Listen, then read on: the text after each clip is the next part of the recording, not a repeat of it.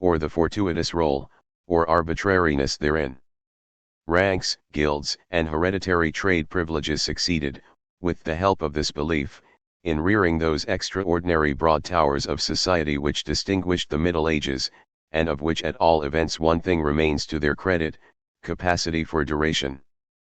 But there are ages entirely the reverse, the properly democratic ages, in which people tend to become more and more oblivious of this belief, and a sort of impudent conviction and quite contrary mode of viewing things comes to the front, the Athenian conviction which is first observed in the epoch of Pericles, the American conviction of the present day, which wants also more and more to become a European conviction, whereby the individual is convinced that he can do almost anything, that he can play almost any role, whereby everyone makes experiments with himself, improvises, tries anew, tries with delight, whereby all nature ceases and becomes art.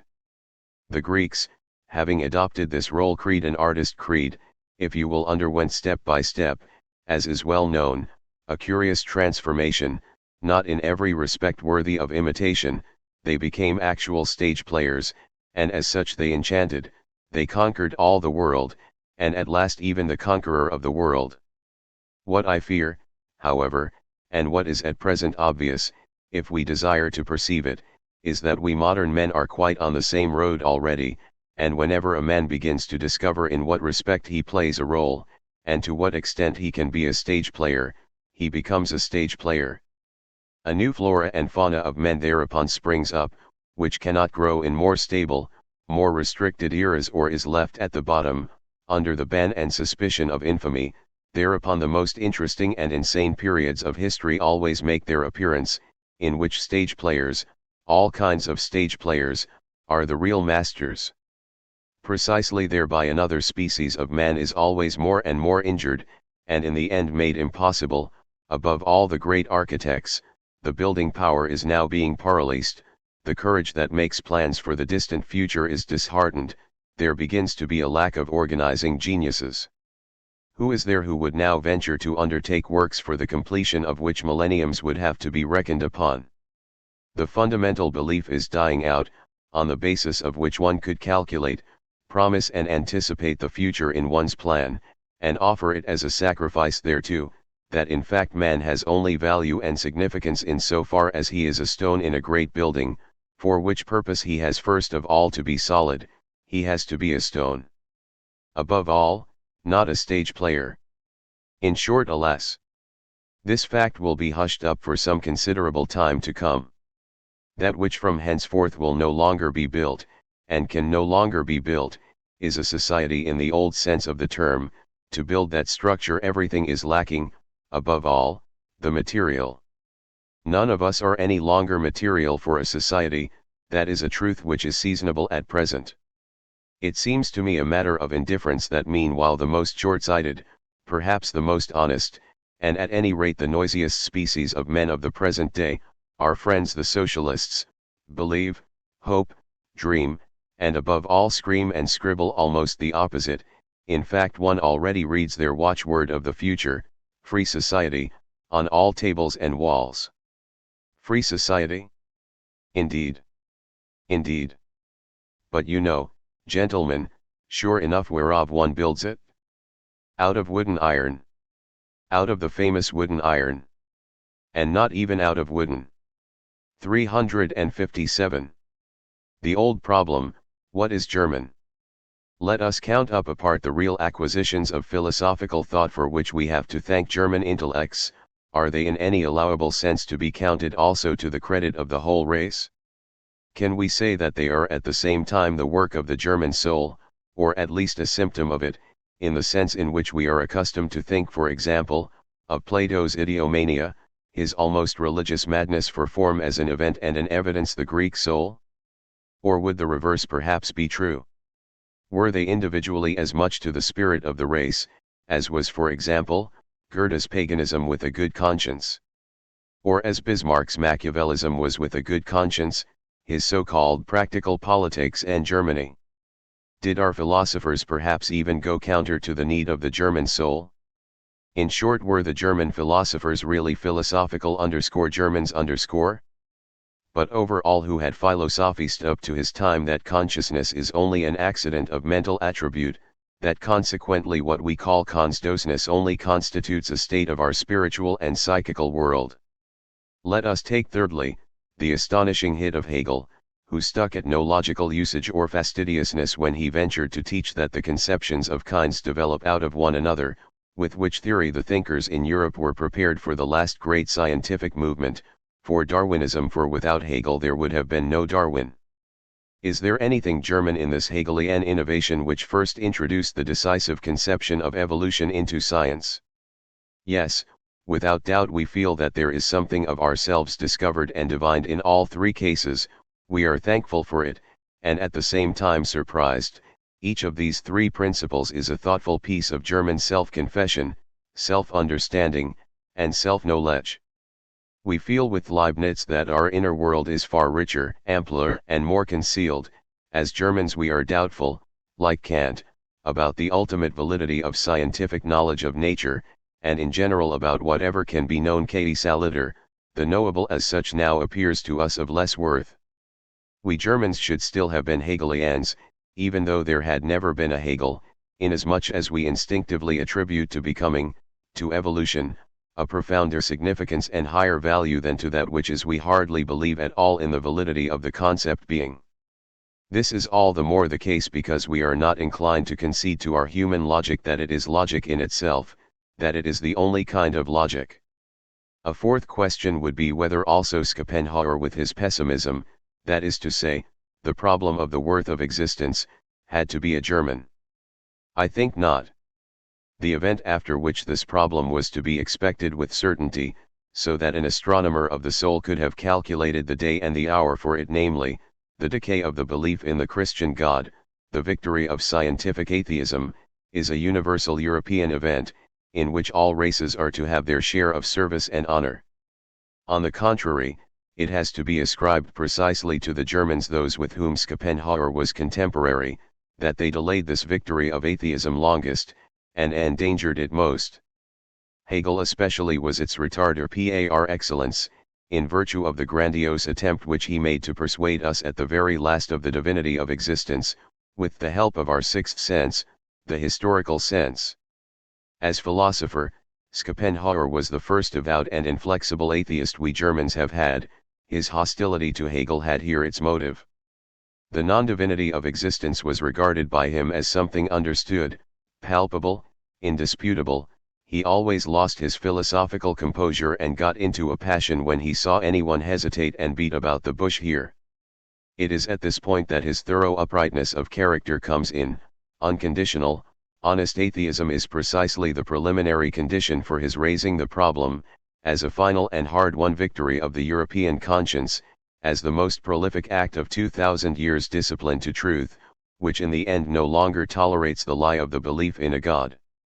One sees what has really gained the victory over the Christian God, Christian morality itself, the conception of veracity, taken ever more strictly, the confessional subtlety of the Christian conscience, translated and sublimated to the scientific conscience, to intellectual purity at any price. To look upon nature as if it were a proof of the goodness and care of a God, to interpret history in honor of a divine reason, as a constant testimony to a moral order in the world and a moral final purpose, to explain personal experiences as pious men have long enough explained them, as if everything were a dispensation or intimation of providence, something planned and sent on behalf of the salvation of the soul. All that is now past, it has conscience against it, it is regarded by all the more acute consciences as disreputable and dishonorable, as mendaciousness, feminism, weakness, and cowardice. By virtue of this severity, if by anything, we are good Europeans, the heirs of Europe's longest and bravest self-conquest. When we thus reject the Christian interpretation, and condemn its significance as a forgery, we are immediately confronted in a striking manner with the Schopenhauerian question: has existence then a significance at all? The question which will require a couple of centuries even to be completely heard in all its profundity. Schopenhauer's own answer to this question was, if I may be forgiven for saying so, a premature, juvenile reply: a mere compromise, a stoppage, and sticking in the very same Christian ascetic, moral perspectives, the belief in which had got notice to quit along with the belief in God. But he raised the question as a good European, as we have said, and not as a German. Or did the Germans prove, at least by the way in which they seized on the Schopenhauerian question, their inner connection and relationship to him, their preparation for his problem, and their need of it? That there has been thinking and printing even in Germany since Schopenhauer's time on the problem raised by him, it was late enough, does not at all suffice to enable us to decide in favor of this closer relationship. One could, on the contrary, lay great stress on the peculiar awkwardness of this post-Schopenhauerian pessimism. Germans evidently do not behave themselves here as in their element. I do not at all allude here to Eduard von Hartmann. On the contrary, my old suspicion is not vanished even at present that he is too clever for us. I mean to say that as errant rogue from the very first, he did not perhaps make merry solely over German pessimism, and that in the end he might probably bequeath to them the truth as to how far a person could bamboozle the Germans themselves in the age of bubble companies. But further, are we perhaps to reckon to the honor of Germans, the old humming top, Bonson, who all his life spun about with the greatest pleasure around his realistically dialectic misery and personal ill luck, was that German?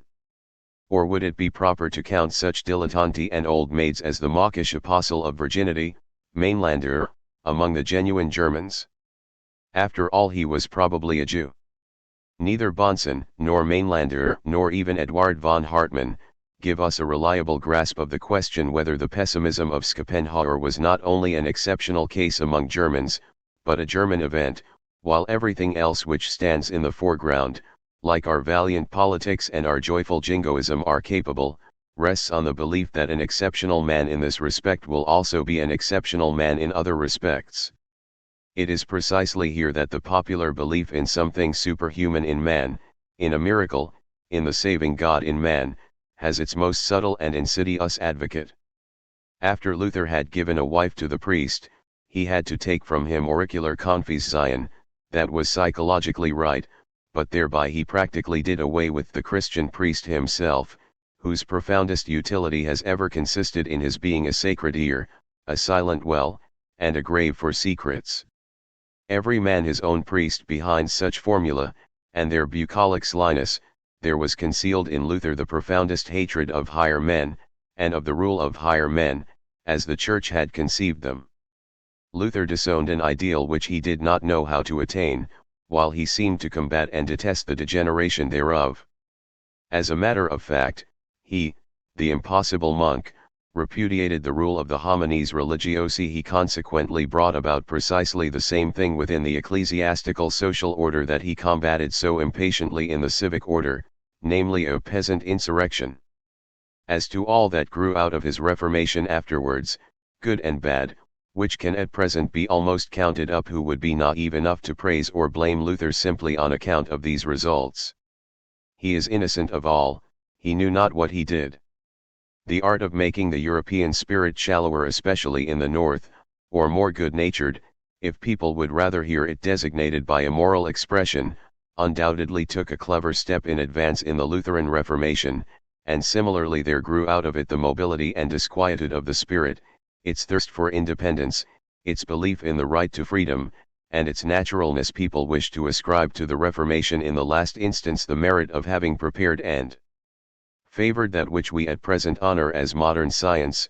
They must of course add that H is also accessory to bringing about the degeneration of the modern scholar, with his lack of reverence, of shame, and of profundity, and that it is also responsible for all naive candor and plain dealing in matters of knowledge, in short for the plebeianism of the spirit which is peculiar to the last 2 centuries, and from which even pessimism hitherto has not in any way delivered us. Modern ideas also belong to this peasant insurrection of the North against the colder, more ambiguous, more suspicious spirit of the South, which has built itself its greatest monument in the Christian Church. Let us not forget in the end what a church is, and especially in contrast to every state, a church is above all an authoritative organization which secures to the most spiritual men the highest rank, and believes in the power of spirituality so far as to forbid all grosser appliances of authority. Through this alone the Church under all circumstances a nobler institution than the state. 359. Vengeance on intellect, and other backgrounds of morality. Morality, where do you think it has its most dangerous and rancorous advocates? There, for example, is an ill-constituted man, who does not possess enough of intellect to be able to take pleasure in it, and just enough of culture to be aware of the fact, bored, satiated, and a self-despiser, besides being cheated unfortunately by some hereditary property out of the last consolation, blessing of labor, the self-forgetfulness in the day's work, one who is thoroughly ashamed of his existence, perhaps also harboring some vices, and who on the other hand, cannot help vitiating himself more and more, and making himself vain and irritable. Such a thoroughly poisoned man, for intellect becomes poison, culture becomes poison, possession becomes poison, solitude becomes poison. To such ill-constituted beings gets at last into a habitual state of vengeance and inclination for vengeance. What do you think he finds necessary, absolutely necessary, in order to give himself the appearance in his own eyes of superiority over more intellectual men, so as to give himself the delight of perfect revenge, at least in imagination? It is always morality that he requires, one may wager on it, always the big moral words, always the high-sounding words, justice, wisdom, holiness, virtue, always the stoicism of gestures, always the mantle of wise silence, of affability, of gentleness, and whatever else the idealist mantle is called, in which the incurable self-despisers and also the incurably conceited walk about. Let me not be misunderstood. Out of such born enemies of the spirit there arises now and then the rare specimen of humanity who is honored by the people under the name of saint or sage.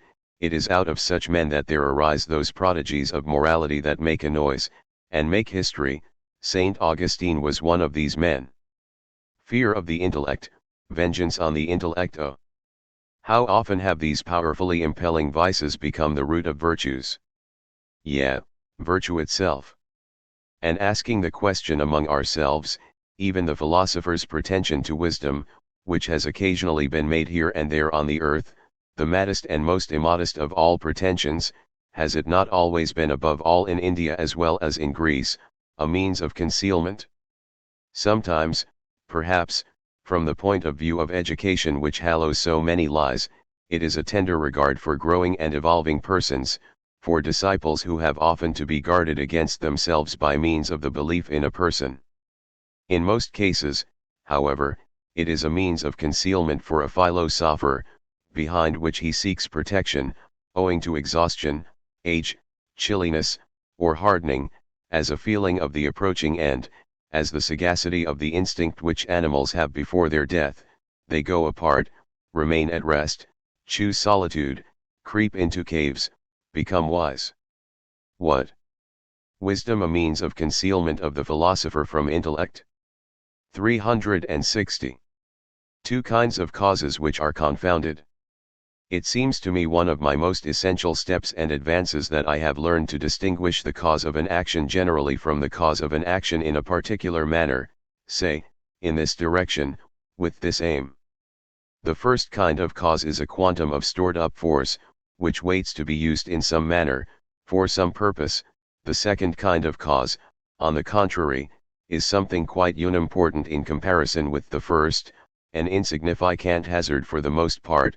In conformity with vh the quantum of force in question discharges itself in some unique and definite manner, the lucifer match in relation to the barrel of gunpowder. Among those insignificant hazards and lucifer matches I count all the so-called aims, and similarly the still more so-called occupations of people. They are relatively optional, arbitrary, and almost indifferent in relation to the immense quantum of force which presses on, as we have said, to be used up in any way whatever. One generally looks at the matter in a different manner. One is accustomed to see the impelling force precisely in the aim, according to a primeval error, but it is only the directing force. The steersman and the steam have thereby been confounded. And yet it is not even always a steersman, the directing force. Is the aim the purpose? Not often enough only an extenuating pretext, an additional self-blinding of conceit, which does not wish it to be said that the ship/ot/ows the stream into which it has accidentally run. That it wishes to go that way, because it must go that way. That it has a direction, sure enough, but not a steersman. We still require a criticism of the conception of purpose. 361. The problem of the actor has disquieted me the longest. I was uncertain whether one could not get at the dangerous conception of artist, a conception hitherto treated with unpardonable leniency from this point of view. Falsity with a good conscience, delight in dissimulation breaking forth as power, pushing aside, overflowing, and sometimes extinguishing the so-called character, the inner longing to play a role, to assume a mask, to put on an appearance, a surplus of capacity for adaptations of every kind, which can no longer gratify themselves in the service of the nearest and narrowest utility, all that perhaps does not pertain solely to the actor in himself. Such an instinct would develop most readily in families of the lower class of the people, who have had to pass their lives in absolute dependence, under shifting pressure and constraint, who had again and again to pass themselves off and represent themselves as different persons, thus having gradually qualified themselves to adjust the mantle to every wind, thereby almost becoming the mantle itself, as masters of the embodied and incarnated art of eternally playing the game of hide and seek, which one calls mimicry among the animals, until at last this ability, stored up from generation to generation, has become domineering, irrational and intractable, till as instinct it begins to command the other instincts, and begets the actor and artist. Also under higher social conditions there grows under similar pressure a similar species of men, only the histrionic instinct is there for the most part held strictly in check by another instinct, for example, among diplomatists. For the rest, I should think that it would always be open to a good diplomatist to become a good actor on the stage, provided his dignity allowed it. As regards the Jews, however, the adaptable people par excellence, we should, in conformity to this line of thought, expect to see among them a worldwide historical institution at the very first, for the rearing of actors, a proper breeding place for actors, and in fact the question is very pertinent just now, what good actor at present is not a Jew? The Jew also, as a born literary man, as the actual ruler of the European press, exercises this power on the basis of his histrionic capacity, for the literary man is essentially an actor, he plays the part of expert, of specialist. Finally, women. If we consider the whole history of women, are they not obliged first of all, and above all to be actresses? If we listen to doctors who have hypnotized women, or, finally, if we love them and let ourselves be hypnotized by them, what is always divulged thereby? That they give themselves airs, even when they give themselves. Woman is so artistic. 362. My belief in the virilising of Europe.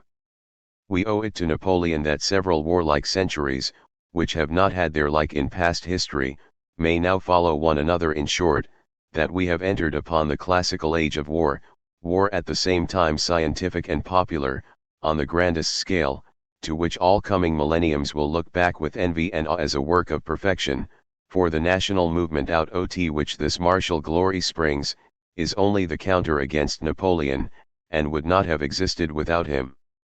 To him, consequently, one will one day be able to attribute the fact that man in Europe has again got the upper hand of the merchant and the Philistine, perhaps even of woman also, who has become pampered owing to Christianity and the extravagant spirit of the 18th century, and still more owing to modern ideas. Napoleon, who saw in modern ideas, and accordingly in civilization, something like a personal enemy, has by this hostility proved himself one of the greatest continuators of the Renaissance. He has brought to the surface a whole block of the ancient character, the decisive block perhaps, the block of granite. And who knows but that this block of ancient character will in the end get the upper hand of the national movement, and will have to make itself in a positive sense the heir and continuator of Napoleon, who, as one knows, wanted one Europe, which was to be mistress of the world. 363. How each sex has its prejudice about love. Notwithstanding all the concessions which I am inclined to make to the monogamic prejudice, I will never admit that we should speak of equal rights in the love of man and woman. There are no such equal rights. The reason is that man and woman understand something different by the term love, and it belongs to the conditions of love in both sexes that the one sex does not presuppose the same feeling, the same conception of love, in the other sex. What woman understands by love is clear enough: complete surrender of soul and body, without any motive, without any reservation, rather with shame and terror at the thought of a devotion restricted by clauses or associated with conditions. In this absence of conditions her love is precisely a faith. Woman has no other.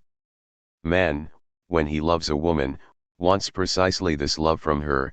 He is consequently, as regards himself, furthest removed from the prerequisites of feminine love. Granted, however, that there should also be men to whom on their side the demand for complete devotion is not unfamiliar, well, they are really not men. A man who loves like a woman becomes thereby a slave. A woman, however, who loves like a woman becomes thereby a more perfect woman.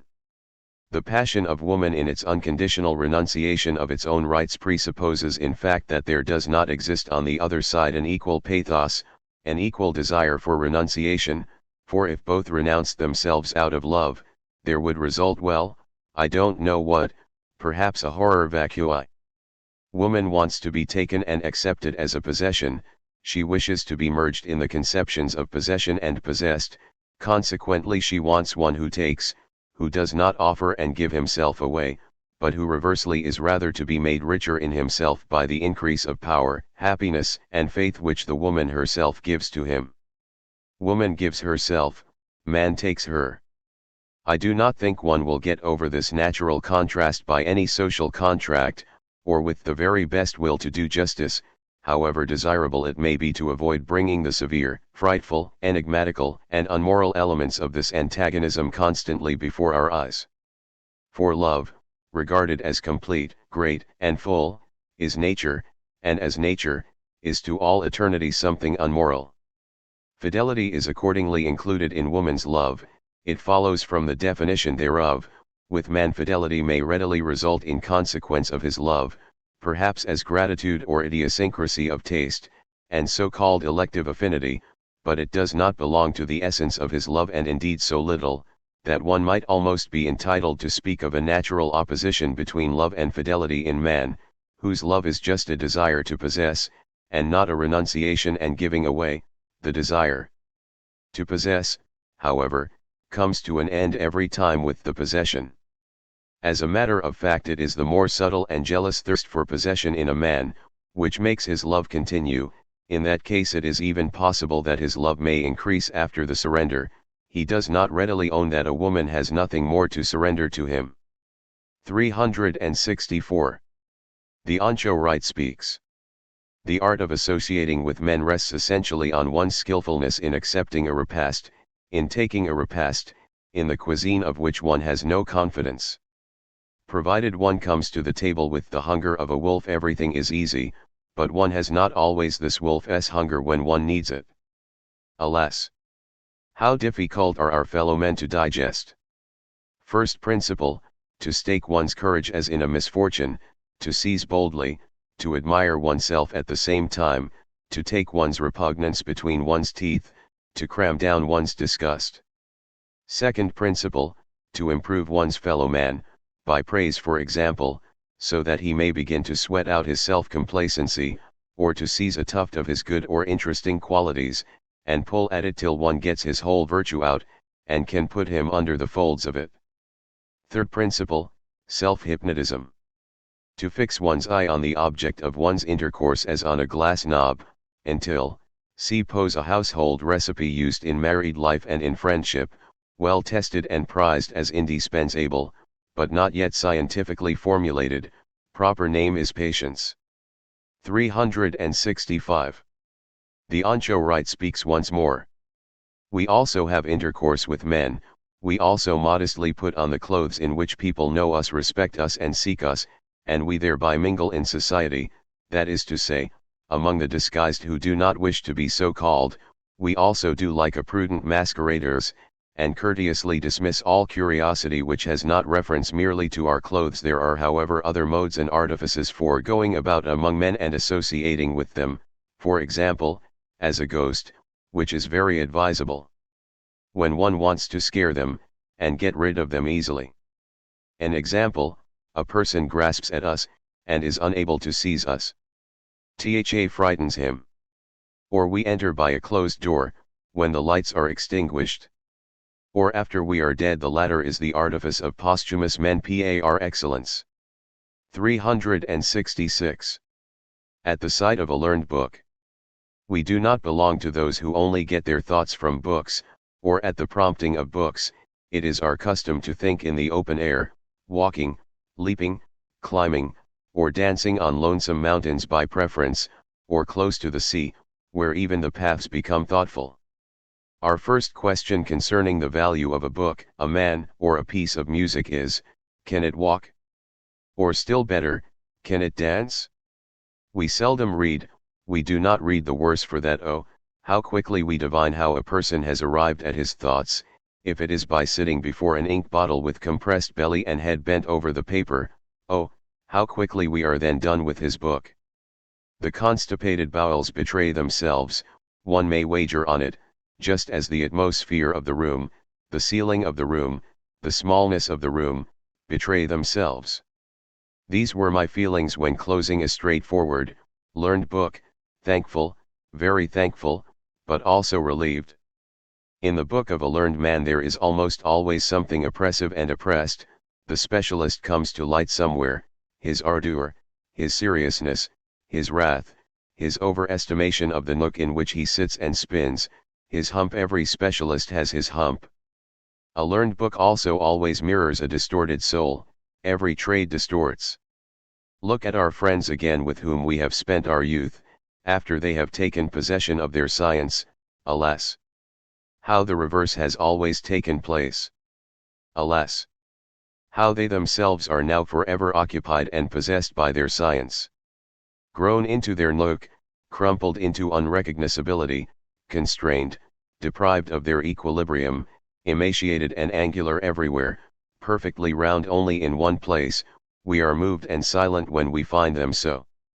Every handicraft, granting even that it has a golden floor, has also a leaden ceiling above it, which presses and presses on the soul, till it is pressed into a strange and distorted shape. There is nothing to alter here. We need not think that it is at all possible to obviate this disfigurement by any educational artifice whatever. Every kind of perfection is purchased at a high price on earth, where everything is perhaps purchased too dear. One is an expert in one's department at the price of being also a victim of one's department. But you want to have it otherwise, more reasonable, above all more convenient, is it not so, my dear contemporaries? Very well. But then you will also immediately get something different. Instead of the craftsman and expert, you will get the literary man, the versatile, many-sided litterateur, who to be sure lacks the hump, not taking account of the hump or bow which he makes before you as the shopman of the intellect and the porter of culture, the litterateur, who is really nothing, but represents almost everything. He plays and represents the expert. He also takes it upon himself in all modesty to see that he is paid, honored and celebrated in this position. No, my learned friends. I bless you even on account of your humps. And also because like me you despise the litterateurs and parasites of culture. And because you do not know how to make merchandise of your intellect. And have so many opinions which cannot be expressed in money value. And because you do not represent anything which you are not. Because your sole desire is to become masters of your craft, because you reverence every kind of mastership and ability, and repudiate with the most relentless scorn everything of a make-believe, half-genuine, dressed-up, virtuoso, demagogic, histrionic nature in litteris et artibius, all that which does not convince you by its absolute genuineness of discipline and preparatory training, or cannot stand your test, the appearance of that genuineness, that solidity of training and culture, to be sure, without thereby deceiving themselves, without thereby imposing perpetual silence on their bad consciences. For you know of course that all great modern artists suffer from bad consciences. 367. How one has to distinguish first of all in works of art. Everything that is thought, versified, painted and composed, yeah, even built and molded, belongs either to monologic art, or to art before witnesses. Under the latter there is also to be included the apparently monologic art which involves the belief in God, the whole lyric of prayer, because for a pious man there is no solitude. We, the godless, have been the first to devise this invention. I know of no profounder distinction in all the perspective of the artist than this, whether he looks at his growing work of art with the eye of the witness, or whether he has forgotten the world, as is the essential thing in all monologic art. It rests on forgetting, it is the music of forgetting. 368. The cynic speaks. My objections to Wagner's music are physiological objections. Why should I therefore begin by disguising them under aesthetic formulae? My point is that I can no longer breathe freely when this music begins to operate on me. My foot immediately becomes indignant at it and rebels, for what it needs is time, dance, and march. It demands first of all from music the ecstasies which are in good walking, striding, leaping and dancing. But do not my stomach, my heart, my blood, and my bowels also protest? Do I not become hoarse unawares under its influence? And then I ask myself what my body really wants from music generally. I believe it wants to have relief, so that all animal functions should be accelerated by means of light, bold, unfettered, self-assured rhythms, so that brazen, leaden life should be gilded by means of golden, good, tender harmonies. My melancholy would fain rest its head in the hiding places and abysses of perfection. For this reason I need music. What do I care for the drama? What do I care for the spasms of its moral ecstasies, in which the people have their satisfaction? What do I care for the whole pantomimic hocus-pocus of the actor? It will now be divined that I am essentially anti-theatrical at heart, but Wagner on the contrary, was essentially a man of the stage and an actor, the most enthusiastic mummer worshipper that has ever existed, even among musicians. And let it be said in passing that if Wagner's theory was that drama is the object, and music is only the means to it, his practice on the contrary from beginning to end has been to the effect that attitude is the object, drama and even music can never be anything else but means to this. Music as a means of elucidating, strengthening and intensifying dramatic poses and the actor's appeal to the senses, and Wagnerian drama only an opportunity for a number of dramatic attitudes. Wagner possessed, along with all other instincts, the dictatorial instinct of a great actor in all and everything, and as has been said, also as a musician. I once made this clear with some trouble to a thoroughgoing Wagnerian, and I had reasons for adding, do be a little more honest with yourself, we are not now in the theatre. In the theatre we are only honest in the mass, as individuals we lie, we belie even ourselves. We leave ourselves at home when we go to the theatre, we there renounce the right to our own tongue and choice, to our taste, and even to our courage as we possess it and practice it within our own four walls in relation to God and man. No one takes his finest taste in art into the theatre with him, not even the artist who works for the theatre. There one is people, public, herd, woman, Pharisee, voting animal, democrat, neighbor, and fellow creature. There even the most personal conscience succumbs to the levelling charm of the great multitude, there stupidity operates as wantonness and contagion, there the neighbor rules, there one becomes a neighbor. 369. Juxtapositions in us. Must we not acknowledge to ourselves, we artists, that there is a strange discrepancy in us, that on the one hand our taste, and on the other hand our creative power, keep apart in an extraordinary manner, continue apart, and have a separate growth? I mean to say that they have entirely different gradations and tempi of age, youth, maturity, mellowness, and rottenness? So that, for example, a musician could all his life create things which contradicted all that his ear and heart, spoiled for listening, prized, relished and preferred, he would not even require to be aware of the contradiction. As an almost painfully regular experience shows, a person's taste can easily outgrow the taste of his power, even without the latter being thereby paralyzed or checked in its productivity. The reverse, however, can also to some extent take place, and it is to this especially that I should like to direct the attention of artists.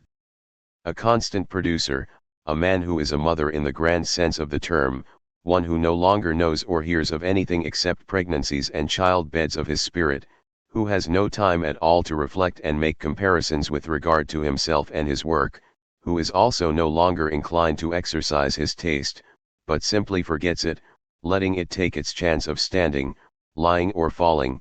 Perhaps such a man at last produces works on which he is then quite unfit to pass a judgment, so that he speaks and thinks foolishly about them and about himself. This seems to me almost the normal condition with fruitful artists. Nobody knows a child worse than its parents, and the rule applies even to the entire Greek world of poetry and art, which was never conscious of what it had done. 370. What is Romanticism? It will be remembered perhaps, at least among my friends, that at first I assailed the modern world with some gross errors and exaggerations, but at any rate with hope in my heart. I recognized, who knows from what personal experiences, the philosophical pessimism of the 19th century as the symptom of a higher power of thought, a more daring courage and a more triumphant plenitude of life than had been characteristic of the 18th century, the age of Hume, Kant, Condillac, and the sensualists, so that the tragic view of things seemed to me the peculiar luxury of our culture, its most precious, noble, and dangerous mode of prodigality, but nevertheless, in view of its overflowing wealth, a justifiable luxury. In the same way I interpreted for myself German music as the expression of a Dionysian power in the German soul. I thought I heard in it the earthquake by means of which a primeval force that had been imprisoned for ages was finally finding vent, indifferent as to whether all that usually calls itself culture was thereby made to totter. It is obvious that I then misunderstood what constitutes the veritable character both of philosophical pessimism and of German music, namely, their romanticism. What is Romanticism? Every art and every philosophy may be regarded as a healing and helping appliance in the service of growing, struggling life. They always presuppose suffering and sufferers.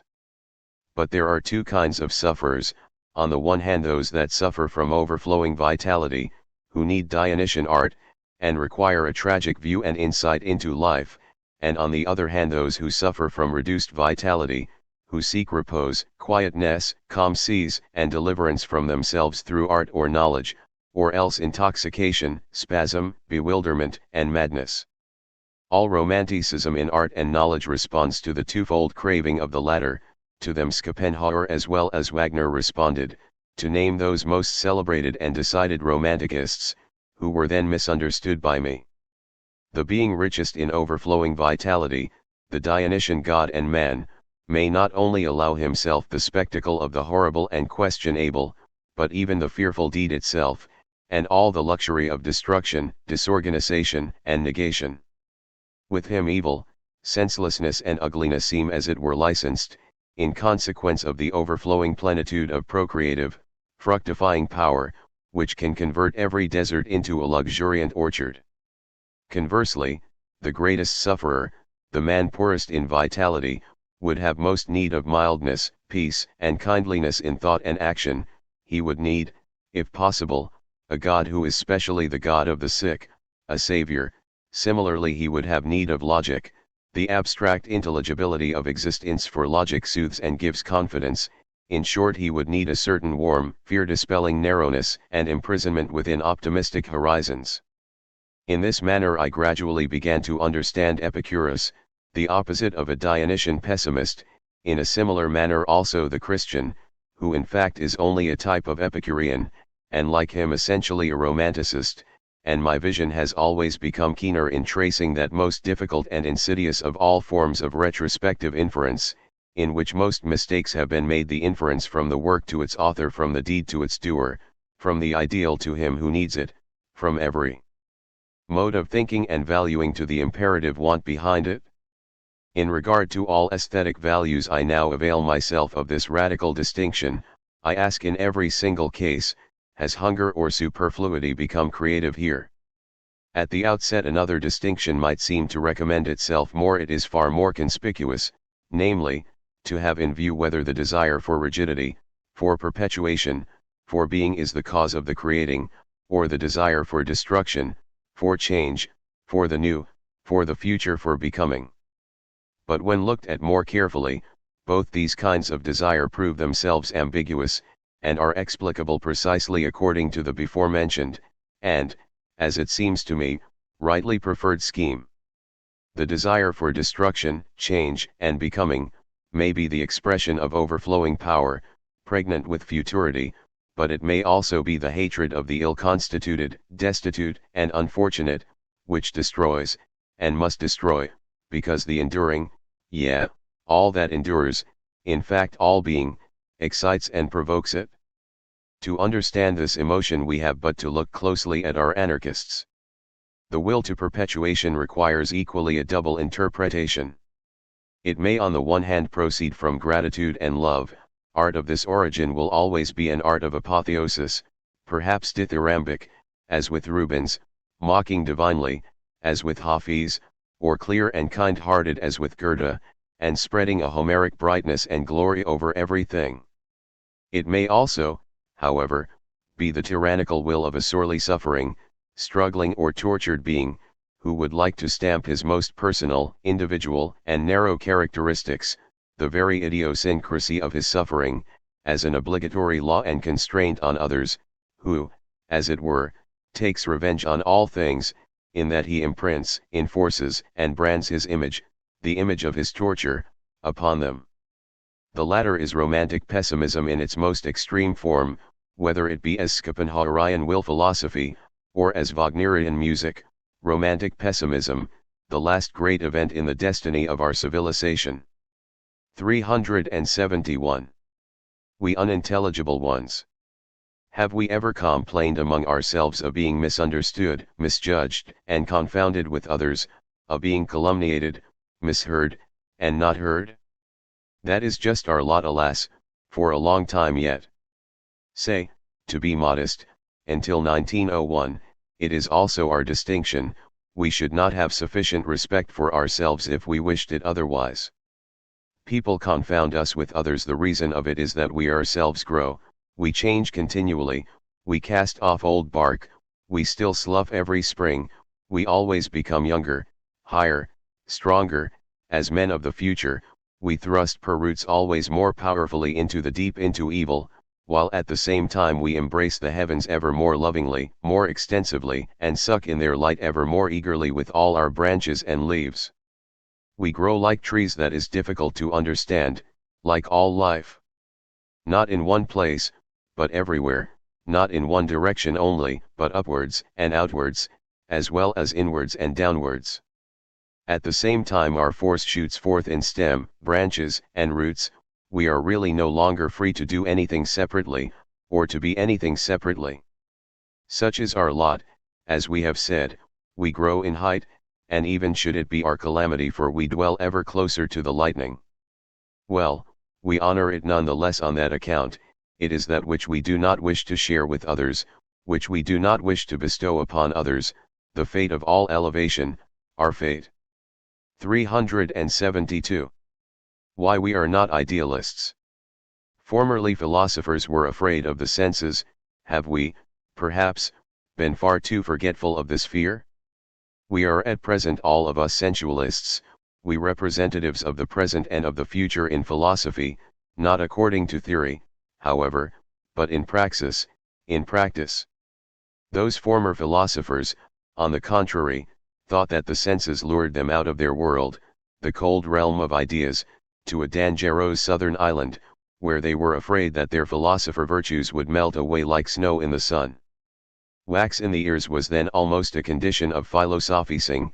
A genuine philosopher no longer listened to life, in so far as life is music, he denied the music of life. It is an old philosophical superstition that all music is Siren's music. Now we should be inclined at the present day to judge precisely in the opposite manner, and to regard ideas, with their cold, anemic appearance, and not even in spite of this appearance, as worse seducers than the senses. They have always lived on the blood of the philosopher, they always consumed his senses, and indeed, if you will believe me, his heart as well. Those old philosophers were heartless, philosophizing was always a species of vampirism. At the sight of such figures even as Spinoza, do you not feel a profoundly enigmatical and disquieting sort of impression? Do you not see the drama which is here performed, the constantly increasing pallor, the spiritualization always more ideally displayed? Do you not imagine some long-concealed bloodsucker in the background, which makes its beginning with the senses, and in the end retains or leaves behind nothing but bones and their rattling? I mean categories, formulae, and words in summa. All philosophical idealism has hitherto been something like a disease, where it has not been, as in the case of Plato, the prudence of superabundant and dangerous healthfulness, the fear of overpowerful senses, fear the senses because. 373. Science as prejudice.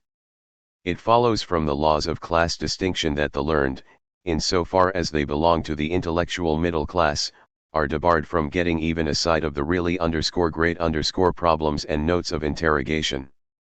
Besides, their courage, and similarly their outlook, does not reach so far, and above all their need which makes them investigators, their innate anticipation and desire that things should be constituted in such and such a way their fears and hopes, are too soon quieted and set at rest.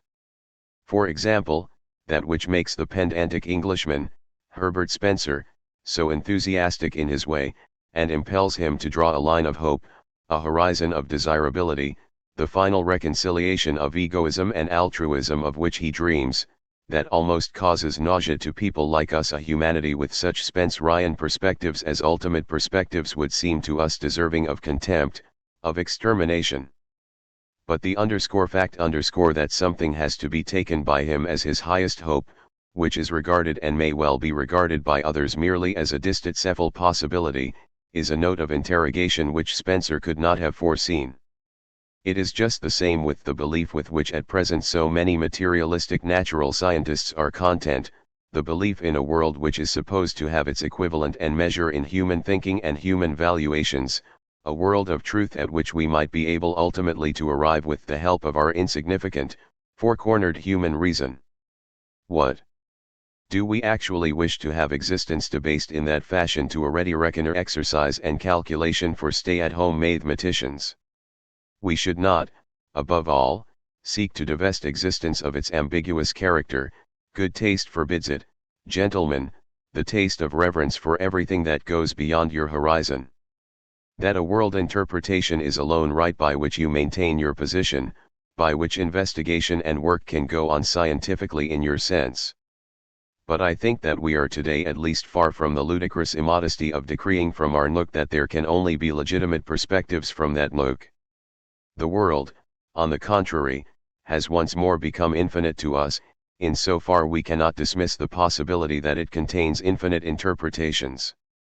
Once more the great horror seizes us, but who would desire forthwith to deify once more this monster of an unknown world in the old fashion? And perhaps worship the unknown thing as the unknown person in future? Ah! There are too many ungodly possibilities of interpretation comprised in this unknown, too much devilment, stupidity, and folly of interpretation, our own human, all too human interpretation itself, which we know. 375. Why we seem to be Epicureans. We are cautious, we modern men, with regard to final convictions. Our distrust lies in wait for the enchantments and tricks of conscience involved in every strong belief, in every absolute yea and nay. How is this explained? Perhaps one may see in it a good deal of the caution of the burnt child, of the disillusioned idealist, but one may also see in it another and better element, the joyful curiosity of a former lingerer in a corner, who has been brought to despair by his nook, and now luxuriates and revels in its antithesis, in the unbounded, in the open air in itself. Thus there is developed an almost Epicurean inclination for knowledge, which does not readily lose sight of the questionable character of things, likewise also a repugnance to pompous moral phrases and attitudes, a taste that repudiates all coarse, square contrasts, and is proudly conscious of its habitual reserve. For this too constitutes our pride, this easy tightening of the reins in our headlong impulse after certainty, this self-control of the rider in his most furious riding, for now, as of old, we have mad fiery steeds under us, and if we delay, it is certainly least of all the danger which causes us to delay. 376. Our slow periods. It is thus that artists feel, and all men of works, the maternal species of men, they always believe at every chapter of their via work always makes a chapter that they have now reached the goal itself, they would always patiently accept death with the feeling, we are ripe for it. This is not the expression of exhaustion but rather that of a certain autumnal sunniness and mildness, which the work itself, the maturing of the work, always leaves behind in its originator. Then the tempo of one slows down, turns thick and flows with honey into long pauses, into the belief in the long pause. 377. We homeless ones. Among the Europeans of today there are not lacking those who may call themselves homeless ones in a way which is at once a distinction and an honor. It is by them that my secret wisdom and gay science is especially to be laid to heart. For their lot is hard, their hope uncertain, it is a clever feat to devise consolation for them. But what good does it do? We children of the future, how could we be at home in the present? We are unfavorable to all ideals which could make us feel at home in this frail, broken down, transition period, and as regards the realities thereof, we do not believe in their endurance. The ice which still carries has become very thin, the thawing wind blows, we ourselves, the homeless ones, are an agency that breaks the ice, and the other two thin realities. We preserve nothing, nor would we return to any past age, we are not at all liberal, we do not labor for progress, we do not need first to stop our ears to the song of the marketplace and the sirens of the future, their song of equal rights, free society, no longer either lords or slaves, does not allure us. We do not by any means think it desirable that the kingdom of righteousness and peace should be established on earth, we rejoice in all men, who like ourselves love danger, war, and adventure, who do not make compromises, nor let themselves be captured, conciliated, and stunted. We count ourselves among the conquerors, we ponder over the need of a new order of things, even of a new slavery, for every strengthening and elevation of the type man also involves a new form of slavery. Is it not obvious that with all this we must feel ill at ease in an age which claims the honor of being the most humane, gentle, and just that the sun has ever seen? What a pity that at the mere mention of these fine words, the thoughts at the bottom of our hearts are all the more unpleasant, that we see therein only the expression or the masquerade of profound weakening, exhaustion, age, and declining power. What can it matter to us with what kind of tinsel an invalid decks out his weakness?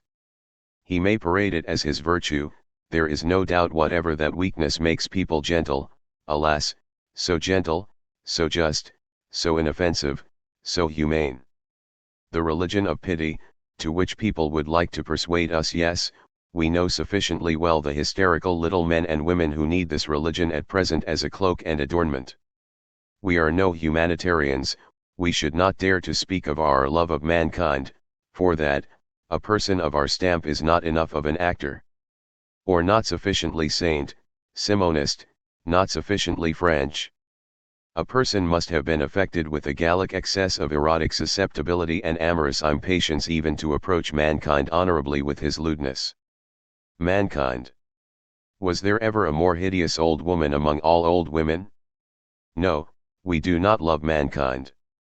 On the other hand, however, we are not nearly German enough to advocate nationalism and race hatred, or take delight in the national heart-itch and blood poisoning, on account of which the nations of Europe are at present bounded off and secluded from one another as if by quarantines. We are too unprejudiced for that, too perverse, too fastidious, also too well informed, and too much traveled.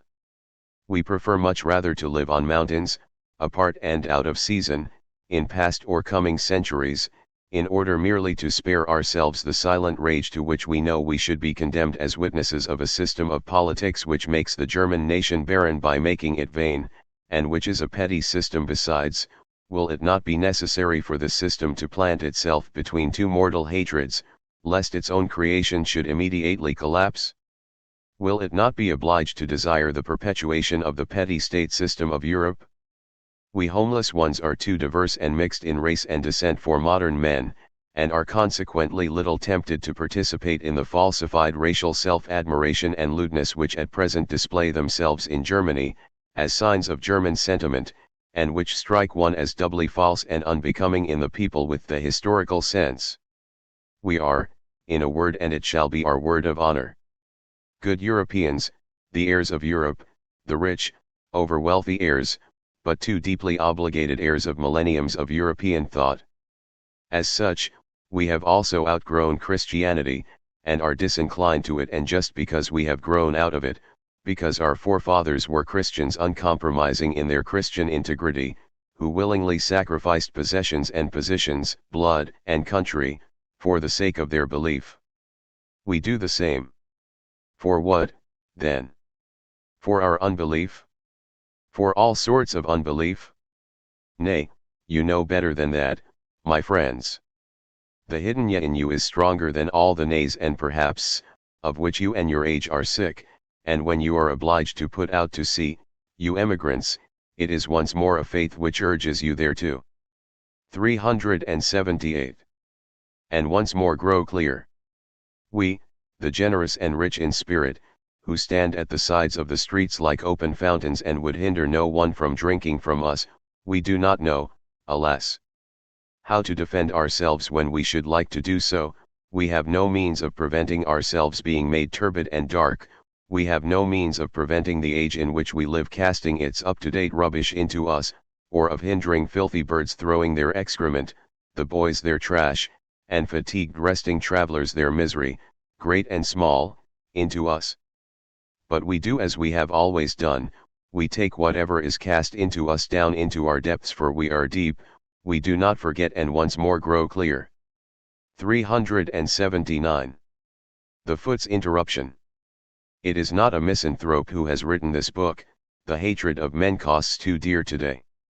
To hate as they formerly hated man, in the fashion of Timon, completely, without qualification, with all the heart, from the pure love of hatred for that purpose one would have to renounce contempt, and how much refined pleasure, how much patience, how much benevolence even, do we owe to contempt. Moreover, we are thereby the elect of God. Refined contempt is our taste and privilege, our art, our virtue perhaps, we, the most modern amongst the moderns. Hatred, on the contrary, makes equal, it puts men face to face. In hatred there is honor, finally, in hatred there is fear, quite a large amount of fear. We fearless ones, however, we, the most intellectual men of the period, know our advantage well enough to live without fear as the most intellectual persons of this age. People will not easily behead us, shut us up, or banish us, they will not even ban or burn our books. The age loves intellect, it loves us, and needs us, even when we have to give it to understand that we are artists in despising, that all intercourse with men is something of a horror to us, that with all our gentleness, patience, humanity, and courteousness, we cannot persuade our nose to abandon its prejudice against the proximity of man, that we love nature the more, the less humanly things are done by her, and that we love art when it is the flight of the artist from man, or the raillery of the artist at man, or the raillery of the artist at himself. 380. The Wanderer speaks. In order for once to get a glimpse of our European morality from a distance, in order to compare it with other earlier or future moralities, one must do as the traveler who wants to know the height of the towers of a city. For that purpose he leaves the city.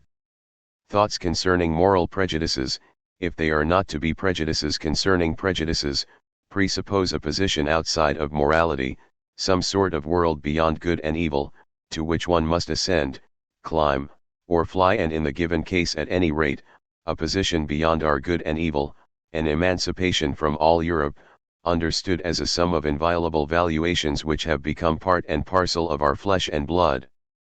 That one does want to get outside, or aloft, is perhaps a sort of madness, a peculiar, unreasonable thou must, for even we thinkers have our idiosyncrasies of unfree will. The question is whether one can really get there. That may depend on manifold conditions.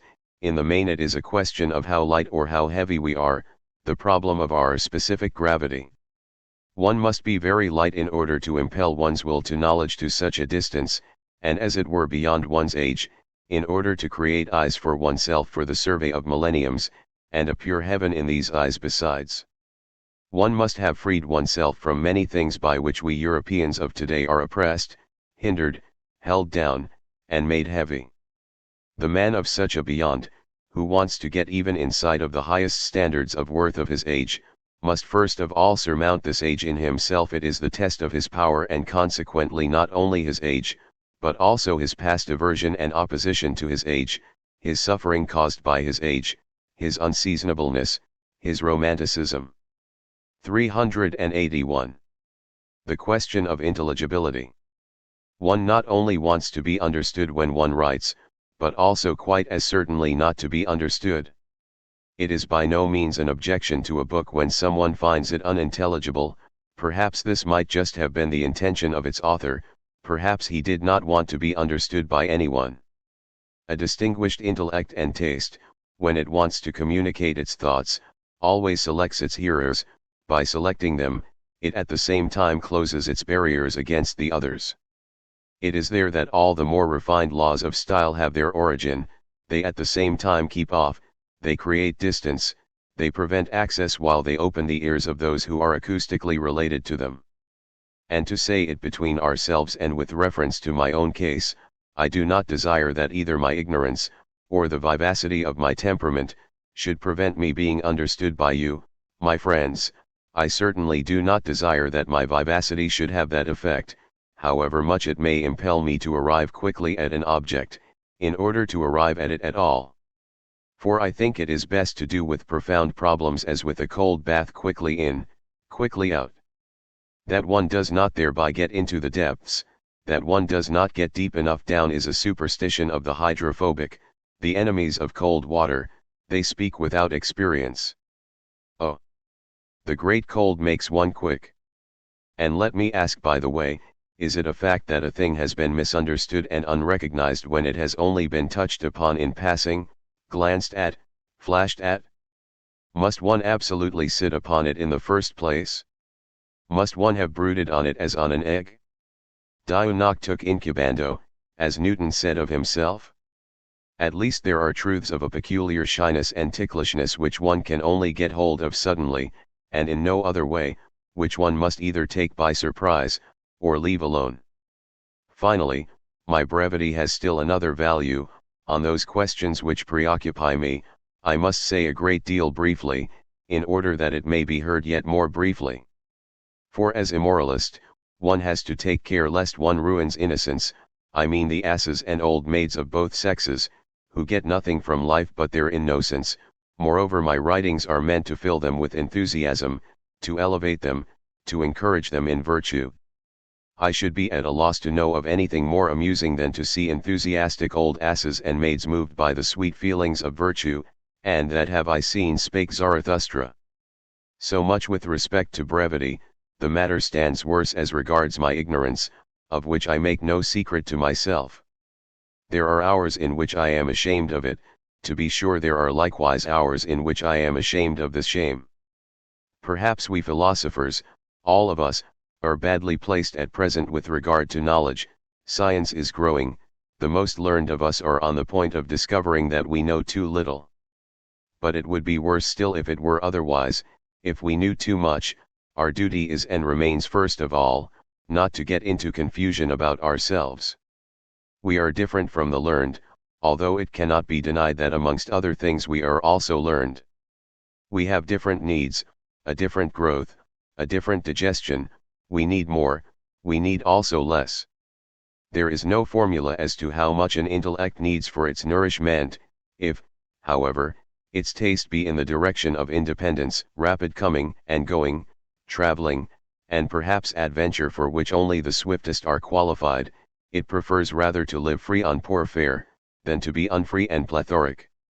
Not fat, but the greatest suppleness and power is what a good dancer wishes from his nourishment, and I know not what the spirit of a philosopher would like better than to be a good dancer. For the dance is his ideal, and also his art, in the end likewise his sole piety, his divine service. 382. Great healthiness. We, the new, the nameless, the hard to understand, we firstlings of a yet untried future, we require for a new end also a new means, namely, a new healthiness, stronger, sharper, tougher, bolder and merrier than any healthiness hitherto. He whose soul longs to experience the whole range of hitherto recognized values and desirabilities, and to circumnavigate all the coasts of this ideal Mediterranean Sea, who, from the adventures of his most personal experience, wants to know how it feels to be a conqueror and discoverer of the ideal, as likewise how it is with the artist, the saint, the legislator, the sage, the scholar, the devotee, the prophet, and the godly nonconformist of the old style, requires one thing above all for that purpose, great healthiness, such healthiness as one not only possesses, but also constantly acquires and must acquire, because one continually sacrifices it again, and must sacrifice it.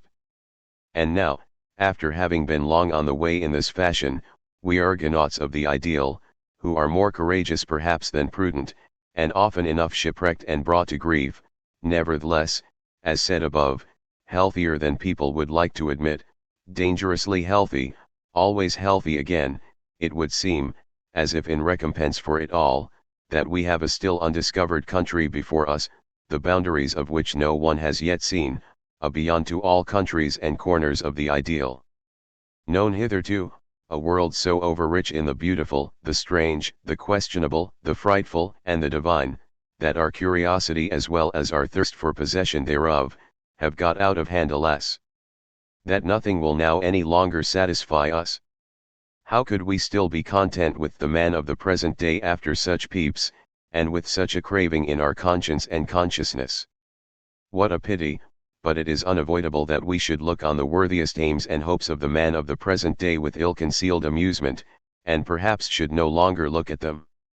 Another ideal runs on before us, a strange, tempting ideal, full of danger, to which we should not like to persuade anyone, because we do not so readily acknowledge anyone's right thereto, the ideal of a spirit who plays naively with everything that has hitherto been called holy, good, inviolable, divine, to whom the loftiest conception which the people have reasonably made their measure of value, would already imply danger, ruin, abasement, or at least relaxation, blindness, or temporary self-forgetfulness, the ideal of a humanly superhuman welfare and benevolence, which may often enough appear inhuman, for example, when put by the side of all past seriousness on earth, and in comparison with all past solemnities in bearing, word, tone, look, morality and pursuit, as their truest involuntary parody, but with which, nevertheless, perhaps the great seriousness only commences, the proper interrogation mark is set up, the fate of the soul changes, the hour hand moves, and tragedy begins. 383. Epilogue. But while I slowly finish the painting of this somber interrogation mark, and am still inclined to remind my readers of the virtues of right reading, oh, what forgotten and unknown virtues it comes to pass that the wickedest, merriest, gnome-like laughter resounds around me, the spirits of my book themselves pounce upon me, pull me by the ears, and call me to order. We cannot endure it any longer, they shout to me, away, away with this raven-black music. Is it not clear morning round about us? And green, soft ground and turf, the domain of the dance? Was there ever a better hour in which to be joyful? Who will sing us a song, a morning song, so sunny, so light and so fledged that it will not scare the tantrums, but will rather invite them to take part in the singing and dancing? And better a simple rustic bagpipe than such weird sounds, such toad croakings, grave voices and marmot pipings, with which you have hitherto regaled us in your wilderness, Mr. Anchorite and musician of the future. No. Not such tones. But let us strike up something more agreeable and more joyful. You would like to have it so, my impatient friends. Well, who would not willingly accede to your wishes? My bagpipe is waiting, and my voice also. It may sound a little hoarse, take it as it is. Don't forget we are in the mountains. But what you will hear is at least new, and if you do not understand it, if you misunderstand the minstrel, what does it matter? That has always been the minstrel's curse. So much the more distinctly can you hear his music and melody, so much the better also can you dance to his piping. Would you like to do that? We philologists. To what a great extent men are ruled by pure hazard, and how little reason itself enters into the question, is sufficiently shown by observing how few people have any real capacity for their professions and callings, and how many square pegs there are in round holes. Happy and well-chosen instances are quite exceptional, like happy marriages, and even these latter are not brought about by reason. A man chooses his calling before he is fitted to exercise his faculty of choice. He does not know the number of different callings and professions that exist, he does not know himself, and then he wastes his years of activity in this calling, applies all his mind to it, and becomes experienced and practical. When, afterwards, his understanding has become fully developed, it is generally too late to start something new, for wisdom on earth has almost always had something of the weakness of old age and lack of vigor about it. For the most part the task is to make good, and to set to rights as well as possible, that which was bungled in the beginning. Many will come to recognize that the latter part of their life shows a purpose or design which has sprung from a primary discord. It is hard to live through it. Towards the end of his life, however, the average man has become accustomed to it. Then he may make a mistake in regard to the life he has lived, and praise his own stupidity, bene navigavi cum naufragium feci. He may even compose a song of thanksgiving to Providence. 2. On inquiring into the origin of the philologist I find 1. A young man cannot have the slightest conception of what the Greeks and Romans were. 2. He does not know whether he is fitted to investigate into them. 3. And, in particular, he does not know to what extent, in view of the knowledge he may actually possess, he is fitted to be a teacher. What then enables him to decide is not the knowledge of himself or his science, but imitation. The convenience of carrying on the kind of work which he had begun at school. His intention of earning a living. In short, 99 philologists out of 100 should not be philologists at all. 3. The more strict religions require that men shall look upon their activity simply as one means of carrying out a metaphysical scheme. An unfortunate choice of calling may then be explained as a test of the individual. Religions keep their eyes fixed only upon the salvation of the individual. Whether he is a slave or a free man, a merchant or a scholar, his aim in life has nothing to do with his calling, so that a wrong choice is not such a very great piece of unhappiness. Let this serve as a crumb of comfort for philologists in general, but true philologists stand in need of a better understanding what will result from a science which is gone in for by 99 such people. The thoroughly unfit majority draw up the rules of the science in accordance with their own capacities and inclinations, and in this way they tyrannize over the 100th, the only capable one among them. If they have the training of others in their hands they will train them consciously or unconsciously after their own image. What then becomes of the classicism of the Greeks and Romans? The points to be proved are: the disparity between philologists and the ancients. The inability of the philologist to train his pupils, even with the help of the ancients.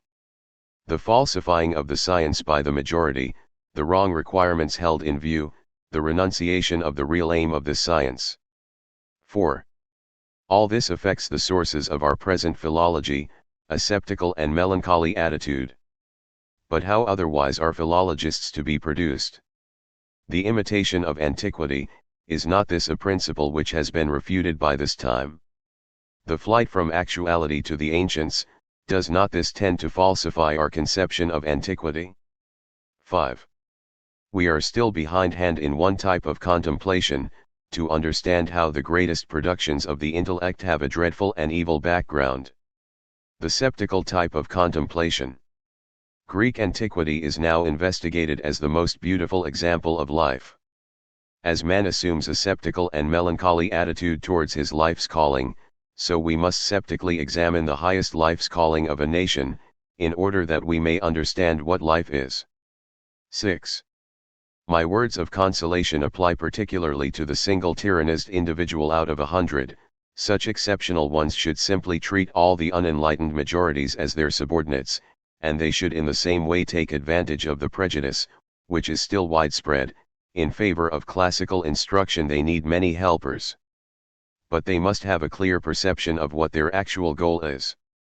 7. Philology as the science of antiquity does not, of course, endure forever. Its elements are not inexhaustible. What cannot be exhausted, however, is the ever-new adaptation of one's age to antiquity, the comparison of the two. If we make it our task to understand our own age better by means of antiquity, then our task will be an everlasting one. This is the antinomy of philology. People have always endeavored to understand antiquity by means of the present, and shall the present now be understood by means of antiquity?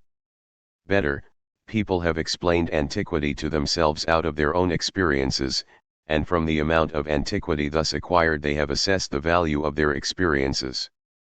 Experience, therefore, is certainly an essential prerequisite for a philologist. That is, the philologist must first of all be a man, for then only can he be productive as a philologist. It follows from this that old men are well suited to be philologists if they were not such during that portion of their life which was richest in experiences. It must be insisted, however, that it is only through a knowledge of the present that one can acquire an inclination for the study of classical antiquity. Where indeed should the impulse come from if not from this inclination?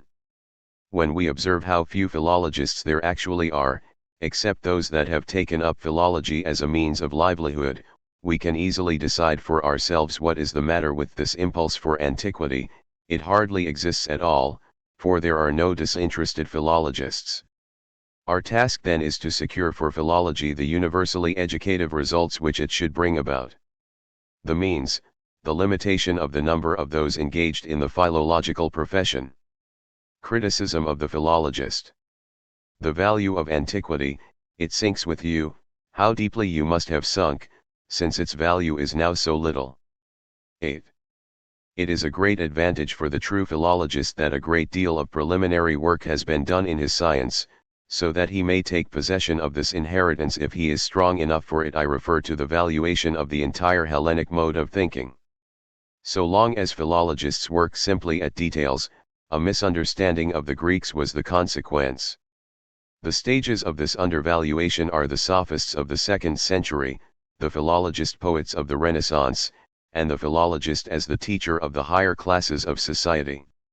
Valuing is the most difficult of all. In what respect is one most fitted for this valuing? Not, at all events, when one is trained for philology as one is now. It should be ascertained to what extent our present means make this last object impossible. Thus the philologist himself is not the aim of philology. 9. Most men show clearly enough that they do not regard themselves as individuals. Their lives indicate this. The Christian command that everyone shall steadfastly keep his eyes fixed upon his salvation, and his alone, has as its counterpart the general life of mankind, where every man lives merely as a point among other points, living not only as the result of earlier generations, but living also only with an eye to the future.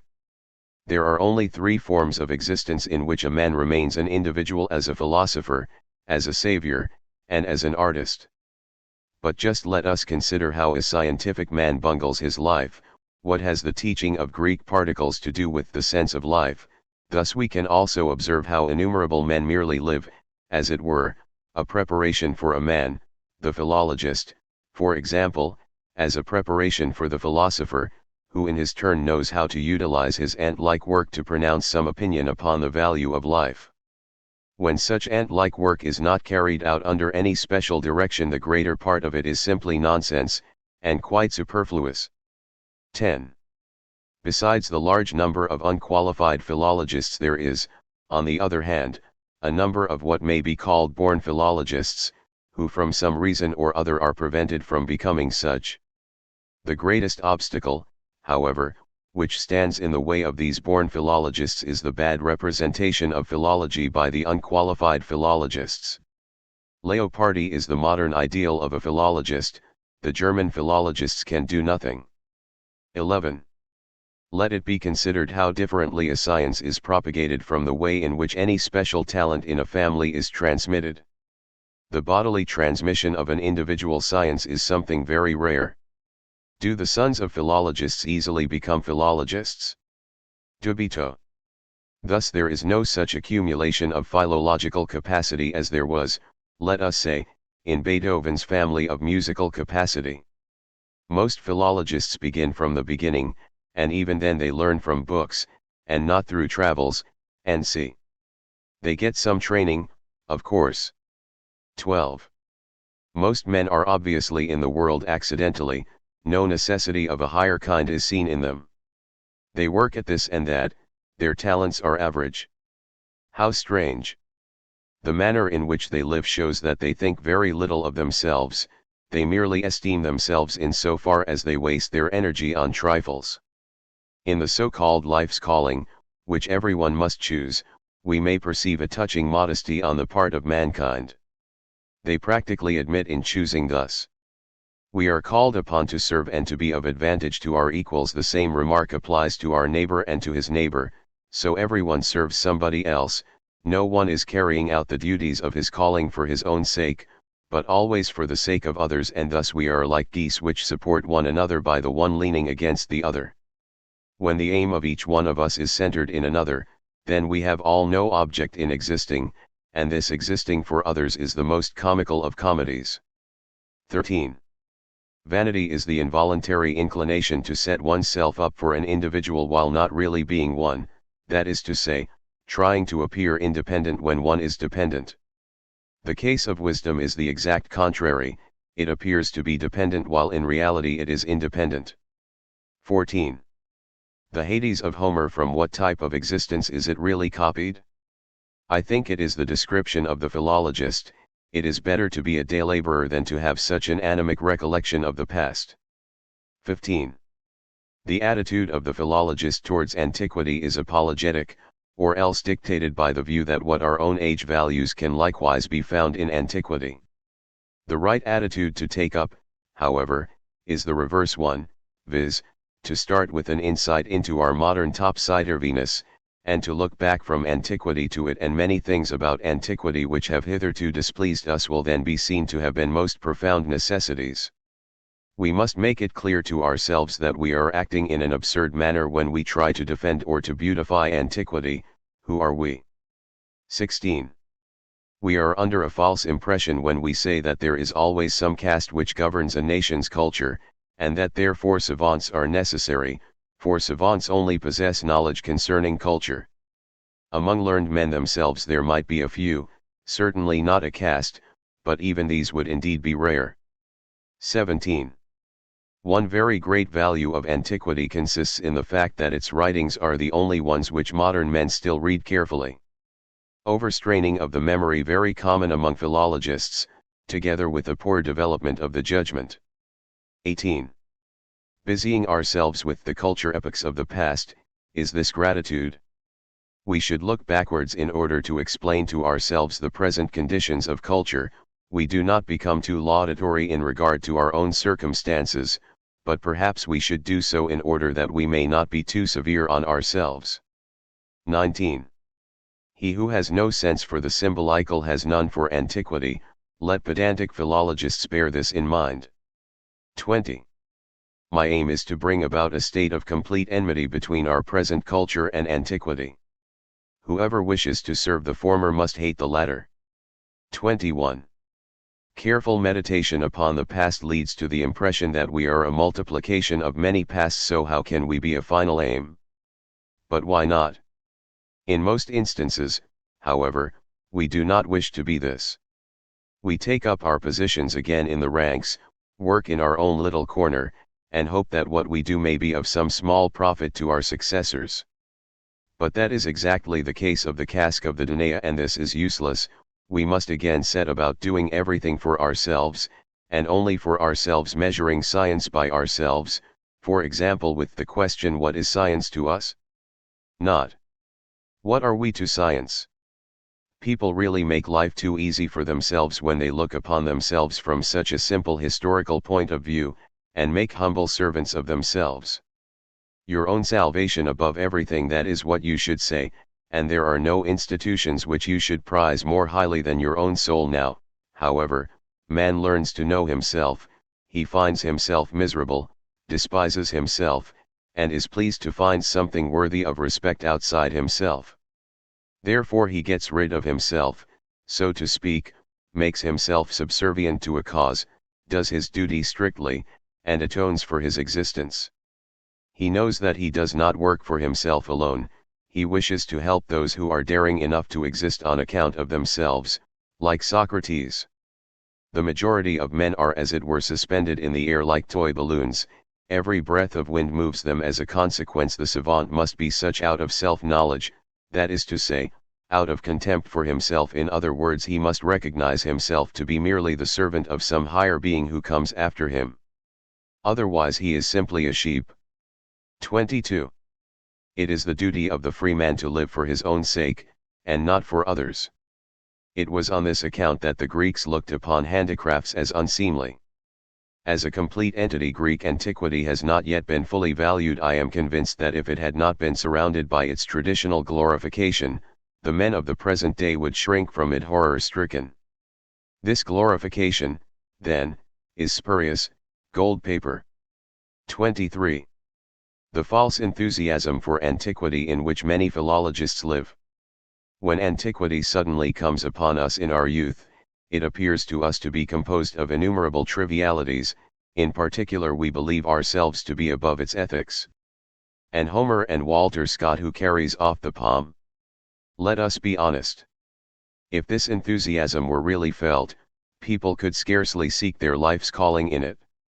I mean that what we can obtain from the Greeks only begins to dawn upon us in later years, only after we have undergone many experiences, and thought a great deal. 24. People in general think that philology is at an end, while I believe that it has not yet begun. The greatest events in philology are the appearance of Goethe, Schopenhauer, and Wagner. Standing on their shoulders we look far into the distance. The 5th and 6th centuries have still to be discovered. 25. Where do we see the effect of antiquity? Not in language, not in the imitation of something or other, and not in perversity and waywardness, to which uses the French have turned it. Our museums are gradually becoming filled up. I always experience a sensation of disgust when I see naked statues in the Greek style in the presence of this thoughtless Philistinism which would fain devour everything. Plans and thoughts relating to a work on philology. 26. Of all sciences, philology at present is the most favored, its progress having been furthered for centuries by the greatest number of scholars in every nation who have had charge of the noblest pupils. Philology has thus had one of the best of all opportunities to be propagated from generation to generation, and to make itself respected. How has it acquired this power? Calculations of the different prejudices in its favor. How then if these were to be frankly recognized as prejudices? Would not philology be superfluous if we reckoned up the interests of a position in life or the earning of a livelihood? What if the truth were told about antiquity, and its qualifications for training people to live in the present? In order that the questions set forth above may be answered, let us consider the training of the philologist, his genesis. He no longer comes into being where these interests are lacking. If the world in general came to know what an unseasonable thing for us antiquity really is, philologists would no longer be called in as the educators of our youth. Effect of antiquity on the non-philologist likewise nothing. If they showed themselves to be imperative and contradictory, oh, with what hatred would they be pursued! But they always humble themselves. Philology now derives its power only from the union between the philologists who will not, or cannot, understand antiquity and public opinion, which is misled by prejudices in regard to it. The real Greeks, and they are watering down through the philologists. the future commanding philologist skeptical in regard to our entire culture, and therefore also the destroyer of philology as a profession. The preference for antiquity. 27. If a man approves of the investigation of the past, he will also approve and even praise the fact, and will above all easily understand it, that there are scholars who are exclusively occupied with the investigation of Greek and Roman antiquity, but that these scholars are at the same time the teachers of the children of the nobility and gentry is not equally easy of comprehension. Here lies a problem. Why philologists precisely? This is not altogether such a matter of course as the case of a professor of medicine, who is also a practical physician and surgeon. For, if the cases were identical, preoccupation with Greek and Roman antiquity would be identical with the science of education. In short, the relationship between theory and practice in the philologist cannot be so quickly conceived. Whence comes his pretension to be a teacher in the higher sense, not only of all scientific men, but more especially of all cultured men? This educational power must be taken by the philologist from antiquity, and in such a case people will ask with astonishment, how does it come that we attach such value to a far-off past that we can only become cultured men with the aid of its knowledge? These questions, however, are not asked as a rule. The sway of philology over our means of instruction remains practically unquestioned, and antiquity has the importance assigned to it. To this extent the position of the philologist is more favorable than that of any other follower of science. True, he has not at his disposal that great mass of men who stand in need of him. The doctor, for example, has far more than the philologist. But he can influence picked men, or youths, to be more accurate, at a time when all their mental faculties are beginning to blossom forth, people who can afford to devote both time and money to their higher development. In all those places where European culture has found its way, people have accepted secondary schools based upon a foundation of Latin and Greek as the first and highest means of instruction. In this way philology has found its best opportunity of transmitting itself, and commanding respect. No other science has been so well favored. As a general rule, all those who have passed through such institutions have afterwards borne testimony to the excellence of their organization and curriculum, and such people are, of course, unconscious witnesses in favor of philology. If any who have not passed through these institutions should happen to utter a word in disparagement of this education, an unanimous and yet calm repudiation of the statement at once follows, as if classical education were a kind of witchcraft, blessing its followers, and demonstrating itself to them by this blessing. There is no attempt at polemics. We have been through it all. We know it has done us good. Now there are so many things to which men have become so accustomed that they look upon them as quite appropriate and suitable, for habit intermixes all things with sweetness, and men as a rule judge the value of a thing in accordance with their own desires.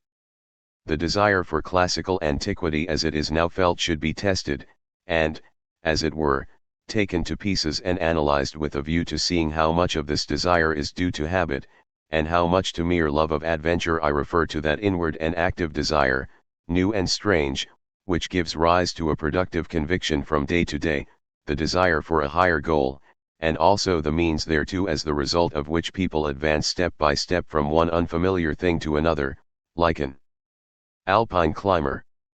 What is the foundation on which the high value attached to antiquity at the present time is based, to such an extent indeed that our whole modern culture is founded on it? Where must we look for the origin of this delight in antiquity, and the preference shown for it? I think I have recognized in my examination of the question that all our philology, that is, all its present existence and power, is based on the same foundation as that on which our view of antiquity as the most important of all means of training is based. Philology as a means of instruction is the clear expression of a predominating conception regarding the value of antiquity, and the best methods of education. Two propositions are contained in this statement.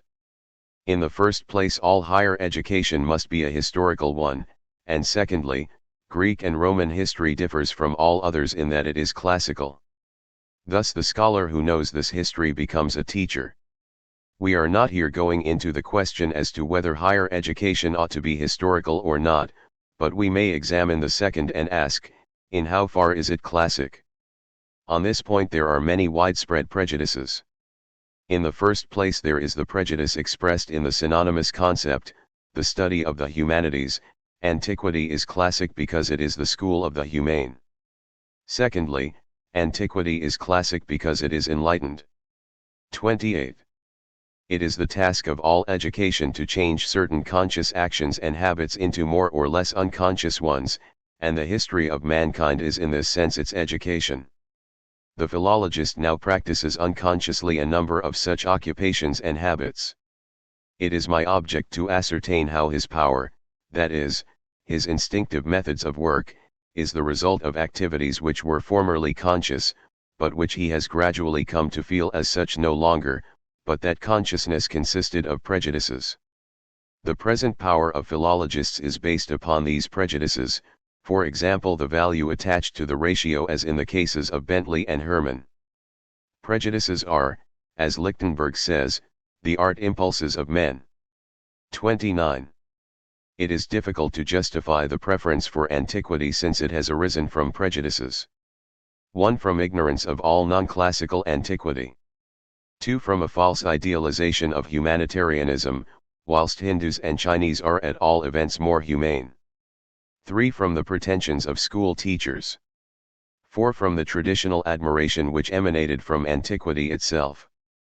5. From opposition to the Christian Church, or as a support for this Church. 6. From the impression created by the century-long work of the philologists, and the nature of this work. It must be a gold mine, thinks the spectator. 7. The acquirement of knowledge attained as the result of the study. The preparatory school of science. In short, partly from ignorance, wrong impressions, and misleading conclusions, and also from the interest which philologists have in raising their science to a high level in the estimation of laymen. Also the preference for antiquity on the part of the artists, who involuntarily assume proportion and moderation to be the property of all antiquity. Purity of form. Authors likewise. The preference for antiquity as an abbreviation of the history of the human race, as if there were an autochthonous creation here by which all becoming might be studied. The fact actually is that the foundations of this preference are being removed one by one, and if this is not remarked by philologists themselves, it is certainly being remarked as much as it can possibly be by people outside their circle. First of all history had its effect, and then linguistics brought about the greatest diversion among philologists themselves, and even the desertion of many of them. They have still the schools in their hands, but for how long? In the form in which it has existed up to the present philology is dying out, the ground has been swept from under its feet. Whether philologists may still hope to maintain their status is doubtful, in any case they are a dying race. 30.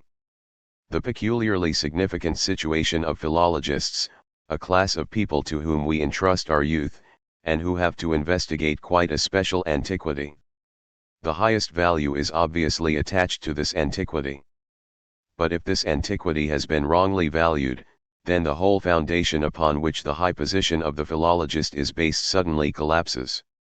In any case this antiquity has been very differently valued, and our appreciation of the philologists has constantly been guided by it.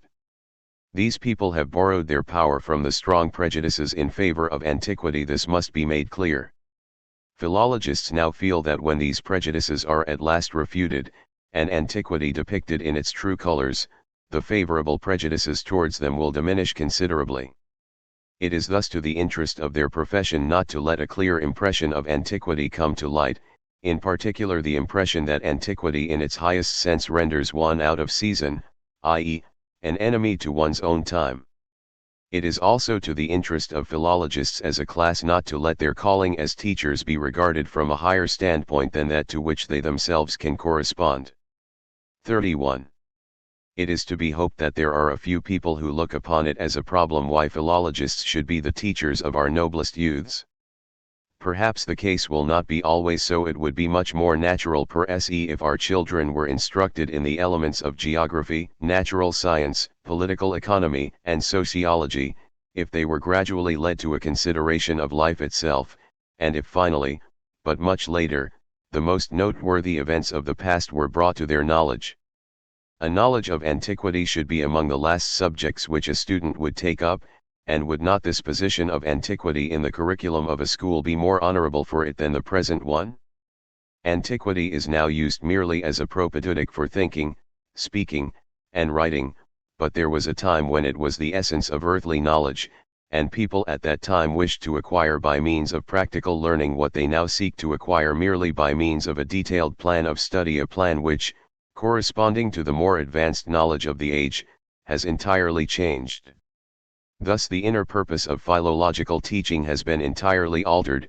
It was at one time material teaching, a teaching that taught how to live, but now it is merely formal. 32. If it were the task of the philologist to impart formal education, it would be necessary for him to teach walking, dancing, speaking, singing, acting, or arguing, and the so-called formal teachers did impart their instruction this way in the 2nd and 3rd centuries. But only the training of a scientific man is taken into account, which results in formal thinking and writing, and hardly any speaking at all. 33. If the gymnasium is to train young men for science, people now say there can be no more preliminary preparation for any particular science, so comprehensive have all the sciences become. As a consequence, teachers have to train their students generally, that is to say for all the sciences, for scientificality in other words, and for that classical studies are necessary. What a wonderful jump! A most despairing justification. Whatever is right, even when it is clearly seen that the right on which it has been based has turned to wrong. 34. It is accomplishments which are expected from us after a study of the ancients, formerly, for example, the ability to write and speak. But what is expected now? Thinking and deduction. But these things are not learned from the ancients, but at best through the ancients, by means of science. Moreover, all historical deduction is very limited and unsafe. Natural science should be preferred. 35. It is the same with the simplicity of antiquity as it is with the simplicity of style. It is the highest thing which we recognize and must imitate, but it is also the last. Let it be remembered that the classic prose of the Greeks is also a late result. 36. What a mockery of the study of the humanities lies in the fact that they were also called belles lettres. 37. Wolff's reasons why the Egyptians, Hebrews, Persians, and other Oriental nations were not to be set on the same plane with the Greeks and Romans: the former have either not raised themselves, or have raised themselves only to a slight extent, above that type of culture which should be called a mere civilization and bourgeois acquirement, as opposed to the higher and true culture of the mind. He then explains that this culture is spiritual and literary. In a well-organized nation this may be begun earlier than order and peacefulness in the outward life of the people.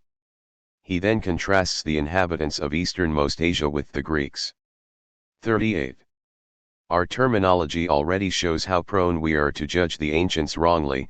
The exaggerated sense of literature, for example, or, as Wolff, when speaking of the inner history of ancient erudition, calls it, the history of learned enlightenment. 39. According to Goethe, the ancients are the despair of the emulator. Voltaire said, if the admirers of Homer were honest, they would acknowledge the boredom which their favorite often causes them. 40. The position we have taken up towards classical antiquity is at bottom the profound cause of the sterility of modern culture, for we have taken all this modern conception of culture from the Hellenist Romans. We must distinguish within the domain of antiquity itself. When we come to appreciate its purely productive period, we condemn at the same time the entire Romano-Alexandrian culture. But at the same time also we condemn our own attitude towards antiquity, and likewise our philology. 41. There has been an age-long battle between the Germans and antiquity, i.e., a battle against the old culture. It is certain that precisely what is best and deepest in the German resists it. The main point, however, is that such resistance is only justifiable in the case of the Romanized culture, for this culture, even at that time, was a falling off from something more profound and noble. It is this latter that the Germans are wrong in resisting. 42. Everything classic was thoroughly cultivated by Charles the Great, whilst he combated everything heathen with the severest possible measures of coercion. Ancient mythology was developed, but German mythology was treated as a crime. The feeling underlying all this, in my opinion, was that Christianity had already overcome the old religion. People no longer feared it, but availed themselves of the culture that rested upon it. But the old German gods were feared. A great superficiality in the conception of antiquity, little else than an appreciation of its formal accomplishments and its knowledge, must thereby have been brought about. We must find out the forces that stood in the way of increasing our insight into antiquity. First of all, the culture of antiquity is utilized as an incitement towards the acceptance of Christianity. It became, as it were, the premium for conversion, the guilt with which the poisonous pill was coated before being swallowed. Secondly, the help of ancient culture was found to be necessary as a weapon for the intellectual protection of Christianity. Even the Reformation could not dispense with classical studies for this purpose. The Renaissance, on the other hand, now begins, with a clearer sense of classical studies, which, however, are likewise looked upon from an anti-Christian standpoint. The Renaissance shows an awakening of honesty in the South, like the Reformation in the North. They could not but clash, for a sincere leaning towards antiquity renders one unchristian. On the whole, however, the Church succeeded in turning classical studies into a harmless direction. The philologist was invented, representing a type of learned man who was at the same time a priest or something similar. Even in the period of the Reformation, people succeeded in emasculating scholarship.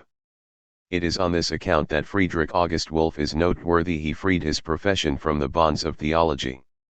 This action of his, however, was not fully understood, for an aggressive, active element, such as was manifested by the poet-philologists of the Renaissance, was not developed.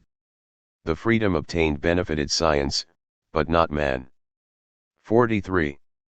It is true that both humanism and rationalism have brought antiquity into the field as an ally, and it is therefore quite comprehensible that the opponents of humanism should direct their attacks against antiquity also. Antiquity, however, has been misunderstood and falsified by humanism. It must rather be considered as a testimony against humanism, against the benign nature of man, and c. The opponents of humanism are wrong to combat antiquity as well, for in antiquity they have a strong ally. 44. It is so difficult to understand the ancients. We must wait patiently until the Spirit moves us. The human element which antiquity shows us must not be confused with humanitarianism. This contrast must be strongly emphasized. Philology suffers by endeavoring to substitute the humanitarian. Young men are brought forward as students of philology in order that they may thereby become humanitarians. A good deal of history, in my opinion, is quite sufficient for that purpose. The brutal and self-conscious man will be humbled when he sees things and values changing to such an extent. The human element among the Greeks lies within a certain naivete, through which man himself is to be seen. State, art, society, military and civil law, sexual relations, education, party.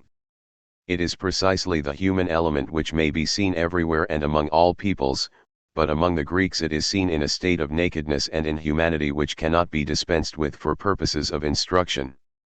In addition to this, the Greeks have created the greatest number of individuals, and thus they give us so much insight into men. A Greek cook is more of a cook than any other. 45. I deplore a system of education which does not enable people to understand Wagner, and as the result of which Schopenhauer sounds harsh and discordant in our ears. Such a system of education has missed its aim. 46. Il faut dire la vérité et s'émouler Voltaire. Let us suppose that there were freer and more superior spirits who were dissatisfied with the education now in vogue, and that they summoned it to their tribunal. What would the defendant say to them? In all probability something like this: whether you have a right to summon anyone here or not, I am at all events not the proper person to be called. It is my educators to whom you should apply. It is their duty to defend me, and I have a right to keep silent. I am merely what they have made me. These educators would now be hauled before the tribunal, and among them an entire profession would be observed, the philologists. This profession consists in the first place of those men who make use of their knowledge of Greek and Roman antiquity to bring up youths of 13 to 20 years of age, and secondly of those men whose task it is to train specially gifted pupils to act as future teachers, i.e., as the educators of educators. Philologists of the first type are teachers at the public schools, those of the second are professors at the universities. The first named philologists are entrusted with the care of certain specially chosen youths, those who, early in life, show signs of talent and a sense of what is noble, and whose parents are prepared to allow plenty of time and money for their education. If other boys, who do not fulfill these three conditions, are presented to the teachers have the right to refuse them. Those forming the second class, the university professors, receive the young men who feel themselves fitted for the highest and most responsible of callings, that of teachers and molders of mankind, and these professors, too, may refuse to have anything to do with young men who are not adequately equipped or gifted for the task. If, then, the educational system of a period is condemned, a heavy censure on philologists is thereby implied, either, as the consequence of their wrong-headed view, they insist on giving bad education in the belief that it is good, or they do not wish to give this bad education, but are unable to carry the day in favor of education which they recognize to be better. In other words, their fault is either due to their lack of insight or to their lack of will. In answer to the first charge they would say that they knew no better, and in answer to the second that they could do no better. As, however, these philologists bring up their pupils chiefly with the aid of Greek and Roman antiquity, their want of insight in the first case may be attributed to the fact that they do not understand antiquity, and again to the fact that they bring forward antiquity into the present age as if it were the most important of all aids to instruction, while antiquity, generally speaking, does not assist in training, or at all events no longer does so. On the other hand, if we reproach our professors with their lack of will, they would be quite right in attributing educational significance and power to antiquity, but they themselves could not be said to be the proper instruments by means of which antiquity could exhibit such power. In other words, the professors would not be real teachers and would be living under false colors, but how, then, could they have reached such an irregular position? Through a misunderstanding of themselves and their qualifications. In order, then, that we may ascribe to philologists their share in this bad educational system of the present time, we may sum up the different factors of their innocence and guilt in the following sentence: the philologist, if he wishes for a verdict of acquittal, must understand three things: antiquity, the present time, and himself. His fault lies in the fact that he either does not understand antiquity, or the present time, or himself. 47. It is not true to say that we can attain culture through antiquity alone. We may learn something from it, certainly, but not culture as the word is now understood. Our present culture is based on an emasculated and mendacious study of antiquity. In order to understand how ineffectual this study is, just look at our philologists. They, trained upon antiquity, should be the most cultured men. Are they? 48. Origin of the philologist. When a great work of art is exhibited, there is always someone who not only feels its influence but wishes to perpetuate it. The same remark applies to a great state, to everything, in short, that man produces. Philologists wish to perpetuate the influence of antiquity, and they can set about it only as imitative artists. Why not as men who form their lives after antiquity? 49. The decline of the poet-scholars is due in great part to their own corruption. Their type is continually arising again. Goethe and Leopardi, for example, belong to it. Behind them plod the philologist savants. This type has its origin in the sophisticism of the 2nd century. 50. It is a sad story, the story of philology. The disgusting erudition, the lazy, inactive passivity, the timid submission. Who was ever free? 51. When we examine the history of philology, it is borne in upon us how few really talented men have taken part in it. Among the most celebrated philologists are a few who ruined their intellect by acquiring a smattering of many subjects, and among the most enlightened of them were several who could use their intellect only for childish tasks. It is a sad story. No science, I think, has ever been so poor in talented followers. Those whom we might call the intellectually crippled found a suitable hobby in all this hair-splitting. 52. The teacher of reading and writing, and the reviser, were the first types of the philologist.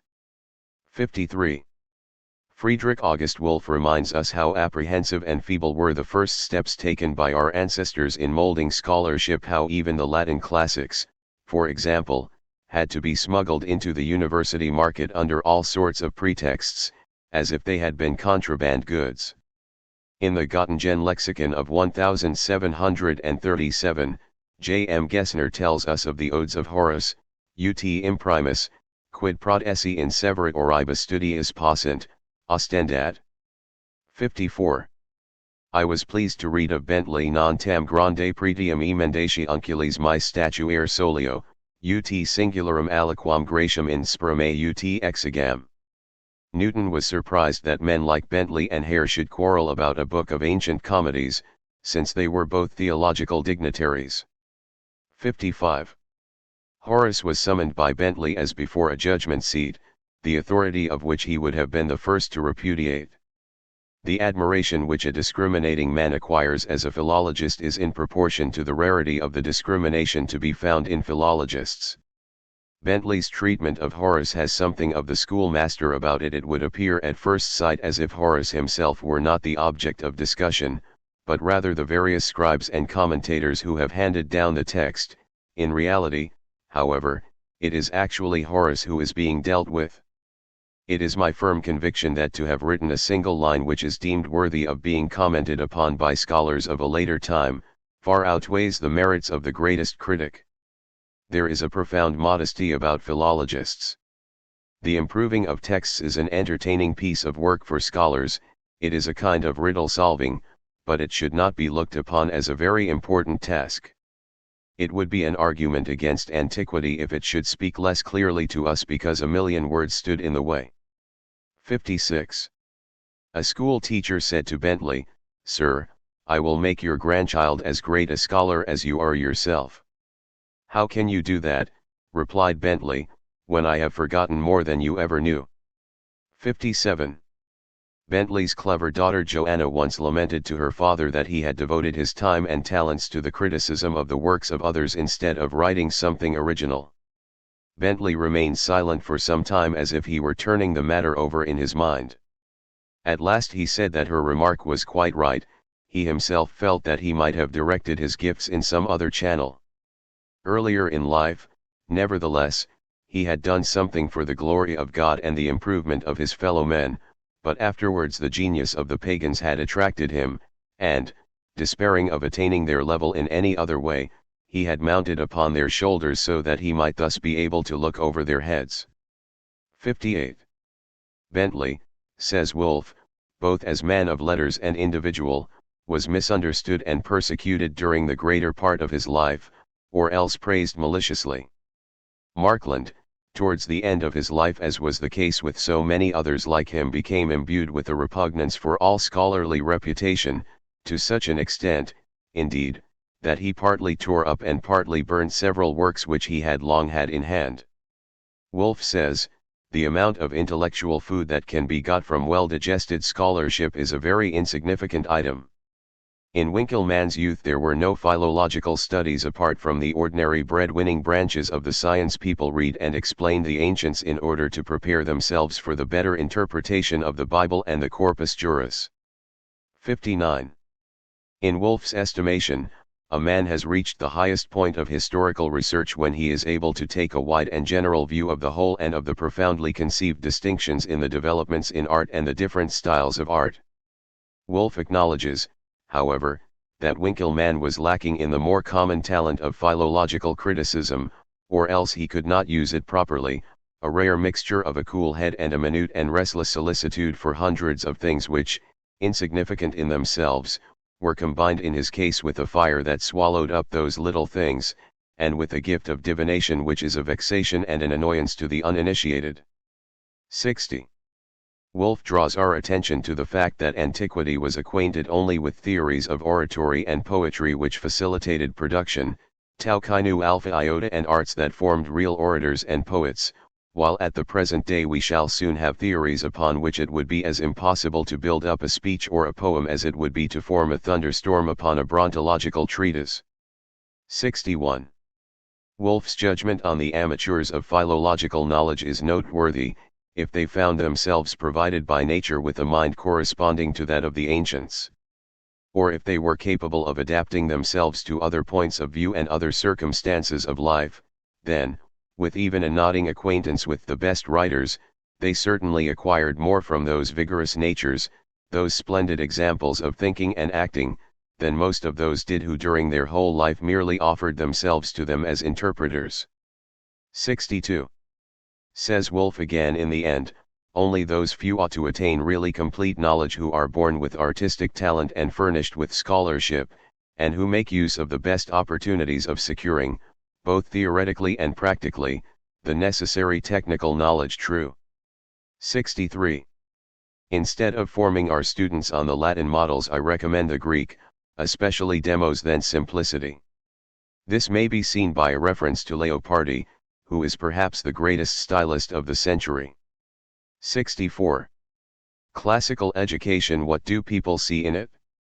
Something that is useless beyond rendering a period of military service unnecessary and securing a degree. 65. When I observe how all countries are now promoting the advancement of classical literature, I say to myself, how harmless it must be, and then, how useful it must be. It brings these countries the reputation of promoting free culture. In order that this freedom may be rightly estimated, just look at the philologists. 66. Classical education. Yeah, if there were only as much paganism as Goethe found and glorified in Winckelmann, even that would not be much. Now, however, that the lying Christendom of our time has taken hold of it, the thing becomes overpowering, and I cannot help expressing my disgust on the point. People firmly believe in witchcraft where this classical education is concerned. They, however, who possess the greatest knowledge of antiquity should likewise possess the greatest amount of culture, viz., are philologists, but what is classical about them? 67. Classical philology is the basis of the most shallow rationalism. Always having been dishonestly applied, it has gradually become quite ineffective. Its effect is one more illusion of the modern man. Philologists are nothing but a guild of sky pilots who are not known as such. This is why the state takes an interest in them.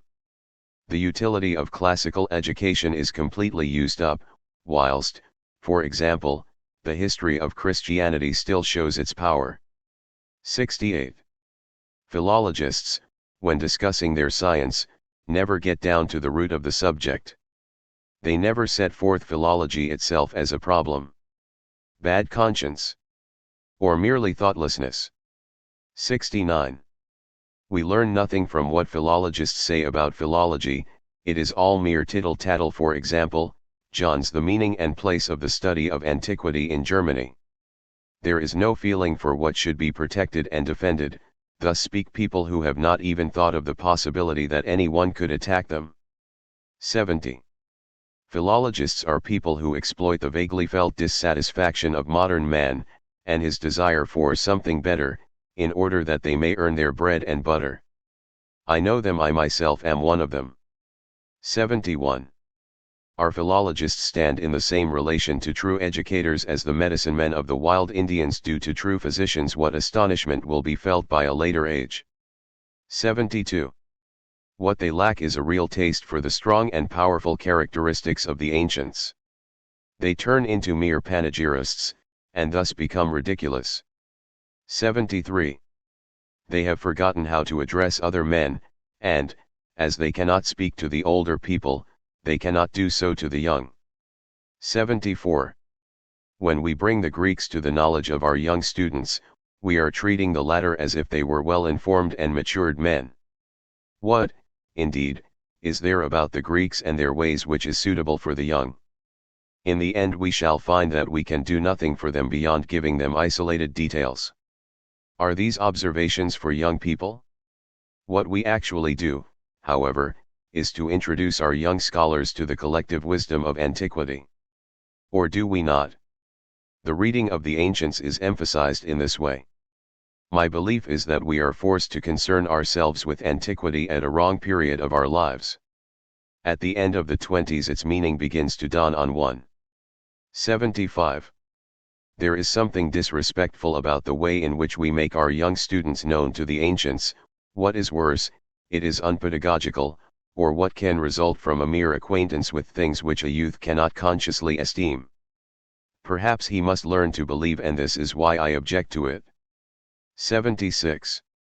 There are matters regarding which antiquity instructs us, and about which I should hardly care to express myself publicly. 77.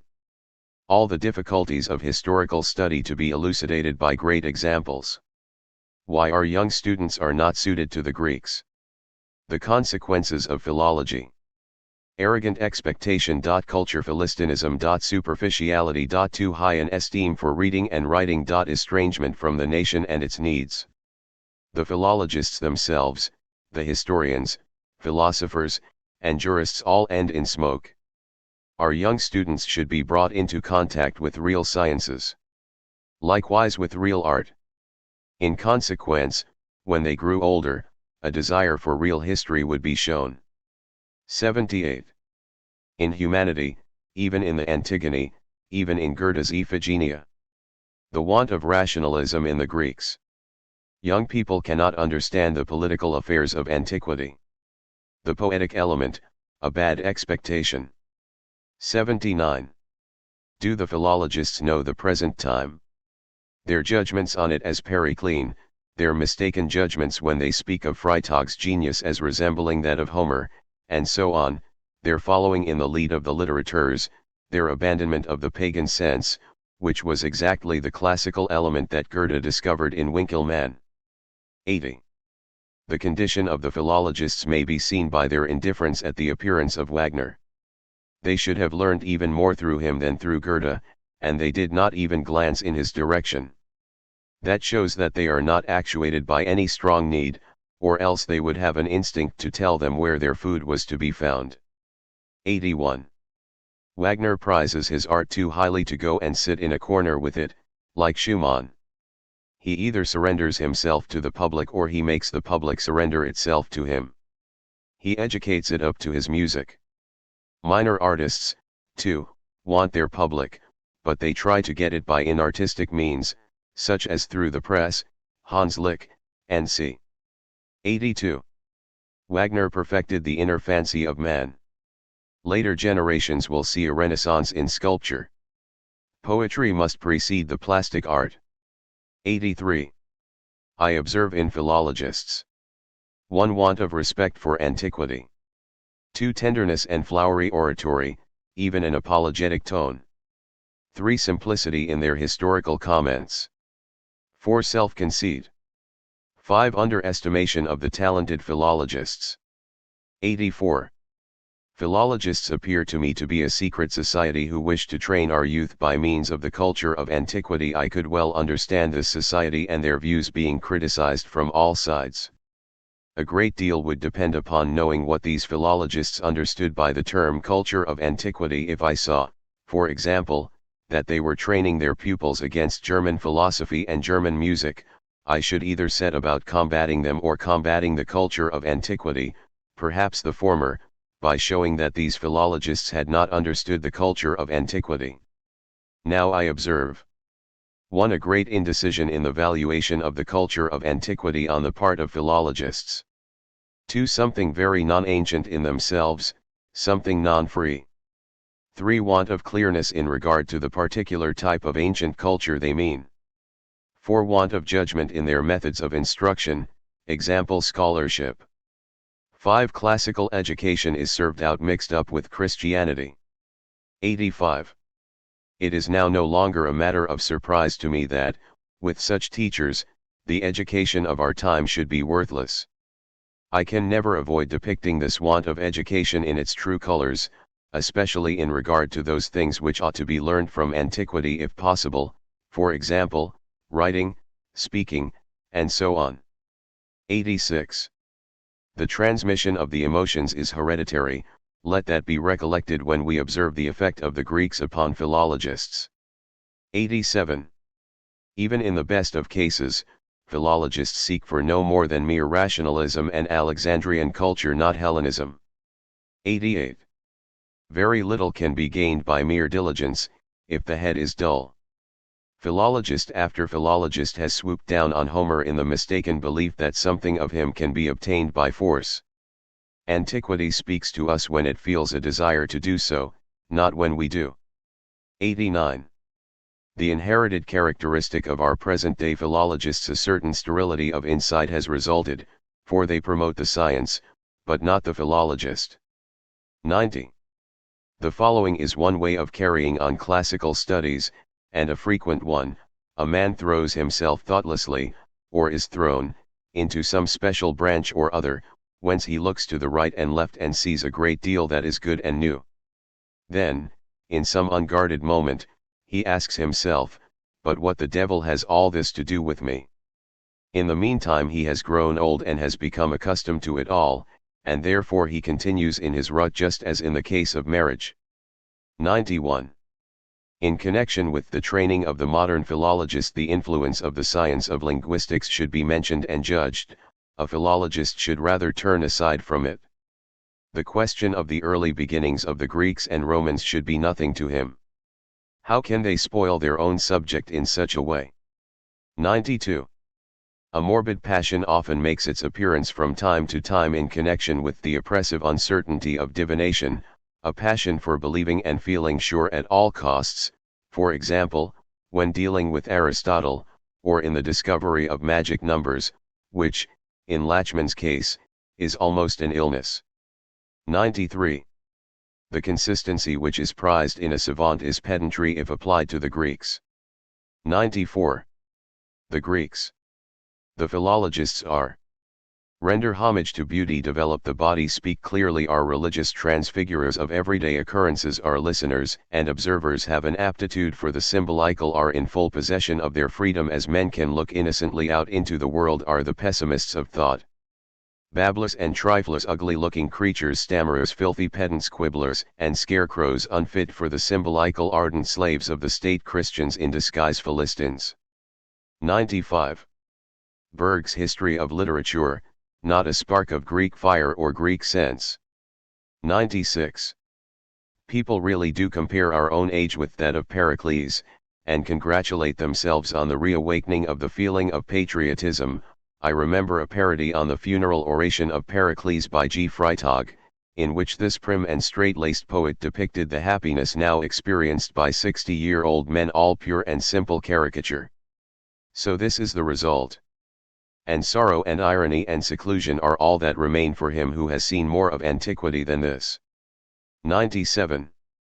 If we change a single word of Lord Bacon's, we may say: Infamerum Graecorum virtutum apud philologos laus est, medierum admiratio, supremorum sensus nullus. 98. How can anyone glorify and venerate a whole people? It is the individuals that count, even in the case of the Greeks. 99. There is a great deal of caricature even about the Greeks, for example, the careful attention devoted by the cynics to their own happiness. 100. The only thing that interests me is the relationship of the people considered as a whole to the training of the single individuals, and in the case of the Greeks there are some factors which are very favorable to the development of the individual. They do not, however, arise from the goodwill of the people, but from the struggle between the evil instincts. By means of happy inventions and discoveries, we can train the individual differently and more highly than has yet been done by mere chance and accident. There are still hopes. The breeding of superior men. 101. The Greeks are interesting and quite disproportionately important because they had such a host of great individuals. How was that possible? This point must be studied. 102. The history of Greece has hitherto always been written optimistically. 103. Selected points from antiquity, the power, fire, and swing of the feeling the ancients had for music, purity in their historical sense, gratitude for the blessings of culture, the fire and corn feasts. The ennoblement of jealousy, the Greeks the most jealous nation. Suicide, hatred of old age, of penury. Empedocles on sexual love. 104. Nimble and healthy bodies, a clear and deep sense for the observation of everyday matters, manly freedom, belief in good racial descent and good upbringing, warlike virtues, jealousy in the rho iota sigma tau epsilon epsilon iota nu, delight in the arts, respect for leisure, a sense for free individuality, for the symbolical. 105. The spiritual culture of Greece, an aberration of the amazing political impulse towards rho iota sigma tau epsilon epsilon iota nu. The pi lambda iota utterly opposed to new education, culture nevertheless existed. 106. When I say that, all things considered, the Greeks were more moral than modern men, what do I mean by that? From what we can perceive of the activities of their soul, it is clear that they had no shame, they had no bad conscience. They were more sincere, open-hearted, and passionate, as artists are. They exhibited a kind of childlike naivete. It thus came about that even in all their evil actions they had a dash of purity about them, something approaching the holy. A remarkable number of individualities. Might there not have been a higher morality in that? When we recollect that character develops slowly, what can it be that, in the long run, breeds individuality? Perhaps vanity, emulation. Possibly little inclination for conventional things. 107. The Greeks as the geniuses among the nations. Their childlike nature, credulousness. Passionate. Quite unconsciously they lived in such a way as to procreate genius. Enemies of shyness and dullness. Pain. Injudicious actions. The nature of their intuitive insight into misery, despite their bright and genial temperament. Profoundness in their apprehension and glorifying of everyday things. Mendacious, unhistorical. The significance of the pi lambda iota in culture instinctively recognized, favorable as a center and periphery for great men. Individuality raised to the highest power through the pi lambda iota. Envy, jealousy, as among gifted people. 108. The Greeks were lacking in sobriety and caution. Oversensibility, abnormally active condition of the brain and the nerves, impetuosity and fervor of the will. 109. Invariably to see the general in the particular is the distinguishing characteristic of genius, says Schopenhauer. Think of Pindar, and see sigma omega phi rho omicron sigma iota eta, according to Schopenhauer, has its roots in the clearness with which the Greeks saw into themselves and into the world at large, and thence became conscious of themselves. The wide separation of will and intellect indicates the genius, and is seen in the Greeks. The melancholy associated with genius is due to the fact that the will to live, the more clearly it is illuminated by the contemplating intellect, appreciates all the more clearly the misery of its condition, says Schopenhauer. Cf. the Greeks. 110. The moderation of the Greeks in their sensual luxury, eating, and drinking, and their pleasure therein, the Olympic plays and their worship. That shows what they were. In the case of the genius, the intellect will point out the faults which are seldom absent in an instrument that is put to a use for which it was not intended. The will is often left in the lurch at an awkward moment, hence genius, where real life is concerned, is more or less unpractical. Its behavior often reminds us of madness. 111. We contrast the Romans, with their matter-of-fact earnestness, with the genial Greeks. Schopenhauer, the stern, practical, earnest mode of life which the Romans called gravitas presupposes that the intellect does not forsake the service of the will in order to roam far off among things that have no connection with the will. 112. It would have been much better if the Greeks had been conquered by the Persians instead of by the Romans. 113. The characteristics of the gifted man who is lacking in genius are to be found in the average Hellene, all the dangerous characteristics of such a disposition and character. 114. Genius makes tributaries of all partly talented people, hence the Persians themselves sent their ambassadors to the Greek oracles. 115. The happiest lot that can fall to the genius is to exchange doing and acting for leisure, and this was something the Greeks knew how to value. The blessings of labor. Nuguri was the Roman name for all the exertions and aspirations of the Greeks. No happy course of life is open to the genius, he stands in contradiction to his age and must perforce struggle with it. Thus the Greeks. They instinctively made the utmost exertions to secure a safe refuge for themselves. Finally, everything went to pieces in politics. They were compelled to take up a stand against their enemies. This became ever more and more difficult, and at last impossible. 116. Greek culture is based on the lordship of a small class over 4 to 9 times their number of slaves. Judged by mere numbers, Greece was a country inhabited by barbarians. How can the ancients be thought to be humane? There was a great contrast between the genius and the breadwinner, the half-beast of burden. The Greeks believed in a racial distinction. Schopenhauer wonders why nature did not take it into her head to invent two entirely separate species of men. The Greeks bear the same relation to the barbarians as free-moving or winged animals do to the barnacles which cling tightly to the rocks and must await what fate chooses to send them. Schopenhauer simile. 117. The Greeks as the only people of genius in the history of the world. Such they are even when considered as learners, for they understand this best of all, and can do more than merely trim and adorn themselves with what they have borrowed, as did the Romans. The constitution of the polis is a Phoenician invention, even this has been imitated by the Hellenes. For a long time they dabbled in everything, like joyful dilettanti. Aphrodite is likewise Phoenician. Neither do they disavow what has come to them through immigration and does not originally belong to their own country. 118. The happy and comfortable constitution of the politico-social position must not be sought among the Greeks. That is a goal which dazzles the eyes of our dreamers of the future. It was, on the contrary, dreadful, for this is a matter that must be judged according to the following standard: the more spirit, the more suffering. Whence it follows, the more stupidity, the more comfort. The Philistine of culture is the most comfortable creature the sun has ever shone upon, and he is doubtless also in possession of the corresponding stupidity. 119.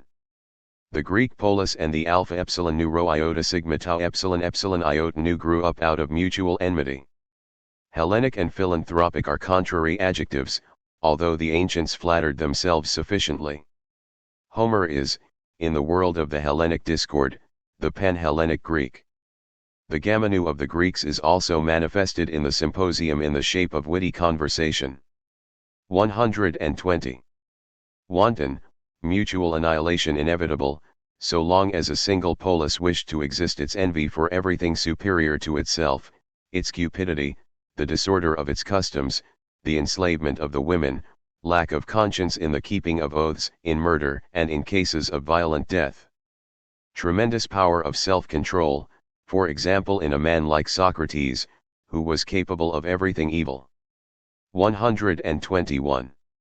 Its noble sense of order and systematic arrangement had rendered the Athenian state immortal. The 10 strategists in Athens.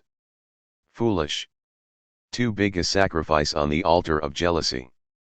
122. The recreations of the Spartans consisted of feasting, hunting, and making war. Their everyday life was too hard. On the whole, however, their state is merely a caricature of the Poles, a corruption of Hellas. The breeding of the complete Spartan, but what was there great about him that his breeding should have required such a brutal state? 123. The political defeat of Greece is the greatest failure of culture, for it has given rise to the atrocious theory that culture cannot be pursued unless one is at the same time armed to the teeth. The rise of Christianity was the second greatest failure, brute force on the one hand, and a dull intellect on the other, won a complete victory over the aristocratic genius among the nations. To be a Philhellenist now means to be a foe of brute force and stupid intellects. Sparta was the ruin of Athens insofar as she compelled Athens to turn her entire attention to politics and to act as a federal combination. 124. There are domains of thought where the ratio will only give rise to disorder, and the philologist, who possesses nothing more, is lost through it and is unable to see the truth, e.g. in the consideration of Greek mythology. A merely fantastic person, of course, has no claim either. One must possess Greek imagination and also a certain amount of Greek piety. Even the poet does not require to be too consistent, and consistency is the last thing Greeks would understand. 125. Almost all the Greek divinities are accumulations of divinities. We find one layer over another, soon to be hidden and smoothed down by yet a third, and so on. It scarcely seems to me to be possible to pick these various divinities to pieces in a scientific manner, for no good method of doing so can be recommended. Even the poor conclusion by analogy is in this instance a very good conclusion. 126. At what a distance must one be from the Greeks to ascribe to them such a stupidly narrow autochthony as does Ottfried Müller? How Christian it is to assume, with Welcker, that the Greeks were originally monotheistic. How philologists torment themselves by investigating the question whether Homer actually wrote, without being able to grasp the far higher tenet that Greek art long exhibited an inward enmity against writing, and did not wish to be read at all. 127. In the religious cultus an earlier degree of culture comes to light, a remnant of former times. The ages that celebrate it are not those which invent it, the contrary is often the case. There are many contrasts to be found here. The Greek cultus takes us back to a pre-Homeric disposition and culture. It is almost the oldest that we know of the Greeks, older than their mythology, which their poets have considerably remolded. So far as we know it, can this cult really be called Greek? I doubt it. They are finishers, not inventors. They preserve by means of this beautiful completion and adornment. 128. It is exceedingly doubtful whether we should draw any conclusion in regard to nationality and relationship with other nations from languages. A victorious language is nothing but a frequent indication of a successful campaign. Where could there have been autochthonous peoples? It shows a very hazy conception of things to talk about Greeks who never lived in Greece. That which is really Greek is much less the result of natural aptitude than of adapted institutions, and also of an acquired language. 129. To live on mountains, to travel a great deal, and to move quickly from one place to another. In these ways we can now begin to compare ourselves with the Greek gods.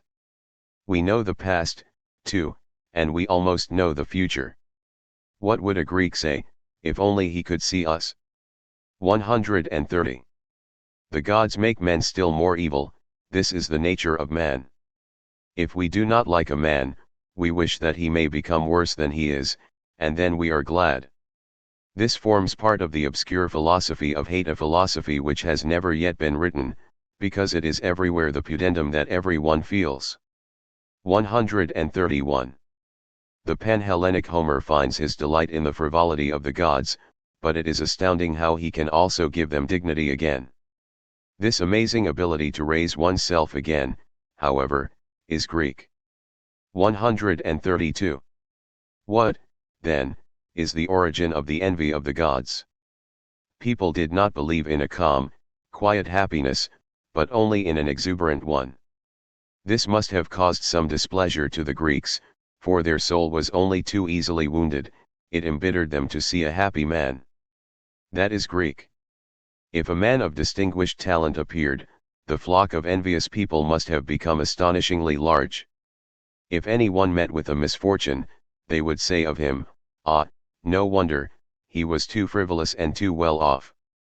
And every one of them would have behaved exuberantly if he had possessed the requisite talent, and would willingly have played the role of the god who sent the unhappiness to men. 133. The Greek gods did not demand any complete changes of character, and were, generally speaking, by no means burdensome or importunate. It was thus possible to take them seriously and to believe in them. At the time of Homer, indeed, the nature of the Greek was formed flippancy of images, and imagination was necessary to lighten the weight of its passionate disposition and to set it free. 134. Every religion has for its highest images an analogon in the spiritual condition of those who profess it. The God of Mohammed. The solitariness of the desert, the distant roar of the lion, the vision of a formidable warrior. The God of the Christians. Everything that men and women think of when they hear the word love. The God of the Greeks, a beautiful apparition in a dream. 135. A great deal of intelligence must have gone to the making up of a Greek polytheism. The expenditure of intelligence is much less lavish when people have only one God. 136. Greek morality is not based on religion, but on the polis. There were only priests of the individual gods, not representatives of the whole religion. I.e., no guild of priests. Likewise no holy writ. 137.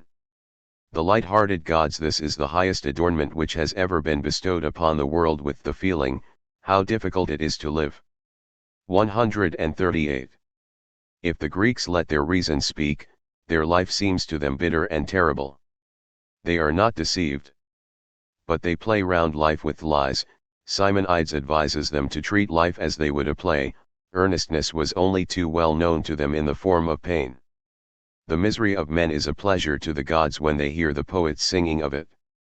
Well did the Greeks know that only through art could even misery itself become a source of pleasure. Vide Tragoedium.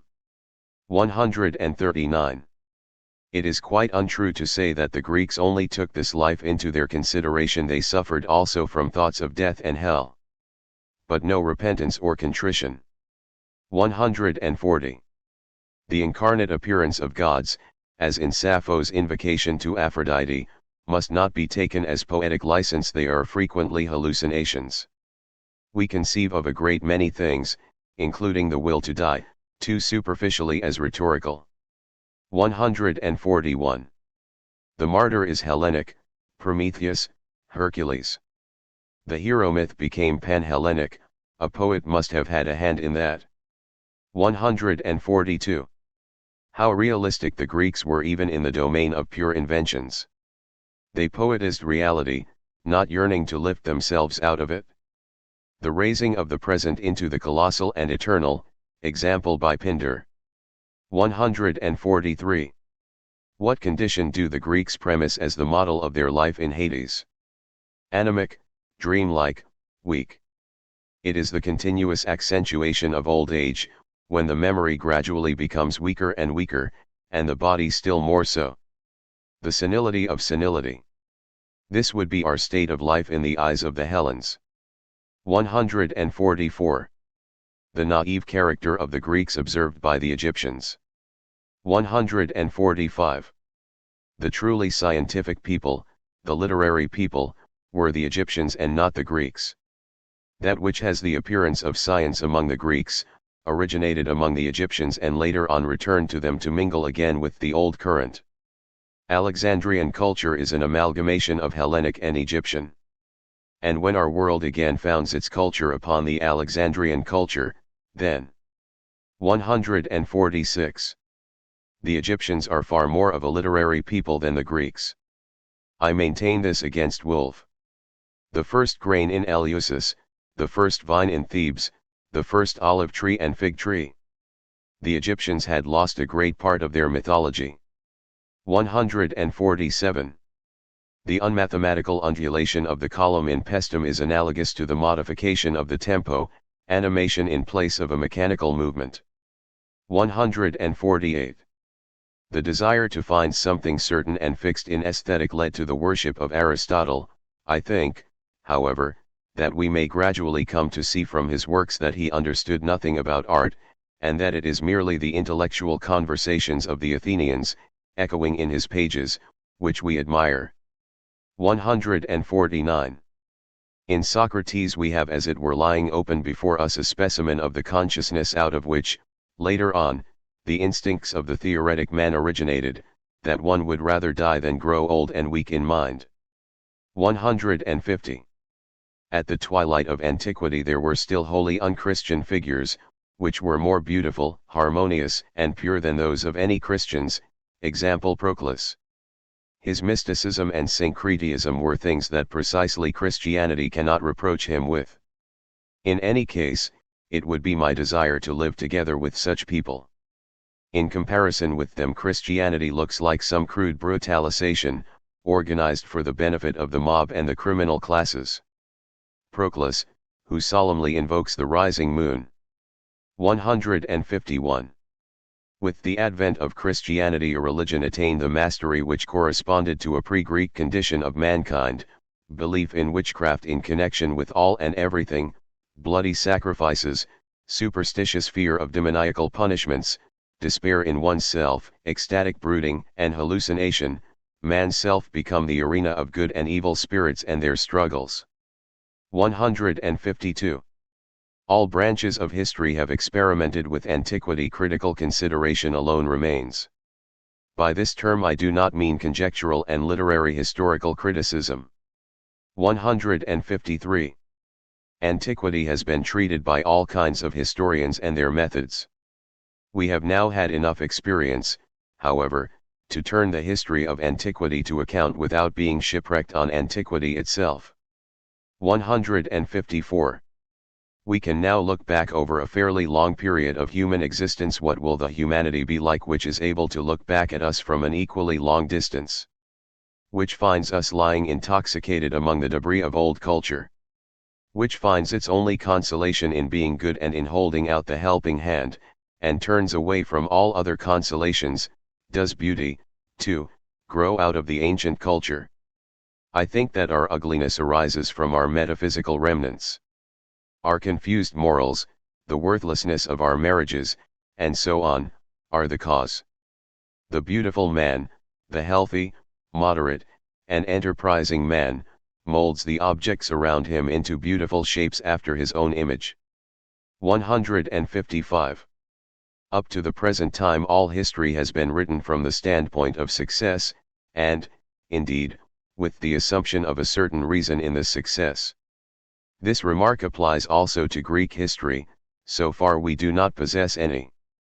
It is the same all round, however. Where are the historians who can survey things and events without being humbugged by stupid theories?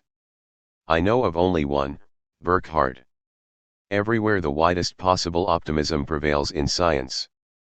The question, what would have been the consequence if so and so had not happened, is almost unanimously thrust aside, and yet it is the cardinal question.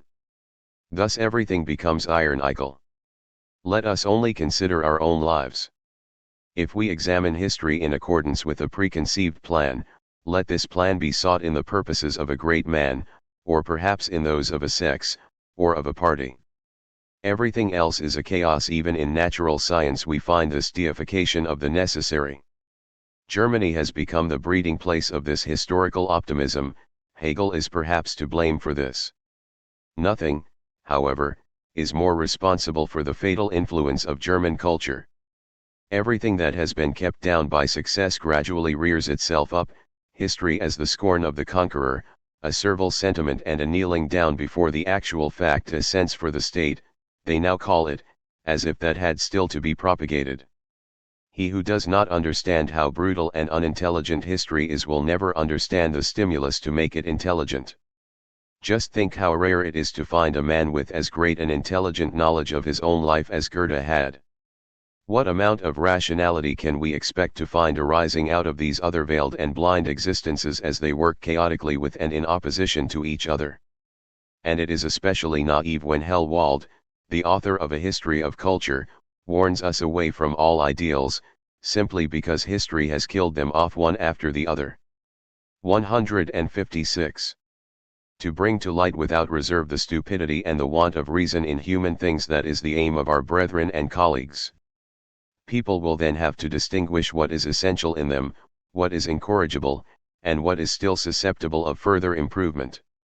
But providence must be kept out of the question, for it is a conception that enables people to take things too easily. I wish to breathe the breath of this purpose into science. Let us advance our knowledge of mankind. The good and rational in man is accidental or apparent, or the contrary of something very irrational. There will come a time when training will be the only thought. 157. Surrender to necessity is exactly what I do not teach, for one must first know this necessity to be necessary. There may perhaps be many necessities, but in general this inclination is simply a bed of idleness. 158. To know history now means to recognize how all those who believed in a providence took things too easily. There is no such thing. If human affairs are seen to go forward in a loose and disordered way, do not think that a God has any purpose in view by letting them do so, or that he is neglecting them. We can now see in a general way that the history of Christianity on earth has been one of the most dreadful chapters in history, and that a stop must be put to it. True, the influence of antiquity has been observed in Christianity even in our own time, and, as it diminishes, so will our knowledge of antiquity diminish also to an even greater extent. Now is the best time to recognize it. We are no longer prejudiced in favor of Christianity, but we still understand it, and also the antiquity that forms part of it, so far as this antiquity stands in line with Christianity. 159. Philosophic heads must occupy themselves one day with the collective account of antiquity and make up its balance sheet. If we have this, antiquity will be overcome. All the shortcomings which now vex us have their roots in antiquity, so that we cannot continue to treat this account with the mildness which has been customary up to the present. The atrocious crime of mankind which rendered Christianity possible, as it actually became possible, is the guilt of antiquity. With Christianity, antiquity will also be cleared away. At the present time it is not so very far behind us, and it is certainly not possible to do justice to it. It has been availed of in the most dreadful fashion for purposes of repression, and has acted as a support for religious oppression by disguising itself as culture. It was common to hear the saying, "Antiquity has been conquered by Christianity."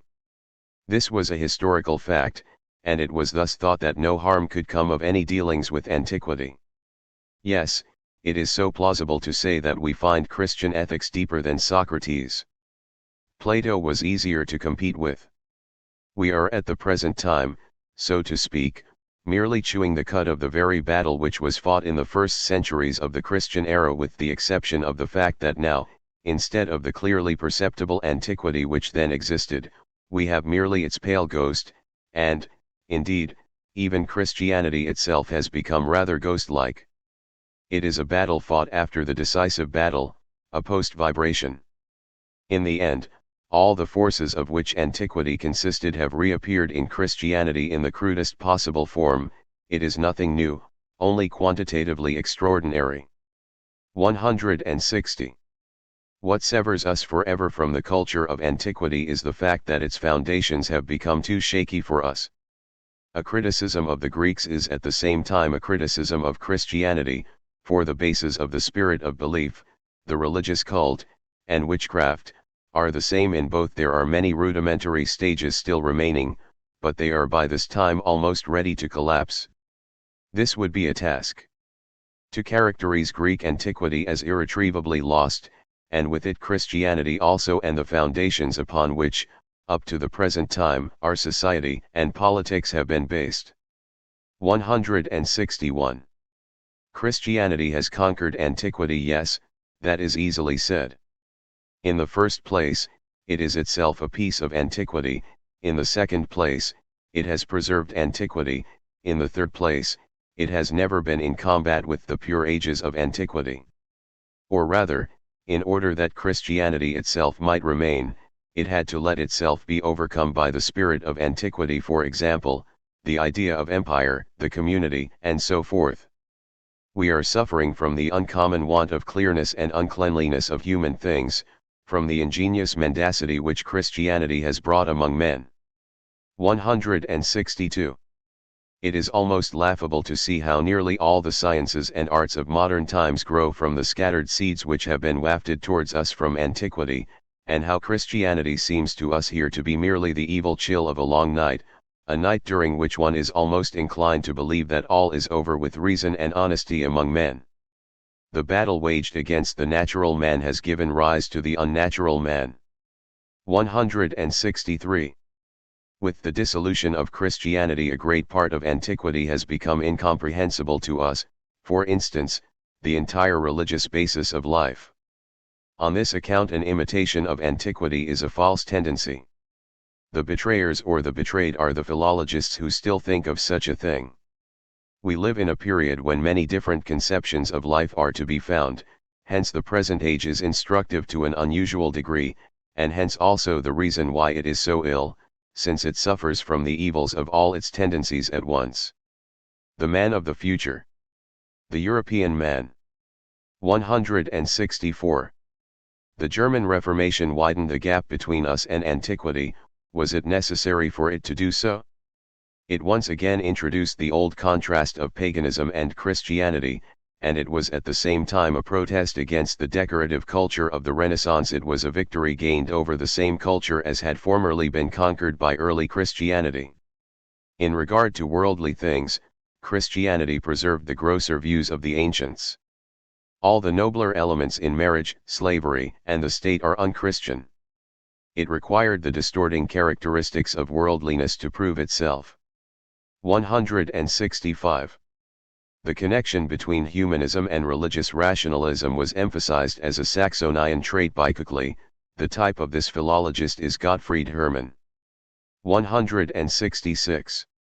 I understand religions as narcotics, but when they are given to such nations as the Germans, I think they are simply rank poison. 167. All religions are, in the end, based upon certain physical assumptions, which are already in existence, and adapt the religions to their needs. For example, in Christianity, the contrast between body and soul, the unlimited importance of the earth as the world, the marvelous occurrences in nature. If once the opposite views gain the mastery, for instance, a strict law of nature, the helplessness and superfluousness of all gods, the strict conception of the soul as a bodily process, all is over. But all Greek culture is based upon such views. 168. When we look from the character and culture of the Catholic Middle Ages back to the Greeks, we see them resplendent indeed in the rays of higher humanity, for, if we have anything to reproach these Greeks with, we must reproach the Middle Ages with it also to a much greater extent. The worship of the ancients at the time of the Renaissance was therefore quite honest and proper. We have carried matters further in one particular point, precisely in connection with that dawning ray of light. We have outstripped the Greeks in the clarifying of the world by our studies of nature and men. Our knowledge is much greater, and our judgments are more moderate and just. In addition to this, a more gentle spirit has become widespread, thanks to the period of illumination which has weakened mankind, but this weakness, when turned into morality, leads to good results and honors us. Man has now a great deal of freedom. It is his own fault if he does not make more use of it than he does. The fanaticism of opinions has become much milder. Finally, that we would much rather live in the present age than in any other is due to science, and certainly no other race in the history of mankind has had such a wide choice of noble enjoyments as ours, even if our race has not the palate and stomach to experience a great deal of joy. But one can live comfortably amid all this freedom only when one merely understands it and does not wish to participate in it. That is the modern crux. The participants appear to be less attractive than ever. How stupid they must be! Thus the danger arises that knowledge may avenge itself on us, just as ignorance avenged itself on us during the Middle Ages. It is all over with those religions which place their trust in gods, providences, rational orders of the universe, miracles, and sacraments, as is also the case with certain types of holy lives, such as ascetics, for we only too easily conclude that such people are the effects of sickness and an aberrant brain. There is no doubt that the contrast between a pure, incorporeal soul and a body has been almost set aside. Who now believes in the immortality of the soul? Everything connected with blessedness or damnation, which was based upon certain erroneous physiological assumptions, falls to the ground as soon as these assumptions are recognized to be errors. Our scientific assumptions admit just as much of an interpretation and utilization in favor of a besotting Philistinism, in favor of bestiality, as also in favor of blessedness and soul inspiration. As compared with all previous ages, we are now standing on a new foundation, so that something may still be expected from the human race. As regards culture, we have hitherto been acquainted with only one complete form of it, i.e., the city culture of the Greeks, based as it was on their mythical and social foundations, and one incomplete form, the Roman, which acted as an adornment of life, derived from the Greek. Now all these bases, the mythical and the politico-social, have changed. Our alleged culture has no stability, because it has been erected upon insecure conditions and opinions which are even now almost ready to collapse. When we thoroughly grasp Greek culture, then, we see that it is all over with it. The philologist is thus a great sceptic in the present conditions of our culture and training. That is his mission. Happy is he if, like Wagner and Schopenhauer, he has a dim presentiment of those auspicious powers amid which a new culture is stirring. 169. Those who say, but antiquity nevertheless remains as a subject of consideration for pure science, even though all its educational purposes may be disowned, must be answered by the words, what is pure science here?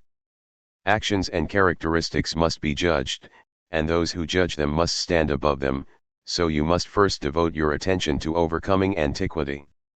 If you do not do that, your science is not pure, but impure and limited. As may now be perceived. 170. To overcome Greek antiquity through our own deeds, this would be the right task. But before we can do this we must first know it. There is a thoroughness which is merely an excuse for inaction. Let it be recollected how much Girton knew of antiquity, certainly not so much as a philologist, and yet sufficient to contend with it in such a way as to bring about fruitful results. One should not even know more about a thing than one could create. Moreover, the only time when we can actually recognize something is when we endeavor to make it. Let people but attempt to live after the manner of antiquity, and they will at once come hundreds of miles nearer to antiquity than they can do with all their erudition. Our philologists never show that they strive to emulate antiquity in any way, and thus their antiquity remains without any effect on the schools. The study of the spirit of emulation, and the study of despair. The non-popular element in the new culture of the Renaissance, a frightful fact.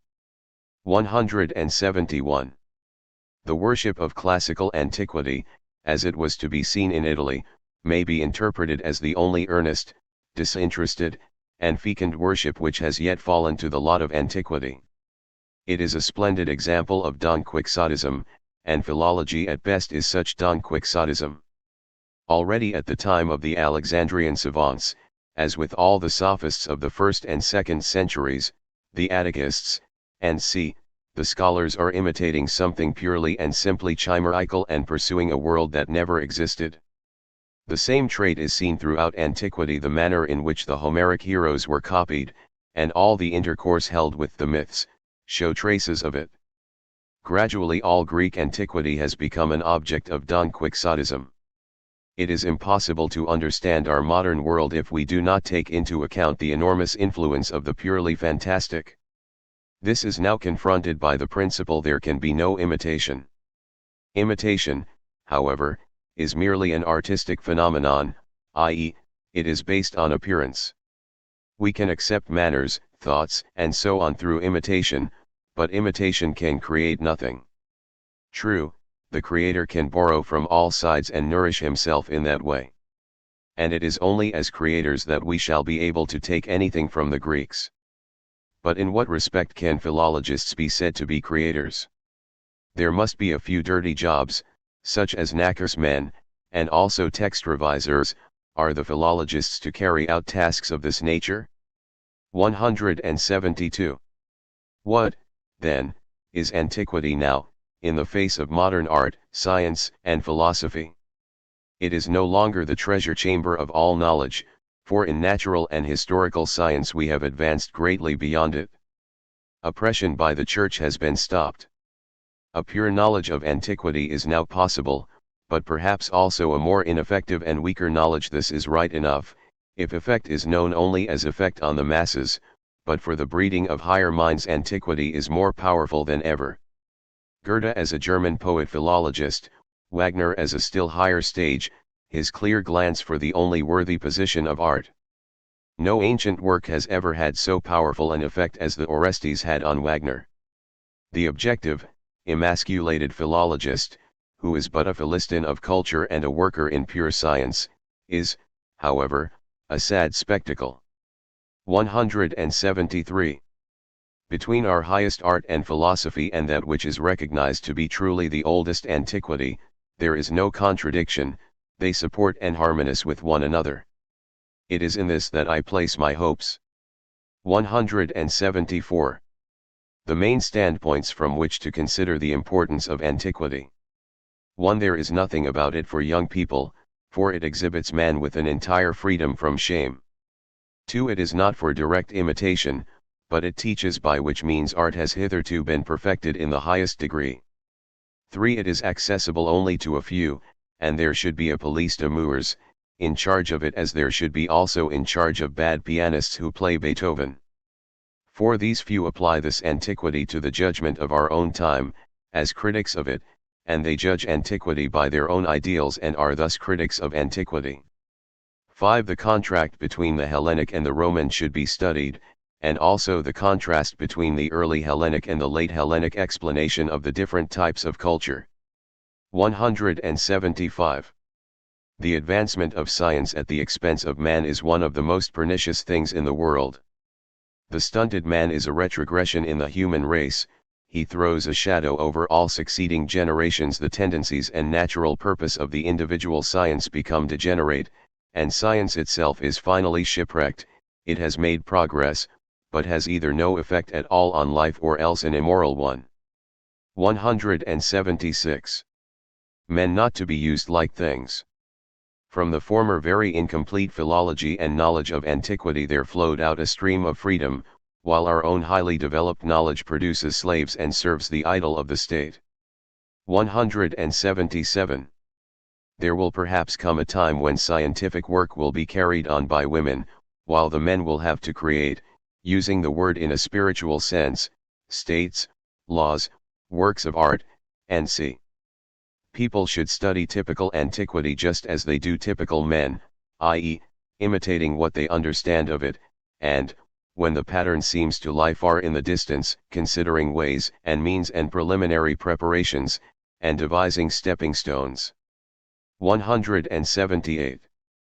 The whole feature of study lies in this, that we should study only what we feel we should like to imitate, what we gladly take up and have the desire to multiply. What is really wanted is a progressive canon of the ideal model, suited to boys, youths, and men. 179. Goethe grasped antiquity in the right way, invariably with an emulative soul. But who else did so? One sees nothing of a well thought out pedagogics of this nature, who knows that there is a certain knowledge of antiquity which cannot be imparted to youths. The puerile character of philology, devised by teachers for pupils. 180. The ever more and more common form of the ideal, first men, then institutions, finally tendencies, purposes, or the want of them. The highest form, the conquest of the ideal by a backward movement from tendencies to institutions, and from institutions to men. 181. I will set down in writing what I no longer believe and also what I do believe. Man stands in the midst of the great whirlpool of forces, and imagines that this whirlpool is rational and has a rational aim in view. Error. The only rationality that we know is the small reason of man, he must exert it to the utmost, and it invariably leaves him in the lurch if he tries to place himself in the hands of Providence. Our only happiness lies in reason, all the remainder of the world is dreary. The highest reason, however, is seen by me in the work of the artist, and he can feel it to be such. There may be something which, when it can be consciously brought forward, may afford an even greater feeling of reason and happiness, for example, the course of the solar system, the breeding and education of a man. Happiness lies in rapidity of feeling and thinking, everything else is slow, gradual, and stupid.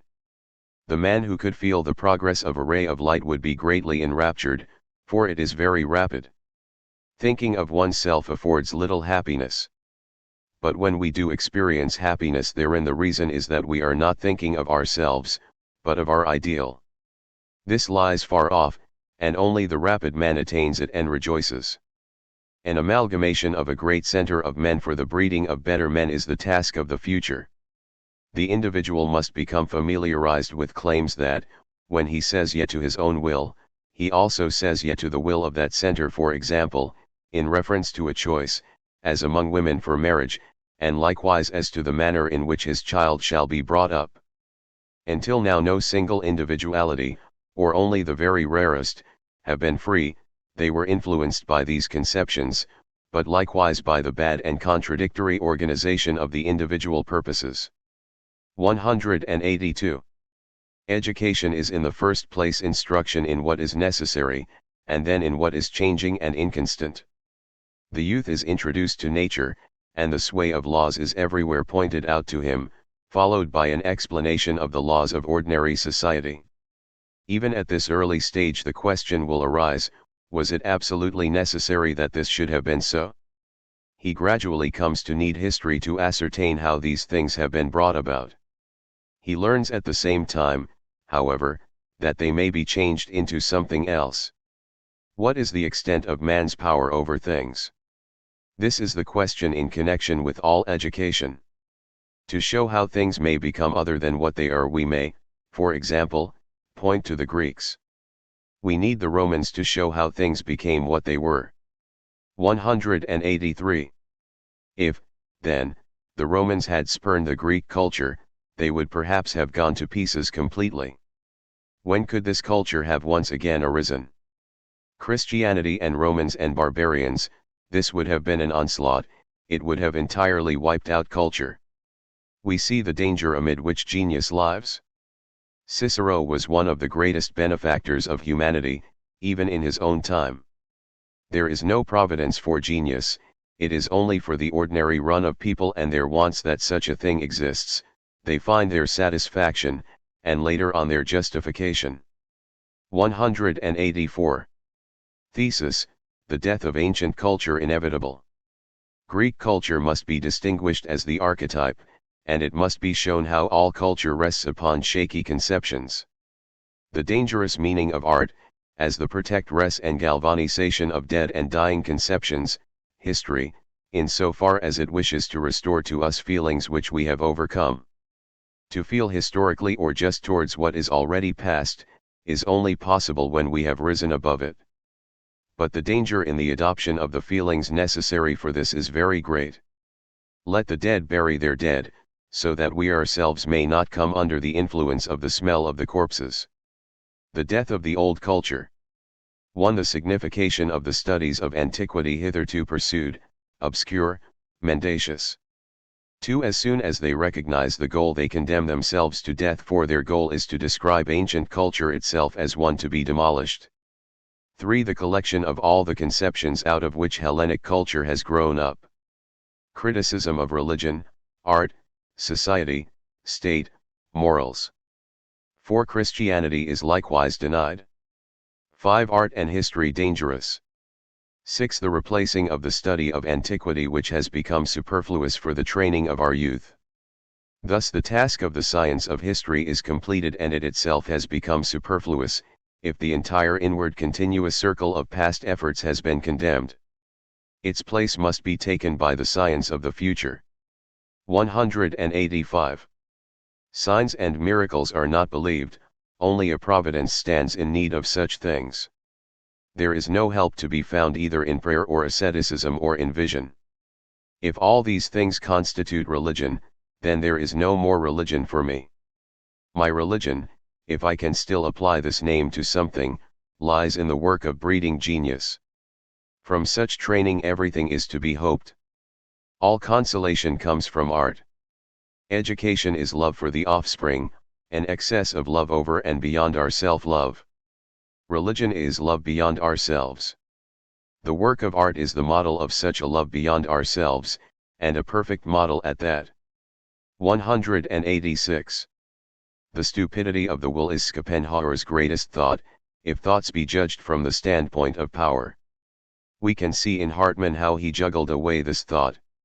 Nobody will ever call something stupid God. 187.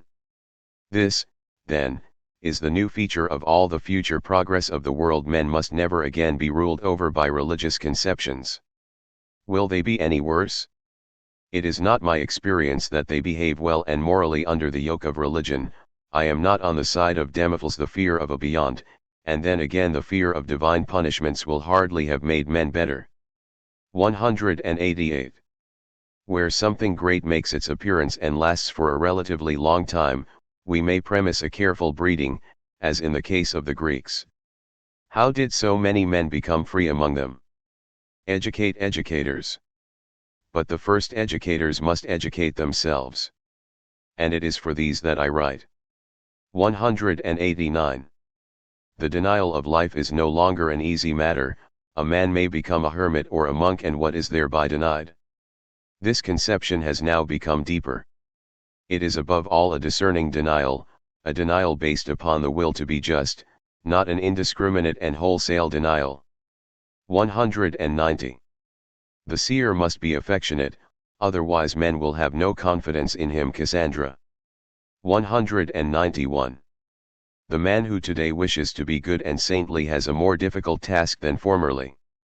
In order to be good, he must not be so unjust to knowledge as earlier saints were. He would have to be a knowledge saint, a man who would link love with knowledge, and who would have nothing to do with gods or demigods or providence, as the Indian saints likewise had nothing to do with them. He should also be healthy, and should keep himself so, otherwise he would necessarily become distrustful of himself. And perhaps he would not bear the slightest resemblance to the ascetic saint, but would be much more like a man of the world. 192. The better the state is organized, the duller will humanity be. To make the individual uncomfortable is my task. The great pleasure experienced by the man who liberates himself by fighting. Spiritual heights have had their age in history, inherited energy belongs to them. In the ideal state all would be over with them. 193. The highest judgment on life only arising from the highest energy of life. The mind must be removed as far as possible from exhaustion. In the center of the world history judgment will be the most accurate, for it was there that the greatest geniuses existed. The breeding of the genius as the only man who can truly value and deny life. Savior genius. Shall be shouted unto the people, set him free. Do all you can to unshackle him. The feeble and poor in spirit must not be allowed to judge life. 194. I dream of a combination of men who shall make no concessions, who shall show no consideration, and who shall be willing to be called destroyers. They apply the standard of their criticism to everything and sacrifice themselves to truth. The bad and the false shall be brought to light. We will not build prematurely. We do not know, indeed, whether we shall ever be able to build, or if it would not be better not to build at all. There are lazy pessimists and resigned ones in this world, and it is to their number that we refuse to belong. Twilight of the Idols. Preface. Maintaining cheerfulness in the midst of a gloomy task, fraught with immeasurable responsibility, is no small feat, and yet what is needed more than cheerfulness? Nothing succeeds if prankishness has no part in it. Excess strength alone is the proof of strength. A revaluation of all values, this question mark, so black, so huge that it casts a shadow over the man who puts it down. Such a destiny of a task compels one to run into the sunlight at every opportunity to shake off a heavy, all too heavy seriousness. Every means is proper to do this, every case is a case of luck. Especially, war. War has always been the great wisdom of all spirits who have become too introspective, too profound. Even in a wound there is the power to heal. A maxim, the origin of which I withhold from scholarly curiosity, has long been my motto. Increscunt animi, virescit vulnera virtus. The spirits increase, vigor grows through a wound. Another mode of convalescence is sounding out idols. There are more idols than realities in the world, that is my evil eye upon this world, that is also my evil ear. Finally, to pose questions with a hammer, and sometimes to hear as a reply that famous hollow sound that can only come from bloated entrails. What a delight for one who has ears even behind his ears, for me, an old psychologist and Pied Piper before whom just that which would remain silent must finally speak out. This essay, the title betrays it, is above all a recreation, a spot of sunshine, a leap sideways into the idleness of a psychologist. Perhaps a new war, too. And are new idols sounded out? This little essay is a great declaration of war, and regarding the sounding out of idols, this time they are not just idols of the age, but eternal idols, which are here touched with a hammer as with a tuning fork. There are no idols that are older, more assured, more puffed up, and none more hollow. That does not prevent them from being those in which people have the most faith, nor does one ever say idol, especially not in the most distinguished instance. Turin, September 30, 1888, on the day when the first book of the Revaluation of All Values was completed. Friedrich Nietzsche. Maxims and Arrows. 1. Idleness is the beginning of all psychology. What? Is psychology a vice? 2. Even the most courageous among us only rarely has the courage to face what he already knows. 3. To live alone one must be a beast or a god, says Aristotle. Leaving out the third case, one must be both a philosopher. 4. All truth is simple. Is that not a double lie? 5. I want, once and for all, not to know many things. Wisdom requires moderation in knowledge as in other things. 6. In our own wild nature we find the best recreation from our unnature, from our spirituality. 7. What? Is man merely a mistake of God's? Or God merely a mistake of man's? 8.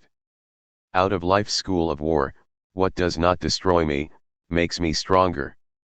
9. Help yourself, then everyone will help you. Principle of brotherly love. 10. Not to perpetrate cowardice against one's own acts. Not to leave them in the lurch afterward. The bite of conscience is indecent. 11. Can an ass be tragic? To perish under a burden one can neither bear nor throw off. The case of the philosopher. 12. If we have our own why in life, we shall get along with almost any how. Man does not strive for pleasure, only the Englishman does. 13. Man has created woman out of what? Out of a rib of his God, of his ideal. 14. What? You search? You would multiply yourself by 10, by 100? You seek followers? Seek zeros. 15. Posthumous men, for example, are understood worse than timely ones, but heard better. More precisely, we are never understood, hence our authority. 16. Among women, truth? Oh, you don't know truth? Is it not an attempt to kill our modesty? 17. That is the kind of artist I love, modest in his needs. He really wants only two things, his bread and his art, panem et circe, and bread and circe. 18. Whoever does not know how to lay his will into things, at least lays some meaning into them, that means, he has the faith that they already obey a will. 19. What? You chose virtue and took pride in your virtue, and yet you leer enviously at the advantages of those without scruples? But virtue involves renouncing advantages. 20. The perfect woman indulges in literature just as she indulges in a small sin, as an experiment, in passing, looking around to see if anybody notices it and to make sure that somebody does. 21. To venture into many situations where one cannot get by with sham virtues, but where, like the tightrope walker on his rope, one either stands or falls or gets away. 22.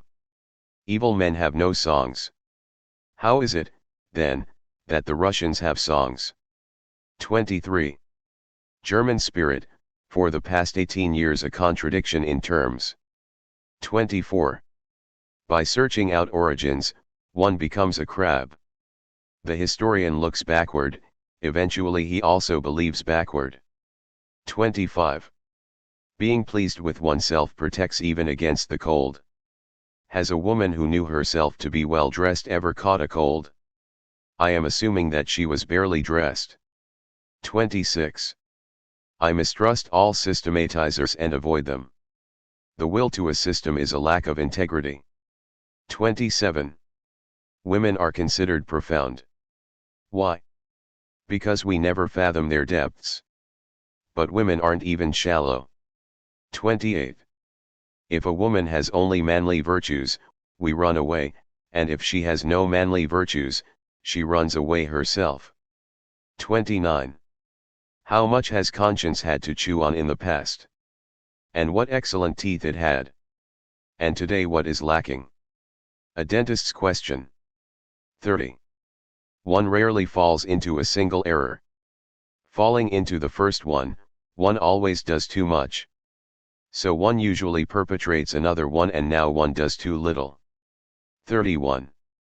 When stepped on, a worm doubles up. That is clever.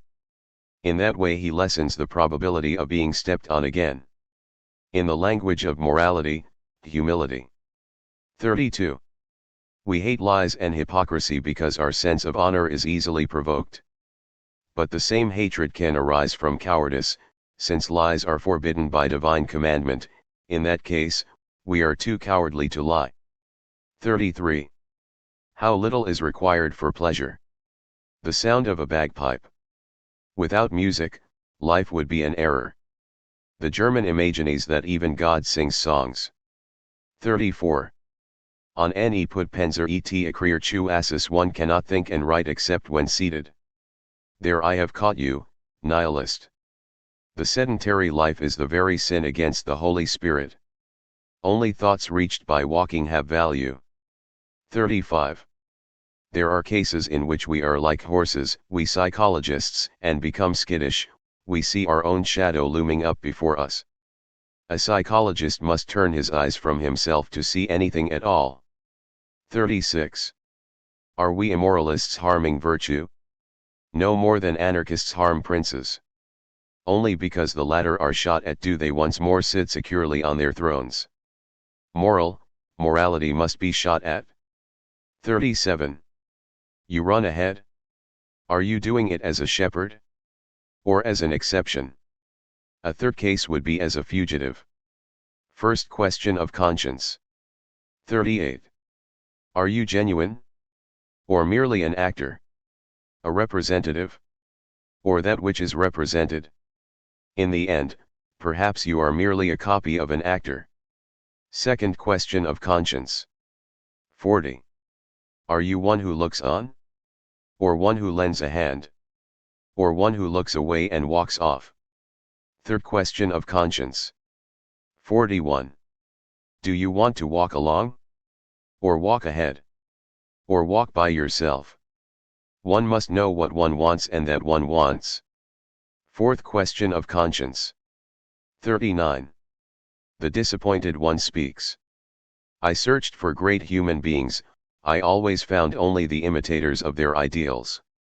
42. Those were steps for me, and I have climbed up over them, to that end I had to pass over them. Yet they thought that I wanted to retire on them. 43. What does it matter if I am right? I am much too right. And he who laughs best today will also laugh last. 44. The formula of my happiness, a yes, a no, a straight line, a goal. The problem of Socrates. 1. About life, the wisest men of all ages have come to the same conclusion: it is no good. Always and everywhere one has heard the same sound from their mouths, a sound full of doubt, full of melancholy, full of weariness of life, full of resistance to life. Even Socrates said, as he died, to live that means to be sick a long time. I owe Asclepius the Savior a rooster. Even Socrates was tired of life. What does that prove? What does it demonstrate? At one time, one would have said, at least something must be true here. The consensus of the sages must show us the truth. Shall we still talk like that today? May we? At least something must be sick here, we retort. These wisest men of all ages, they should first be scrutinized closely. Were they all perhaps shaky on their legs? Tottery? Decadent? Late? Could it be that wisdom appears on earth as a raven, attracted by a little whiff of carrion? 2.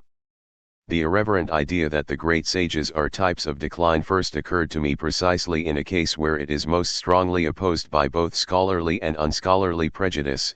I realized that Socrates and Plato were symptoms of degeneration, tools of the Greek dissolution, pseudo-Greek, anti-Greek.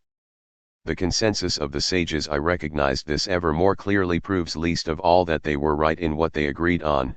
It shows rather that they themselves, these wisest men, shared some physiological attribute, and because of this adopted the same negative attitude to life, had to adopt it. Judgments of value about life, for it or against it, can in the end never be true. They have value only as symptoms, they are worthy of consideration only as symptoms. In themselves such judgments are meaningless. One must stretch out one's hands and attempt to grasp this amazing subtlety, that the value of life cannot be estimated. Not by the living, for they are an interested party, even a bone of contention, and not impartial judges, not by the dead, for a different reason. For a philosopher to object to putting a value on life is an objection others make against him, a question mark concerning his wisdom, an unwisdom. Indeed, all these great wise men, they were not only decadents but not wise at all. But let us return to the problem of Socrates. 3. By birth, Socrates belonged to the lowest class. Socrates was plebeian. We are told, and can see in sculptures of him, how ugly he was. But ugliness, in itself an objection, is among the Greeks almost a refutation. Was Socrates a Greek at all? Ugliness is often enough the expression of a development that has been crossed, thwarted in some way.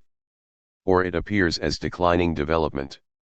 The anthropological criminologists tell us that the typical criminal is ugly, monstrum in front, monstrum in animo, monstrous in appearance, monstrous in spirit. But the criminal is a decadent. Was Socrates a typical criminal? At least that would be consistent with the famous judgment of the physiognomist that so offended the friends of Socrates. This foreigner told Socrates to his face that he was a monstrum, that he harbored in himself all the worst vices and appetites. And Socrates merely answered, "You know me, sir." 4. Socrates' decadence is suggested not only by the admitted wantonness and anarchy of his instincts, but also by the overdevelopment of his logical ability and his characteristic thwarted sarcasm.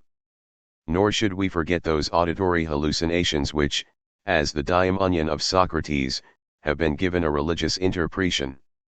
Everything about Socrates is exaggerated, buffo, a caricature. Everything is at the same time concealed, ulterior, underground.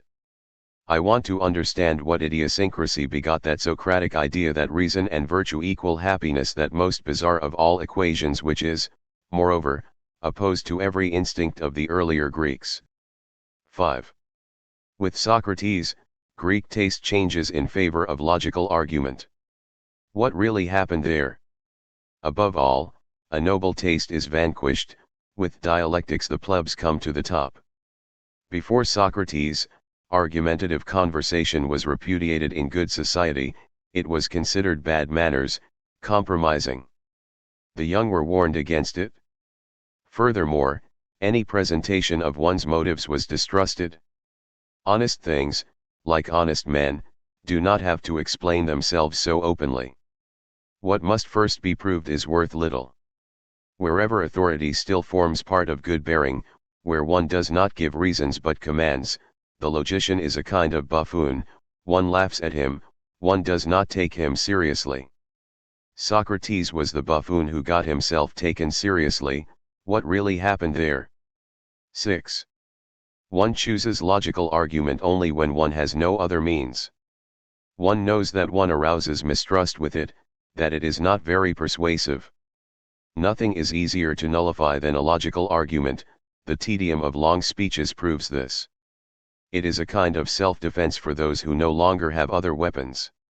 Unless one has to insist on what is already one's right, there is no use for it. The Jews were argumentative for that reason, Reynard the Fox also, and Socrates too. 7. Is the irony of Socrates an expression of revolt? Of plebeian ressentiment? Does he, as one oppressed, enjoy his own ferocity in the knife thrusts of his argument? Does he avenge himself on the noble audience he fascinates? As a dialectician, he holds a merciless tool in his hand, he can become a tyrant by means of it, he compromises those he conquers. The dialectician leaves it to his opponent to prove that he is not an idiot, he enrages and neutralizes his opponent at the same time. The dialectician renders the intellect of his opponent powerless. Indeed, in Socrates, is dialectic only a form of revenge? 8. I have explained how it was that Socrates could repel, it is therefore all the more necessary to explain how he could fascinate. That he discovered a new kind of contest, that he became its first fencing master for the noble circles of Athens, is one point. He fascinated by appealing to the competitive impulse of the Greeks. He introduced a variation into the wrestling match between young men and youths. Socrates was a great erotic. 9. But Socrates guessed even more. He saw through the noble Athenians, he saw that his own case, his idiosyncrasy, was no longer exceptional. The same kind of degeneration was quietly developing everywhere, old Athens was coming to an end. And Socrates understood that the world needed him, his method, his cure, his personal artifice of self-preservation. Everywhere the instincts were in anarchy, everywhere one was within sight of excess, monstrum in animo was the common danger. The impulses want to play the tyrant, one must invent a counter-tyrant who is stronger. After the physiognomist had revealed to Socrates who he was, a cave of bad appetites, the great master of irony let slip another clue to his character. This is true, he said, but I mastered them all. How did Socrates become master over himself? His case was, at bottom, merely the extreme case, only the most striking instance of what was then beginning to be an epidemic.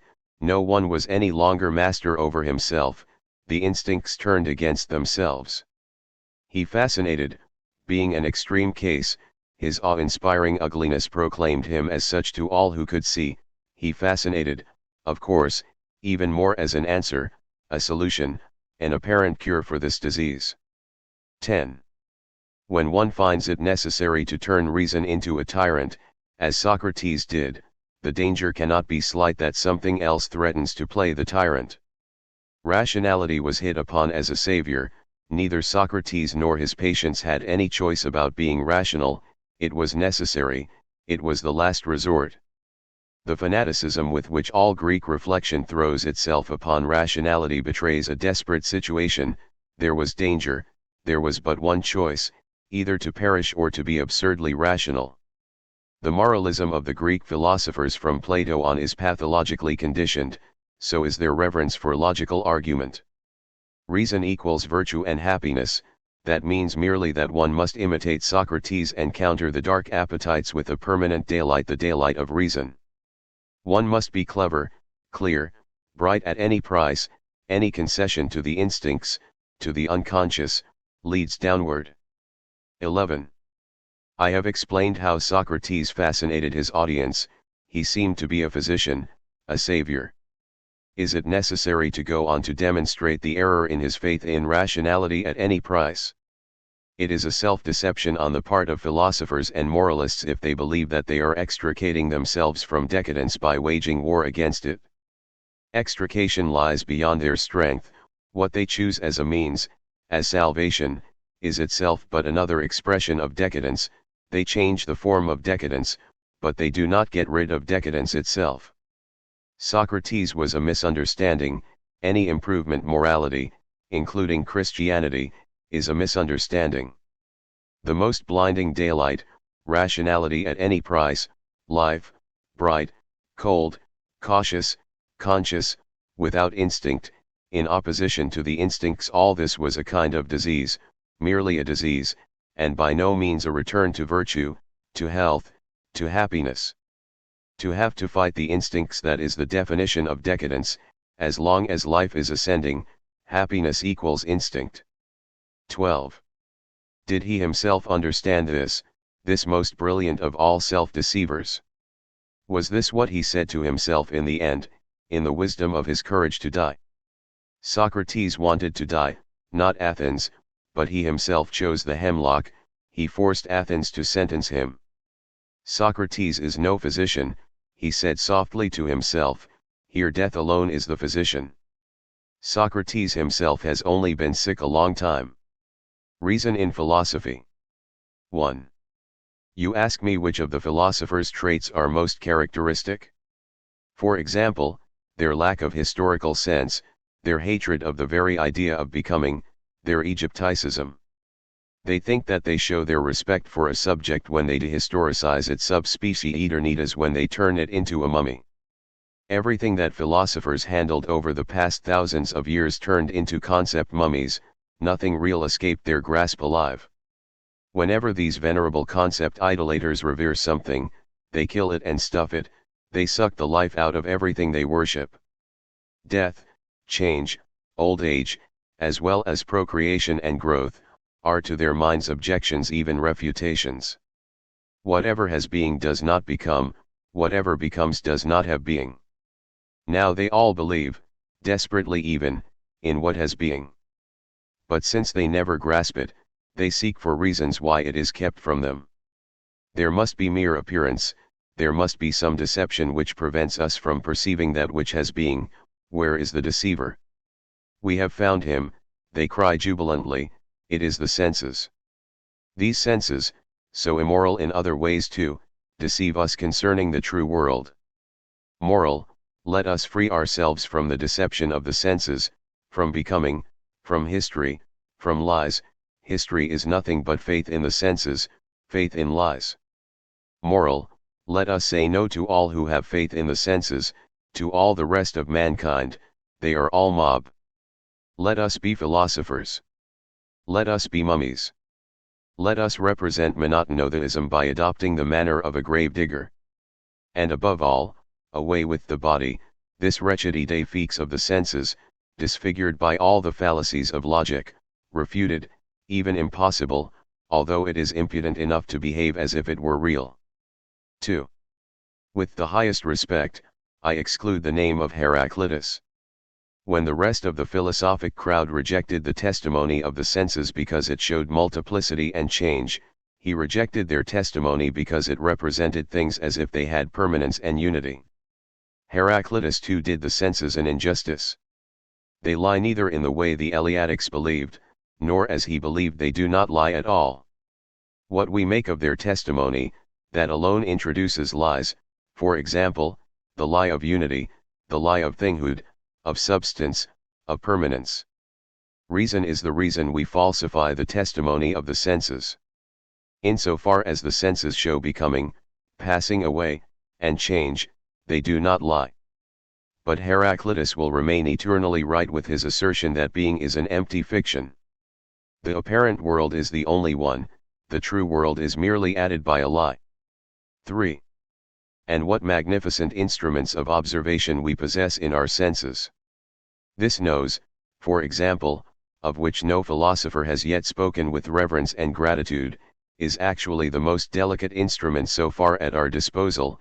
It is able to detect tiny chemical concentrations that even elude a spectroscope. Today we possess science precisely to the extent to which we have decided to accept the testimony of the senses, to the extent to which we sharpen them further, arm them, and have learned to think them through. The rest is miscarriage and not yet science. In other words, metaphysics, theology, psychology, epistemology, or formal science, a doctrine of signs, such as logic and that applied logic which is called mathematics. In them reality is not encountered at all, not even as a problem, no more than the question of the value of such a sign convention as logic. 4. The other characteristic of philosophers is no less dangerous. it consists in confusing the last and the first. They place that which comes at the end unfortunately. For it ought not to come at all. Namely, the highest concepts, which means the most general, the emptiest concepts, the last smoke of evaporating reality in the beginning, as the beginning. This again is nothing but their way of showing reverence. The higher may not grow out of the lower, may not have grown at all. Moral, whatever is of the first rank must be kausasui. Origin out of something else is considered an objection, a questioning of value. All the highest values are of the first rank, all the highest concepts, that which has being, the unconditional, the good, the true, the perfect, all these cannot have become and must therefore be causes. All these, moreover, cannot be unlike each other or in contradiction to each other. Thus they arrive at their stupendous concept, God. That which is last, thinnest, and emptiest is put first, as the cause, as ens realissimum. Why did humanity have to take seriously the brain afflictions of these sick web spinners? We have paid dearly for it. 5. At long last, let us contrast the very different manner in which we conceive the problem of error and appearance. In the past, alteration, change, any becoming at all, were taken as proof of mere appearance, as an indication that there must be something which led us astray. Today, in contrast, precisely insofar as the prejudice of reason forces us to posit unity, identity, permanence, substance, cause, thinghood, being, we see ourselves somehow caught in error, compelled into error, so certain are we, on the basis of rigorous examination, that this is where the error lies. It is no different in this case than with the movement of the sun. There our eye is the constant advocate of error, here it is our language. In its origin language belongs to the age of the most rudimentary psychology. We enter a realm of crude fetishism when we summon before consciousness the basic presuppositions of the metaphysics of language, in plain talk, the presuppositions of reason. Everywhere reason sees a doer and doing, it believes in will as the cause, it believes in the ego as being, in the ego as substance, and it projects this faith in the ego substance upon all things. Only thereby does it first create the concept of thing. Everywhere being is projected by thought, pushed underneath, as the cause, the concept of being follows, and is a derivative of, the concept of ego. In the beginning there is that great calamity of an error, that the will is something which is effective, that will is a capacity. Today we know that it is only a word. Very much later, in a world which was in 1,000 ways more enlightened, philosophers, to their great surprise, became aware of the sureness, the subjective certainty, in our handling of the categories of reason.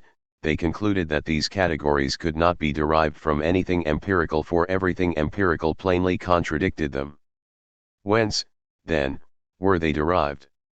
And in India, as in Greece, the same mistake was made. We must once have been at home in a higher world, we must have been divine, because we have reason. Indeed, nothing has yet possessed a more naive power of persuasion than the error concerning being, as it has been formulated by the Eleatics, for example. After all, every word and every sentence we say speak in its favor. Even the opponents of the Eleatics still succumb to the seduction of their concept of being, Democritus, among others, when he invented his atom. Reason in language, oh, what an old deceptive female she is. I am afraid we are not rid of God because we still have faith in grammar. 6. It will be appreciated if I condense so essential and so new an insight into 4 theses. In that way I facilitate comprehension, in that way I provoke contradiction. First proposition. The reasons for which this world has been characterized as apparent are the very reasons which indicate its reality. Any other kind of reality is absolutely indemonstrable. Second proposition. The criteria which have been bestowed on the true being of things are the criteria of not being, of naught. The true world has been constructed out of contradiction to the actual world, indeed an apparent world, insofar as it is merely a moral optical illusion. Third proposition. To invent fables about a world other than this one has no meaning at all, unless an instinct of slander, detraction, and suspicion against life has gained the upper hand in us. In that case, we avenge ourselves against life with a phantasmagoria of another, a better life. Fourth proposition. Any distinction between a true and an apparent world, whether in the Christian manner or in the manner of Kant, is only a suggestion of decadence, a symptom of the decline of life. That the artist esteems appearance higher than reality is no objection to this proposition. For appearance in this case means reality once more, only by way of selection, reinforcement, and correction. The tragic artist is no pessimist, he is precisely the one who says yes to everything questionable, even to the terrible. He is Dionysian. How the true world finally became a fable. The history of an error. 1. The true world attainable for the sage, the pious, the virtuous man, he lives in it, he is it. 2. The true world unattainable for now, but promised for the sage, the pious, the virtuous man. 3. The true world unattainable, indemonstrable, unpromisable, but the very thought of it a consolation, an obligation, an imperative. 4. The true world unattainable? At any rate, unattained. And being unattained, also unknown. Consequently, not consoling, redeeming, or obligating. How could something unknown obligate us? 5. The true world, an idea which is no longer good for anything, not even obligating, an idea which has become useless and superfluous, consequently, a refuted idea. Let us abolish it. 6. The true world we have abolished. What world has remained? The apparent one, perhaps? But no. With the true world we have also abolished the apparent one. Morality as anti-nature. 1. All passions have a phase when they are merely disastrous, when they drag down their victim with the weight of stupidity, and a later, very much later phase when they wed the spirit, when they spiritualize themselves. Formerly, in view of the element of stupidity in passion, war was declared on passion itself, its destruction was plotted. All the old moral monsters are agreed on this, il faut tuer les passions. The most famous formula for this is to be found in the New Testament, in that Sermon on the Mount, where, incidentally, things are by no means looked at from a height. There it is said, for example, with particular reference to sexuality, if thy eye offend thee, pluck it out. Fortunately, no Christian acts in accordance with this precept. Destroying the passions and cravings, merely as a preventive measure against their stupidity and the unpleasant consequences of this stupidity today, this itself strikes us as merely another acute form of stupidity. We no longer admire dentists who pluck out teeth so that they will not hurt any more. To be fair, it should be admitted, however, that on the ground out of which Christianity grew, the concept of the spiritualization of passion could never have been formed. After all, the first church, as is well known, fought against the intelligent in favor of the poor in spirit. How could one expect from it an intelligent war against passion? The church fights passion with excision in every sense. Its practice, its cure, is castratism. It never asks, how can one spiritualize, beautify, deify a craving? It has at all times laid the stress of discipline on extirpation. But an attack on the roots of passion means an attack on the roots of life. The practice of the church is hostile to life. 2. The same means in the fight against a craving castration.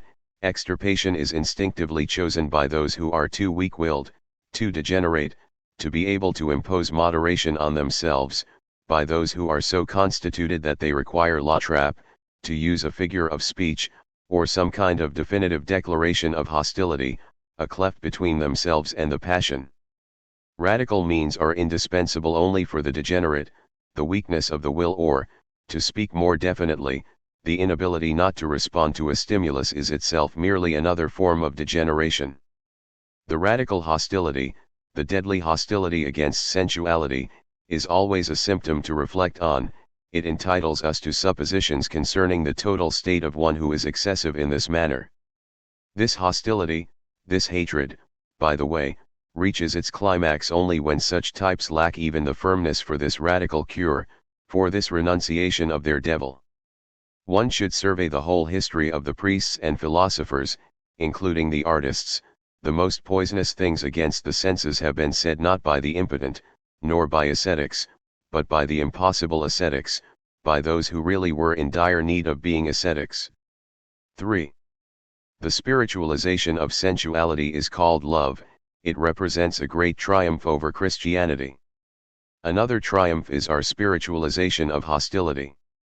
It consists in a profound appreciation of the value of having enemies.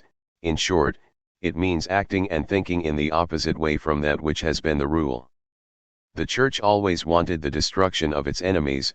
We immoralists and anti-Christians, find our advantage in this, that the Church exists. In the political realm too, hostility has now become more spiritual, much more sensible, much more thoughtful, much more considerate. Almost every party understands how it is in the interest of its own self-preservation that the opposition should not lose all strength. The same is true of power politics. A new creation, in particular the new Reich, for example, needs enemies more than friends. In opposition alone does it feel itself necessary, in opposition alone does it become necessary. Our attitude to the internal enemy is no different. Here too we have spiritualized hostility. Here too we have come to appreciate its value. The price of fruitfulness is to be rich in internal opposition. One remains young only as long as the soul does not stretch itself and desire peace. Nothing has become more alien to us than that desideratum of former times, peace of soul, the Christian desideratum. There is nothing we envy less than the moralistic cow and the fat happiness of the good conscience. One has renounced the great life when one renounces war. In many cases, to be sure, peace of soul is merely a misunderstanding something else, which lacks only a more honest name. Without further ado or prejudice, a few examples. Peace of soul can be, for one, the gentle radiation of a rich animality into the moral sphere. Or the beginning of weariness, the first shadow of evening, of any kind of evening. Or a sign that the air is humid, that south winds are approaching. Or unrecognized gratitude for a good digestion. Or the attainment of calm by a convalescent who feels a new relish in all things and waits.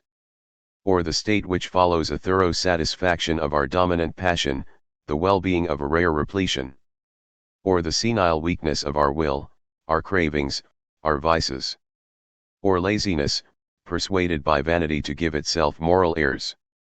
Or the emergence of certainty, even a dreadful certainty, after long tension and torture by uncertainty.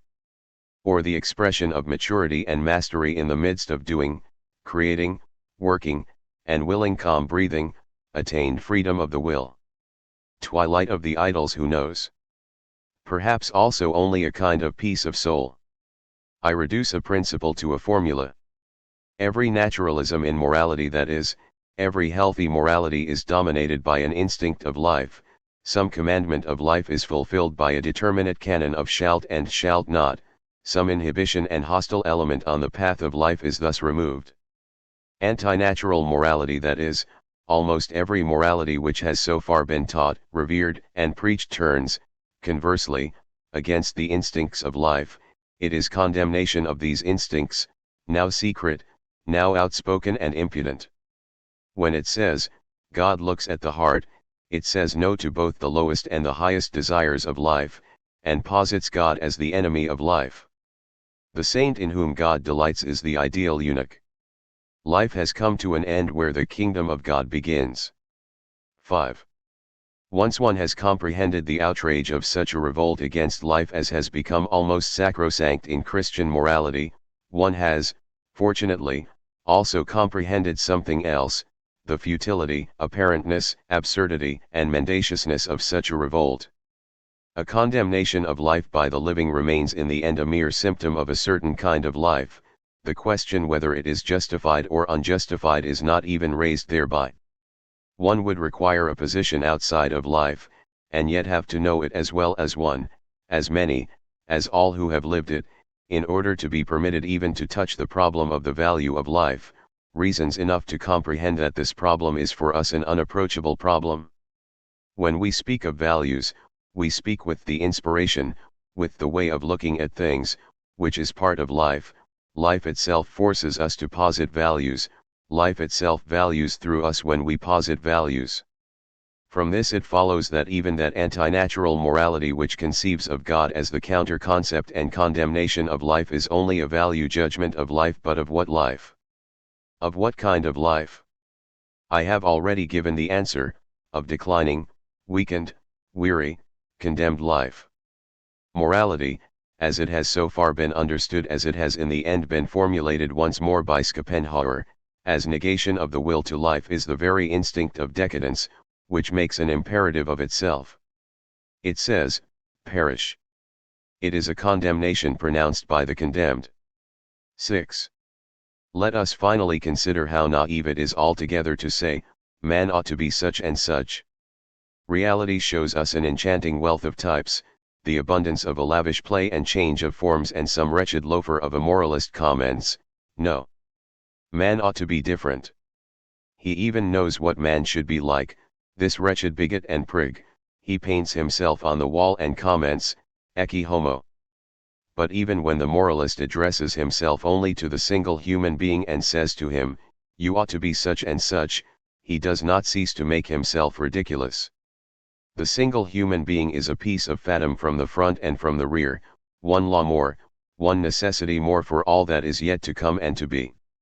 To say to him, change yourself, is to demand that everything be changed, even retroactively. And indeed there have been consistent moralists who wanted man to be different, that is, virtuous. They wanted him remade in their own image, as a prig. To that end, they negated the world. No small madness. No modest kind of immodesty. Morality, insofar as it condemns for its own sake, and not out of regard for the concerns, considerations, and contrivances of life, is a specific error with which one ought to have no pity, an idiosyncrasy of degenerates which has caused immeasurable harm. We others, we immoralists, have, conversely, made room in our hearts for every kind of understanding, comprehending, and approving. We do not easily negate, we make it a point of honor to be affirmers. More and more, our eyes have opened to that economy which needs and knows how to utilize everything, that the holy witlessness of the priest, the diseased reason in the priest, rejects that economy in the law of life which finds an advantage even in the disgusting species of the prigs, the priests, the virtuous. What advantage? But we ourselves, we immoralists, are the answer. The four great errors. 1. The error of confusing cause and effect. There is no more insidious error than mistaking the effect for the cause. I call it the real corruption of reason. Yet this error is one of the most unchanging habits of mankind. We even worship it under the name of religion or morality. Every single principle from religion or morality contains it. Priests and moral legislators are the originators of this corruption of reason. Here is an example. Everybody knows Cornero's famous book in which he recommends a meager diet for a long and happy life, a virtuous life. 2. Few books have been read so widely. Even now thousands of copies are sold in England every year. I do not doubt that scarcely any book has done as much harm, has shortened as many lives, as this well-intentioned oddity. Why? Because Cornero mistakes the effect for the cause. The worthy Italian thought his diet was the cause of his long life, whereas the precondition for a long life, the extraordinary slowness of his metabolism, was the cause of his slender diet. He was not free to eat little or much. His frugality was not a matter of free will. He made himself sick when he ate more. But whoever has a rapid metabolism not only does well to eat properly, but needs to. A scholar in our time, with his rapid consumption of nervous energy, would simply destroy himself on Cornero's diet. Creed expert to believe me, I've tried. 2. The most general formula on which every religion and morality is founded is, do this and that, refrain from this and that, and then you will be happy. And if you don't, every morality, every religion, is based on this imperative. I call it the original sin of reason, the immortal unreason. In my mouth, this formula is changed into its opposite, the first example of my revaluation of all values. An admirable human being, a happy one, instinctively must perform certain actions and avoid other actions. He carries these impulses in his body, and they determine his relations with the world and other human beings. In a formula, his virtue is the effect of his happiness. A long life, many descendants. These are not the rewards of virtue. Instead, virtue itself is that slowing down of the metabolism which leads, among other things, to a long life, many descendants, in short, to Cornero's virtue. Religion and morality say, a people or a society are destroyed by license and luxury. My revalued reason says, when a people degenerates physiologically, when it approaches destruction, then the result is license and luxury. This young man easily turns pale and faints. His friends say, that is because of this or that disease. I say, he became diseased, he could not resist the disease, because of his pre-existing impoverished life or hereditary exhaustion. The newspaper reader says, this party destroys itself by making such a mistake. My higher politics says, a party that makes such a mistake has already reached its end, it has lost its sureness of instinct. Every mistake is the result of a degeneration of instinct, a disintegration of the will. One could almost equate what is bad with whatever is a mistake. All that is good is instinctive and hence easy, necessary, uninhibited. Effort is a failing, the god is typically different from the hero. 3. The error of a false causality. Humans have always believed that they knew what a cause was, but how did we get this knowledge, or more precisely, our faith that we had this knowledge? From the realm of the famous inner facts, of which not a single one has so far turned out to be true.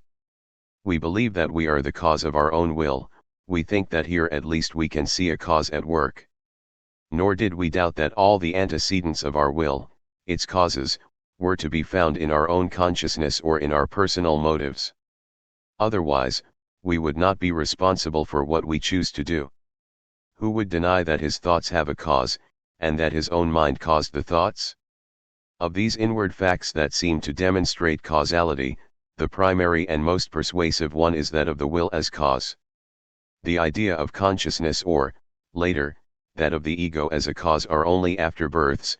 First, the causality of the will was firmly accepted as proved, as a fact, and these other concepts followed from it.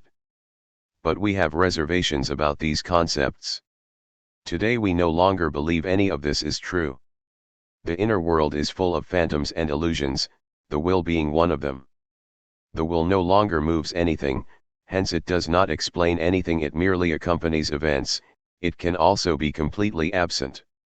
The so-called motives, another error.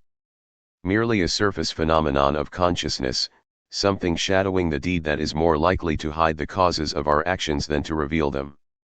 And as for the ego, that has become a fable, a fiction, a play on words. It has altogether ceased to think, feel, or will. What follows from this? There are no mental causes at all. The whole of the allegedly empirical evidence for mental causes has gone out the window. That is what follows. And what a nice delusion we had perpetrated with this empirical evidence. We interpreted the real world as a world of causes, a world of wills, a world of spirits. The most ancient and enduring psychology was at work here. It simply interpreted everything that happened in the world as an act, as the effect of a will. The world was inhabited with a multiplicity of wills, an agent was slipped under the surface of events. It was out of himself that man projected his three most unquestioned inner facts: the will, the spirit, the ego. He even took the concept of being from the concept of the ego. He interpreted things as being in accordance with his concept of the ego as a cause. Small wonder that later he always found in things what he had already put into them. The thing itself, the concept of thing, is a mere extension of the faith in the ego as cause. And even your atom, my dear materialists and physicists, how much error, how much rudimentary psychology still resides in your atom. Not to mention the thing in itself, the horrendum pudendum of metaphysicians. The spirit as cause mistaken for reality. And made the very measure of reality.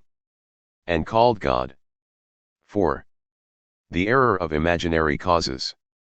To begin with dreams, a cause is slipped after the fact under a particular sensation. Often a whole little novel is fabricated in which the dreamer appears as the protagonist who experiences the stimulus. The sensation endures meanwhile as a kind of resonance.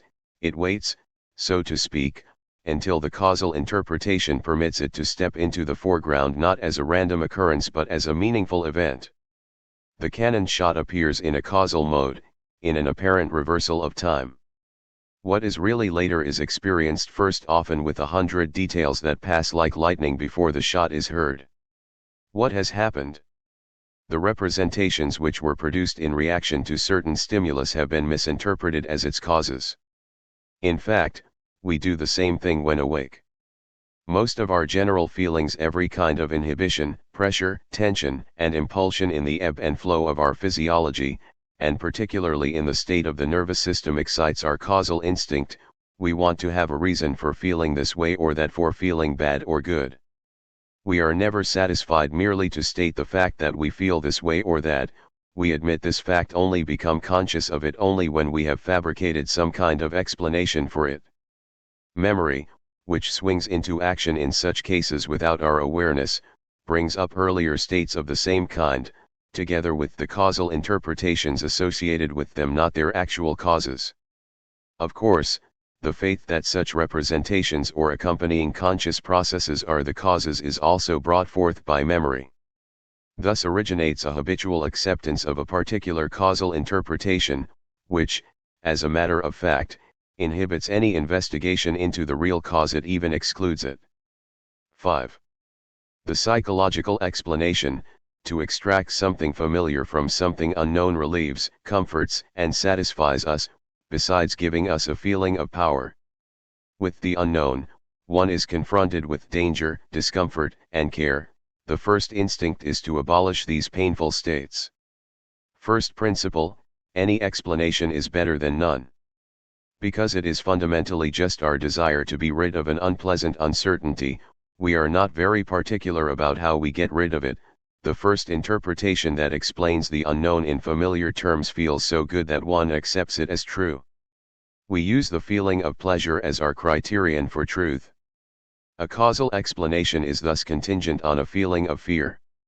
The why shall, if at all possible, result not in identifying the cause for its own sake, but in identifying a cause that is comforting, liberating, and relieving. A second consequence of this need is that we identify as a cause something already familiar or experienced, something already inscribed in memory. Whatever is novel or strange or never before experienced is excluded.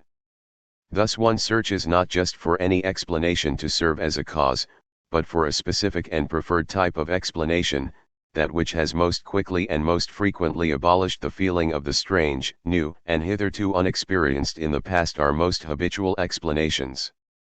Result: one type of causal explanation predominates more and more, is concentrated into a system, and finally emerges as dominant, that is, as simply precluding other causes and explanations. The banker immediately thinks of business, the Christian of sin, and the girl of her love. 6. The whole realm of morality and religion belongs in this category of imaginary causes or explanations for disagreeable feelings. These feelings are produced by beings that are hostile to us. They are aroused by unacceptable acts.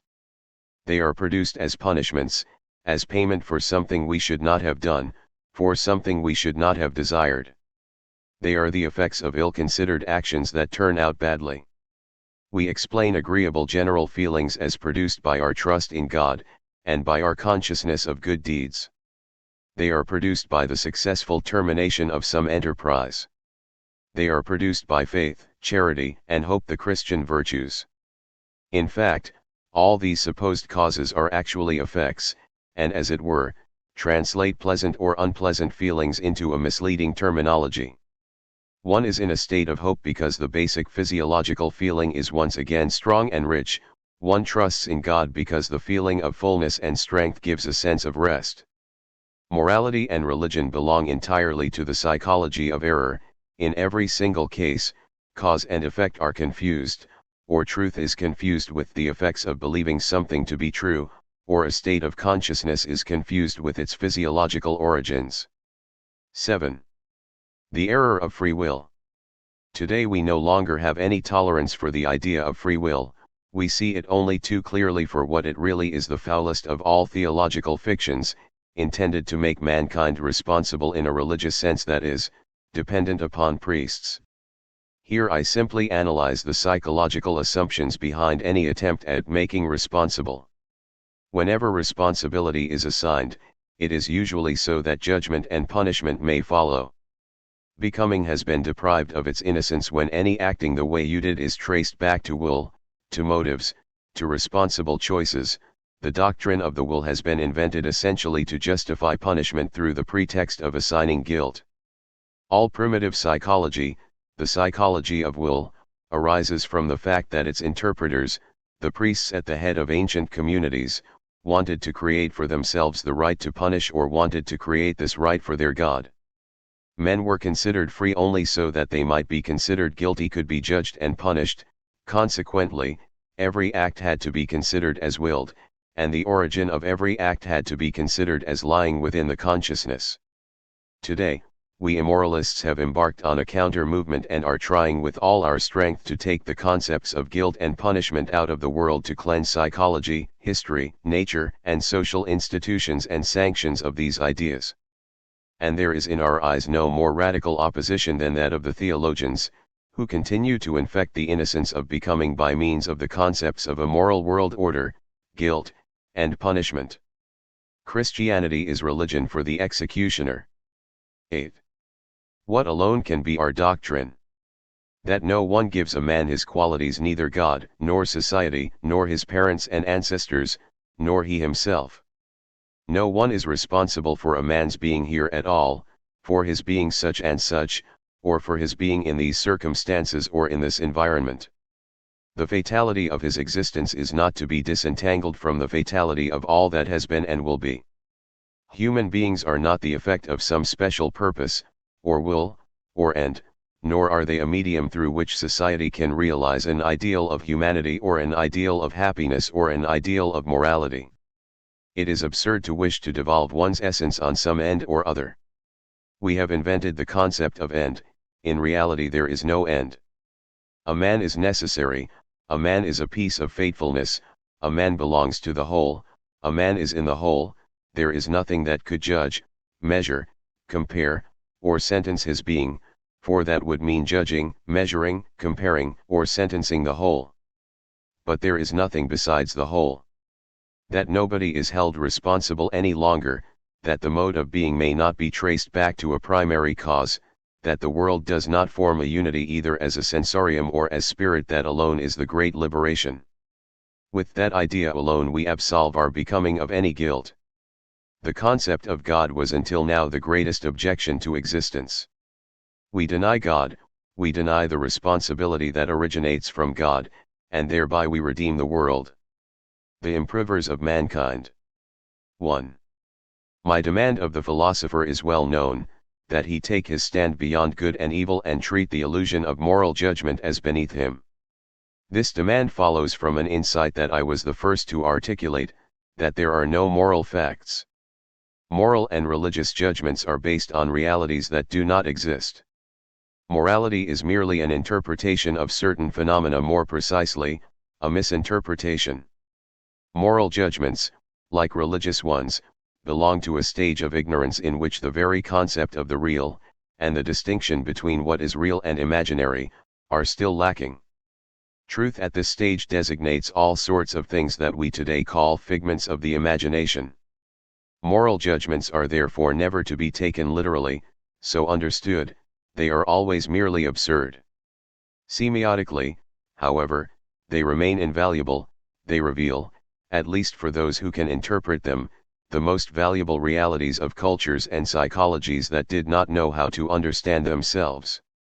Morality is only a language of signs, a group of symptoms. One must know how to interpret them correctly to be able to profit from them. 2.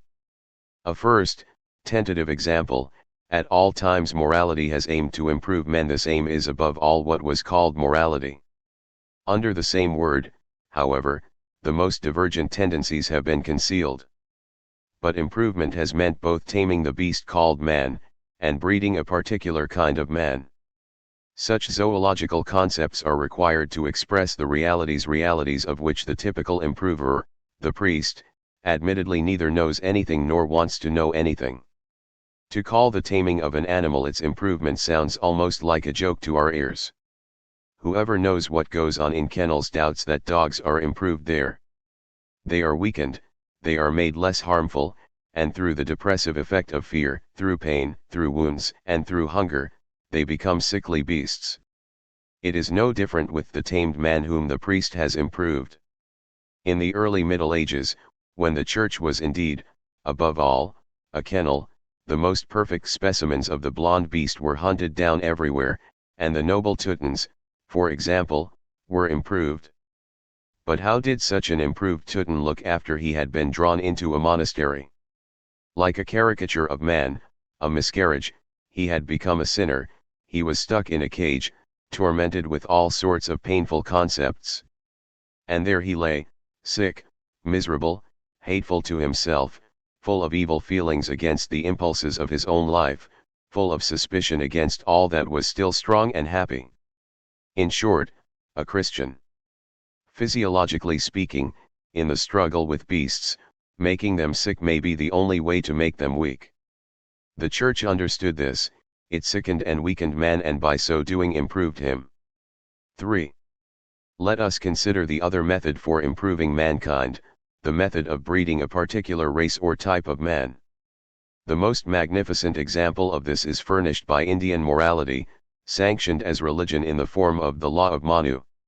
Here the objective is to breed no less than 4 races within the same society, one priestly, one warlike, one for trade and agriculture, and finally a race of servants, the Sudras. Obviously, we are no longer dealing with animal tamers. A man that is 100 times milder and more reasonable is the only one who could even conceive such a plan of breeding. One breathes a sigh of relief at leaving the Christian atmosphere of disease and dungeons for this healthier, higher, and wider world. How wretched is the New Testament compared to Manu, how foul it smells. Yet this method also found it necessary to be terrible not in the struggle against beasts, but against their equivalent the ill-bred man, the mongrel man, the Chandala. And again the breeder had no other means to fight against this large group of mongrel men than by making them sick and weak. Perhaps there is nothing that goes against our feelings more than these protective measures of Indian morality. The Third Edict, for example, on impure vegetables, ordains that the only nourishment permitted to the Chandala shall be garlic and onions, seeing that the Holy Scripture prohibits giving them grain, fruit with grains, water, or fire. The same edict orders that the water they drink may not be taken from rivers or wells, nor from ponds, but only from the approaches to swamps and from holes made by the footsteps of animals. They are also prohibited from washing their laundry and from washing themselves, since the water they are conceded as an act of grace may be used only to quench thirst. Finally, Sudra women are prohibited from assisting Chandala women in childbirth, just as Chandala women are prohibited from midwifing to each other. The success of such sanitary police measures was inevitable: murderous epidemics, ghastly venereal diseases, and thereupon again the law of the knife, ordaining circumcision for male children and the removal of the internal labia for female children. Manu himself says, the Chandalas are the fruit of adultery, incest, and rape. For clothing they shall have only rags from corpses, for dishes, broken pots, for adornment, old iron, for divine services, only evil spirits. They shall wander without rest from place to place.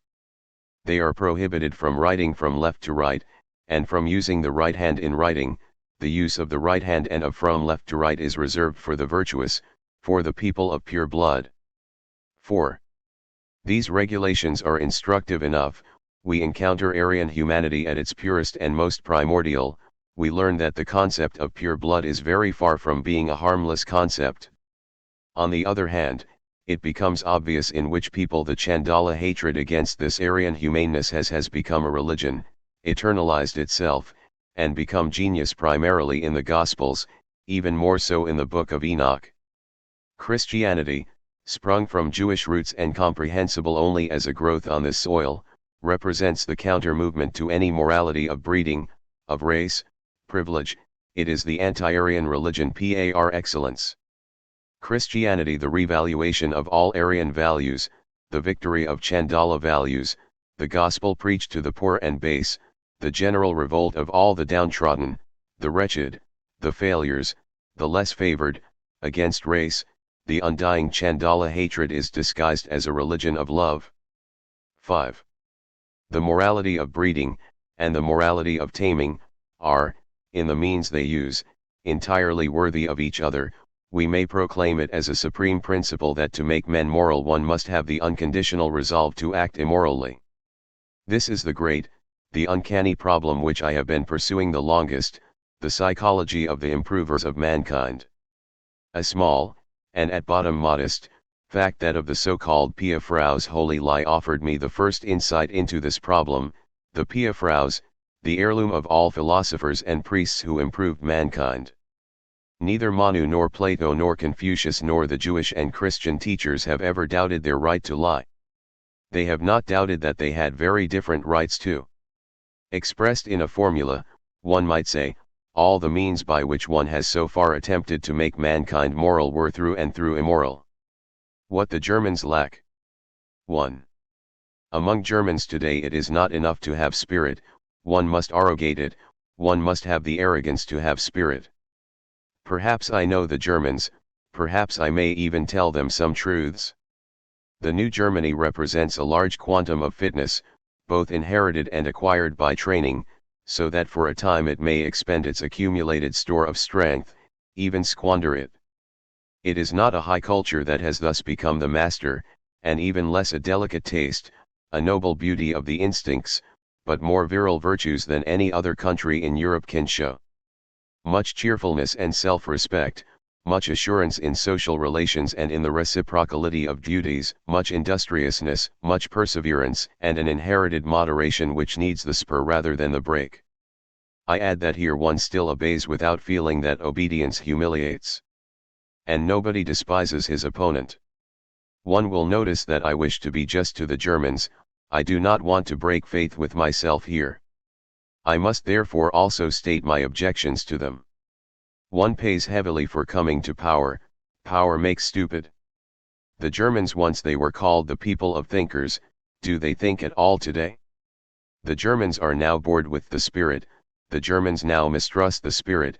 Politics swallows up all serious concern for really spiritual matters. Deutschland über alles. I fear that was the end of German philosophy. Are there any German philosophers? Are there German poets? Are there good German books? They ask me abroad. I blush, but with the courage which I maintain even in desperate situations I reply, well, Bismarck. Would it be permissible for me to confess what books are read today? Accursed instinct of mediocrity. 2. What the German spirit might be who has not had his melancholy ideas about that? But this people has deliberately made itself stupid. For nearly a millennium, nowhere have the two great European narcotics, alcohol and Christianity, been abused more dissolutely. Recently even a third has been added, one that alone would be sufficient to dispatch all fine and bold fixability of the spirit music, our constipating German music. How much disgruntled heaviness, lameness, dampness, dressing gown, how much beer there is in the German intelligence. How is it at all possible that young men who dedicate their lives to the most spiritual goals do not feel the first instinct of spirituality, the spirit's instinct of self-preservation, and drink beer? The alcoholism of young scholars is perhaps no question mark concerning their scholarliness. Without spirit one can still be a great scholar, but in every other respect it remains a problem. Where would one not find the gentle degeneration which beer produces in the spirit? Once, in a case that has almost become famous, I put my finger on such a degeneration, the degeneration of our number one German free spirit, the clever David Strauss, into the author of a beer bench gospel and new faith. It was not for nothing that he had made his vow to the fair brunette dark beer in verse, loyalty unto death. 3. I was speaking of the German spirit. It is becoming cruder, it is becoming shallower. Is that enough? At bottom, it is something quite different that alarms me, how German seriousness, German depth, German passion in spiritual matters are declining more and more. The verve has changed, not just the intellectuality.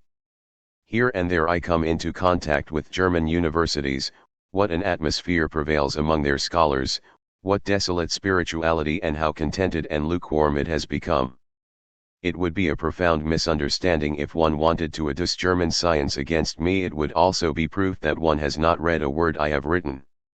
For 17 years I have never tired of calling attention to the despiritualizing influence of our current science industry. The hard Hellenism to which the tremendous range of the sciences condemns every scholar today is a main reason why those with a fuller, richer, profounder disposition no longer find a congenial education and congenial educators. There is nothing of which our culture suffers more than of the superabundance of pretentious jobbers and fragments of humanity. Our universities are, against their will, the real hothouses for this kind of withering of the instincts of the spirit. And the whole of Europe already has some idea of this. Power politics deceives nobody. Germany is considered more and more as Europe's flatland. I am still looking for a German with whom I might be able to be serious in my own way, and how much more for one with whom I might be cheerful. Twilight of the idols, who today would comprehend from what seriousness a philosopher seeks recreation here. Our cheerfulness is what is most incomprehensible about us. 4. Even a rapid estimate shows that it is not only obvious that German culture is declining, but that there is sufficient reason for that. In the end, no one can spend more than he has. That is true of an individual, it is true of a people. If one spends oneself for power politics, for economics, world trade, parliamentarianism, and military interests, if one spends in the direction the quantum of understanding, seriousness, will, and self-overcoming which one represents, then it will be lacking for the other direction. Culture and the state, one should not deceive oneself about this, are antagonists. Kulturstaat is merely a modern idea. One lives off the other, one thrives at the expense of the other.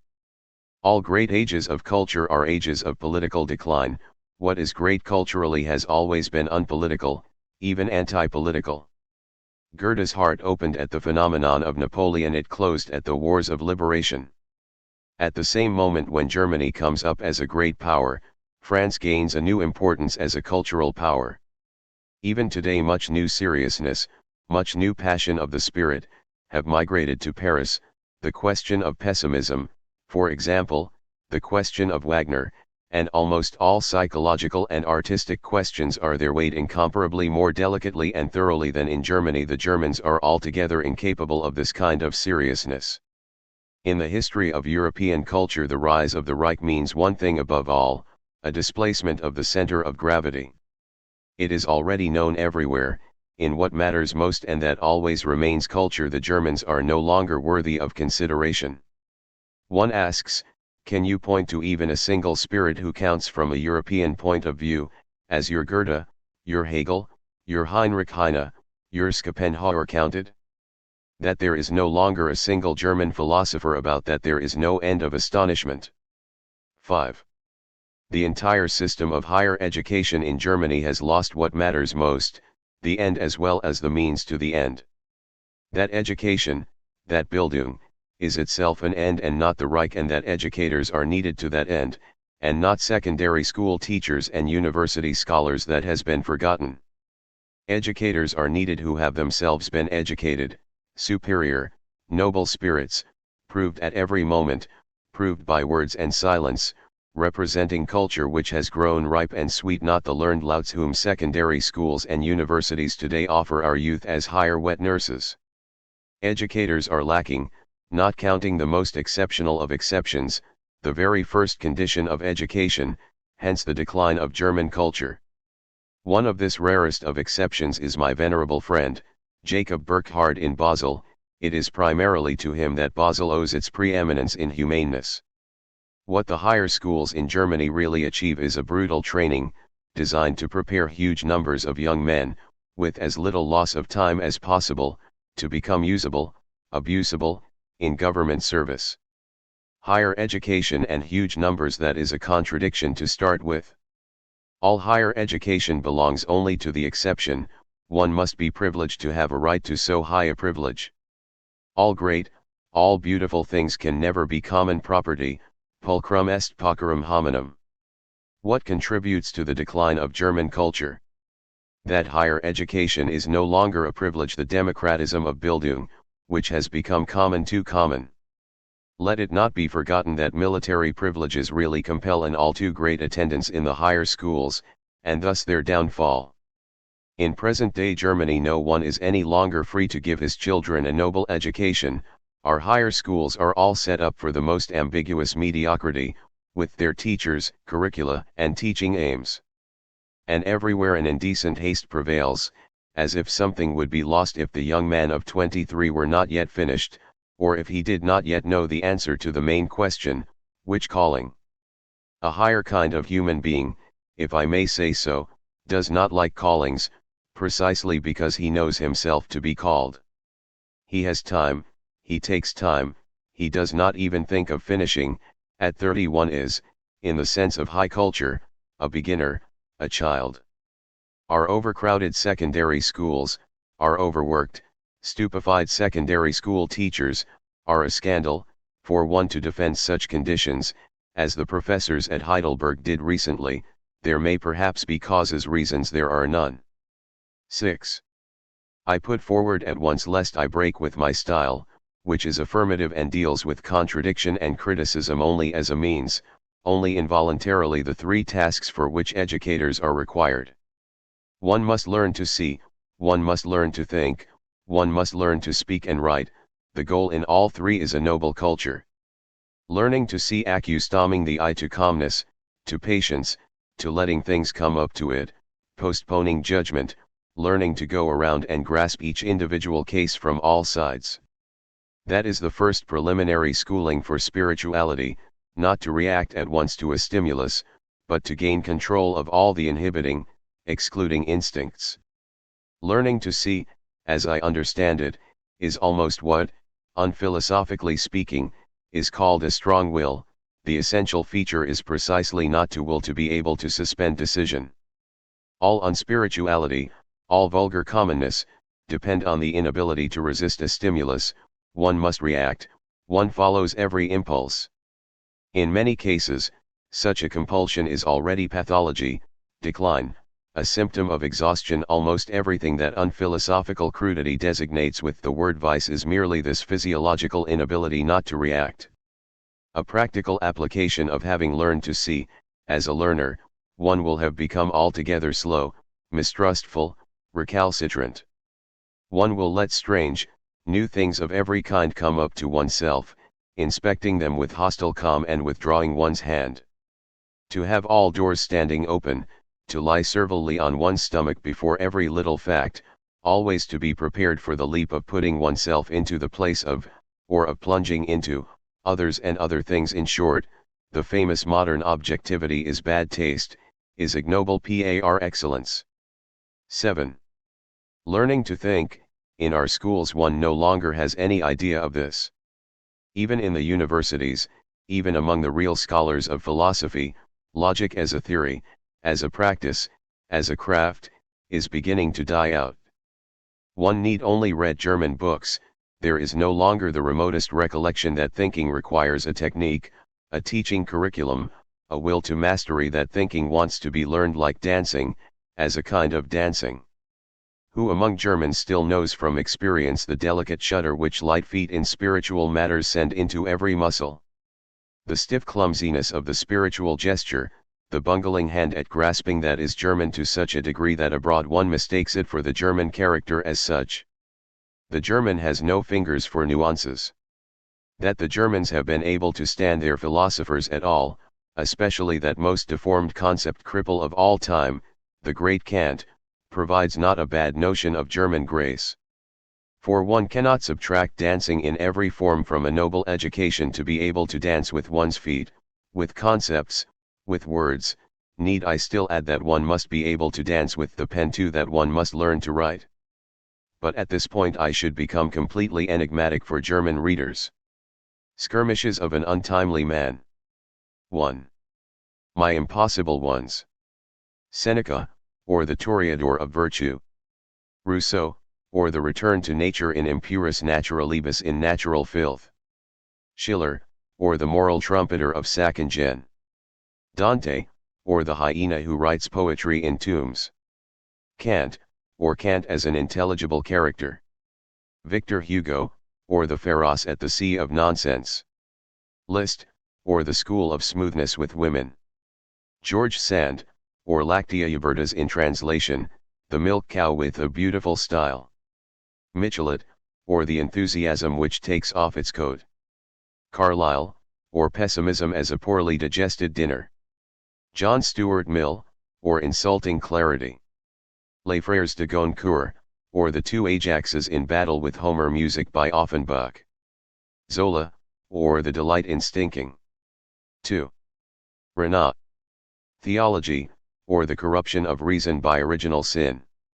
Witness Renan who, whenever he risks a yes or no of a more general nature, scores a miss with painful regularity. He wants, for example, to weld together la science and la noblesse, but la science belongs with democracy. What could be plainer? With no little ambition, he wishes to represent an aristocracy of the spirit, yet at the same time he is on his knees before its very counter-doctrine, the Evangile de Humbles, and not only on his knees. To what avail is all free-spiritedness, modernity, mockery, and Rhine suppleness, if in one's guts one is still a Christian, a Catholic, in fact, a priest? Renan is most inventive, just like a Jesuit and Father Confessor. When it comes to seduction, his spirituality does not even lack the broad fat popish smile like all priests. He becomes dangerous only when he loves. Nobody can equal him when it comes to adoring in a manner endangering life itself. This spirit of Renan's, a spirit which is enervated, is one more calamity for poor, sick, will-sick France. 3. Saint Beauvais. Nothing of virility, full of petty wrath against all virile spirits. Wanders around, cowardly, curious, bored, eavesdropping a female at bottom, with a female's lust for revenge and a female's sensuality. As a psychologist, a genius of medicine slander, inexhaustibly rich in means to that end, no one knows better how to mix praise with poison. Plebeian in the lowest instincts and related to the ressentiment of Rousseau, consequently, a romantic, for underneath all romanticism lie the grunting and greed of Rousseau's instinct for revenge. A revolutionary, but still pretty well harnessed by fear. Without freedom when confronted with anything strong. Embittered against everything great in men and things, against whatever believes in itself. Poet and half female enough to sense the great as a power, always writhing like the famous worm because he always feels stepped upon. As a critic, without any standard, steadiness, and backbone, with the cosmopolitan libertine's tongue for a medley of things, but without the courage even to confess his libertinage. As a historian, without philosophy, without the power of the philosophical eye, hence declining the task of judging in all significant matters, hiding behind the mask of objectivity. It is different with his attitude to all things, in which a fine, well-worn taste is the highest tribunal. There he really has the courage to stand by himself and delight in himself. There he is a master. In some respects, a preliminary version of Baudelaire. 4. De Imitatione Christi is one of those books which I cannot hold in my hand without a physiological reaction. It exudes a perfume of the eternal feminine which is strictly for Frenchmen or Wagnerians. This saint has a way of talking about love which arouses even Parisian women to curiosity. I am told that cleverest of Jesuits, Auguste Comte, who wanted to lead his Frenchmen to Rome via the Dider of Science, found his inspiration in this book. I believe it, The Religion of the Heart. 5. G. Eliot. They are rid of the Christian God and now believe all the more firmly that they must cling to Christian morality. That is an English consistency. We do not wish to hold it against little moralistic females a la Eliot. In England one must rehabilitate oneself after every little emancipation from theology by showing in a veritably awe-inspiring manner what a moral fanatic one is. That is the penance they pay there. We others hold otherwise. When one gives up the Christian faith, one pulls the right to Christian morality out from under one's feet. This morality is by no means self-evident. This point has to be exhibited again and again, despite the English flatheads. Christianity is a system, a whole view of things thought out together. By breaking one main concept out of it, the faith in God, one breaks the whole. Nothing necessary remains in one's hands. Christianity presupposes that man does not know, cannot know, what is good for him, what evil. He believes in God, who alone knows it. Christian morality is a command, its origin is transcendent, it is beyond all criticism, all right to criticism, it has truth only if God is the truth. It stands and falls with faith in God. When the English actually believe that they know intuitively what is good and evil, when they therefore suppose that they no longer require Christianity as the guarantee of morality, we merely witness the effects of the dominion of the Christian value judgment and an expression of the strength and depth of this dominion, such that the origin of English morality has been forgotten, such that the very conditional character of its right to existence is no longer felt. For the English, morality is not yet a problem. 6. George Sand. I read the first lettre d'un voyageur, like everything that is descended from Rousseau, false, fabricated, bellows, exaggerated. I cannot stand this motley wallpaper style any more than the mob aspiration for generous feelings. The worst feature, to be sure, is the female's coquetry with male attributes, with the manners of naughty boys. How cold she must have been throughout, this insufferable artist. She wound herself up like a clock and wrote. Cold, like Hugo, like Balzac, like all the romantics as soon as they took up poetic invention. And how self-satisfied she may have lain there all the while, this fertile writing cow who had in her something German in the bad sense, like Rousseau himself, her master, and who in any case was possible only during the decline of French taste. But Renan reveres her. 7. Moral for psychologists. Not to go in for backstairs psychology. Never to observe in order to observe. That gives a false perspective, leads to squinting and something forced and exaggerated. Experience as the wish to experience does not succeed. One must not eye oneself while having an experience, else the eye becomes an evil eye. A born psychologist guards instinctively against seeing in order to see. The same is true of the born painter. He never works from nature, he leaves it to his instinct, to his camera obscura, to sift through and express the case, nature, that which is experienced. He is conscious only of what is general, of the conclusion, the result. He does not know arbitrary abstractions from an individual case. What happens when one proceeds differently? For example, if, in the manner of the Parisian novelists, one goes in for backstairs psychology and deals in gossip, wholesale and retail. Then one lies in wait for reality, as it were, and every evening one brings home a handful of curiosities. But note what finally comes of all this, a heap of splotches, a mosaic at best, but in any case something added together, something restless, a mess of screaming colors. The worst in this respect is accomplished by the Goncourts. They do not put three sentences together without really hurting the eye, the psychologist's eye. Nature, estimated artistically, is no model. It exaggerates, it distorts, it leaves gaps. Nature is chance. To study from nature seems to me to be a bad sign, it betrays submission, weakness, fatalism. This lying in the dust before petit fate's little facts is unworthy of a whole artist. To see what is that is the mark of another kind of spirit, the anti-artistic, the factual. One must know who one is. 8. Toward a psychology of the artist. If there is to be art, if there is to be any aesthetic doing and seeing, one physiological condition is indispensable, frenzy. Frenzy must first have enhanced the excitability of the whole machine, else there is no art. All kinds of frenzy, however diversely conditioned, have the strength to accomplish this, above all, the frenzy of sexual excitement, this most ancient and original form of frenzy.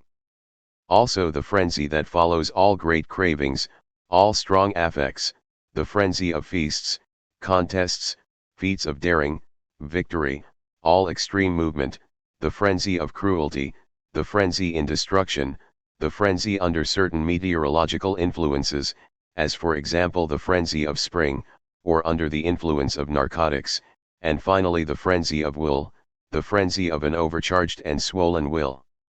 What is essential in such frenzy is the feeling of increased strength and fullness. Out of this feeling one lends to things, one forces them to accept from us, one violates them. This process is called idealizing. Let us get rid of a prejudice here.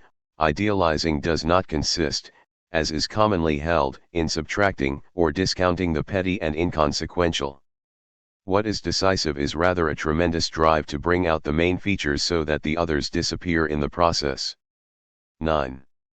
In this state one enriches everything out of one's own fullness, whatever one sees, whatever one wills, is seen swelled, taut, strong, overloaded with strength. A man in this state transforms things until they mirror his power, until they are reflections of his perfection. This having to transform into perfection is art.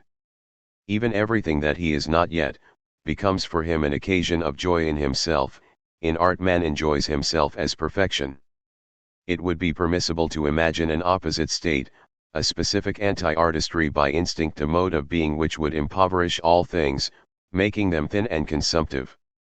And, as a matter of fact, history is rich in such anti-artists, in such people who are starved by life and must of necessity grab things, eat them out, and make them more meager. This is, for example, the case of the genuine Christian of Pascal. For example, a Christian who would at the same time be an artist simply does not occur. One should not be childish and object by naming Raphael or some homeopathic Christian of the 19th century. Raphael said yes, Raphael did yes, consequently, Raphael was no Christian. 10. What is the meaning of the conceptual opposites which I have introduced into aesthetics, Apollinian and Dionysian, both conceived as kinds of frenzy?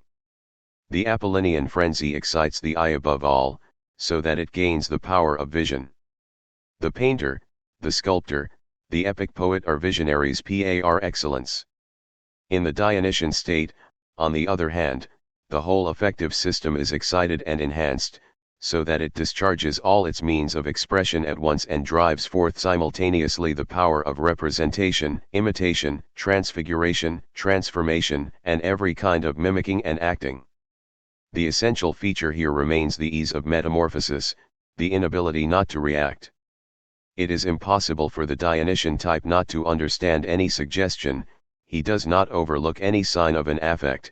He possesses the instinct of understanding and guessing in the highest degree, just as he commands the art of communication in the highest degree.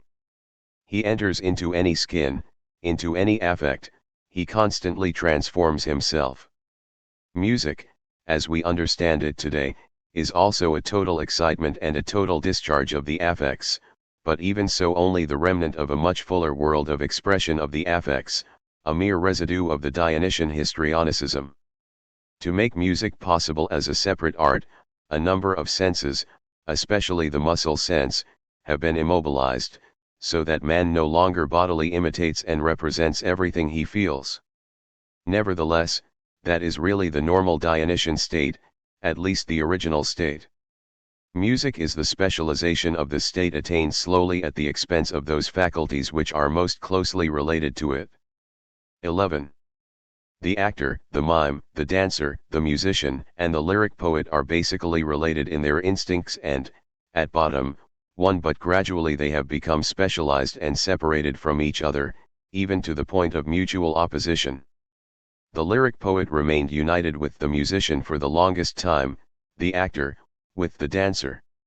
The architect represents neither a Dionysian nor an Apollinian state.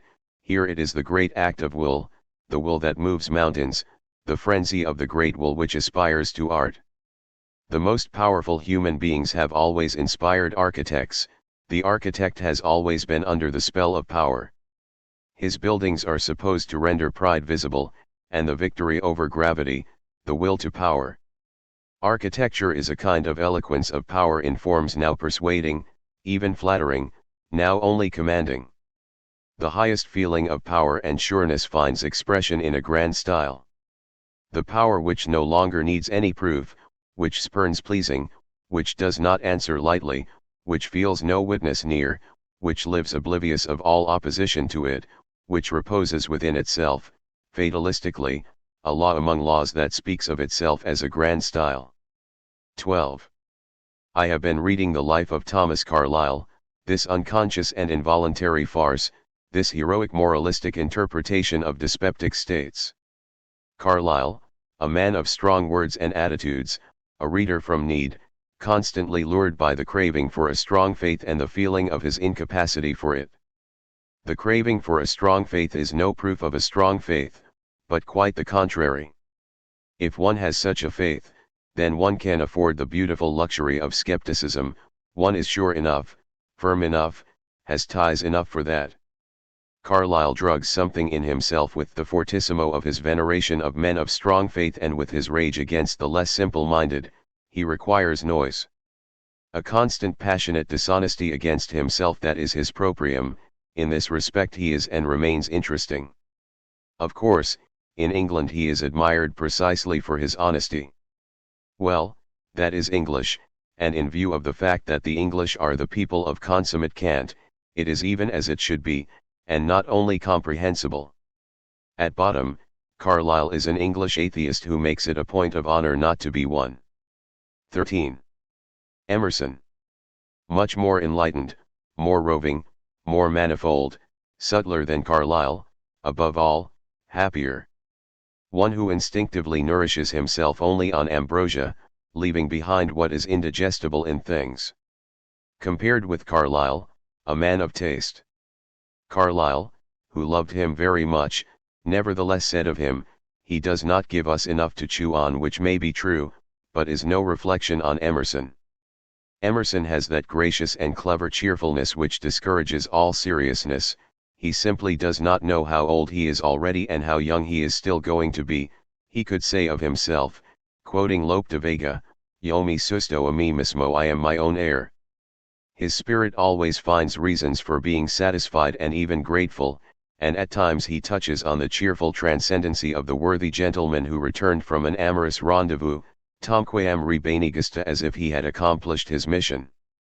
Ut decent vires, he said gratefully, tamen est laud and volupta, as though the power is lacking, the lust is nevertheless praiseworthy. 14. Anti-Darwin. As for the famous struggle for existence, so far it seems to me to be asserted rather than proved. It occurs, but as an exception. The total appearance of life is not the extremity, not starvation, but rather riches, profusion, even absurd squandering, and where there is struggle, it is a struggle for power. One should not mistake Malthus for nature. Assuming, however, that there is such a struggle for existence and, indeed, it occurs, its result is unfortunately the opposite of what Darwin's school desires, and of what one might perhaps desire with them, namely, in favor of the strong, the privileged, the fortunate exceptions. The species do not grow in perfection, the weak prevail over the strong again and again, for they are the great majority and they are also more intelligent. Darwin forgot the spirit, the weak have more spirit. One must need spirit to acquire spirit, one loses it when one no longer needs it. Whoever has strength dispenses with the spirit. It will be noted that by spirit I mean care, patience, cunning, simulation, great self-control, and everything that is mimicry. 15. Casuistry of psychologists. This man knows human nature. Why does he really study people? He wants to seize little advantages over them, or big ones. For that matter he is a politician. That one over there also knows human nature, and you say that he seeks no profit for himself, that he is thoroughly impersonal. Look more closely. Perhaps he even wants a worse advantage, to feel superior to other human beings, to be able to look down on them, and no longer to mistake himself for one of them. This impersonal type as a despiser of human beings, while the first type is the more humane species, appearances notwithstanding. At least he places himself on the same plane, he places himself among them. 16. The psychological tact of the Germans seems very questionable to me, in view of quite a number of cases which modesty prevents me from enumerating. In one case I shall not lack a great occasion to substantiate my thesis. I bear the Germans a grudge for having made such a mistake about Kant and his backdoor philosophy, as I call it, for that was not the type of intellectual integrity. The other thing I do not like to hear is a notorious end. The Germans say Goethe and Schiller. I am afraid they say Schiller and Goethe. Don't they know this Schiller yet? And there are even worse ends, with my own ears I have heard, if only among university professors, Schopenhauer and Hartmann. 17. The most spiritual human beings, if we assume that they are the most courageous, also experience by far the most painful tragedies, but just for that reason they honor life because it pits its greatest opposition against them. 18. On the intellectual conscience. Nothing seems rarer to me today than genuine hypocrisy. I greatly suspect that the soft air of our culture is insalubrious for this plant. Hypocrisy belongs in the ages of strong faith when, even though constrained to display another faith, one did not abandon one's own faith. Today one does abandon it, or, even more commonly, one adds a second faith, and in either case one remains honest. Without a doubt, a very much greater number of convictions is possible today than formerly. Possible means permissible, which means harmless. This begets tolerance toward oneself. Tolerance toward oneself permits several convictions and they get along with each other. They are careful, like all the rest of the world, not to compromise themselves. How does one compromise oneself today? If one is consistent. If one proceeds in a straight line. If one is not ambiguous enough to permit 5 conflicting interpretations. If one is genuine. I fear greatly that modern man is simply too comfortable for some vices, so that they die out by default. All evil that is a function of a strong will, and perhaps there is no evil without strength of will, degenerates into virtue in our tepid air. The few hypocrites whom I have met imitated hypocrisy, like almost every 10th person today. They were actors. 19. Beautiful and ugly, fair and foul. Nothing is more conditional or, let us say, narrower than our feeling for beauty. Whoever would think of it apart from man's joy in man would immediately lose any foothold. Beautiful in itself is a mere phrase, not even a concept. In the beautiful, man posits himself as the measure of perfection. In special cases he worships himself in it. A species cannot do otherwise but thus affirm itself alone.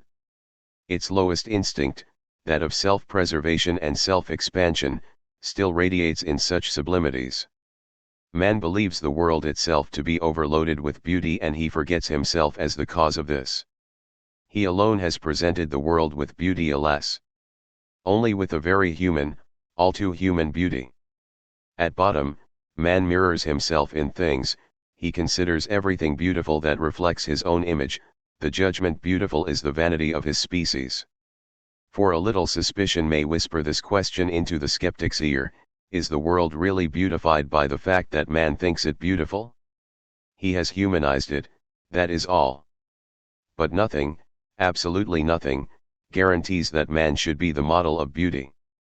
Who knows what he looks like in the eyes of a higher judge of beauty? Daring perhaps?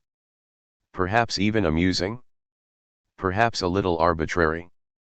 O Dionysus, divine one, why do you pull me by my ears? Ariadne once asked her philosophic lover during one of those famous dialogues on Naxos.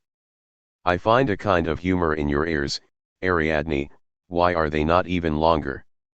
20. Nothing is beautiful, except man alone. All aesthetics rests upon this naivete, which is its first truth. Let us immediately add the second: nothing is ugly except the degenerating man, and with this the realm of aesthetic judgment is circumscribed. Physiologically, everything ugly weakens and saddens man. It reminds him of decay, danger, impotence. It actually deprives him of strength. One can measure the effect of the ugly with a dynamometer. Wherever man is depressed at all, he senses the proximity of something ugly. His feeling of power, his will to power, his courage, his pride all fall with the ugly and rise with the beautiful. In both cases we draw an inference, the premises for it are piled up in the greatest abundance in instinct. The ugly is understood as a sign and symptom of degeneration. Whatever reminds us in the least of degeneration causes in us the judgment of ugly. Every suggestion of exhaustion, of heaviness, of age, of weariness, every kind of lack of freedom, such as cramps, such as paralysis, and above all, the smell, the color, the form of dissolution, of decomposition, even in the ultimate attenuation into a symbol, all evoke the same reaction, the value judgment, ugly. A hatred is aroused, but whom does man hate then? There is no doubt, the decline of his type.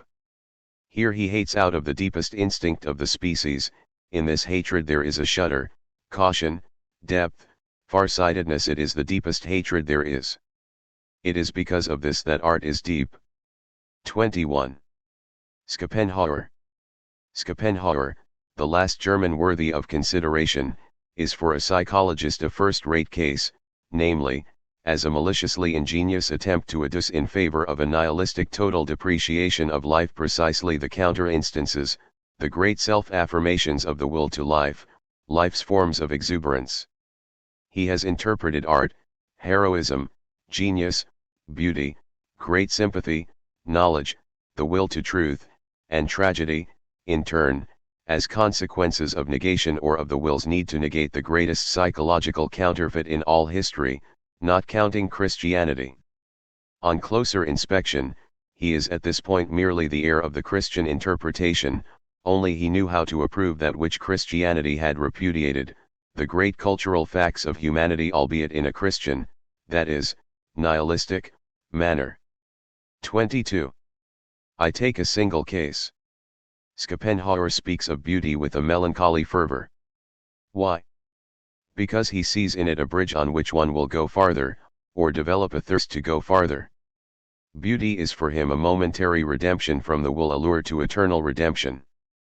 Particularly, he praises beauty as the redeemer from the focal point of the will. From sexuality in beauty he sees the negation of the drive toward procreation. Queer saint. Somebody seems to be contradicting you. I fear it is nature. To what end is there any such thing as beauty in tone, color, fragrance, or rhythmic movement in nature? What is it that beauty evokes? Fortunately, a philosopher contradicts him too. No lesser authority than that of the divine Plato maintains a different proposition, that all beauty incites procreation, that just this is the proprium of its effect, from the most sensual up to the most spiritual. 23. Plato goes further. He says with an innocence possible only for a Greek, not a Christian, that there would be no Platonic philosophy at all if there were not such beautiful youths in Athens. It is only their sight that transposes the philosopher's soul into an erotic trance, leaving it no peace until it lowers the seed of all exalted things into such beautiful soil. Another queer saint. One does not trust one's ears, even if one should trust Plato. At least one guesses that they philosophize differently in Athens, especially in public. Nothing is less Greek than the conceptual web spinning of a hermit, a more intellectualist intellectual love of God after the fashion of Spinoza. Philosophy after the fashion of Plato might rather be defined as an erotic contest, as a further development and turning inward of the ancient agonistic gymnastics and of its presuppositions. What ultimately grew out of this philosophic eroticism of Plato? A new art form of the Greek agon, dialectics. Finally, I recall against Schopenhauer and in honor of Plato that the whole higher culture and literature of classical France too grew on the soil of sexual interest. Everywhere in it one may look for the amatory, the senses, the sexual contest. The woman one will never look in vain. 24. L'art pour l'art. The fight against purpose in art is always a fight against the moralizing tendency in art, against its subordination to morality. L'art pour l'art means, the devil take morality. But even this hostility still betrays the overpowering force of the prejudice. When the purpose of moral preaching and of improving man has been excluded from art, it still does not follow by any means that art is altogether purposeless, aimless, senseless, in short, l'art pour l'art, a worm chewing its own tail. Rather no purpose at all than a moral purpose. That is the talk of mere passion. A psychologist, on the other hand, asks, what does all art do? Does it not praise, glorify, choose, prefer? With all this it strengthens or weakens certain valuations. Is this merely a moreover? An accident? Something in which the artist's instinct had no share? Or is it not the very presupposition of the artist's ability? Does his basic instinct aim at art, or rather at the sense of art, at life? At a desirability of life? Art is the great stimulus to life.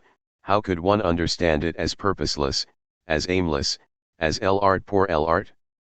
One question remains: art also makes apparent much that is ugly, hard, and questionable in life. Does it not thereby spoil life for us? And indeed there have been philosophers who attributed the sense to it. Liberation from the will was what Schopenhauer taught as the overall end of art, and with admiration he found the great utility of tragedy in its evoking resignation. But this, as I have already suggested, is the pessimist's perspective and evil eye. We must appeal to the artists themselves. What does the tragic artist communicate of himself? Is it not precisely the state without fear in the face of the fearful and questionable that he is showing? This state itself is a great desideratum. Whoever knows it, honors it with the greatest honors. He communicates it, must communicate it, provided he is an artist, a genius of communication. Courage and freedom of feeling before a powerful enemy, before a sublime calamity, before a problem that arouses dread, this triumphant state is what the tragic artist chooses, what he glorifies. Before tragedy, what is warlike in our soul celebrates its Saturnalia. Whoever is used to suffering, whoever seeks out suffering, the heroic man praises his own being through tragedy. To him alone the tragedian presents this drink of sweetest cruelty. 25. To put up with people, to keep open house with one's heart, that is liberal, but that is merely liberal. One recognizes those hearts which are capable of noble hospitality by the many draped windows and closed shutters. They keep their best rooms empty. Why?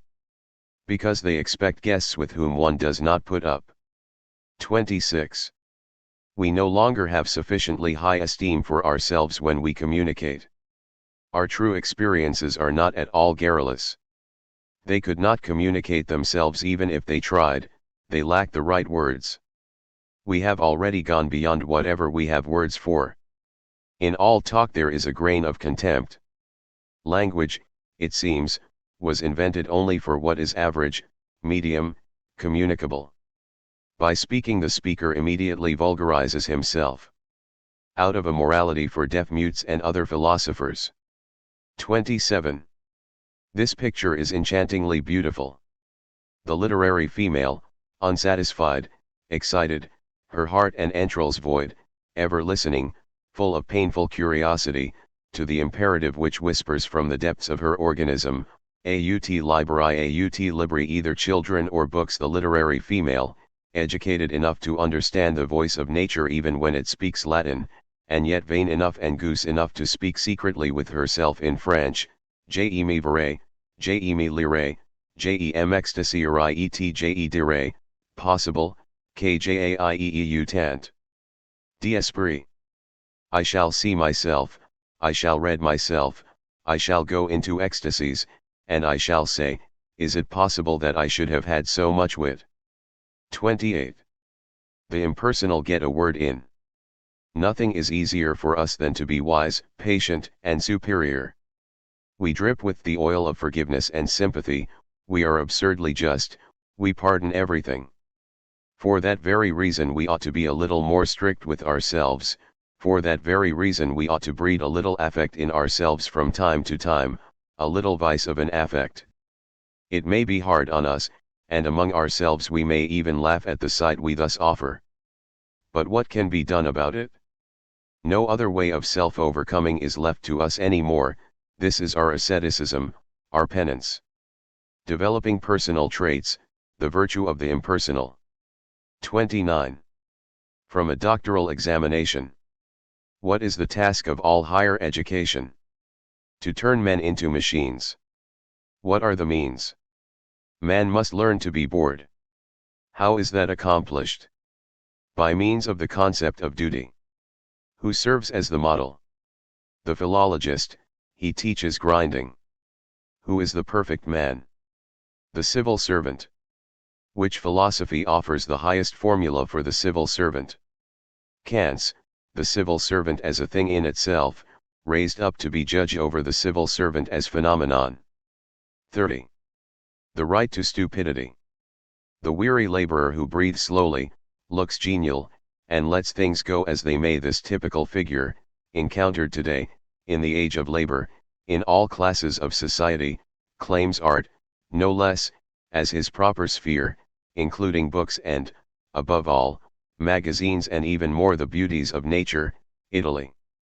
The man of the evening, with his savage drives gone to sleep, needs a summer resort, the seashore, glaciers, Bayreuths. In such ages art has a right to pure foolishness as a kind of vacation for spirit, wit, and feeling. Wagner understood that. Pure foolishness restores. 31. Another problem of diet.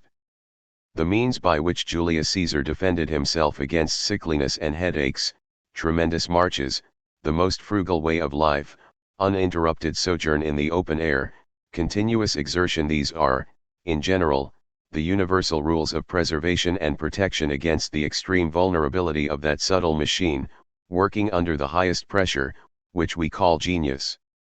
32. The immoralist speaks. Nothing offends the philosopher's taste more than man, insofar as man desires. If he sees man in action, even if he sees this most courageous, most cunning, most enduring animal lost in labyrinthian distress, how admirable man appears to him. He still likes him. But the philosopher despises the desiring man, also the desirable man, and altogether all desirabilities, all ideals of man. If a philosopher could be a nihilist, he would be one, because he finds nothing behind all the ideals of man. Or not even nothing, but only what is abject, absurd, sick, cowardly, and weary, all kinds of dregs out of the emptied cup of his life. Man being so venerable in his reality, how is it that he deserves no respect insofar as he desires? Must he atone for being so capable in reality? Must he balance his activity, the strain on head and will in all his activity, by stretching his limbs in the realm of the imaginary and the absurd? The history of his desirabilities has so far been the party hontus of man, one should beware of reading in it too long. What justifies man is his reality, it will eternally justify him. How much greater is the worth of the real man, compared with any merely desired, dreamed up, foully fabricated man? With any ideal man? And it is only the ideal man who offends the philosopher's taste. 33. The natural value of egoism. Self-interest is worth as much as the person who has it, it can be worth a great deal, and it can be unworthy and contemptible. Every individual may be scrutinized to see whether he represents the ascending or the descending line of life. Having made that decision, one has a canon for the worth of his self-interest. If he represents the ascending line, then his worth is indeed extraordinary, and for the sake of life as a whole, which takes a step farther through him, the care for his preservation and for the creation of the best conditions for him may even be extreme. The single one, the individual, as hitherto understood by the people and the philosophers alike, is an error after all. He is nothing by himself, no atom, no link in the chain, nothing merely inherited from former times, he is the whole single line of humanity up to himself. If he represents the descending development, decay, chronic degeneration, and sickness, then he has small worth, and the minimum of decency requires that he take away as little as possible from those who have turned out well. He is merely their parasite. 34. Christian and anarchist. When the anarchist, as the mouthpiece of the declining strata of society, demands with a fine indignation what is right, justice, and equal rights. He is merely under the pressure of his own uncultured state, which cannot comprehend the real reason for his suffering, what it is that he is poor in, life. A causal instinct asserts itself in him, it must be somebody's fault that he is in a bad way. Also, the fine indignation itself soothes him, it is a pleasure for all wretched devils to scold, it gives a slight but intoxicating sense of power. Even plaintiveness and complaining can give life a charm for the sake of which one endures it. There is a fine dose of revenge in every complaint, one charges one's own bad situation, and under certain circumstances even one's own badness, to those who are different, as if that were an injustice, a forbidden privilege.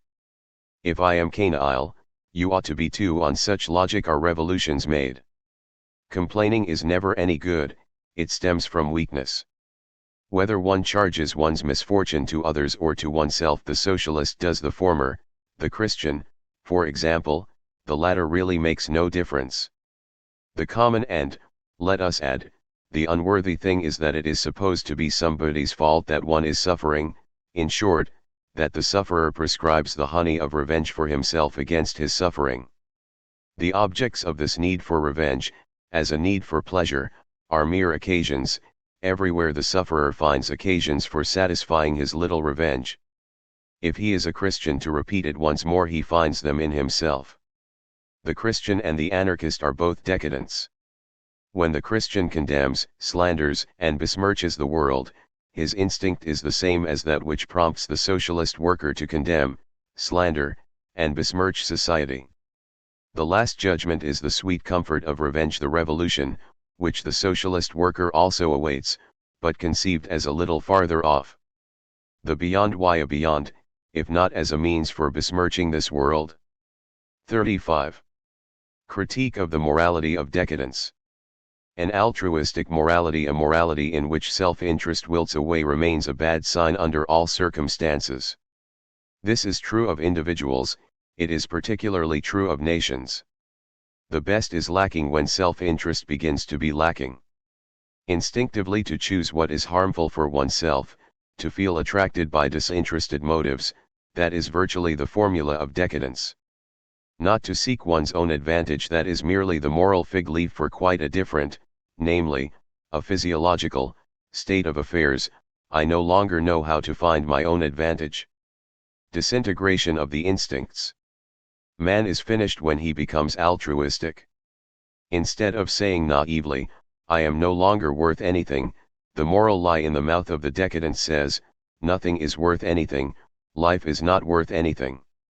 Such a judgment always remains very dangerous, it is contagious. Throughout the morbid soil of society it soon proliferates into a tropical vegetation of concepts, now as a religion, now as a philosophy. Sometimes the poisonous vegetation which has grown out of such decomposition poisons life itself for millennia with its fumes. 36. Morality for physicians. The sick man is a parasite of society. In a certain state it is indecent to live longer. To go on vegetating in cowardly dependence on physicians and machinations, after the meaning of life, the right to life, has been lost, that ought to prompt a profound contempt in society. The physicians, in turn, would have to be the mediators of this contempt, not prescriptions, but every day a new dose of nausea with their patients. To create a new responsibility, that of the physician, for all cases in which the highest interest of life, of ascending life, demands the most inconsiderate pushing down and aside of degenerating life, for example, for the right of procreation, for the right to be born, for the right to live.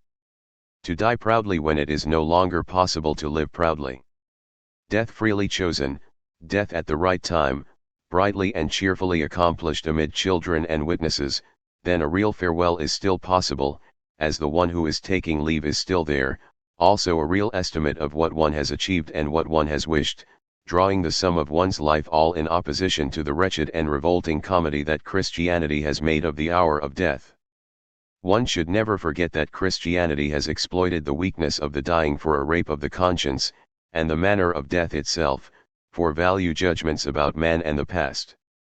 Here it is important to defy all the cowardices of prejudice and to establish, above all, the real, that is, the physiological, appreciation of so-called natural death, which is in the end also unnatural, a kind of suicide.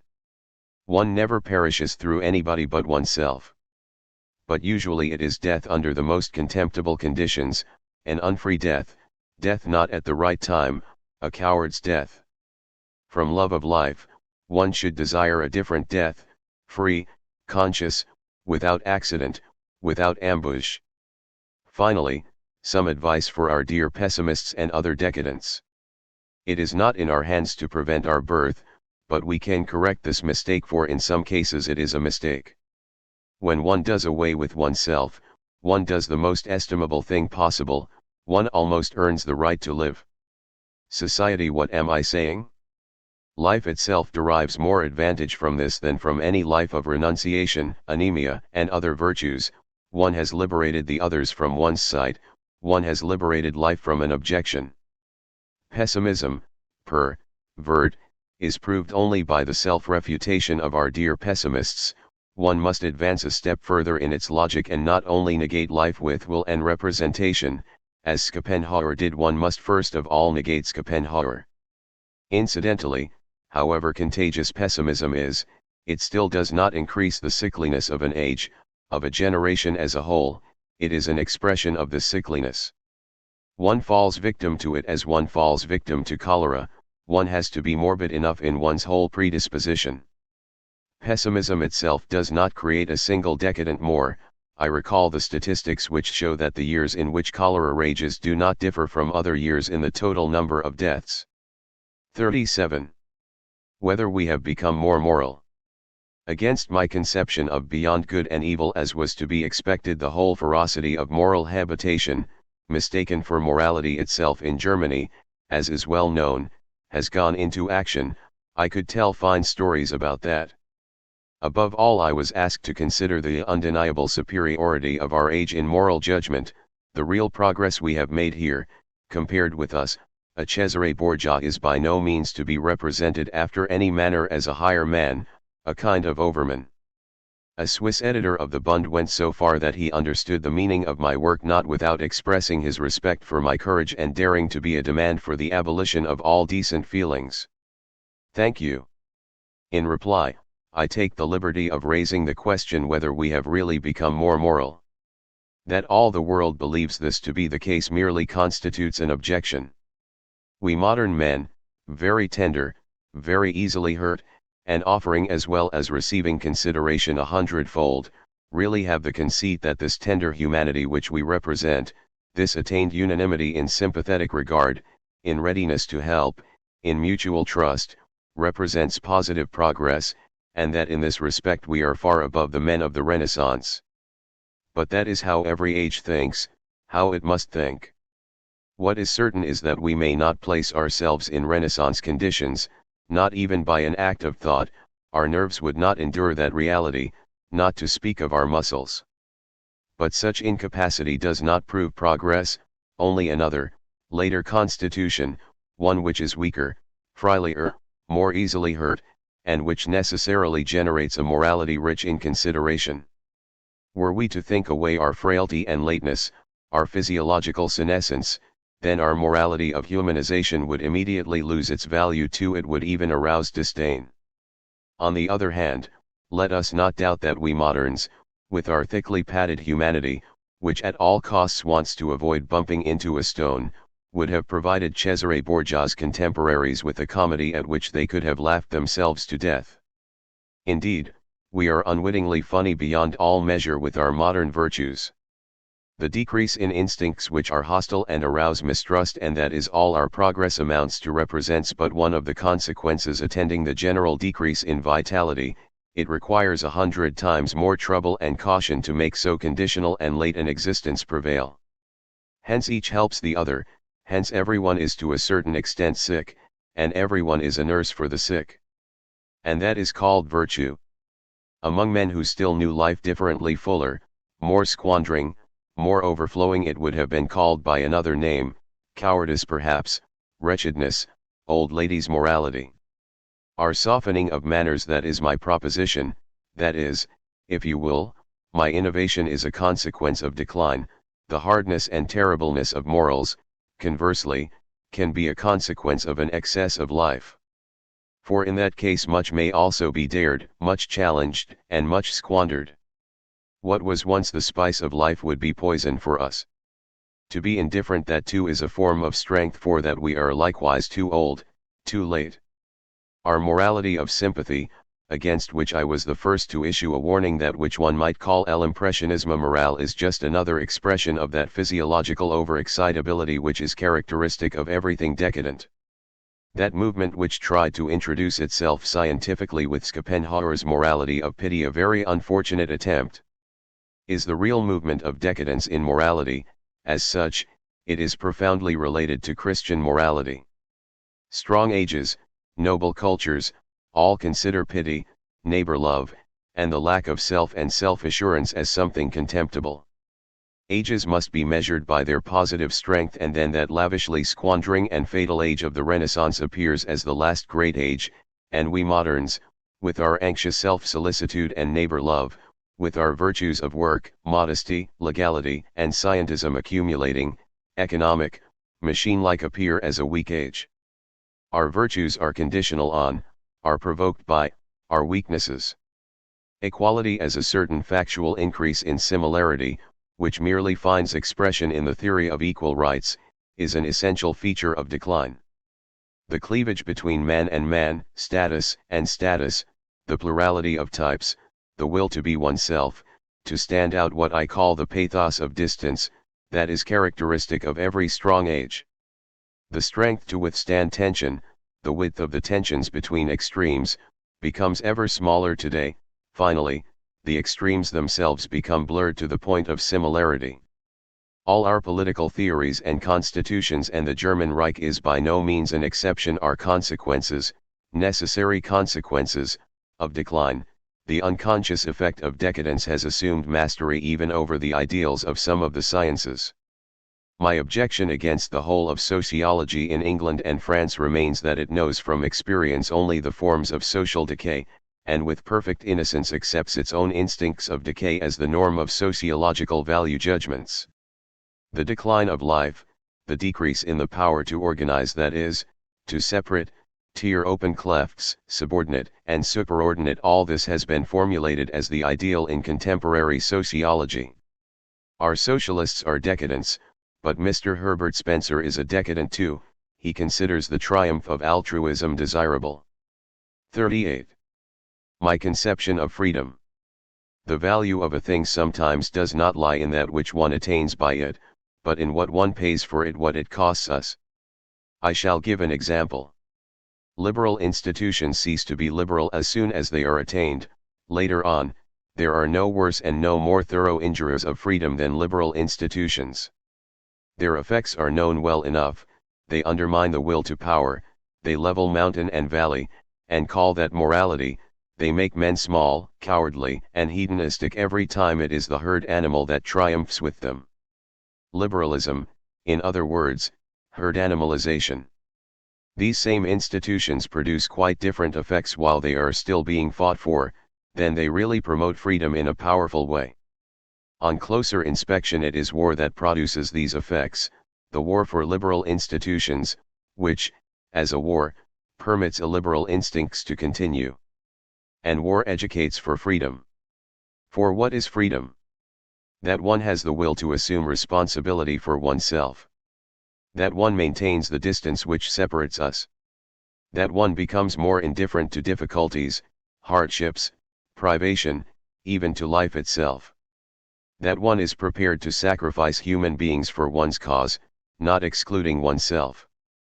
Freedom means that the manly instincts which delight in war and victory dominate over other instincts, for example, over those of pleasure. The human being who has become free, and how much more the spirit who has become free, spits on the contemptible type of well-being dreamed of by shopkeepers, Christians, cows, females, Englishmen, and other democrats. The free man is a warrior. How is freedom measured in individuals and peoples? According to the resistance which must be overcome, according to the exertion required, to remain on top. The highest type of free men should be sought where the highest resistance is constantly overcome, 5 steps from tyranny, close to the threshold of the danger of servitude. This is true psychologically if by tyrants are meant inexorable and fearful instincts that provoke the maximum of authority and discipline against themselves. Most beautiful type, Julius Caesar. This is true politically too, one need only go through history. The peoples who had some value, attained some value, never attained it under liberal institutions. It was great danger that made something of them that merits respect. Danger alone acquaints us with our own resources, our virtues, our armor and weapons, our spirit, and forces us to be strong. First principle, one must need to be strong, otherwise one will never become strong. Those large hothouses for the strongest kind of human being that has so far been known, the aristocratic commonwealths of the type of Rome or Venice, understood freedom exactly in the sense in which I understand it, as something one has or does not have, something one wants, something one conquers. 39. Critique of modernity. Our institutions are no good anymore, on that there is universal agreement. However, it is not their fault but ours. Once we have lost all the instincts out of which institutions grow, we lose institutions altogether because we are no longer good for them. Democracy has ever been the form of decline in organizing power, inhuman, all too human. I already characterized modern democracy, together with its hybrids such as the German Reich, as the form of decline of the state. In order that there may be institutions, there must be a kind of will, instinct, or imperative, which is anti-liberal to the point of malice, the will to tradition, to authority, to responsibility for centuries to come, to the solidarity of chains of generations, forward and backward ad infinitum. When this will is present, something like the Imperium Romanum is founded, or like Russia, the only power today which has endurance, which can wait, which can still promise something. Russia, the concept that suggests the opposite of the wretched European nervousness and system of small states, which has entered a critical phase with the founding of the German Reich. The whole of the West no longer possesses the instincts out of which institutions grow, out of which a future grows. Perhaps nothing antagonizes its modern spirit so much. One lives for the day, one lives very fast, one lives very irresponsibly. Precisely this is called freedom. That which makes an institution is despised, hated, repudiated.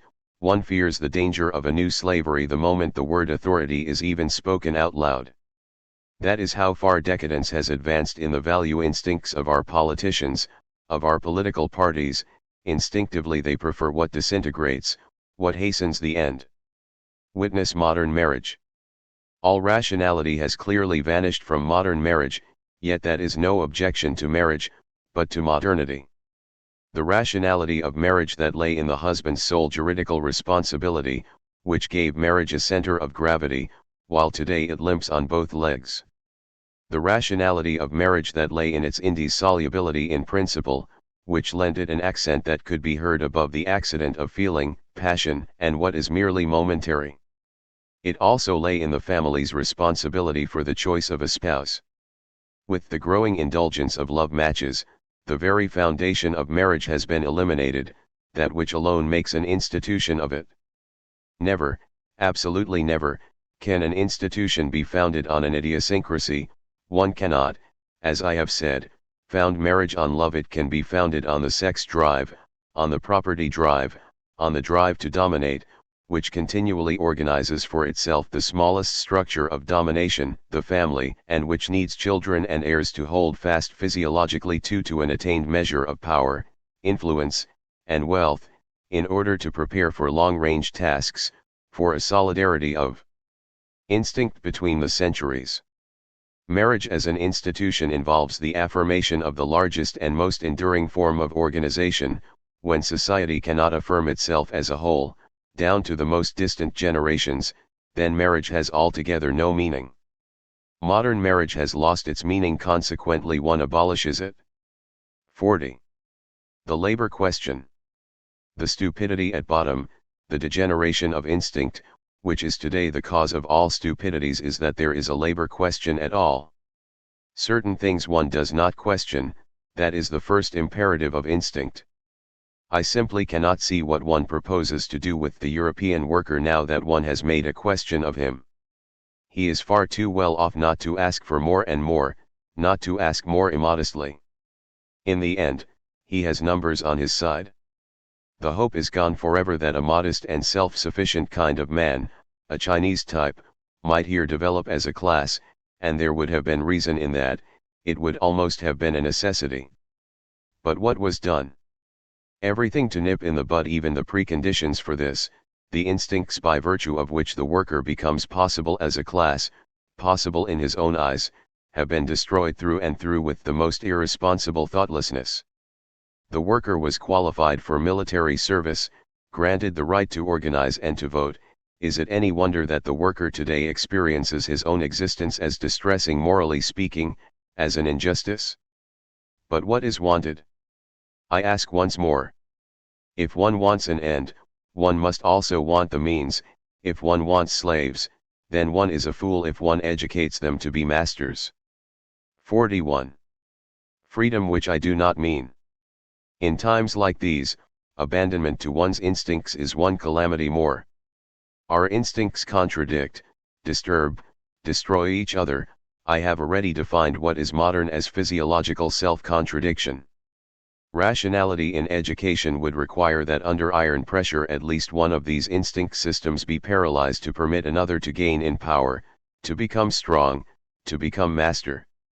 Today the individual still has to be made possible by being pruned. Possible here means whole. The reverse is what happens. The claim for independence, for free development, for laissez-aller is pressed most hotly by the very people for whom no reins would be too strict. This is true in politics, this is true in art. But that is a symptom of decadence. Our modern conception of freedom is one more proof of the degeneration of the instincts. 42. Where faith is needed. Nothing is rarer among moralists and saints than honesty. Perhaps they say the contrary, perhaps they even believe it. For when a faith is more useful, more effective, and more persuasive than conscious hypocrisy, then hypocrisy soon turns instinctively into innocence, first principle for the understanding of great saints. The philosophers are merely another kind of saint, and their whole craft is such that they admit only certain truths, namely those for the sake of which their craft is accorded public sanction in Kantian terms, truths of practical reason. They know what they must prove, in this they are practical. They recognize each other by their agreement about the truths. Thou shalt not lie, in other words, beware, my dear philosopher, of telling the truth. 43. Whispered to the conservatives. What was not known formerly, what is known, or might be known, today, a reversion, a return in any sense or degree is simply not possible. We physiologists know that. Yet all priests and moralists have believed the opposite. They wanted to take mankind back, to screw it back, to a former measure of virtue. Morality was always a bed of PROC rusts. Even the politicians have aped the preachers of virtue at this point. Today too there are still parties whose dream it is that all things might walk backwards like crabs. But no one is free to be a crab. Nothing avails, one must go forward step by step further into decadence. One can check this development and thus dam up degeneration, gather it and make it more vehement and sudden. One can do no more. 44. My conception of genius.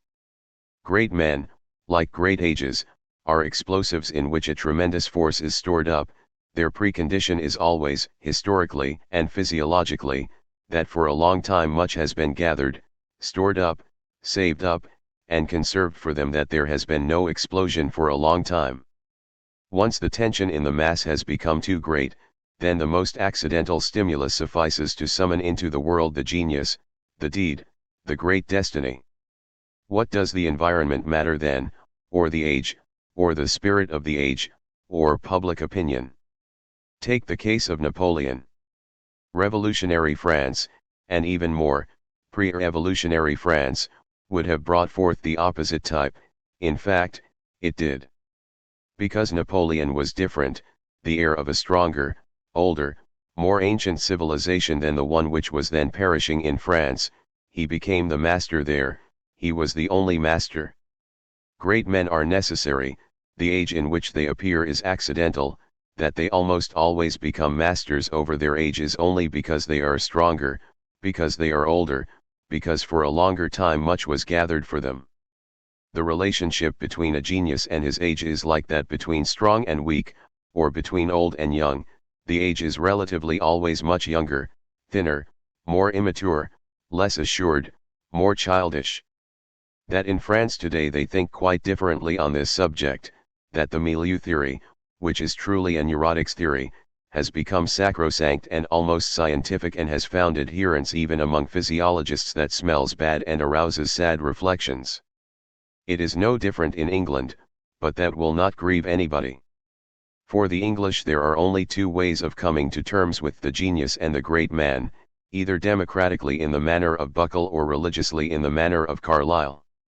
The danger that lies in great men and ages is extraordinary, exhaustion of every kind, sterility, follow in their wake. The great human being is a finale, the great age, the Renaissance, for example, is a finale. The genius, in work and deed, is necessarily a squanderer, that he squanders himself, that is his greatness. The instinct of self-preservation is suspended, as it were, the overpowering pressure of outflowing forces forbids him any such care or caution. People call this self-sacrifice and praise his heroism, his indifference to his own well-being, his devotion to an idea, a great cause, a fatherland, without exception, misunderstandings. He flows out, he overflows, he uses himself up, he does not spare himself, and this is a calamitous involuntary fatality, no less than a river's flooding the land. Yet, because much is owed to such explosives, much has also been given them in return, for example, a kind of higher morality. After all, that is the way of human gratitude, it misunderstands its benefactors. 45. The criminal and what is related to him. The criminal type is the type of the strong human being under unfavorable circumstances, a strong human being made sick. He lacks the wilderness, a somehow freer and more dangerous environment and form of existence, where everything that is weapons and armor in the instinct of the strong human being has its rightful place. His virtues are ostracized by society, the most vivid drives with which he is endowed soon grow together with the depressing effects with suspicion, fear, and dishonor. Yet this is almost the recipe for physiological degeneration. Whoever must do secretly, with long suspense, caution, and cunning, what he can do best and would like most to do, becomes anemic, and because he always harvests only danger, persecution, and calamity from his instincts, his attitude to these instincts is reversed too, and he comes to experience them fatalistically. It is society, our tame, mediocre, emasculated society, in which a natural human being, who comes from the mountains or from the adventures of the sea, necessarily degenerates into a criminal. Or almost necessarily, for there are cases in which such a man proves stronger than society. The Corsican, Napoleon, is the most famous case. The testimony of Dostoevsky is relevant to this problem. Dostoevsky, the only psychologist, incidentally, from whom I had something to learn, he ranks among the most beautiful strokes of fortune in my life, even more than my discovery of Stendhal. This profound human being, who was 10 times right in his low estimate of the superficial Germans, lived for a long time among the convicts in Siberia, hardened criminals for whom there was no way back to society, and found them very different from what he himself had expected. They were carved out of just about the best, hardest, and most valuable wood that grows anywhere on Russian soil. Let us generalize the case of the criminal. Let us think of men so constituted that for one reason or another, they lack public approval and know that they are not felt to be beneficent or useful, that Chandala feeling that one is not considered equal, but an outcast, unworthy, contaminating. All men so constituted have a subterranean hue to their thoughts and actions, everything about them becomes paler than in those whose existence is touched by daylight. Yet almost all forms of existence which we consider distinguished today once lived in this half-tomb-like atmosphere: the scientific character, the artist, the genius, the free spirit, the actor, the merchant, the great discoverer. As long as the priest was considered the supreme type, every valuable kind of human being was devaluated. The time will come, I promise, when the priest will be considered the lowest type, our Chandala the most mendacious, the most indecent kind of human being. I call attention to the fact that even now, under the mildest regimen of morals which has ever ruled on earth, or at least in Europe, every deviation, every long, all too long sojourn below, every unusual or opaque form of existence, brings one closer to that type which is perfected in the criminal. All innovators of the spirit must for a time bear the pallid and fatal mark of the Chandala on their foreheads, not because they are considered that way by others, but because they themselves feel the terrible cleavage which separates them from everything that is customary or reputable. Almost every genius knows, as one stage of his development, the Catalanarian existence, a feeling of hatred, revenge, and rebellion against everything which already is, which no longer becomes. Cataline, the form of pre-existence of every Caesar. 46. Here the view is free. It may be nobility of the soul when a philosopher is silent, it may be love when he contradicts himself, and he who has knowledge may be polite enough to lie. It has been said, not without delicacy, tu est indigni de grand cœurs de répandre le trouble tu ils ressentent, it is unworthy of great hearts to pour out the disturbance they feel. But one must add that not to be afraid of the most unworthy may also be greatness of soul. A woman who loves, sacrifices her honor, a knower who loves may perhaps sacrifice his humanity, a God who loved became a Jew. 47. Beauty no accident. The beauty of a race or a family, their grace and graciousness in all gestures, is won by work. Like genius, it is the end result of the accumulated work of generations. One must have made great sacrifices to good taste, one must have done much and omitted much. For its sake 17th century France is admirable in both respects, and good taste must have furnished a principle for selecting company, place, dress, sexual satisfaction. One must have preferred beauty to advantage, habit, opinion, and inertia. Supreme rule of conduct: before oneself too, one must not let oneself go.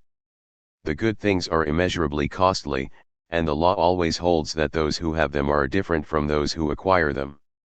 All that is good is inherited, whatever is not inherited is imperfect, is a mere beginning. In Athens, in the time of Cicero, the men and youths were far superior in beauty to the women. But what work and exertion in the service of beauty had the male sex there imposed on itself for centuries? For one should make no mistake about the method in this case: a breeding of feelings and thoughts alone is almost nothing, one must first persuade the body. Strict perseverance in significant and exquisite gestures, together with the obligation to live only with people who do not let themselves go, that is quite enough for one to become significant and exquisite, and in 2 or 3 generations all this becomes inward. It is decisive for the lot of a people and of humanity that culture should begin in the right place, not in the soul. The right place is the body, the gesture, the diet, physiology, the rest follows from that. Therefore the Greeks remain the first cultural event in history. They knew, they did, what was needed, and Christianity, which despised the body, has been the greatest misfortune of humanity so far. 48. Progress in my sense. I too speak of a return to nature, although it is really not a going back but a going up, an ascent to the high, free, even terrible nature and naturalness, where great tasks are something one plays with, one may play with. To put it metaphorically, Napoleon was a piece of return to nature, as I understand the phrase. But Rousseau, to what did he really want to return? Rousseau, this first modern man, idealist and rabble in one person, one who needed moral dignity to be able to stand his own sight, sick with unbridled vanity and unbridled self-contempt. This miscarriage, couched on the threshold of modern times, also wanted a return to nature. To ask this once more, to what did Rousseau want to return? I still hate Rousseau in the French Revolution. it is the world historical expression of this duality of idealist and rabble. The bloody farce which became an aspect of the revolution, its immorality, is of little concern to me. What I hate is its Rousseauan morality, the so-called truths of the revolution through which it still works and attracts everything shallow and mediocre. The doctrine of equality. There is no more poisonous poison anywhere, for it seems to be preached by justice itself, whereas it really is the termination of justice. Equal to the equal, unequal to the unequal, that would be the true slogan of justice, and also its corollary, never make equal what is unequal. That this doctrine of equality was surrounded by such gruesome and bloody events, that has given this modern idea of par excellence a kind of glory and fiery aura, so that the revolution as a spectacle has seduced even the noblest spirits. In the end, that is no reason for respecting it any more. I see only one man who experienced it as it must be experienced, with nausea: Goethe. 49. Goethe, not a German event, but a European one, a magnificent attempt to overcome the 18th century by a return to nature, by an assent to the naturalness of the Renaissance, a kind of self-overcoming on the part of that century. He bore its strongest instincts within himself, the sensibility, the idolatry of nature, the anti-historic, the idealistic, the unreal and revolutionary. He sought help from history, natural science, antiquity, and also Spinoza, but, above all, from practical activity. He surrounded himself with limited horizons.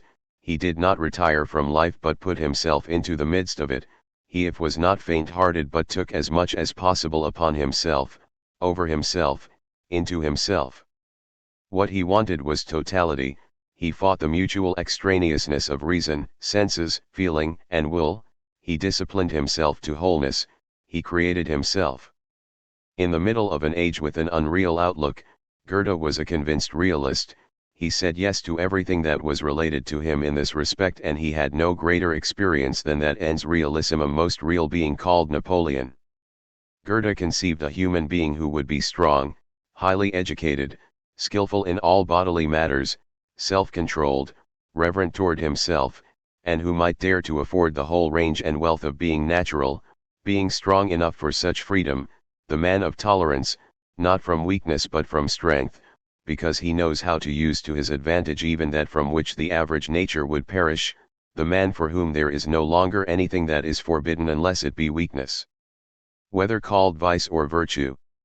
Such a spirit who has become free stands amid the cosmos with a joyous and trusting fatalism, in the faith that only the particular is loathsome, and that all is redeemed and affirmed in the whole. He does not negate any more.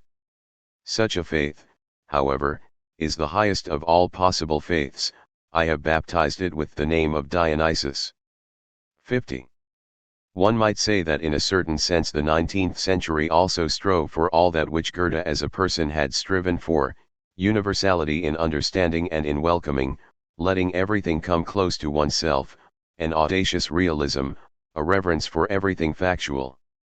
How is it that the overall result is no Goethe, but a chaos, a nihilistic sigh, an utter bewilderment, an instinct of weariness which in practice continually drives toward a recourse to the 18th century?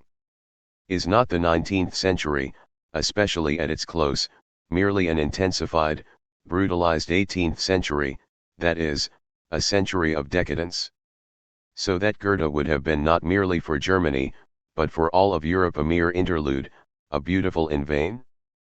But one misunderstands great human beings if one views them from the miserable perspective of some public use. That one cannot put them to any use, that in itself may belong to greatness. 51. Goethe is the last German for whom I feel any reverence. He would have felt three things which I feel we also understand each other about the cross. I am often asked why, after all, I write in German. Nowhere am I read worse than in the fatherland. But who knows in the end whether I even wish to be read today? To create things on which time tests its teeth in vain, in form, in substance, to strive for a little immortality, I have never yet been modest enough to demand less of myself. The aphorism, the apothegm, in which I am the first among the Germans to be a master, are the forms of eternity, it is my ambition to say in 10 sentences what everyone else says in a book, what everyone else does not say in a book. I have given mankind the most profound book it possesses, my Zarathustra, shortly I shall give it the most independent. What I owe to the ancients. 1. In conclusion, a word about that world to which I sought interpretations, for which I have perhaps found a new interpretation, the ancient world. My taste, which may be the opposite of a tolerant taste, is in this case very far from saying yes indiscriminately. It does not like to say yes, better to say no, but best of all to say nothing. That applies to whole cultures, it applies to books, also to places and landscapes. In the end, there are very few ancient books that count in my life, the most famous are not among them. My sense of style, of the epigram as a style, was awakened almost instantly when I came into contact with Sallust. Compact, severe, with as much substance as possible, a cold sarcasm toward beautiful words and beautiful sentiments, here I found myself. And even in my Zarathustra one will recognize my very serious effort to achieve a Roman style, for the aere perennius more enduring than bronze in style.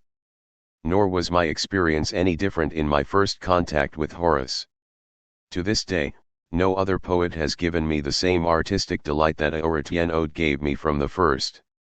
In certain languages that which Horace has achieved could not even be attempted.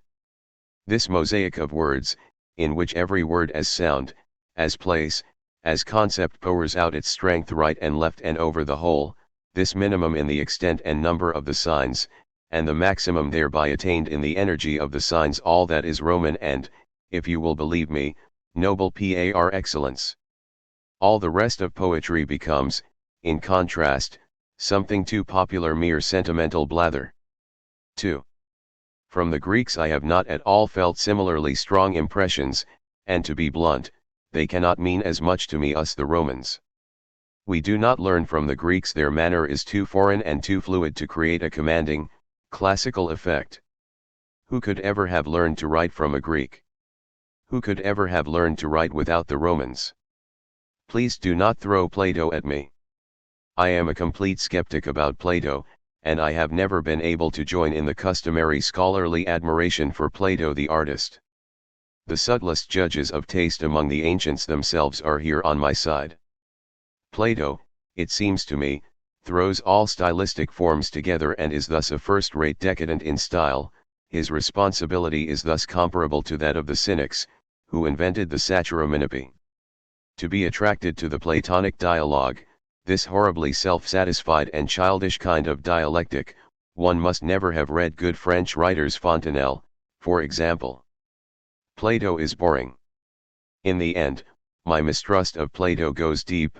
He represents such an aberration from all the basic Greek instincts, is so moralistic, so pseudo-Christian, that I would prefer the harsh phrase higher swindle, or, if it sounds better, idealism for the whole phenomenon of Plato.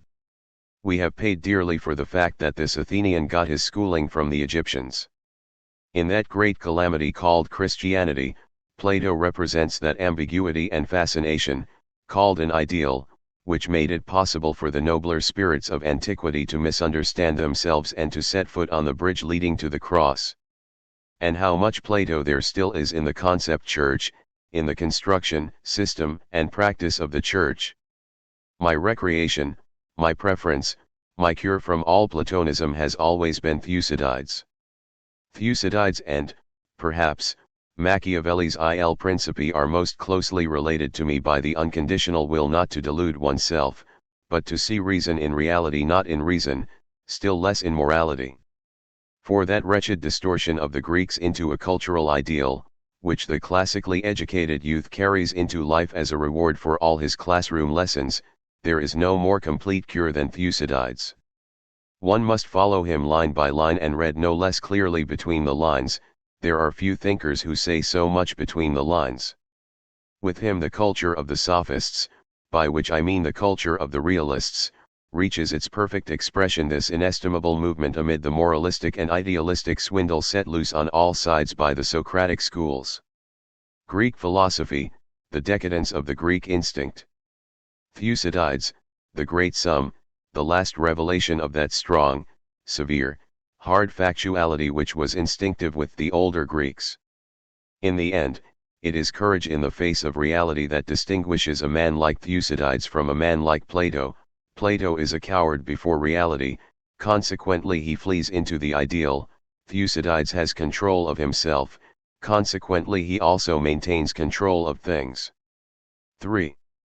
To sniff out beautiful souls, golden means, and other perfections in the Greeks, or to admire their triumphant calm, their ideal cast of mind, their noble simplicity. My psychological skills protected me against such noble simplicity, a necessary element in any case.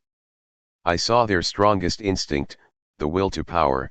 I saw them tremble before the indomitable force of this drive. I saw how all their institutions developed as protections against this inner impulsion.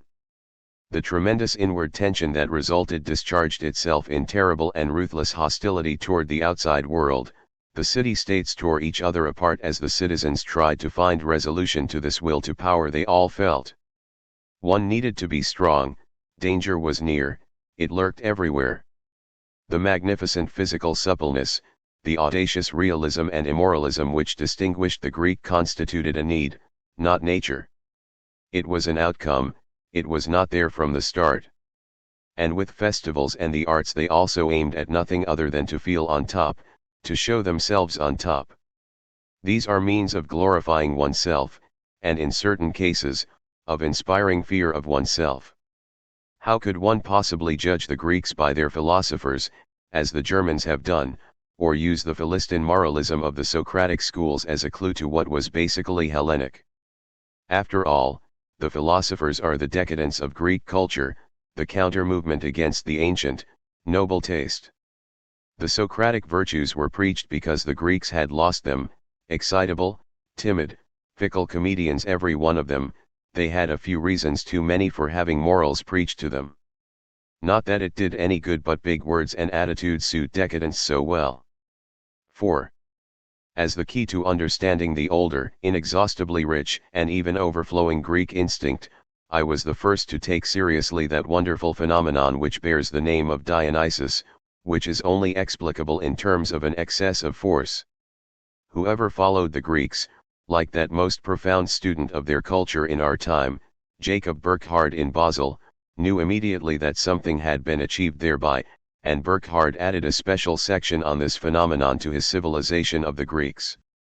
To see the counter-example, one should look at the almost amusing poverty of instinct among the German philologists when they approach the Dionysian.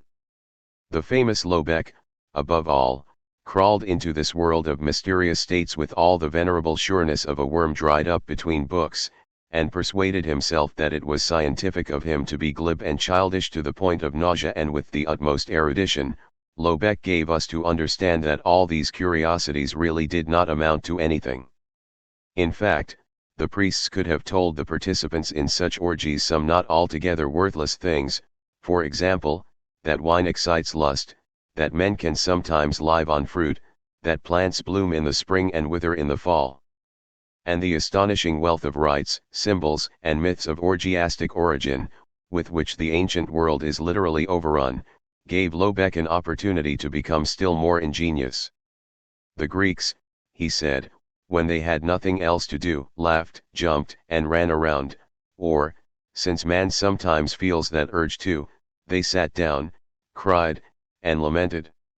Others came later on and sought some reason for this spectacular behavior, and thus there originated, as explanations for these customs, countless traditions concerning feasts and myths. On the other hand, it was believed that this drôle ado, which took place on the feast days after all, must also form a necessary part of the festival, and therefore it was maintained as an indispensable feature of the religious service. This is contemptible prattle. A Lobeck simply cannot be taken seriously for a moment. I have quite a different feeling toward the concept Greek that was developed by Winckelmann and Goethe. To me it is incompatible with the orgiastic element out of which Dionysian art grows. In fact, I believe that Goethe excluded as a matter of principle any orgiastic feelings from his concept of the Greek spirit. Consequently, Goethe did not understand the Greeks. For it is only in the Dionysian mysteries, in the psychology of the Dionysian state, that the basic fact of the Hellenic instinct finds expression its will to life. What was it that the Hellene guaranteed himself by means of these mysteries? Eternal life, the eternal return of life, the future promised and hallowed in the past, the triumphant yes to life beyond all death and change, true life as the continuation of life through procreation, through the mysteries of sex. For the Greeks a sexual symbol was therefore the most sacred symbol, the real profundity in the whole of ancient piety. Every single element in the act of procreation, of pregnancy, and of birth aroused the highest and most solemn feelings. In the doctrine of the mysteries, pain is pronounced holy, the pangs of the woman giving birth consecrate all pain, and conversely all becoming and growing all that guarantees a future involves pain. That there may be the eternal joy of creating, that the will to life may eternally affirm itself, the agony of the woman giving birth must also be there eternally. All this is meant by the word Dionysus. I know no higher symbolism than this Greek symbolism of the Dionysian festivals. Here the most profound instinct of life, that directed toward the future of life, the eternity of life, is experienced religiously, and the way to life, procreation, as the holy way. It was Christianity, with its heartfelt resentment against life, that first made something unclean of sexuality. It threw filth on the origin, on the essential fact of our life. 5. The psychology of the orgiastic as an overflowing feeling of life and strength, where even pain still has the effect of a stimulus, gave me the key to the concept of tragic feeling, which had been misunderstood both by Aristotle and even more by modern pessimists. Tragedy is so far from being a proof of the pessimism of the Greeks that it may, on the contrary, be considered a decisive rebuttal and counter-example. Saying yes to life even in its strangest and most painful episodes, the will to life rejoicing in its own inexhaustible vitality even as it witnesses the destruction of its greatest heroes, that is what I called Dionysian, that is what I guessed to be the bridge to the psychology of the tragic poet. Not in order to be liberated from terror and pity, not in order to purge oneself of a dangerous affect by its vehement discharge, which is how Aristotle understood tragedy, but in order to celebrate oneself the eternal joy of becoming, beyond all terror and pity. That tragic joy included even joy in destruction. And with that I again touch on my earliest point of departure. The birth of tragedy was my first revaluation of all values. And on that point I again stand on the earth out of which my intention, my ability grows. I, the last disciple of the philosopher Dionysus, I, the teacher of the eternal recurrence. The hammer speaks. Why so hard? The kitchen coal once said to the diamond. After all, are we not close kin? Why so soft? O my brothers, thus I ask you, are you not after all my brothers? Why so soft, so pliant, and yielding? Why is there so much denial, self-denial, in your hearts? So little destiny in your eyes? And if you do not want to be destinies and inexorable ones, how can you one day triumph with me? And if your hardness does not wish to flash and cut through, how can you one day create with me? For all creators are hard. And it must seem blessedness to you to impress your hand on millennia as on wax. Blessedness to write on the will of millennia as on bronze, harder than bronze, nobler than bronze. Only the noblest is altogether hard. This new tablet, O my brothers, I place over you, become hard. Zarathustra, 3, on Old and New Tablets, 29. On truth and lies in a non-moral sense. Once upon a time, in some out-of-the-way corner of that universe which is dispersed into numberless twinkling solar systems, there was a star upon which clever beasts invented knowing. That was the most arrogant and mendacious minute of world history, but nevertheless, it was only a minute. After nature had drawn a few breaths, the star cooled and congealed, and the clever beasts had to die. One might invent such a fable, and yet he still would not have adequately illustrated how miserable, how shadowy and transient, how aimless and arbitrary the human intellect looks within nature. There were eternities during which it did not exist. And when it is all over with the human intellect, nothing will have happened. For this intellect has no additional mission which would lead it beyond human life. Rather, it is human, and only its possessor and begetter takes it so solemnly as though the world's axis turned within it.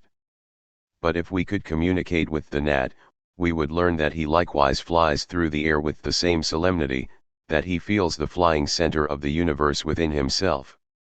There is nothing so reprehensible and unimportant in nature that it would not immediately swell up like a balloon at the slightest puff of this power of knowing. And just as every porter wants to have an admirer, so even the proudest of men, the philosopher, supposes that he sees on all sides the eyes of the universe telescopically focused upon his action and thought. It is remarkable that this was brought about by the intellect, which was certainly allotted to these most unfortunate, delicate, and ephemeral beings merely as a device for detaining them a minute within existence. For without this addition they would have every reason to flee this existence as quickly as Lessing's sun.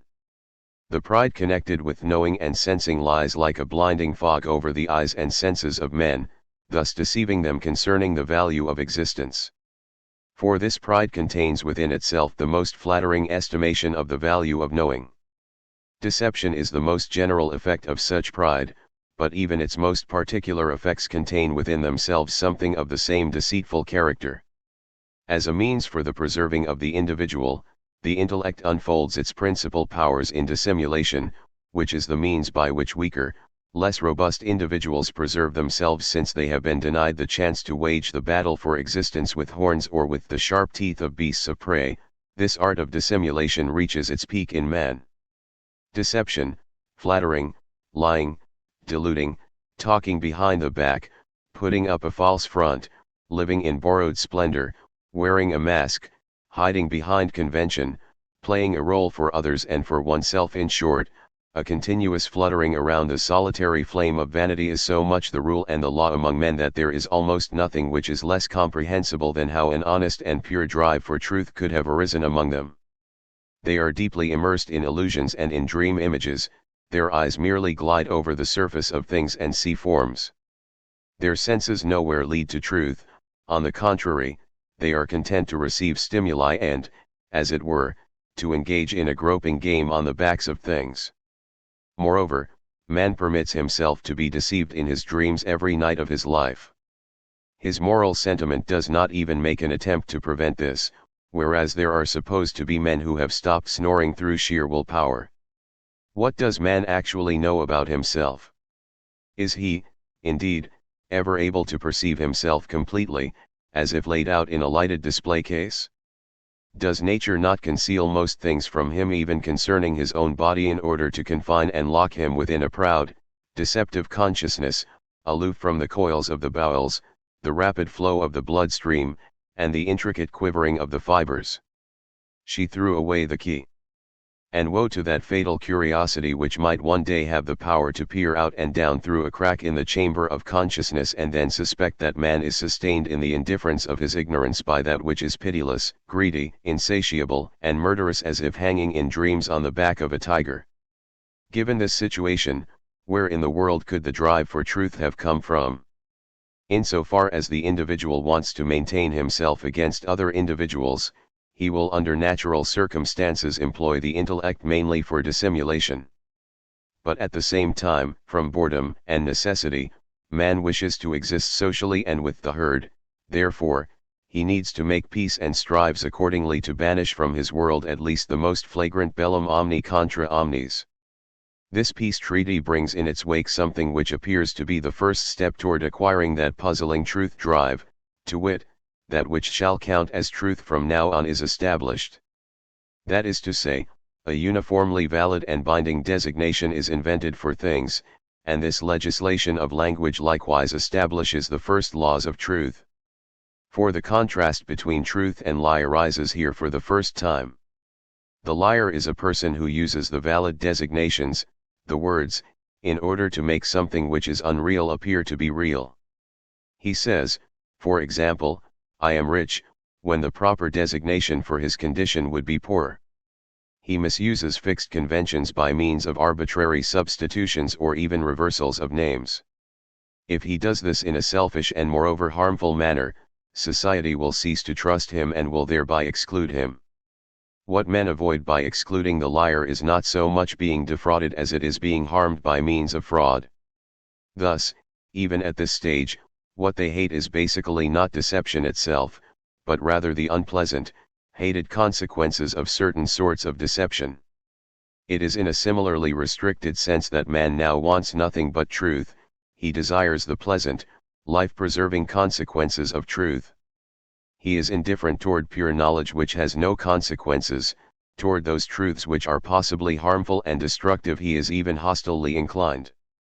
And besides, what about these linguistic conventions themselves? Are they perhaps products of knowledge, that is, of the sense of truth? Are designations congruent with things? Is language the adequate expression of all realities? It is only by means of forgetfulness that man can ever reach the point of fancying himself to possess a truth of the grade just indicated. If he will not be satisfied with truth in the form of tautology, that is to say, if he will not be content with empty husks, then he will always exchange truths for illusions. What is a word? It is the copy in sound of a nerve stimulus. But the further inference from the nerve stimulus to a cause outside of us is already the result of a false and unjustifiable application of the principle of sufficient reason. If truth alone had been the deciding factor in the genesis of language, and if the standpoint of certainty had been decisive for designations, then how could we still dare to say the stone is hard, as if hard were something otherwise familiar to us, and not merely a totally subjective stimulation? We separate things according to gender, designating the tree as masculine and the plant as feminine. What arbitrary assignments! How far this oversteps the canons of certainty! We speak of a snake.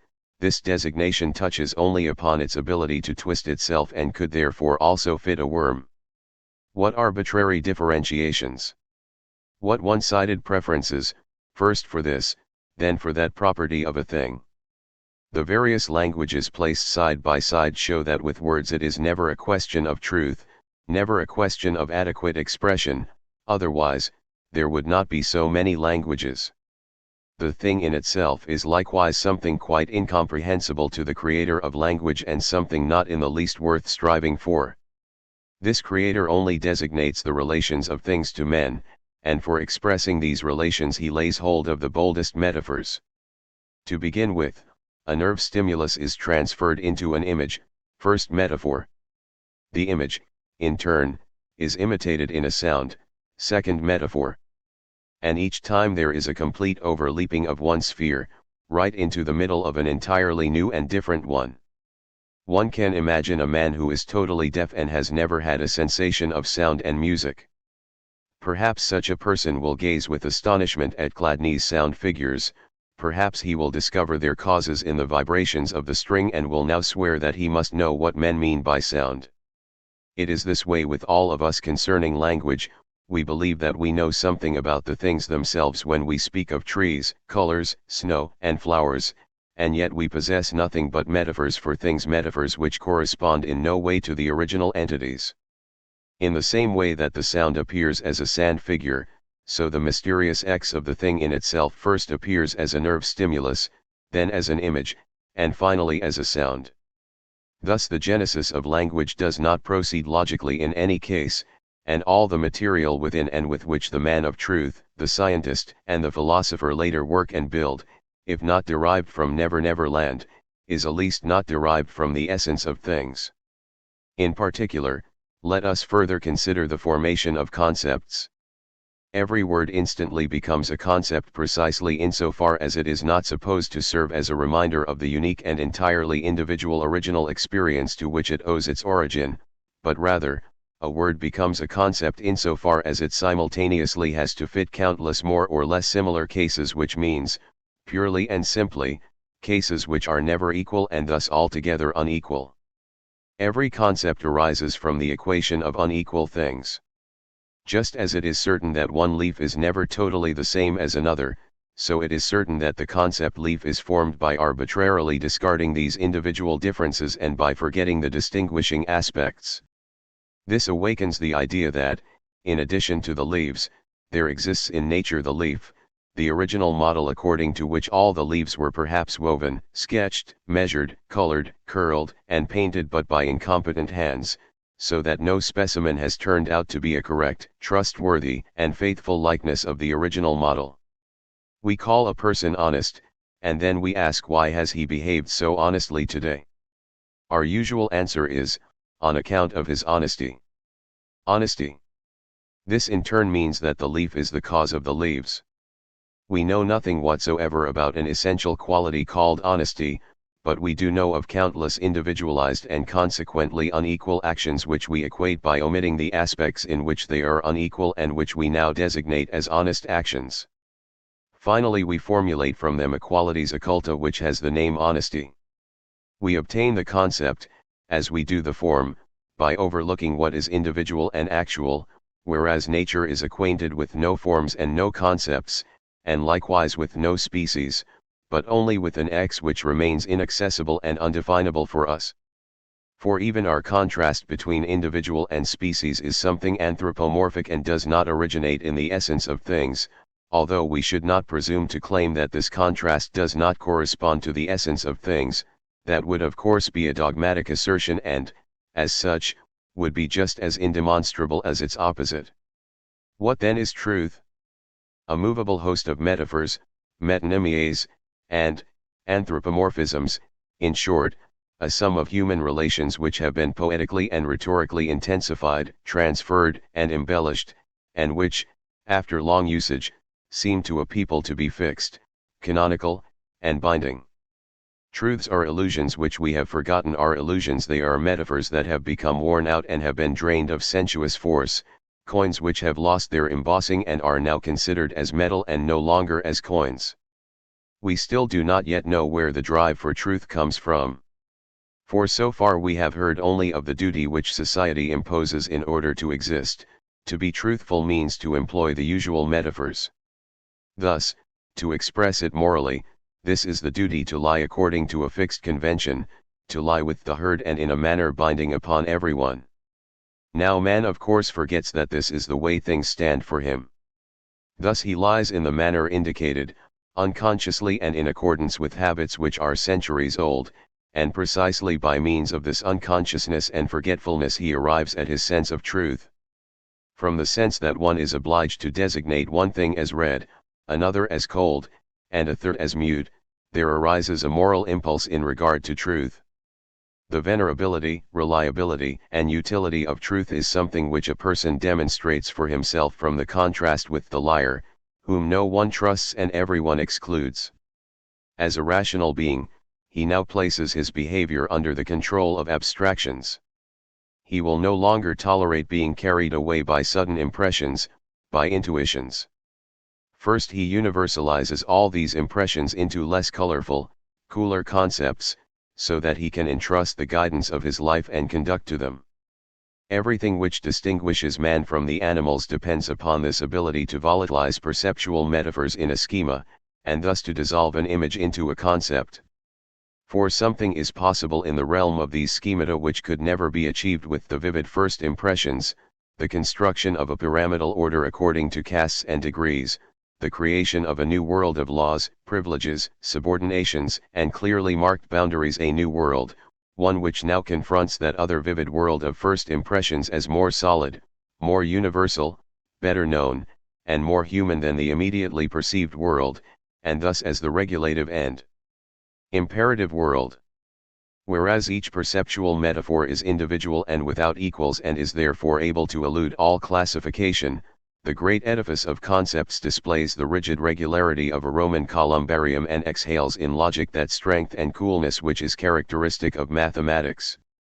Anyone who has felt this cool breath of logic will hardly believe that even the concept which is as bony, foursquare, and transposable as a die is nevertheless merely the residue of a metaphor, and that the illusion which is involved in the artistic transference of a nerve stimulus into images is, if not the mother, then the grandmother of every single concept.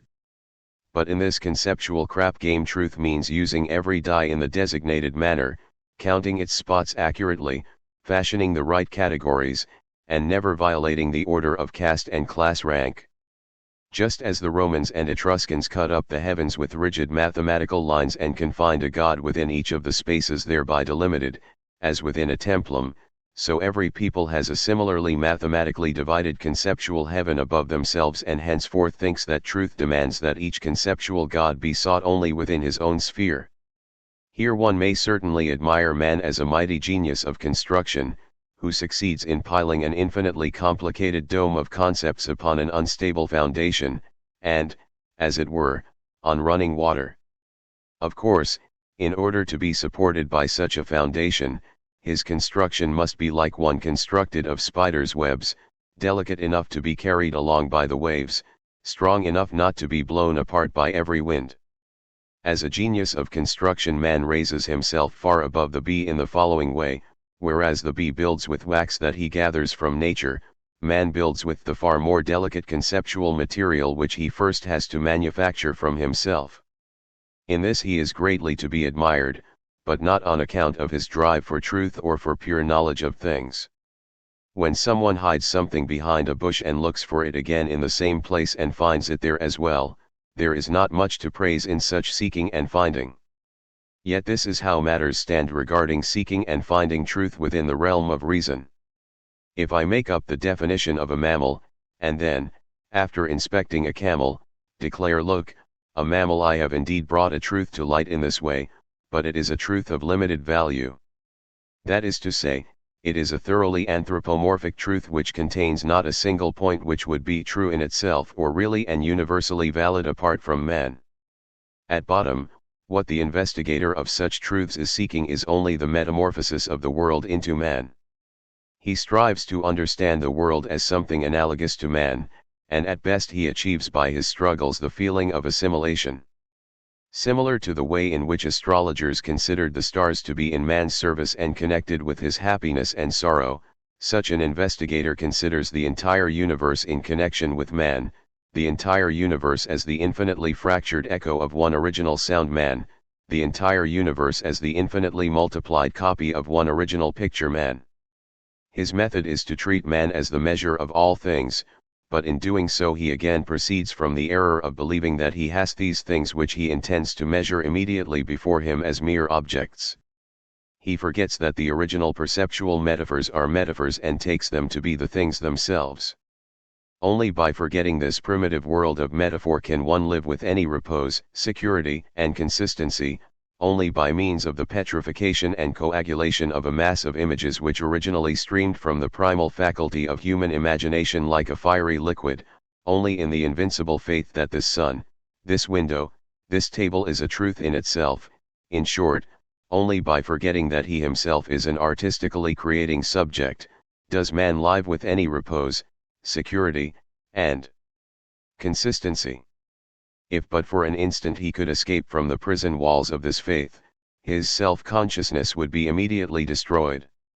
It is even a difficult thing for him to admit to himself that the insect or the bird perceives an entirely different world from the one that man does, and that the question of which of these perceptions of the world is the more correct one is quite meaningless, for this would have to have been decided previously in accordance with the criterion of the correct perception, which means, in accordance with a criterion which is not available.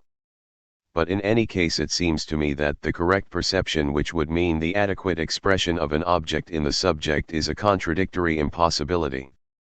For between two absolutely different spheres, as between subject and object, there is no causality, no correctness, and no expression. There is, at most, an aesthetic relation, I mean, a suggestive transference, a stammering translation into a completely foreign tongue for which either is required, in any case, a freely inventive intermediate sphere and mediating force. Appearance is a word that contains many temptations, which is why I avoid it as much as possible. For it is not true that the essence of things appears in the empirical world. A painter without hands who wished to express in song the picture before his mind would, by means of this substitution of spheres, still reveal more about the essence of things than does the empirical world. Even the relationship of a nerve stimulus to the generated image is not a necessary one. but when the same image has been generated millions of times and has been handed down for many generations and finally appears on the same occasion every time for all mankind, then it acquires at last the same meaning for men it would have if it were the sole necessary image and if the relationship of the original nerve stimulus to the generated image were a strictly causal one. In the same manner, an eternally repeated dream would certainly be felt and judged to be reality. But the hardening and congealing of a metaphor guarantees absolutely nothing concerning its necessity and exclusive justification. Every person who is familiar with such considerations has no doubt felt a deep mistrust of all idealism of this sort, just as often as he has quite early convinced himself of the eternal consistency, omnipresence, and fallibility of the laws of nature. He has concluded that so far as we can penetrate here from the telescopic heights to the microscopic depths everything is secure, complete, infinite, regular, and without any gaps. Science will be able to dig successfully in this shaft forever, and the things that are discovered will harmonize with and not contradict each other. How little does this resemble a product of the imagination, for if it were such, there should be some place where the illusion and reality can be divined.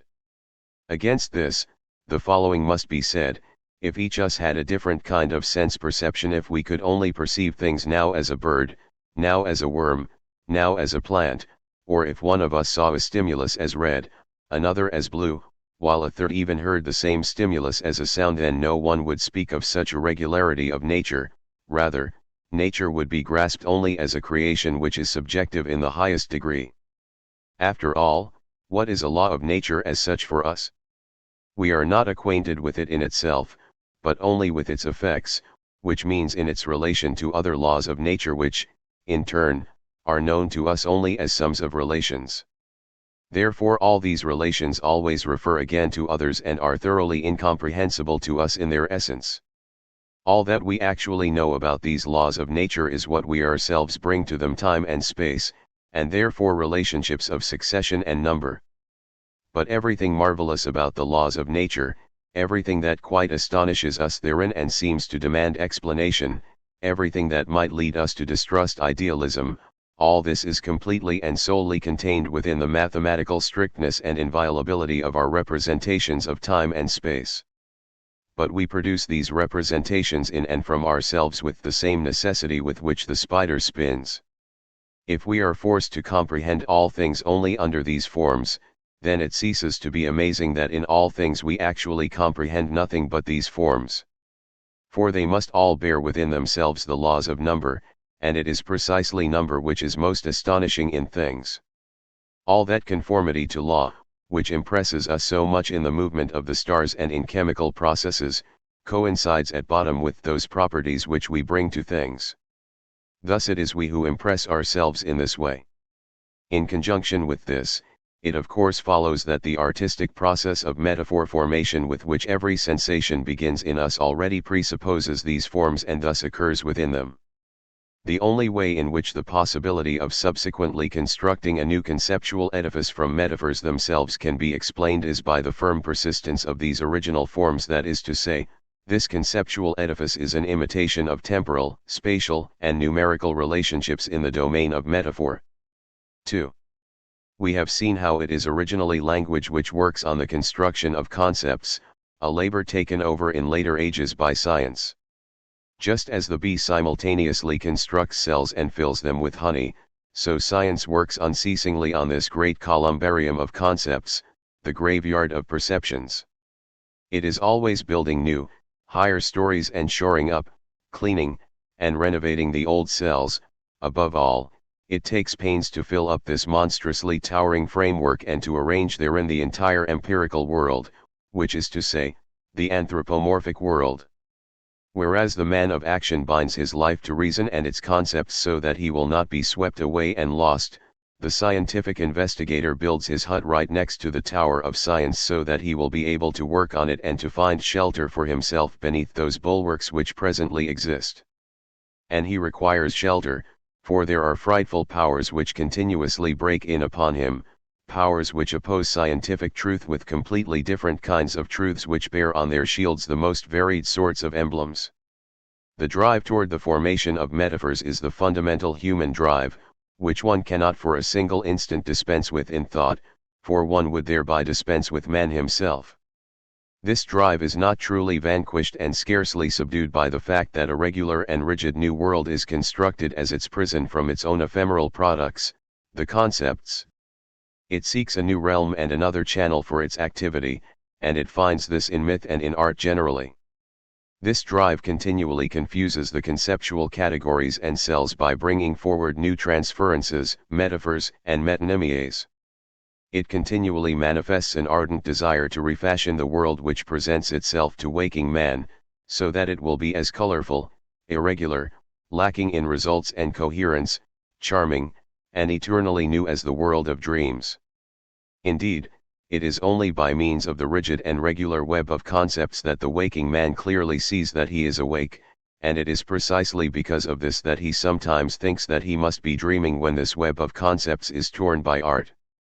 Pascal is right in maintaining that if the same dream came to us every night we would be just as occupied with it as we are with the things that we see every day. If a workman were sure to dream for 12 straight hours every night that he was king, said Pascal, I believe that he would be just as happy as a king who dreamt for 12 hours every night that he was a workman. In fact, because of the way that myth takes it for granted that miracles are always happening, the waking life of a mythically inspired people, the ancient Greeks, for instance, more closely resembles a dream than it does the waking world of a scientifically disenchanted thinker. When every tree can suddenly speak as a nymph, when a god in the shape of a bull can drag away maidens, when even the goddess Athena herself is suddenly seen in the company of Pisistratus driving through the marketplace of Athens with a beautiful team of horses, and this is what the honest Athenian believed then, as in a dream, anything is possible at each moment, and all of nature swarms around man as if it were nothing but a masquerade of the gods, who were merely amusing themselves by deceiving men in all these shapes. But man has an invincible inclination to allow himself to be deceived and is, as it were, enchanted with happiness when the rhapsodist tells him epic fables as if they were true, or when the actor in the theater acts more royally than any real king. So long as it is able to deceive without injuring, that master of deception, the intellect, is free, it is released from its former slavery and celebrates its Saturnalia. It is never more luxuriant, richer, prouder, more clever, and more daring. With creative pleasure it throws metaphors into confusion and displaces the boundary stones of abstractions, so that, for example, it designates the stream as the moving path which carries man where he would otherwise walk. The intellect has now thrown the token of bondage from itself. At other times it endeavors, with gloomy officiousness, to show the way and to demonstrate the tools to a poor individual who covets existence. It is like a servant who goes in search of booty and prey for his master. But now it has become the master and it dares to wipe from its face the expression of indigence. In comparison with its previous conduct, everything that it now does bears the mark of dissimulation, just as that previous conduct did of distortion. The free intellect copies human life, but it considers this life to be something good and seems to be quite satisfied with it. That immense framework and planking of concepts to which the needy man clings his whole life long in order to preserve himself is nothing but a scaffolding and toy for the most audacious feats of the liberated intellect. And when it smashes this framework to pieces, throws it into confusion, and puts it back together in an ironic fashion, pairing the most alien things and separating the closest, it is demonstrating that it has no need of these makeshifts of indigence and that it will now be guided by intuitions rather than by concepts. There is no regular path which leads from these intuitions into the land of ghostly schemata, the land of abstractions. There exists no word for these intuitions. When man sees them he grows dumb, or else he speaks only in forbidden metaphors and in unheard of combinations of concepts. He does this so that by shattering and mocking the old conceptual barriers he may at least correspond creatively to the impression of the powerful present intuition. There are ages in which the rational man and the intuitive man stand side by side, the one in fear of intuition, the other with scorn for abstraction. The latter is just as irrational as the former is inartistic. They both desire to rule over life, the former, by knowing how to meet his principal needs by means of foresight, prudence, and regularity, the latter, by disregarding these needs and, as an overjoyed hero, counting as real only that life which has been disguised as illusion and beauty. Whenever, as was perhaps the case in ancient Greece, the intuitive man handles his weapons more authoritatively and victoriously than his opponent, then, under favorable circumstances, a culture can take shape and art's mastery over life can be established. All the manifestations of such a life will be accompanied by this dissimulation, this disavowal of indigence, this glitter of metaphorical intuitions, and, in general, this immediacy of deception. Neither the house, nor the gate, nor the clothes, nor the clay jugs give evidence of having been invented because of a pressing need. It seems as if they were all intended to express an exalted happiness, an Olympian cloudlessness, and, as it were, a playing with seriousness. The man who is guided by concepts and abstractions only succeeds by such means in warding off misfortune, without ever gaining any happiness for himself from these abstractions. And while he aims for the greatest possible freedom from pain, the intuitive man, standing in the midst of a culture, already reaps from his intuition a harvest of continually inflowing illumination, cheer, and redemption in addition to obtaining a defense against misfortune. To be sure, he suffers more intensely. When he suffers, he even suffers more frequently, since he does not understand how to learn from experience and keeps falling over and over again into the same ditch. He is then just as irrational in sorrow as he is in happiness, he cries aloud and will not be consoled. How differently the stoical man who learns from experience and governs himself by concepts is affected by the same misfortunes. This man, who at other times seeks nothing but sincerity, truth, freedom from deception, and protection against ensnaring surprise attacks, now executes a masterpiece of deception. He executes his masterpiece of deception in misfortune, as the other type of man executes his in times of happiness. He wears no quivering and changeable human face, but, as it were, a mask with dignified, symmetrical features. He does not cry, he does not even alter his voice.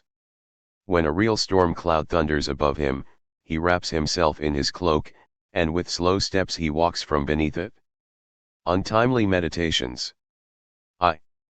Public opinion in Germany seems strictly to forbid any allusion to the evil and dangerous consequences of a war, more particularly when the war in question has been a victorious one. Those writers, therefore, command a more ready attention who, regarding this public opinion as final, proceed to vie with each other in their jubilant praise of the war, and of the powerful influences it has brought to bear upon morality, culture, and art. Yet it must be confessed that a victory is a great danger.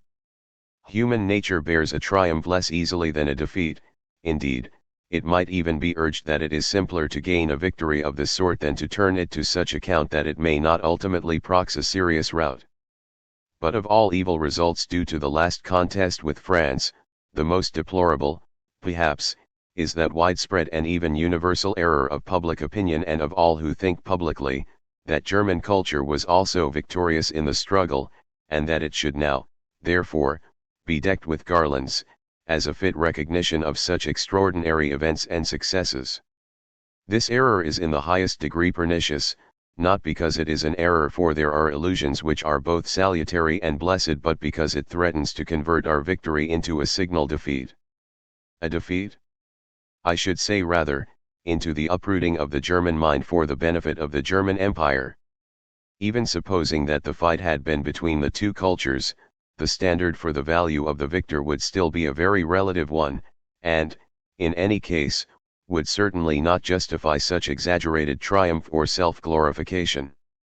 For, in the first place, it would be necessary to ascertain the worth of the conquered culture. This might be very little, in which case, even if the victory had involved the most glorious display of arms, it would still offer no warrant for inordinate rapture.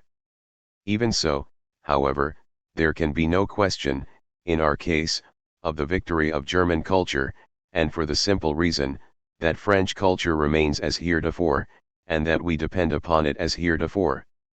It did not even help towards the success of our arms. Severe military discipline, natural bravery, and sustaining power, the superior generalship, unity, and obedience in the rank and file, in short, factors which have nothing to do with culture, were instrumental in making us conquer an opponent in whom the most essential of these factors were absent.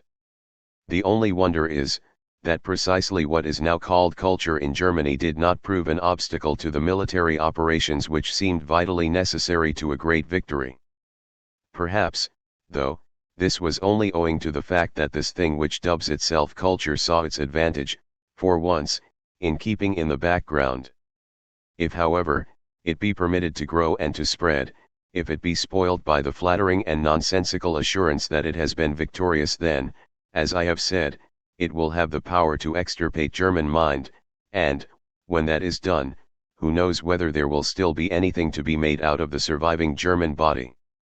Provided it were possible to direct that calm and tenacious bravery which the German opposed to the pathetic and spontaneous fury of the Frenchman, against the inward enemy, against the highly suspicious and, at all events, unnative cultivation which, owing to a dangerous misunderstanding, is called culture in Germany, then all hope of a really genuine German culture, the reverse of that cultivation, would not be entirely lost. For the Germans have never known any lack of clear-sighted and heroic leaders, though these, often enough, probably, have lacked Germans.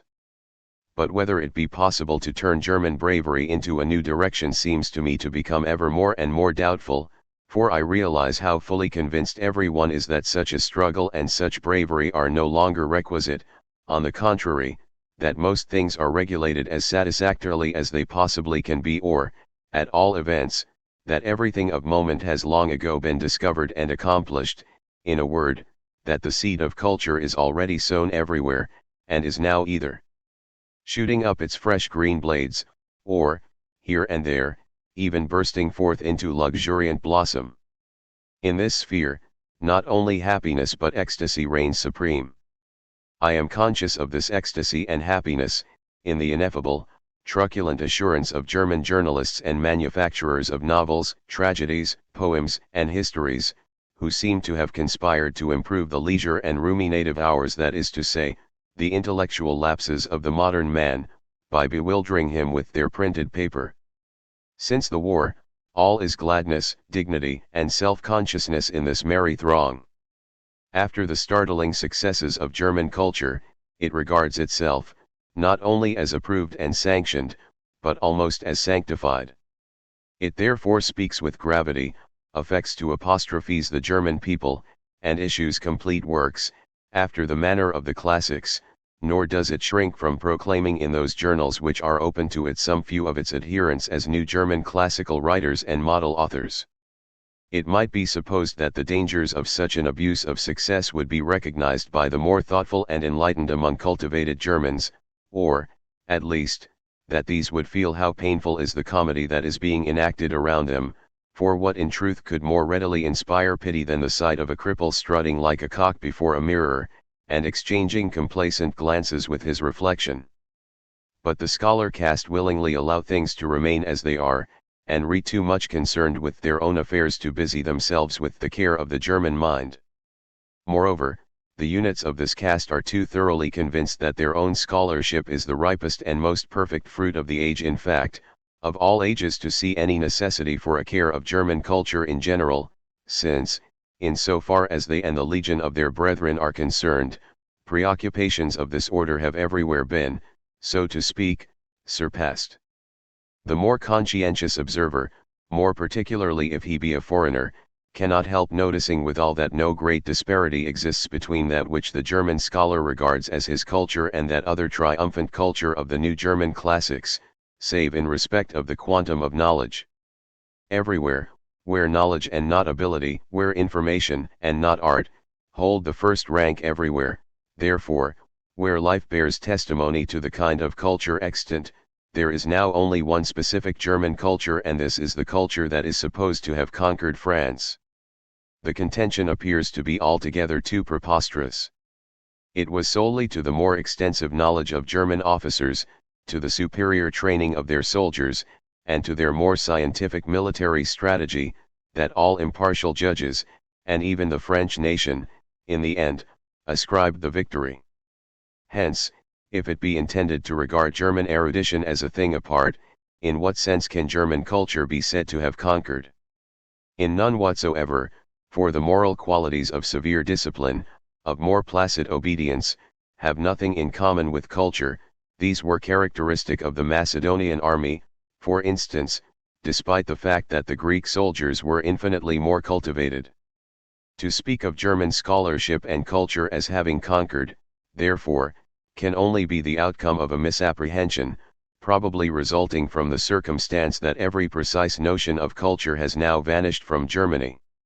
Culture is, before all things, the unity of artistic style, in every expression of the life of a people.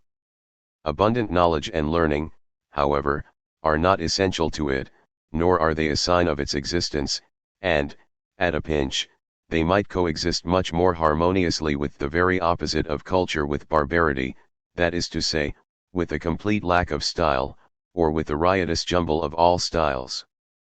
But it is precisely amid this riotous jumble that the German of today subsists, and the serious problem to be solved is, how, with all his learning, he can possibly avoid noticing it, how, into the bargain, he can rejoice with all his heart in his present culture? For everything conduces to open his eyes for him. Every glance he casts at his clothes, his room, his house, every walk he takes through the streets of his town, every visit he pays to his art dealers and to his trader in the articles of fashion. In his social intercourse he ought to realize the origin of his manners and movements, in the heart of our art institutions, the pleasures of our concerts, theaters, and museums. He ought to become apprised of the super and juxtaposition of all imaginable styles. The German heaps up around him the forms, colors, products, and curiosities of all ages and zones, and thereby succeeds in producing that garish newness, as of a country fair, which his scholars then proceed to contemplate and to define as modernism per se, and there he remains, squatting peacefully, in the midst of this conflict of styles. But with this kind of culture, which is, at bottom, nothing more nor less than a phlegmatic insensibility to real culture, men cannot vanquish an enemy, least of all an enemy like the French, who, whatever their worth may be, do actually possess a genuine and productive culture, and whom, up to the present, we have systematically copied, though in the majority of cases without skill. Even supposing we had really ceased copying them, it would still not mean that we had overcome them, but merely that we had lifted their yoke from our necks. Not before we have succeeded in forcing an original German culture upon them can there be any question of the triumph of German culture. Meanwhile, let us not forget that in all matters of form we are, and must be, just as dependent upon Paris now as we were before the war, for up to the present there has been no such thing as an original German culture. We all ought to have become aware of this, of our own accord. Besides, one of the few who had he right to speak to Germans in terms of reproach publicly drew attention to the fact. We Germans are of yesterday, Goethe once said to Eckermann.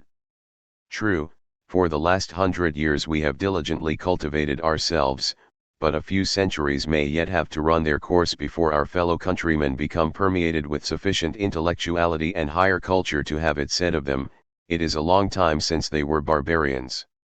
2. If, however, our public and private life is so manifestly devoid of all signs of a productive and characteristic culture, if, moreover, our great artists, with that earnest vehemence and honesty which is peculiar to greatness admit, and have admitted, this monstrous fact so very humiliating to a gifted nation, how can it still be possible for contentment to reign to such an astonishing extent among German scholars? And since the last war this complacent spirit has seemed ever more and more ready to break forth into exultant cries and demonstrations of triumph.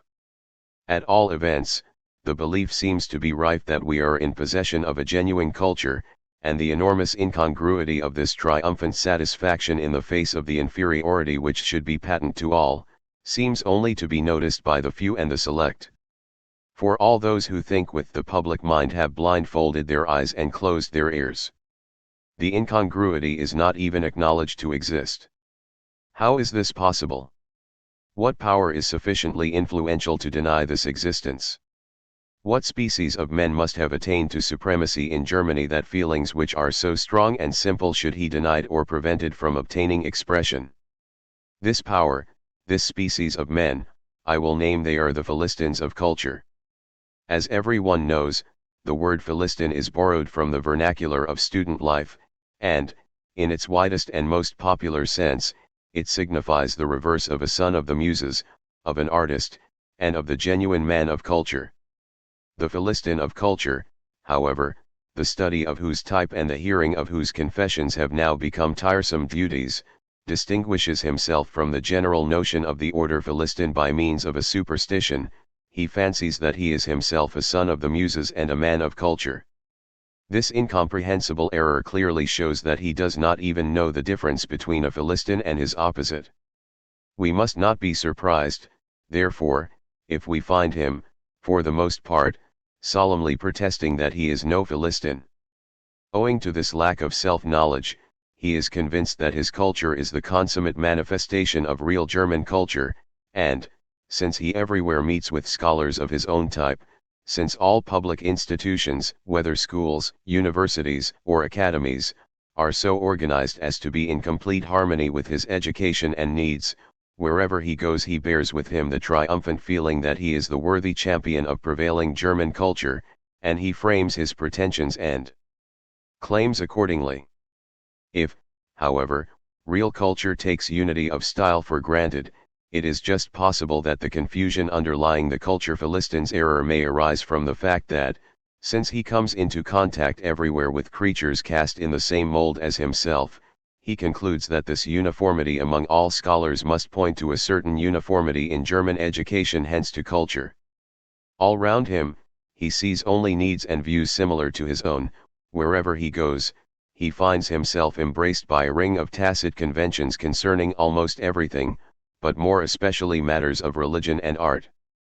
This imposing sameness, this tutti unisono which, though it responds to no word of command, is yet ever ready to burst forth, cousins him into the belief that here a culture must be established and flourishing. But Philistinism, despite its systematic organization and power, does not constitute a culture by virtue of its system alone. It does not even constitute an inferior culture, but invariably the reverse, namely, firmly established barbarity.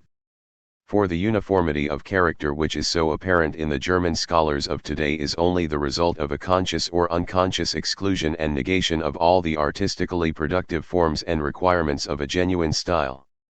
The mind of the cultured Philistine must have become sadly unhinged, for precisely what culture repudiates he regards as culture itself, and, since he proceeds logically, he succeeds in creating a connected group of these repudiations, a system of non-culture, to which one might at a pinch grant a certain unity of style, provided of course it were ot nonsense to attribute style to barbarity. If he have to choose between a stylish act and its opposite, he will invariably adopt the latter, and, since this rule holds good throughout, every one of his acts bears the same negative stamp. Now, it is by means of this stamp that he is able to identify the character of the German culture, which is his own patent, and all things that do not bear it are so many enemies and obstacles drawn up against him. In the presence of these arrayed forces the culture Philistine either does no more than ward off the blows, or else he denies, holds his tongue, stops his ears, and refuses to face facts. He is a negative creature even in his hatred and animosity.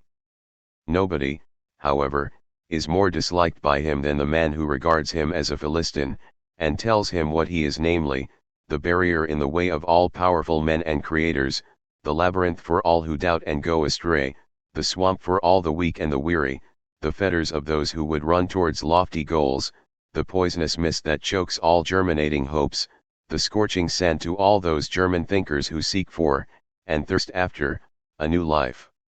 For the mind of Germany is seeking, and ye hate it because it is seeking, and because it will not accept your word, when ye declare that ye have found what it is seeking. How could it have been possible for a type like that of the culture Philistine to develop? And even granting its development, how was it able to rise to the powerful position of supreme judge concerning all questions of German culture? How could this have been possible, seeing that a whole procession of grand and heroic figures has already filed past us, whose every movement, the expression of whose every feature, whose questioning voice and burning eye betrayed the one fact, that they were seekers, and that they sought that which the culture Philistine had long fancied he had found, to wit, a genuine original German culture. Is there a soil, thus they seem to ask, a soil that is pure enough, unhandselled enough, of sufficient virgin sanctity, to allow the mind of Germany to build its house upon it? Questioning thus, they wandered through the wilderness, and the woods of wretched ages and narrow conditions, and as seekers they disappeared from our vision. One of them, at an advanced age, was even able to say, in the name of all, for half a century my life has been hard and bitter enough, I have allowed myself no rest, but have ever striven, sought, and done, to the best and to the utmost of my ability. What does our culture Philistinism say of these seekers? It regards them simply as discoverers, and seems to forget that they themselves only claim to be seekers. We have our culture, say her sons, for have we not our classics? Not only is the foundation there, but the building already stands upon it. We ourselves constitute that building. And, so saying, the Philistine raises his hand to his brow. But, in order to be able thus to misjudge, and thus to grant left-handed veneration to our classics, people must have ceased to know them. This, generally speaking, is precisely what has happened. For, otherwise, one ought to know that there is only one way of honoring them, and that is to continue seeking with the same spirit and with the same courage, and not to weary of the search.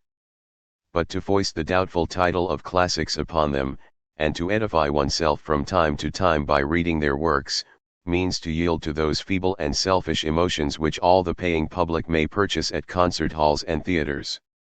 Even the raising of monuments to their memory, and the christening of feasts and societies with their names, all these things are but so many ringing cash payments by means of which the culture Philistine discharges his indebtedness to them, so that in all other respects he may be rid of them, and, above all, not bound to follow in their wake and prosecute his search further. For henceforth inquiry is to cease, that is the Philistine watchword. This watchword once had some meaning.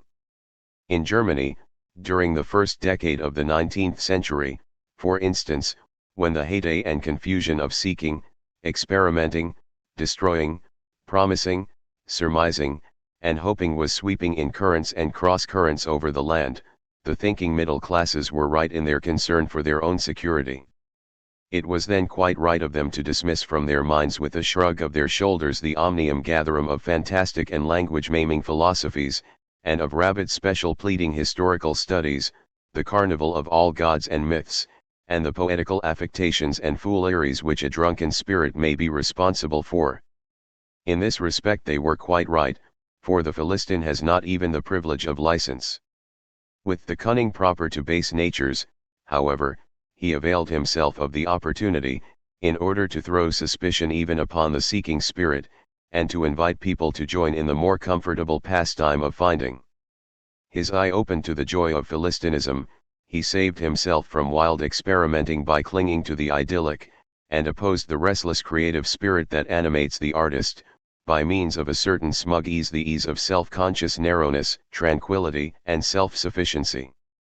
His tapering finger pointed, without any affectation of modesty, to all the hidden and intimate incidents of his life, to the many touching and ingenuous joys which sprang into existence in the wretched depths of his uncultivated existence, and which modestly blossomed forth on the bogland of Philistinism. There were, naturally, a few gifted narrators who, with a nice touch, drew vivid pictures of the happiness, the prosaic simplicity, the bucolic robustness, and all the well-being which floods the quarters of children, scholars, and peasants. With picture books of this class in their hands, these smug ones now once and for all sought to escape from the yoke of these dubious classics and the command which they contained to seek further and to find. They only started the notion of an epigone age in order to secure peace for themselves, and to be able to reject all the efforts of disturbing innovators summarily as the work of epigones. With the view of ensuring their own tranquility, these smug ones even appropriated history, and sought to transform all sciences that threatened to disturb their wretched ease into branches of history, more particularly philosophy and classical philology. Through historical consciousness, they saved themselves from enthusiasm, for, in opposition to Goethe, it was maintained that history would no longer kindle enthusiasm. No, in their desire to acquire an historical grasp of everything, stultification became the sole aim of these philosophical admirers of nil admirari. While professing to hate every form of fanaticism and intolerance, what they really hated, at bottom, was the dominating genius and the tyranny of the real claims of culture. They therefore concentrated and utilized all their forces in those quarters where a fresh and vigorous movement was to be expected, and then paralysed, stupefied, and tore it to shreds. In this way, a philosophy which veiled the Philistine confessions of its founder beneath neat twists and flourishes of language proceeded further to discover a formula for the canonization of the commonplace. It expatiated upon the rationalism of all reality, and thus ingratiated itself with the culture Philistine, who also loves neat twists and flourishes, and who, above all, considers himself real, and regards his reality as the standard of reason for the world. From this time forward he began to allow everyone, and even himself, to reflect, to investigate, to aestheticize, and, more particularly, to make poetry, music, and even pictures, not to mention systems philosophy, provided, of course, that everything were done according to the old pattern, and that no assault were made upon the reasonable and the real, that is to say, upon the Philistine.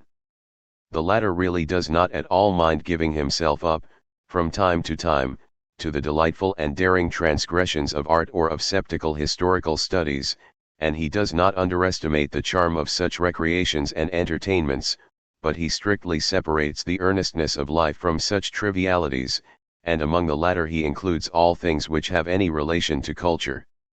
Therefore, woe to the art that takes itself seriously, that has a notion of what it may exact, and that dares to endanger his income, his business, and his habits. Upon such an art he turns his back, as though it were something dissolute, and, affecting the attitude of a guardian of chastity, he cautions every unprotected virtue on no account to look. Being such an adept at cautioning people, he is always grateful to any artist who heeds him and listens to caution. He then assures his protégé that things are to be made more easy for him, that, as a kindred spirit, he will no longer be expected to make sublime masterpieces, but that his work must be one of two kinds: either the imitation of reality to the point of simian mimicry, in idylls or gentle and humorous satires, or the free copying of the best known and most famous classical works, albeit with shamefast concessions to the taste of the age. For, although he may only be able to appreciate slavish copying or accurate portraiture of the present, still he knows that the latter will but glorify him, and increase the well-being of reality, while the former, far from doing him any harm, rather helps to establish his reputation as a classical judge of taste, and is not otherwise troublesome, for he has, once and for all, come to terms with the classics. Finally, he discovers the general and effective formula: health for his habits, methods of observation, judgments, and the objects of his patronage, while he dismisses the importunate disturber of the peace with the epithets hysterical and morbid.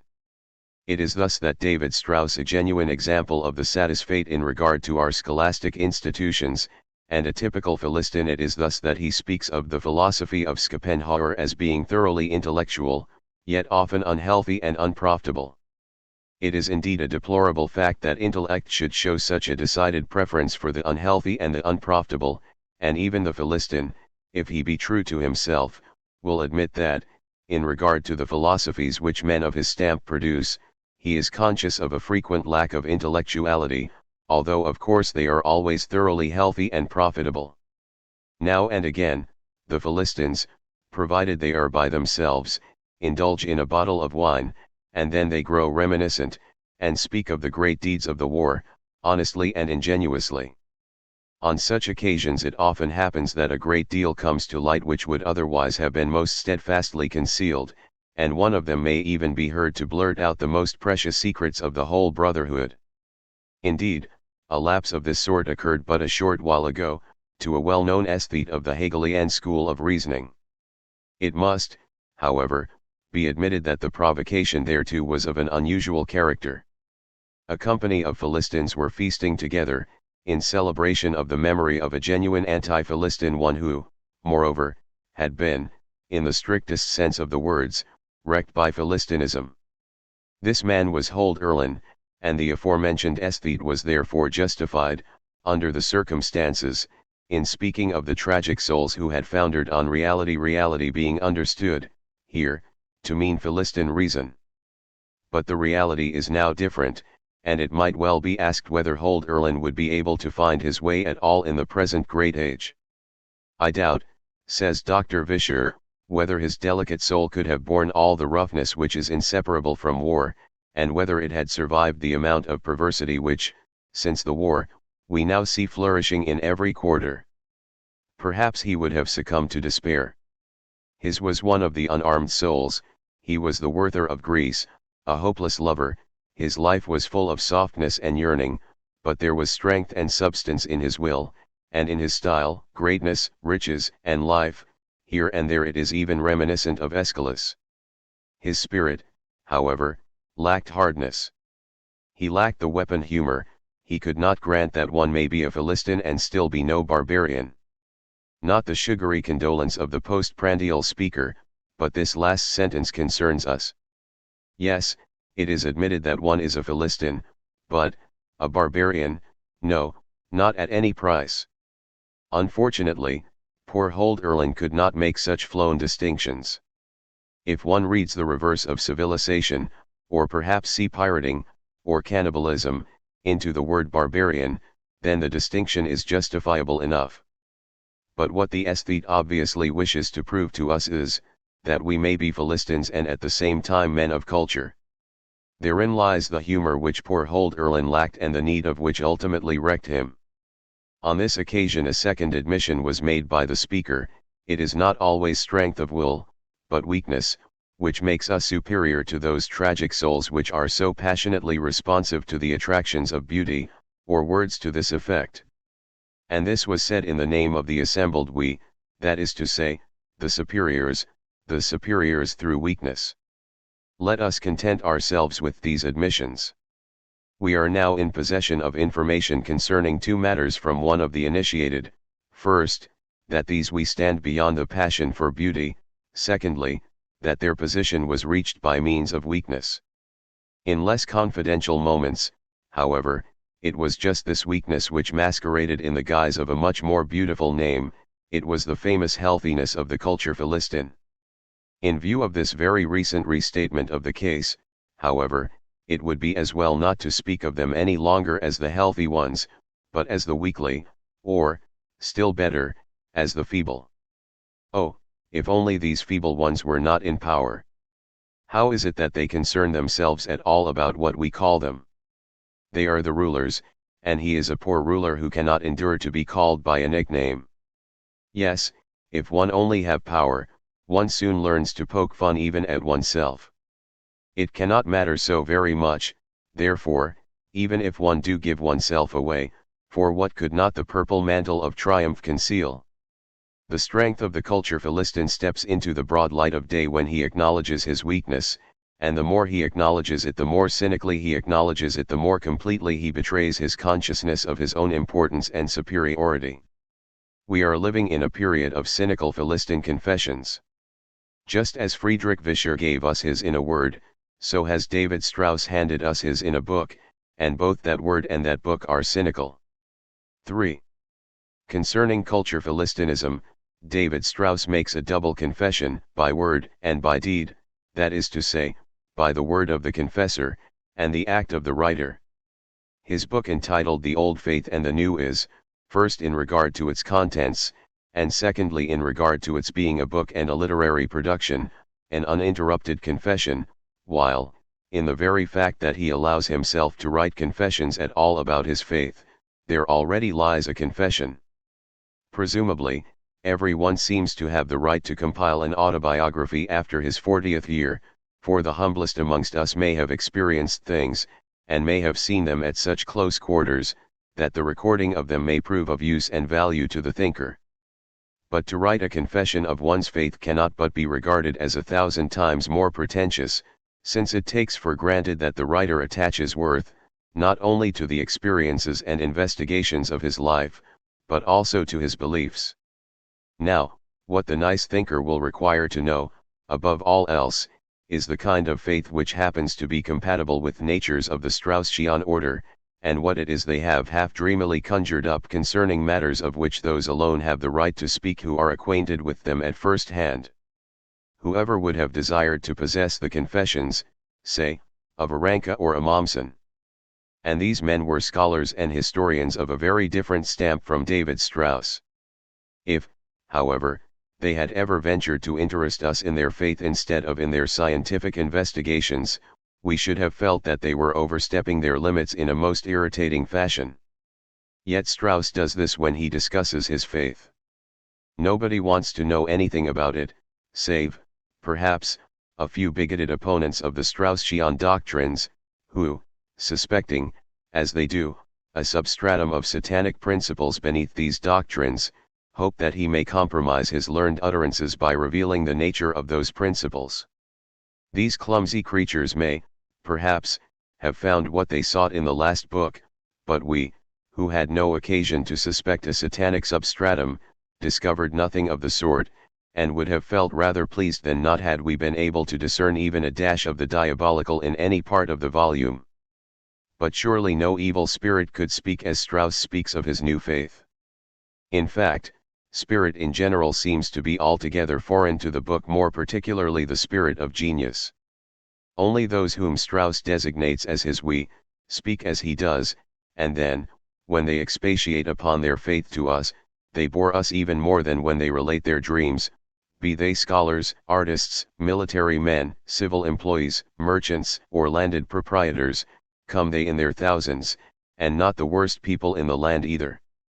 If they do not wish to remain the peaceful ones in town or county, but threaten to wax noisy, then let not the din of their unisono deceive us concerning the poverty and vulgarity of the melody they sing. How can it dispose us more favorably towards a profession of faith to hear that it is approved by a crowd, when it is of such an order that if any individual of that crowd attempted to make it known to us, we should not only fail to hear him out, but should interrupt him with a yawn? If thou sharest such a belief, we should say unto him, in heaven's name, keep it to thyself. Maybe, in the past, some few harmless types looked for the thinker in David Strauss, now they have discovered the believer in him, and are disappointed. Had he kept silent, he would have remained, for these, at least, the philosopher, whereas, now, no one regards him as such. He no longer craved the honors of the thinker, however, all he wanted to be was a new believer, and he is proud of his new belief. In making a written declaration of it, he fancied he was writing the catechism of modern thought, and building the broad highway of the world's future. Indeed, our Philistines have ceased to be faint-hearted and bashful, and have acquired almost cynical assurance. There was a time, long, long ago, when the Philistine was only tolerated as something that did not speak, and about which no one spoke.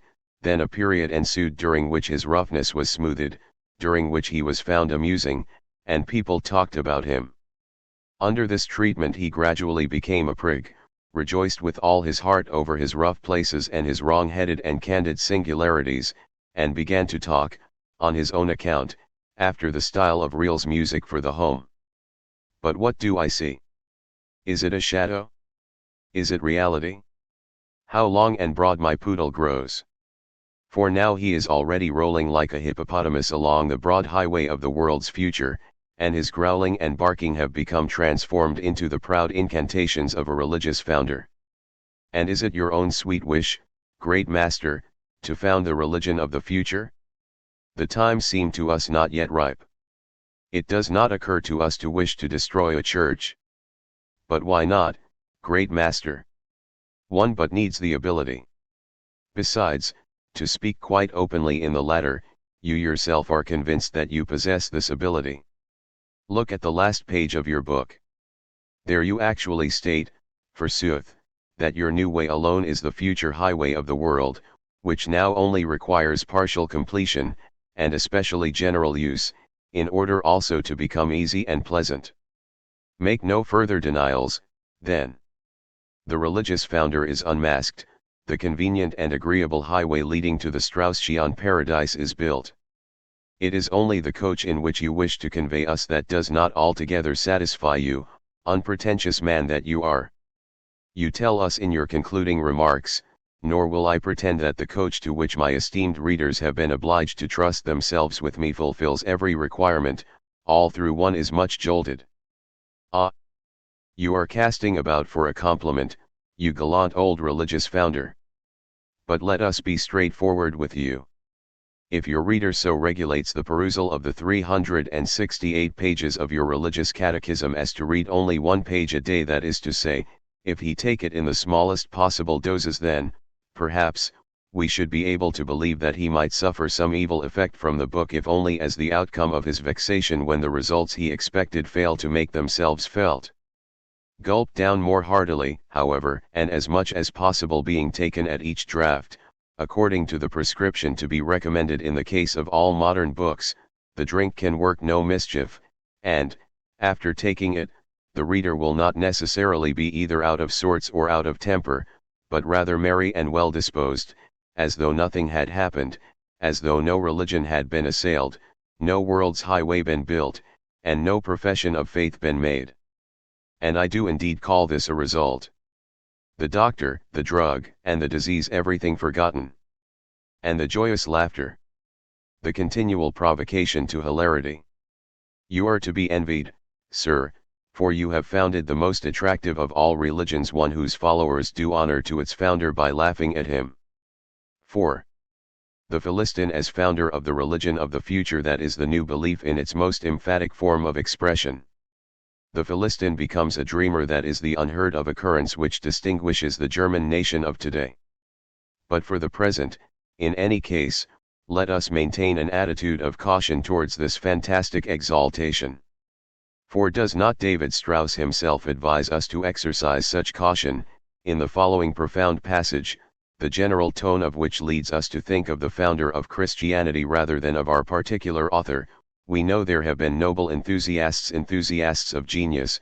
The influence of an enthusiast can rouse, exalt, and produce prolonged historic effects, but we do not wish to choose him as the guide of our life. He will be sure to mislead us, if we do not subject his influence to the control of reason. But we know something more. We know that there are enthusiasts who are not intellectual, who do not rouse or exalt, and who, nevertheless, not only expect to be the guides of our lives, but, as such, to exercise a very lasting historical influence into the bargain, and to rule the future. All the more reason why we should place their influence under the control of reason. Lichtenberg even said, there are enthusiasts quite devoid of ability, and these are really dangerous people. In the first place, as regards the above-mentioned control of reason, we should like to have candid answers to the three following questions. First, how does the new believer picture his heaven?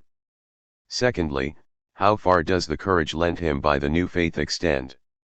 And, thirdly, how does he write his books? Strauss the confessor must answer the first and second questions, Strauss the writer must answer the third. The heaven of the new believer must, perforce, be a heaven upon earth, for the Christian prospect of an immortal life in heaven, together with the other consolations, must irretrievably vanish for him who has but one foot on the Straussian platform. The way in which a religion represents its heaven is significant, and if it be true that Christianity knows no other heavenly occupations than singing and making music, the prospect of the Philistine, à la Strauss, is truly not a very comforting one. In the Book of Confessions, however, there is a page which treats of paradise. Happiest of Philistines, unroll this parchment scroll before anything else, and the whole of heaven will seem to clamber down to thee. We would but indicate how we act, how we have acted these many years.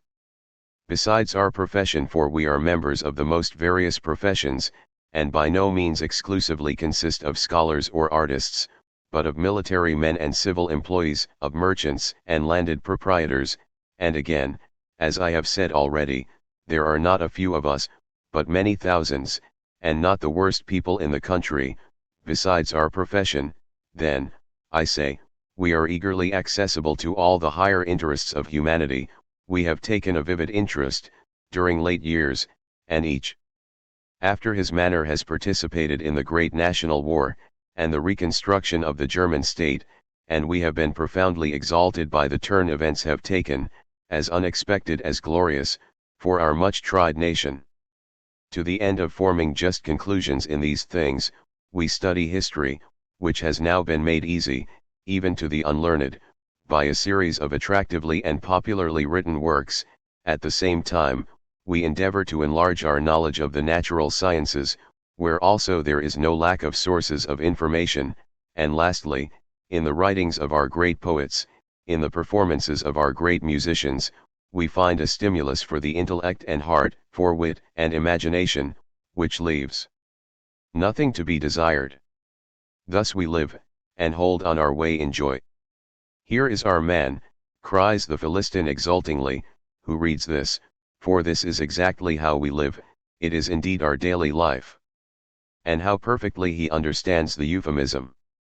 When, for example, he refers to the historical studies by means of which we help ourselves in forming just conclusions regarding the political situation, what can he be thinking of, if it be not our newspaper reading?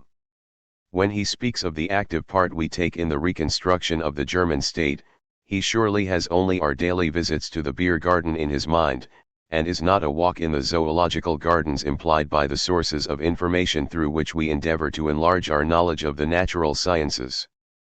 Finally, the theaters and concert halls are referred to as places from which we take home a stimulus for wit and imagination which leaves nothing to be desired.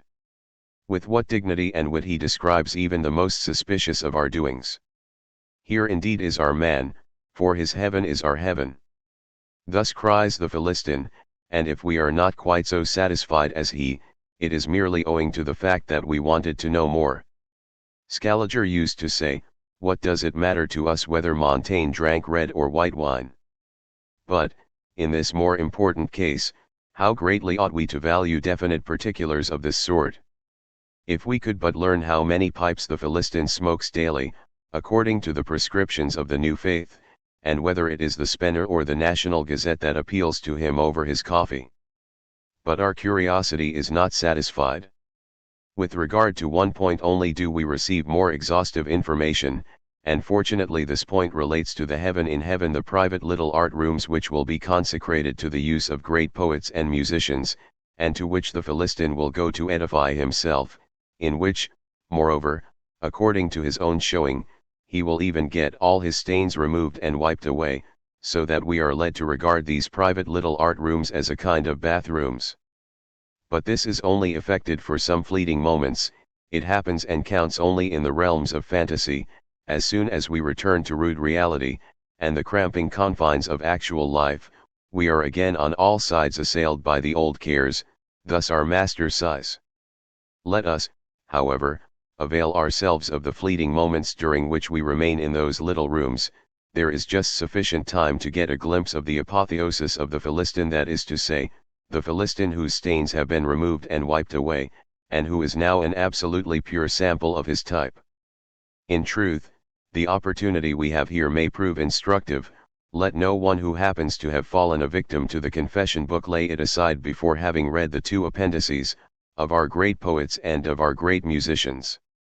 Here the rainbow of the new brotherhood is set, and he who can find no pleasure in it, for such an one there is no help, as Strauss says on another occasion, and, as he might well say here, he is not yet ripe for our point of view. For are we not in the heaven of heavens? The enthusiastic explorer undertakes to lead us about, and begs us to excuse him if, in the excess of his joy at all the beauties to be seen, he should by any chance be tempted to talk too much. If I should, perhaps, become more garrulous than may seem warranted in this place, let the reader be indulgent to me, for out of the abundance of the heart the mouth speaketh. Let him only be assured that what he is now about to read does not consist of older materials, which I take the opportunity of inserting here, but that these remarks have been written for their present place and purpose. This confession surprises us somewhat for the moment. What can it matter to us whether or not the little chapters were freshly written? As if it were a matter of writing. Between ourselves, I should have been glad if they had been written a quarter of a century earlier, then, at least, I should have understood why the thoughts seem to be so bleached, and why they are so redolent of resuscitated antiquities. But that a thing should have been written in 1872 and already smell of decay in 1872 strikes me as suspicious. Let us imagine someone's falling asleep while reading these chapters. What would he most probably dream about? A friend answered this question for me, because he happened to have had the experience himself. He dreamt of a waxwork show. The classical writers stood there, elegantly represented in wax and beads. Their arms and eyes moved, and a screw inside them creaked in accompaniment to their movements. He saw something gruesome among them, a misshapen figure, decked with tapes and jaundiced paper, out of whose mouth a ticket hung, on which Lessing was written. My friend went close up to it and learned the worst. It was the Homeric Chimera.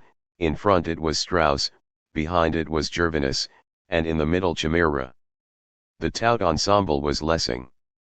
This discovery caused him to shriek with terror. He waked, and read no more. In sooth, great master, why have you written such fusty little chapters? We do, indeed, learn something new from them, for instance, that Gervinus made it known to the world how and why Goethe was no dramatic genius, that, in the second part of Faust, he had only produced a world of phantoms and of symbols, that Wallenstein is a Macbeth as well as a Hamlet, that the Straussian reader extracts the short stories out of the Wanderjar much as naughty children pick the raisins and almonds out of a tough plum cake, that no complete effect can be produced on the stage without the forcible element, and that Schiller emerged from Kant as from a cold water cure. All this is certainly new and striking, but, even so, it does not strike us with wonder, and so sure as it is new, it will never grow old, for it never was young, it was senile at birth. What extraordinary ideas seem to occur to these blessed ones, after the new style, in their aesthetic heaven? And why can they not manage to forget a few of them, more particularly when they are of that unesthetic, earthly, and ephemeral order to which the scholarly thoughts of Gervinus belong, and when they so obviously bear the stamp of puerility? But it almost seems as though the modest greatness of a Strauss and the vain insignificance of a Gervinus were only too well able to harmonize. Then long live all those blessed ones.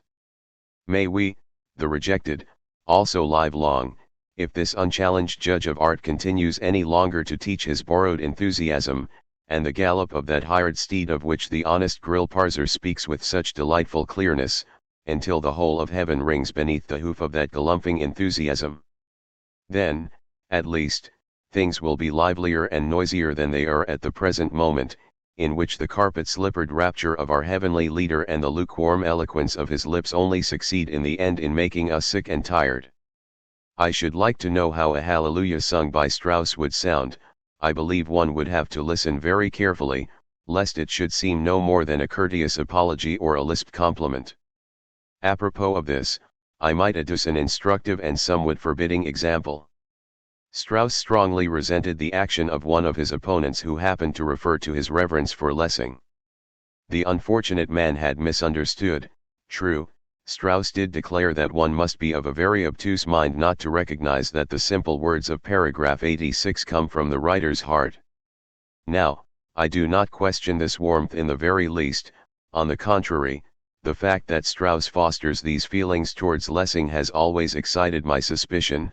I find the same warmth for Lessing raised almost to heat in Gervinus. Yeah, on the whole, no great German writer is so popular among little German writers as Lessing is, but for all that, they deserve no thanks for their predilection, for what is it, in sooth, that they praise in Lessing?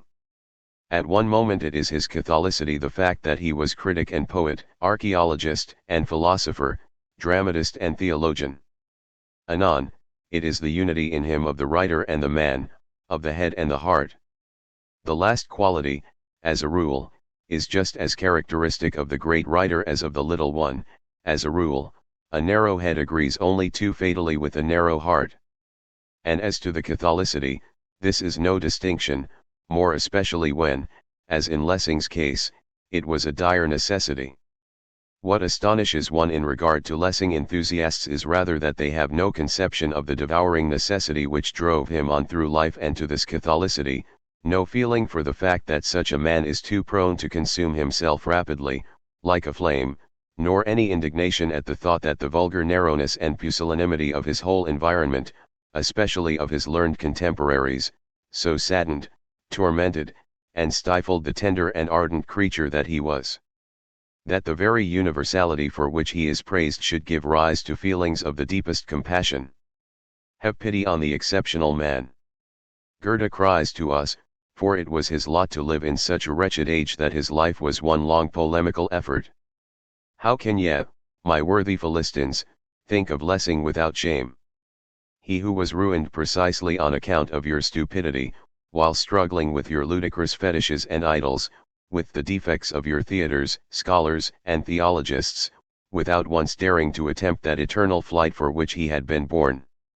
And what are your feelings when ye think of Winckelmann, who, in order to turn his eyes from your grotesque puerilities, went begging to the Jesuits for help, and whose ignominious conversion dishonors not him, but you? Dare ye mention Schiller's name without blushing? Look at his portrait. See the flashing eyes that glance contemptuously over your heads, the deadly red cheek. Do these things mean nothing to you? In him ye had such a magnificent and divine toy that ye shattered it. Suppose, for a moment, it had been possible to deprive this harassed and hunted life of Goethe's friendship, ye would then have been responsible for its still earlier end. Ye have had no finger in any one of the life works of your great geniuses, and yet ye would make a dogma to the effect that no one is to be helped in the future. But for every one of them, ye were the resistance of the obtuse world, which Goethe calls by its name in his epilogue to the Bell. For all of them ye were the grumbling imbeciles, or the envious bigots, or the malicious egoists. In spite of you each of them created his works, against you each directed his attacks, and thanks to you each prematurely sank, while his work was still unfinished, broken, and bewildered by the stress of the battle. And now ye presume that ye are going to be permitted, Tomcum Rebanigusta, to praise such men. And with words which leave no one in any doubt as to whom ye have in your minds when ye utter your encomiums, which therefore spring forth with such hearty warmth that one must be blind not to see to whom ye are really bowing.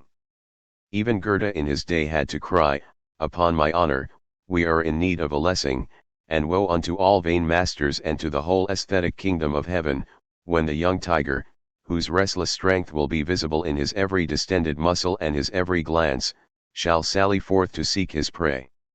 V. How clever it was of my friend to read no further, once he had been enlightened concerning the Straussian Lessing and Strauss himself. We, however, read on further, and even craved admission of the doorkeeper of the new faith to the sanctum of music. The master threw the door open for us, accompanied us, and began quoting certain names, until, at last, overcome with mistrust, we stood still and looked at him. Was it possible that we were the victims of the same hallucination as that to which our friend had been subjected in his dream? The musicians to whom Strauss referred seemed to us to be wrongly designated as long as he spoke about them, and we began to think that the talk must certainly be about somebody else, even admitting that it did not relate to incongruous phantoms. When, for instance, he mentioned Haydn with that same warmth which made us so suspicious when he praised Lessing, and when he posed as the epopt and priest of a mysterious Haydn cult, when, in a discussion upon quartet music, if you please, he even likened Haydn to a good unpretending soup and Beethoven to sweetmeats, then, to our minds, one thing, and one thing alone, became certain, namely, that his sweetmeat Beethoven is not our Beethoven, and his soup Haydn is not our Haydn. The master was moreover of the opinion that our orchestra is too good to perform Haydn, and that only the most unpretentious amateurs can do justice to that music, a further proof that he was referring to some other artist and some other work, possibly to Reel's music for the home. But whoever can this sweetmeat Beethoven of Strauss's be? He is said to have composed 9 symphonies, of which the pastoral is the least remarkable, we are told that each time in composing the third, he seemed impelled to exceed his bounds, and depart on an adventurous quest, from which we might infer that we are here concerned with a sort of double monster, half horse and half cavalier. With regard to a certain Eroica, this centaur is very hard pressed, because he did not succeed in making it clear whether it is a question of a conflict on the open field or in the deep heart of man. In the pastoral there is said to be a furiously raging storm, for which it is almost too insignificant to interrupt a dance of country folk, and which, owing to its arbitrary connection with a trivial motive, as Strauss so adroitly and correctly puts it, renders the symphony the least remarkable. A more drastic expression appears to have occurred to the master, but he prefers to speak here, as he says, with becoming modesty. But no, for once our master is wrong, in this case he is really a little too modest. Who, indeed, will enlighten us concerning this sweetmeat Beethoven, if not Strauss himself, the only person who seems to know anything about him? But, immediately below, a strong judgment is uttered with becoming non-modesty, and precisely in regard to the Ninth Symphony. It is said, for instance, that this symphony is naturally the favorite of a prevalent taste, which in art, and music especially, mistakes the grotesque for the genial, and the formless for the sublime. It is true that a critic as severe as Gervinus was gave this work a hearty welcome, because it happened to confirm one of his doctrines, but Strauss is far from going to these problematic productions in search of the merits of his Beethoven. It is a pity, cries our master, with a convulsive sigh, that one is compelled, by such reservations, to mar one's enjoyment of Beethoven, as well as the admiration gladly accorded to him. For our master is a favorite of the Graces, and these have informed him that they only accompanied Beethoven part of the way, and that he then lost sight of them. This is a defect, he cries, but can you believe that it may also appear as an advantage? He who is painfully and breathlessly rolling the musical idea along will seem to be moving the weightier one, and thus appear to be the stronger. This is a confession, and not necessarily one concerning Beethoven alone, but concerning the classical prose writer himself. He, the celebrated author, is not abandoned by the Graces. From the play of airy jests, that is to say, Straussian jests, to the heights of solemn earnestness, that is to say, Straussian earnestness, they remain stolidly at his elbow. He, the classical prose writer, slides his burden along playfully and with a light heart, whereas Beethoven rolls his painfully and breathlessly. He seems merely to dandle his load. This is indeed an advantage. But would anybody believe that it might equally be a sign of something wanting? In any case, only those could believe this who mistake the grotesque for the genial, and the formless for the sublime. Is not that so, you dandling favorite of the Graces?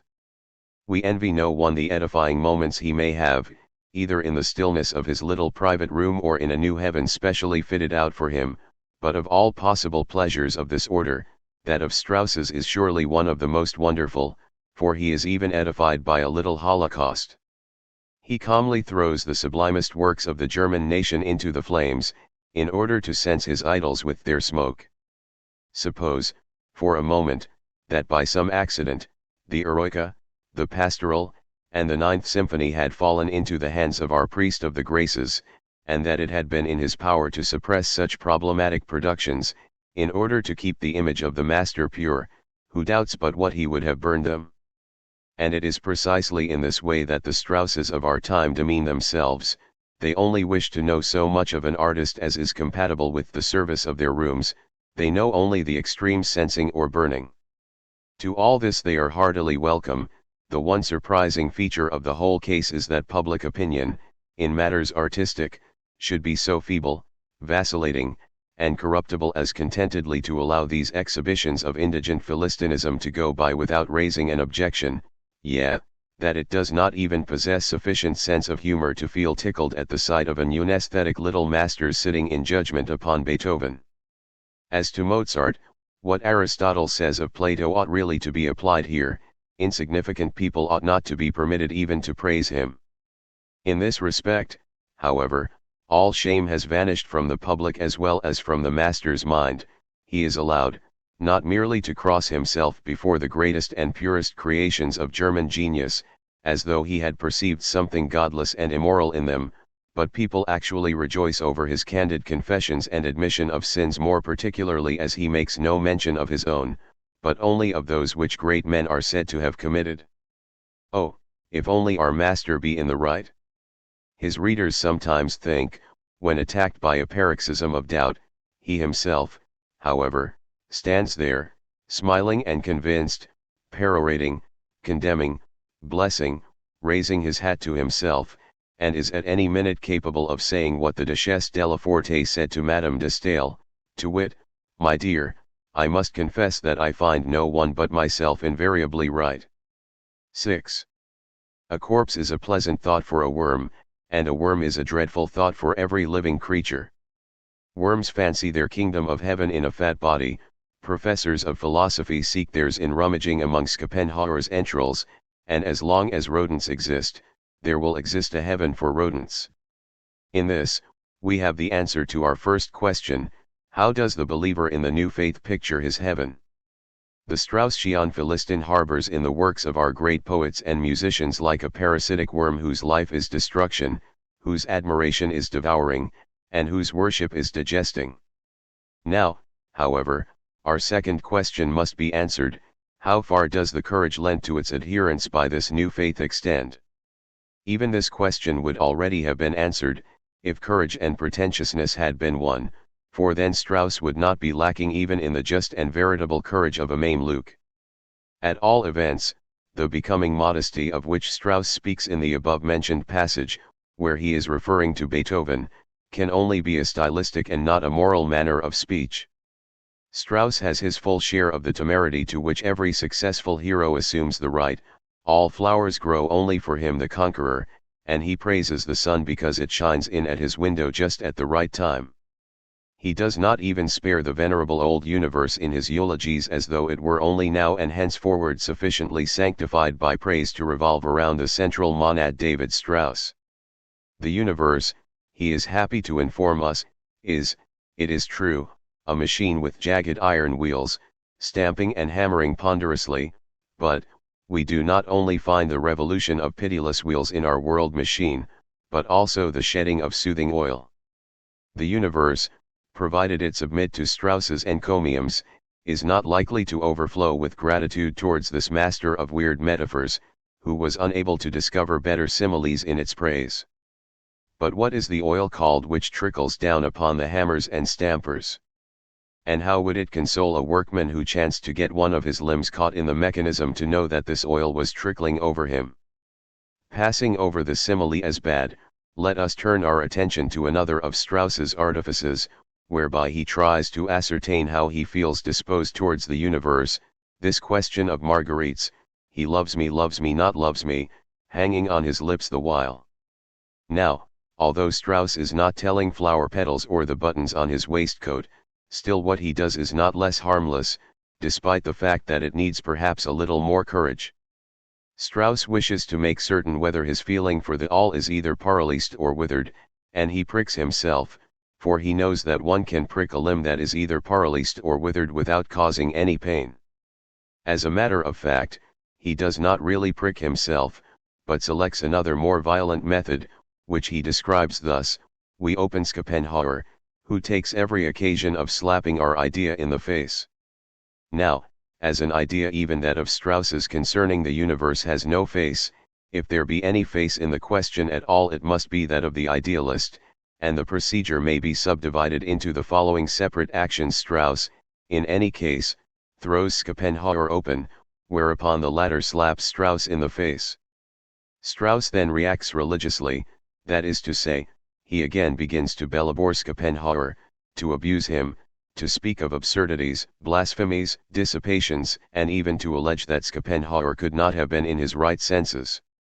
Result of the dispute: we demand the same piety for our cosmos that the devout of old demanded for his God, or, briefly, he loves me. Our favorite of the Graces makes his life a hard one, but he is as brave as a Mameluke, and fears neither the devil nor Schopenhauer. How much soothing oil must he use if such incidents are of frequent occurrence? On the other hand, we readily understand Strauss's gratitude to this tickling, pricking, and slapping Schopenhauer, hence we are not so very much surprised when we find him expressing himself in the following kind way about him: we need only turn over the leaves of Arthur Schopenhauer's works, etc. Now, to whom does this captain of Philistines address these words? To him who has clearly never even studied Schopenhauer. The latter might well have retorted, this is an author who does not even deserve to be scanned, much less to be studied. Obviously, he gulped Schopenhauer down the wrong way, and this hoarse coughing is merely his attempt to clear his throat. But, in order to fill the measure of his ingenuous encomiums, Strauss even arrogates to himself the right of commending old Kant. He speaks of the latter's general history of the heavens of the year 1755 as of a work which has always appeared to me not less important than his later critique of pure reason. If in the latter we admire the depth of insight, the breadth of observation strikes us in the former. If in the latter we can trace the old man's anxiety to secure even a limited possession of knowledge, so it be but on a firm basis, in the former we encounter the mature man, full of the daring of the discoverer and conqueror in the realm of thought. This judgment of Strauss's concerning Kant did not strike me as being more modest than the one concerning Schopenhauer. In the one case, we have the little captain, who is above all anxious to express even the most insignificant opinion with certainty, and in the other we have the famous prose writer, who, with all the courage of ignorance, exudes his eulogistic secretions over Kant. It is almost incredible that Strauss availed himself of nothing in Kant's critique of pure reason while compiling his testament of modern ideas, and that he knew only how to appeal to the coarsest realistic taste must also be numbered among the more striking characteristics of this new gospel, the which professes to be but the result of the laborious and continuous study of history and science, and therefore tacitly repudiates all connection with philosophy. For the Philistine captain and his Kantian philosophy does not exist.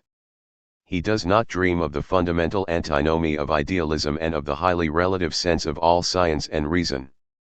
And it is precisely reason that ought to tell him how little it is possible to know of things in themselves.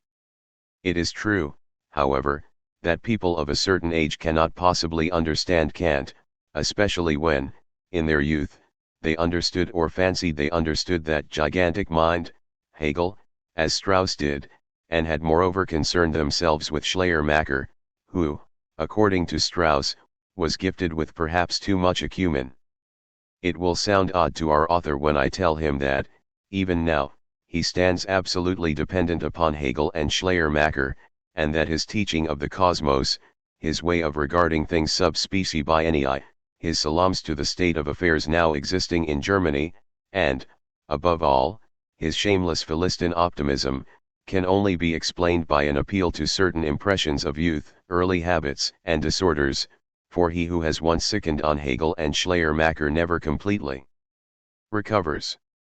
There is one passage in the Confession book where the incurable optimism referred to above bursts forth with the full joyousness of holiday spirits. If the universe is a thing which had better not have existed, says Strauss, then surely the speculation of the philosopher, as forming part of this universe, is a speculation which had better not have speculated.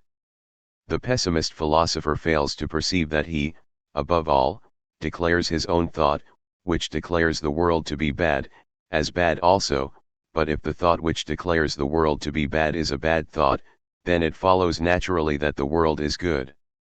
As a rule, optimism may take things too easily. Schopenhauer's references to the colossal part which sorrow and evil play in the world are quite in their right place as a counterpoise, but every true philosophy is necessarily optimistic, as otherwise she hews down the branch on which she herself is sitting. If this refutation of Schopenhauer is not the same as that to which Strauss refers somewhere else as the refutation loudly and jubilantly acclaimed in higher spheres, then I quite fail to understand the dramatic phraseology used by him elsewhere to strike an opponent. Here optimism has for once intentionally simplified her task. But the master stroke lay in thus pretending that the refutation of Schopenhauer was not such a very difficult task after all, and in playfully wielding the burden in such a manner that the three graces attendant on the dandling optimist might constantly be delighted by his methods. The whole purpose of the deed was to demonstrate this one truth, that it is quite unnecessary to take a pessimist seriously. The most vapid sophisms become justified, provided they show that, in regard to a philosophy as unhealthy and unprofitable as Schopenhauer's, not proofs but quips and sallies alone are suitable.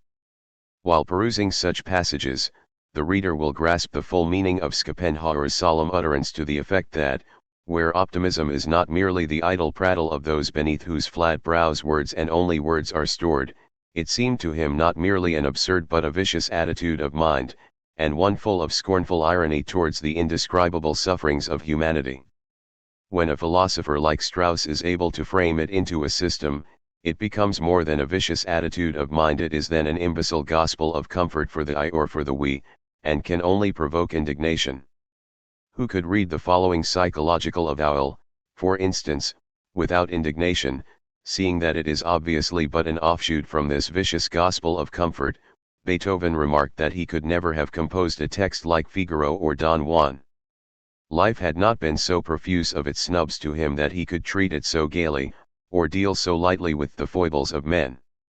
In order, however, to adduce the most striking instance of this dissolute vulgarity of sentiment, let it suffice, here, to observe that Strauss knows no other means of accounting for the terribly serious negative instinct and the movement of ascetic sanctification which characterized the first century of the Christian era, than by supposing the existence of a previous period of surfeit in the matter of all kinds of sexual indulgence, which of itself brought about a state of revulsion and disgust. 7. As a matter of fact, our Philistine captain is brave, even audacious, in words, particularly when he hopes by such bravery to delight his noble colleagues the we, as he calls them.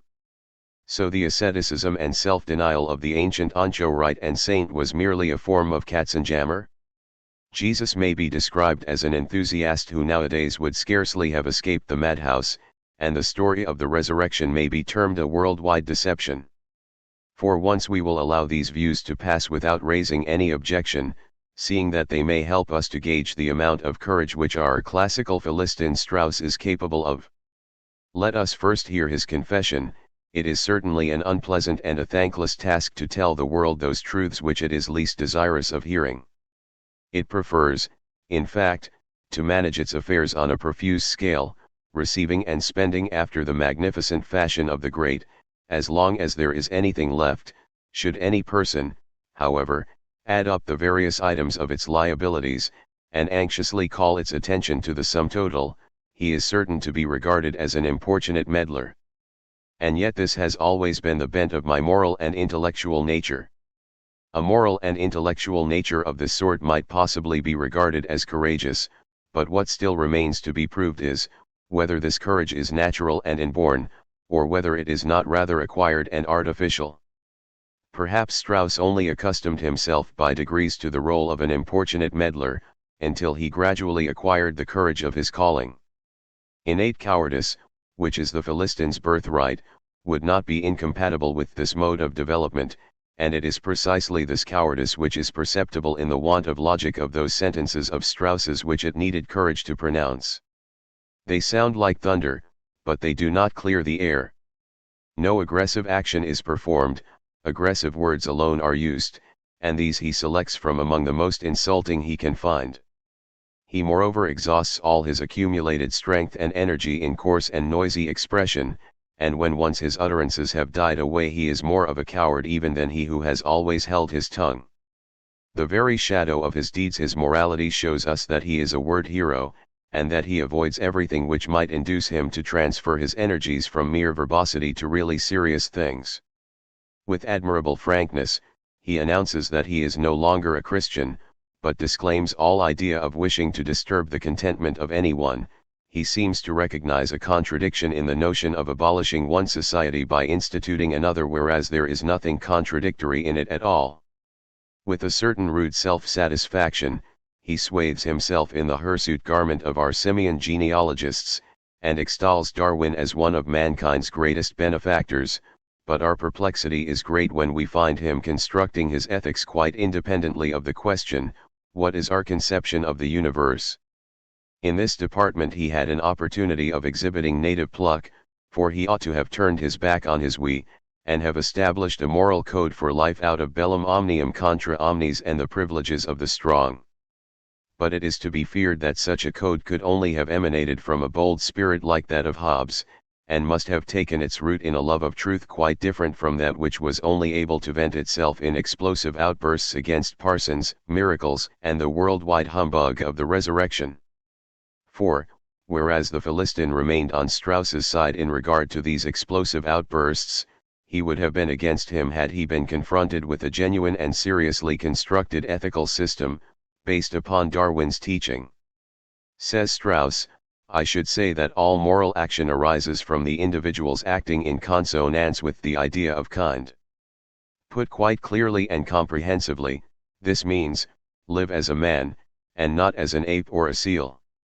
Unfortunately, this imperative is both useless and feeble, for in the class man what a multitude of different types are included, to mention only the Patagonian and the master, Strauss, and no one would ever dare to say with any right, live like a Patagonian, and live like the master Strauss.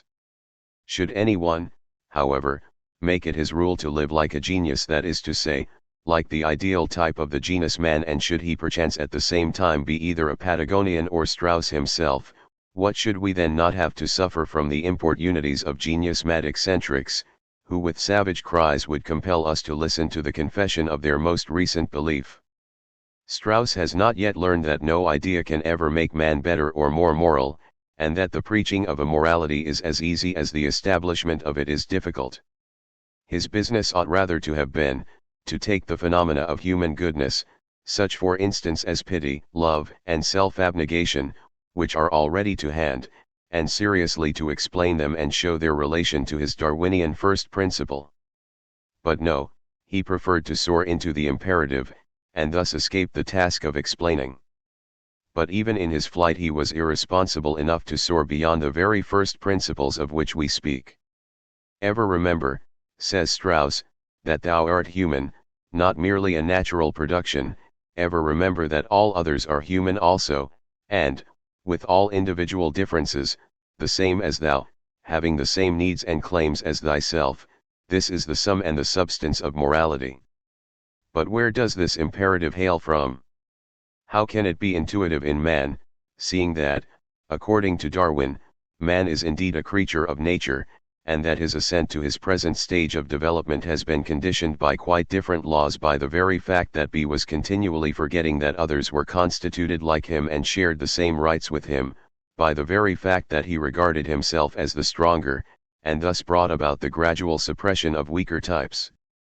Though Strauss is bound to admit that no two creatures have ever been quite alike, and that the ascent of man from the lowest species of animals to the exalted height of the culture Philistine depended upon the law of individual distinctness, he still sees no difficulty in declaring exactly the reverse in his law: behave thyself as though there were no such things as individual distinctions. Where is the Strauss-Darwin morality here? Whither, above all, has the courage gone? In the very next paragraph we find further evidence tending to show us the point at which this courage veers round to its opposite, for Strauss continues, ever remember that thou, and all that thou beholdest within and around thee, all that befalls thee and others, is no disjointed fragment, no wild chaos of atoms or casualties, but that, following eternal law, it springs from the one primal source of all life, all reason, and all good. This is the essence of religion. Out of that one primal source, however, all ruin and irrationality, all evil flows as well, and its name, according to Strauss, is cosmos. Now, how can this cosmos, with all the contradictions and the self-annihilating characteristics which Strauss gives it, be worthy of religious veneration and be addressed by the name God, as Strauss addresses it? Our God does not, indeed, take us into his arms from the outside, but he unseals the well springs of consolation within our own bosoms. He shows us that although chance would be an unreasonable ruler, yet necessity, or the enchainment of causes in the world, is reason itself. He teaches us to perceive that to demand an exception in the accomplishment of a single natural law would be to demand the destruction of the universe. On the contrary, great master, An honest natural scientist believes in the unconditional rule of natural laws in the world, without, however, taking up any position in regard to the ethical or intellectual value of these laws. Wherever neutrality is abandoned in this respect, it is owing to an anthropomorphic attitude of mind which allows reason to exceed its proper bounds. But it is just at the point where the natural scientist resigns that Strauss, to put it in his own words, reacts religiously, and leaves the scientific and scholarly standpoint in order to proceed along less honest lines of his own. Without any further warrant, he assumes that all that has happened possesses the highest intellectual value, that it was therefore absolutely reasonably and intentionally so arranged, and that it even contained a revelation of eternal goodness. He therefore has to appeal to a complete cosmodicy, and finds himself at a disadvantage in regard to him who is contented with the theodicy, and who, for instance, regards the whole of man's existence as a punishment for sin or a process of purification. At this stage, and in this embarrassing position, Strauss even suggests a metaphysical hypothesis, the driest and most palsied ever conceived and, in reality, but an unconscious parody of one of Lessing's sayings. We read on page 255, and that other saying of Lessing's: if God, holding truth in his right hand, and in his left only the ever-living desire for it, although on condition of perpetual error, left him the choice of the two, he would, considering that truth belongs to God alone, humbly seize his left hand, and beg its contents for himself. This saying of Lessing's has always been accounted one of the most magnificent which he has left us. It has been found to contain the general expression of his restless love of inquiry and activity. The saying has always made a special impression upon me, because, behind its subjective meaning, I still seem to hear the faint ring of an objective one of infinite import. For does it not contain the best possible answer to the rude speech of Schopenhauer, respecting the ill-advised God who had nothing better to do than to transform himself into this miserable world? If, for example, the Creator himself had shared Lessing's conviction of the superiority of struggle to tranquil possession. What, a God who would choose perpetual error, together with the striving after truth, and who would, perhaps, fall humbly at Strauss's feet and cry to him, "Take thou all truth, it is thine." If ever a God and a man were ill-advised, they are this Straussian God, whose hobby is to err and to fail, and this Straussian man, who must atone for this erring and failing. Here, indeed, one hears a faint ring of infinite import. Here flows Strauss's cosmic soothing oil, here one has a notion of the rationale of all becoming and all natural laws. Really, is not our universe rather the work of an inferior being, as Lichtenberg suggests, of an inferior being who did not quite understand his business, therefore an experiment, an attempt, upon which work is still proceeding? Strauss himself, then, would be compelled to admit that our universe is by no means the theater of reason, but of error, and that no conformity to law can contain anything consoling, since all laws have been promulgated by an erratic God who even finds pleasure in blundering. It really is a most amusing spectacle to watch Strauss as a metaphysical architect, building castles in the air. But for whose benefit is this entertainment given? For the smug and noble we, that they may not lose conceit with themselves. They may possibly have taken sudden fright, in the midst of the inflexible and pitiless wheelworks of the world machine, and are tremulously imploring their leader to come to their aid. That is why Strauss pours forth the soothing oil, that is why he leads forth on Alicia God whose passion it is to err. It is for the same reason, too, that he assumes for once the utterly unsuitable role of a metaphysical architect. He does all this, because the noble souls already referred to are frightened, and because he is too. And it is here that we reach the limit of his courage, even in the presence of his we. He does not dare to be honest, and to tell them, for instance, I have liberated you from a helping and pitiful God, the cosmos is no more than an inflexible machine, beware of its wheels, that they do not crush you.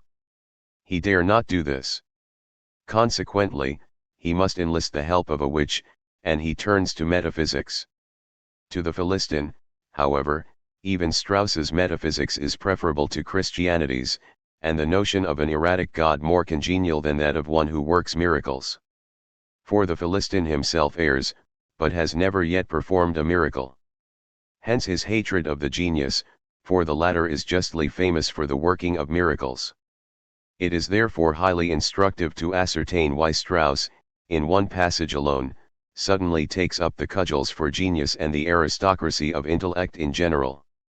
Whatever does he do it for? He does it out of fear of the social democrat. He refers to Bismarck and Moltke, whose greatness is the less open to controversy as it manifests itself in the domain of tangible external facts. No help for it, therefore, even the most stiff-necked and obdurate of these fellows must condescend to look up a little, if only to get a sight, be it no farther than the knees, of those august figures. Do you, master metaphysician, perhaps intend to instruct the social democrats in the art of getting kicks? The willingness to bestow them may be met with everywhere, and you are perfectly justified in promising to those who happen to be kicked a sight of those sublime beings as far as the knee. Also in the domain of art and science, Strauss continues, there will never be a dearth of kings whose architectural undertakings will find employment for a multitude of carters. Granted, but what if the carters should begin building? It does happen at times, great master, as you know, and then the kings must grin and bear it. As a matter of fact, this union of impudence and weakness, of daring words and cowardly concessions, this cautious deliberation as to which sentences will or will not impress the Philistin or smooth him down the right way, this lack of character and power masquerading as character and power, this meager wisdom in the guise of omniscience, these are the features in this book which I detest. If I could conceive of young men having patience to read it and to value it, I should sorrowfully renounce all hope for their future. And is this confession of wretched, hopeless, and really despicable Philistinism supposed to be the expression of the thousands constituting the we of whom Strauss speaks, and who are to be the fathers of the coming generation? Unto him who would fain help this coming generation to acquire what the present one does not yet possess, namely, a genuine German culture, the prospect is a horrible one. To such a man, the ground seems strewn with ashes, and all stars are obscured, while every withered tree and field laid waste seems to cry to him, barren, forsaken. Springtime is no longer possible here. He must feel as young Goethe felt when he first peered into the melancholy atheistic twilight of the Système de la Nature. To him this book seemed so grey, so Cimmerian and deadly, that he could only endure its presence with difficulty, and shuddered at it as one shudders at a spectre. 8. We ought now to be sufficiently informed concerning the heaven and the courage of our new believer to be able to turn to the last question, how does he write his books? And of what order are his religious documents? He who can answer this question uprightly and without prejudice will be confronted by yet another serious problem, and that is, how this Straussian pocket oracle of the German Philistin was able to pass through 6 editions. And he will grow more than ever suspicious when he hears that it was actually welcomed as a pocket oracle, not only in scholastic circles, but even in German universities as well. Students are said to have greeted it as a canon for strong intellects, and, from all accounts, the professors raised no objections to this view, while here and there people have declared it to be a religion's book for scholars. Strauss himself gave out that he did not intend his profession of faith to be merely a reference book for learned and cultured people, but here let us abide by the fact that it was first and foremost a work appealing to his colleagues, and was ostensibly a mirror in which they were to see their own way of living faithfully reflected. For therein lay the feat. The master feigned to have presented us with a new ideal conception of the universe, and now adulation is being paid him out of every mouth, because each is in a position to suppose that he too regards the universe and life in the same way. Thus Strauss has seen fulfilled in each of his readers what he only demanded of the future. In this way, the extraordinary success of his book is partly explained. Thus we live and hold on our way in joy, the scholar cries in his book, and delights to see others rejoicing over the announcement. If the reader happen to think differently from the master in regard to Darwin or to capital punishment, it is of very little consequence, for he is too conscious throughout of breathing an atmosphere that is familiar to him, and of hearing but the echoes of his own voice and wants. However painfully this unanimity may strike the true friend of German culture, it is his duty to be unrelenting in his explanation of it as a phenomenon, and not to shrink from making this explanation public. We all know the peculiar methods adopted in our own time of cultivating the sciences, we all know them, because they form a part of our lives. And, for this very reason, scarcely anybody seems to ask himself what the result of such a cultivation of the sciences will mean to culture in general, even supposing that everywhere the highest abilities and the most earnest will be available for the promotion of culture.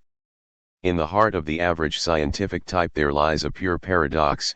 He behaves like the veriest idler of independent means, to whom life is not a dreadful and serious business, but a sound piece of property, settled upon him for all eternity, and it seems to him justifiable to spend his whole life in answering questions which, after all is said and done, can only be of interest to that person who believes in eternal life as an absolute certainty.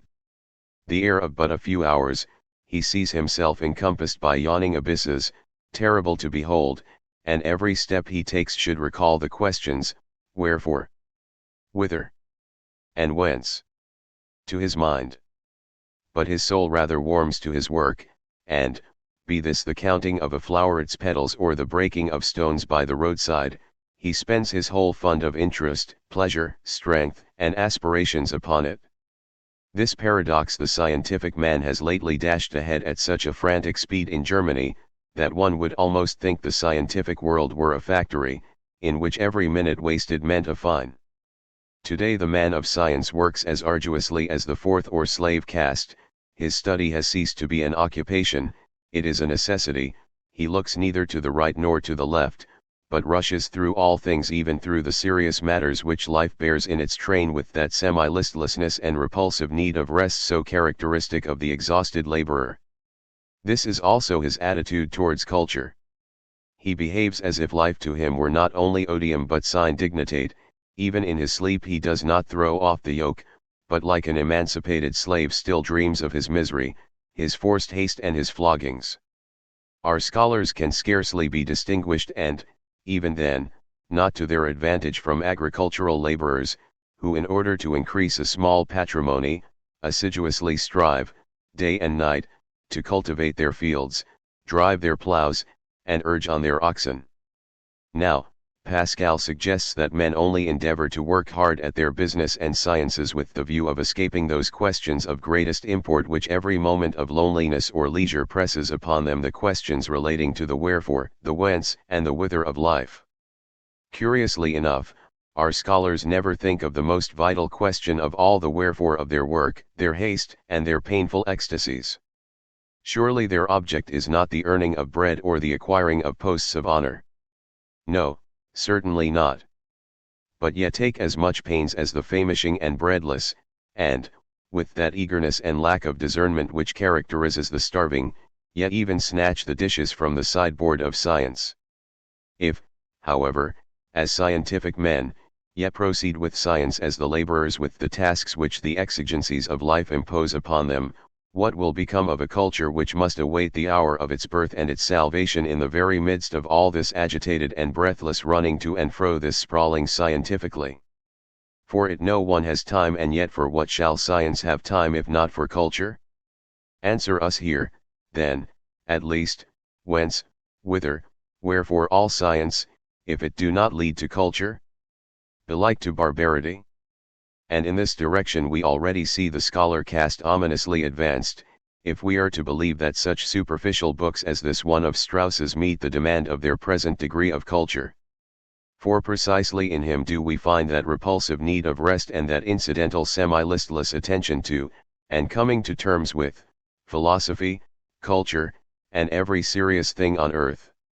It will be remembered that, at the meetings held by scholars, as soon as each individual has had his say in his own particular department of knowledge, signs of fatigue, of a desire for distraction at any price, of waning memory, and of incoherent experiences of life, begin to be noticeable. While listening to Strauss discussing any worldly question, be it marriage, the war, or capital punishment, we are startled by his complete lack of anything like first-hand experience, or of any original thought on human nature. All his judgments are so redolent of books, yet even of newspapers. Literary reminiscences do duty for genuine ideas and views, and the assumption of a moderate and grandfatherly tone take the place of wisdom and mature thought. How perfectly in keeping all this is with the fulsome spirit animating the holders of the highest places in German science in large cities. How thoroughly the spirit must appeal to that other. For it is precisely in those quarters that culture is in the saddest plight, it is precisely there that its fresh growth is made impossible, so boisterous are the preparations made by science, so sheepishly are favorite subjects of knowledge allowed to oust questions of much greater import. What kind of lantern would be needed here, in order to find men capable of a complete surrender to genius, and of an intimate knowledge of its depths, men possessed of sufficient courage and strength to exorcise the demons that have forsaken our age? Viewed from the outside, such quarters certainly do appear to possess the whole pomp of culture. With their imposing apparatus they resemble great arsenals fitted with huge guns and other machinery of war. We see preparations in progress and the most strenuous activity, as though the heavens themselves were to be stormed, and truth were to be drawn out of the deepest of all wells, and yet, in war, the largest machines are the most unwieldy. Genuine culture therefore leaves such places as these religiously alone, for its best instincts warn it that in their midst it has nothing to hope for, and very much to fear. For the only kind of culture with which the inflamed eye and obtuse brain of the scholar working classes concern themselves is of that Philistine order of which Strauss has announced the gospel. If we consider for a moment the fundamental causes underlying the sympathy which binds the learned working classes to culture Philistinism, we shall discover the road leading to Strauss the writer, who has been acknowledged classical, and tie hence to our last and principal theme. To begin with, that culture has contentment written in its every feature, and will allow of no important changes being introduced into the present state of German education. It is above all convinced of the originality of all German educational institutions, more particularly the public schools and universities. It does not cease recommending these to foreigners, and never doubts that if the Germans have become the most cultivated and discriminating people on earth, it is owing to such institutions. Culture Philistinism believes in itself, consequently it also believes in the methods and means at its disposal. Secondly, however, it leaves the highest judgment concerning all questions of taste and culture to the scholar, and even regards itself as the ever-increasing compendium of scholarly opinions regarding art, literature, and philosophy. Its first care is to urge the scholar to express his opinions, these it proceeds to mix, dilute, and systematize, and then it administers them to the German people in the form of a bottle of medicine. What comes to life outside the circle is either not heard or attended at all, or if heard, is heeded half-heartedly, until, at last, a voice is heard to issue from the temple in which traditional infallibility of taste is said to reside, and from that time forward public opinion has one conviction more, which it echoes and re-echoes hundreds and hundreds of times. As a matter of fact, though, the aesthetic infallibility of any utterance emanating from the temple is the more doubtful, seeing that the lack of taste, thought, and artistic feeling in any scholar can be taken for granted, unless it has previously been proved that, in his particular case, the reverse is true. And only a few can prove this. For how many who have had a share in the breathless and unending scurry of modern science have preserved that quiet and courageous gaze of the struggling man of culture, if they ever possessed it, that gaze which condemns even the scurry we speak of as a barbarous state of affairs? That is why these few are forced to live in an almost perpetual contradiction. What could they do against the uniform belief of the thousands who have enlisted public opinion in their cause, and who mutually defend each other in this belief? What purpose can it serve when one individual openly declares war against Strauss, seeing that a crowd have decided in his favor, and that the masses led by this crowd have learned to ask 6 consecutive times for the master's Philistine sleeping mixture? If, without further ado, we here assume that the Straussian confession book had triumphed over public opinion and had been acclaimed and welcomed as conqueror, its author might call our attention to the fact that the multitudinous criticisms of his work in the various public organs are not of an altogether unanimous or even favorable character, and that he therefore felt it incumbent upon him to defend himself against some of the more malicious, impudent, and provoking of these newspaper pugilists by means of a postscript. "How can there be a public opinion concerning my book," he cries to us, "if every journalist is to regard me as an outlaw, and to mishandle me as much as he likes?" This contradiction is easily explained, as soon as one considers the two aspects of the Straussian book, the theological and the literary, and it is only the latter that has anything to do with German culture. Thanks to its theological coloring, it stands beyond the pale of our German culture, and provokes the animosity of the various theological groups, yet, even of every individual German, in so far as he is a theological sectarian from birth, and only invents his own peculiar private belief in order to be able to dissent from every other form of belief. But when the question arises of talking about Strauss the writer, pray listen to what the theological sectarians have to say about him.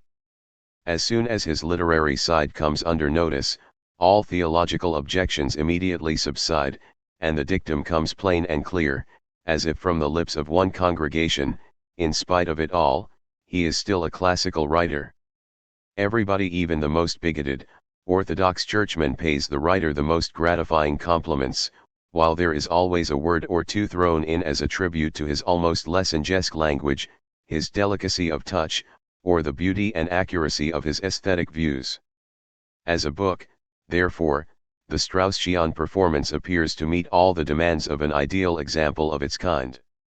The theological opponents, despite the fact that their voices were the loudest of all, nevertheless constitute but an infinitesimal portion of the great public, and even with regard to them, Strauss still maintains that he is right when he says, "Compared with my thousands of readers, a few dozen public cavillers form but an insignificant minority, and they can hardly prove that they are their faithful interpreters." It was obviously in the nature of things that opposition should be clamorous and assent tacit. Thus, apart from the angry bitterness which Strauss's profession of faith may have provoked here and there, even the most fanatical of his opponents, to whom his voice seems to rise out of an abyss, like the voice of a beast, are agreed as to his merits as a writer, and that is why the treatment which Strauss has received at the hands of the literary lackeys of the theological groups proves nothing against our contention that culture philistinism celebrated its triumph in this book. It must be admitted that the average educated Philistin is a degree less honest than Strauss, or is at least more reserved in his public utterances. But this fact only tends to increase his admiration for honesty in another. At home, or in the company of his equals, he may applaud with wild enthusiasm, but takes care not to put on paper how entirely Strauss's words are in harmony with his own innermost feelings. For, as we have already maintained, our culture Philistin is somewhat of a coward, even in his strongest sympathies, hence Strauss, who can boast of a trifle more courage than he, becomes his leader, notwithstanding the fact that even Straussian pluck has its very definite limits. If he overstepped these limits, as Schopenhauer does in almost every sentence, he would then forfeit his position at the head of the Philistines, and everybody would flee from him as precipitately as they are now following in his wake. He who would regard this artful if not sagacious moderation and this mediocre valor as an Aristotelian virtue, would certainly be wrong, for the valor in question is not the golden mean between two faults, but between a virtue and a fault, and in this mean, between virtue and fault, all Philistin qualities are to be found. 9. In spite of it all, he is still a classical writer. Well, let us see. Perhaps we may now be allowed to discuss Strauss the stylist and master of language, but in the first place let us inquire whether, as a literary man, he is equal to the task of building his house, and whether he really understands the architecture of a book. From this inquiry we shall be able to conclude whether he is a respectable, thoughtful, and experienced author, and even should we be forced to answer no to these questions, he may still, as a last shift, take refuge in his fame as a classical prose writer. This last mentioned talent alone, it is true, would not suffice to class him with the classical authors, but at most with the classical improvisers and virtuosos of style, who, however, in regard to power of expression and the whole planning and framing of the work, reveal the awkward hand and the embarrassed eye of the bungler. We therefore put the question, whether Strauss really possesses the artistic strength necessary for the purpose of presenting us with a thing that is a whole, totum ponera. As a rule, it ought to be possible to tell from the first rough sketch of a work whether the author conceived the thing as a whole, and whether, in view of this original conception, he has discovered the correct way of proceeding with his task and of fixing its proportions. Should this most important part of the problem be solved, and should the framework of the building have been given its most favorable proportions, even then there remains enough to be done. How many smaller faults have to be corrected, how many gaps require filling in? Here and there a temporary partition or floor was found to answer the requirements, everywhere dust and fragments litter the ground, and no matter where we look, we see the signs of work done and work still to be done. The house, as a whole, is still uninhabitable and gloomy, its walls are bare, and the wind blows in through the open windows. Now, whether this remaining, necessary, and very irksome work has been satisfactorily accomplished by Strauss does not concern us at present. Our question is, whether the building itself has been conceived as a whole, and whether its proportions are good. The reverse of this, of course, would be a compilation of fragments, a method generally adopted by scholars. They rely upon it that these fragments are related among themselves, and thus confound the logical and the artistic relation between them. Now, the relation between the four questions which provide the chapter headings of Strauss's book cannot be called a logical one. Are we still Christians? Have we still a religion? What is our conception of the universe? What is our rule of life? And it is by no means contended that the relation is illogical simply because the third question has nothing to do with the second, nor the fourth with the third, nor all three with the first. The natural scientist who puts the third question, for instance, shows his unsullied love of truth by the simple fact that he tacitly passes over the second.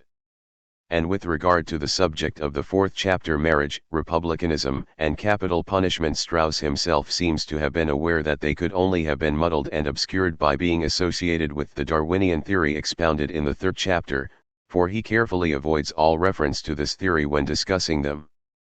But the question, are we still Christians, destroys the freedom of the philosophical standpoint at one stroke, by lending it an unpleasant theological coloring.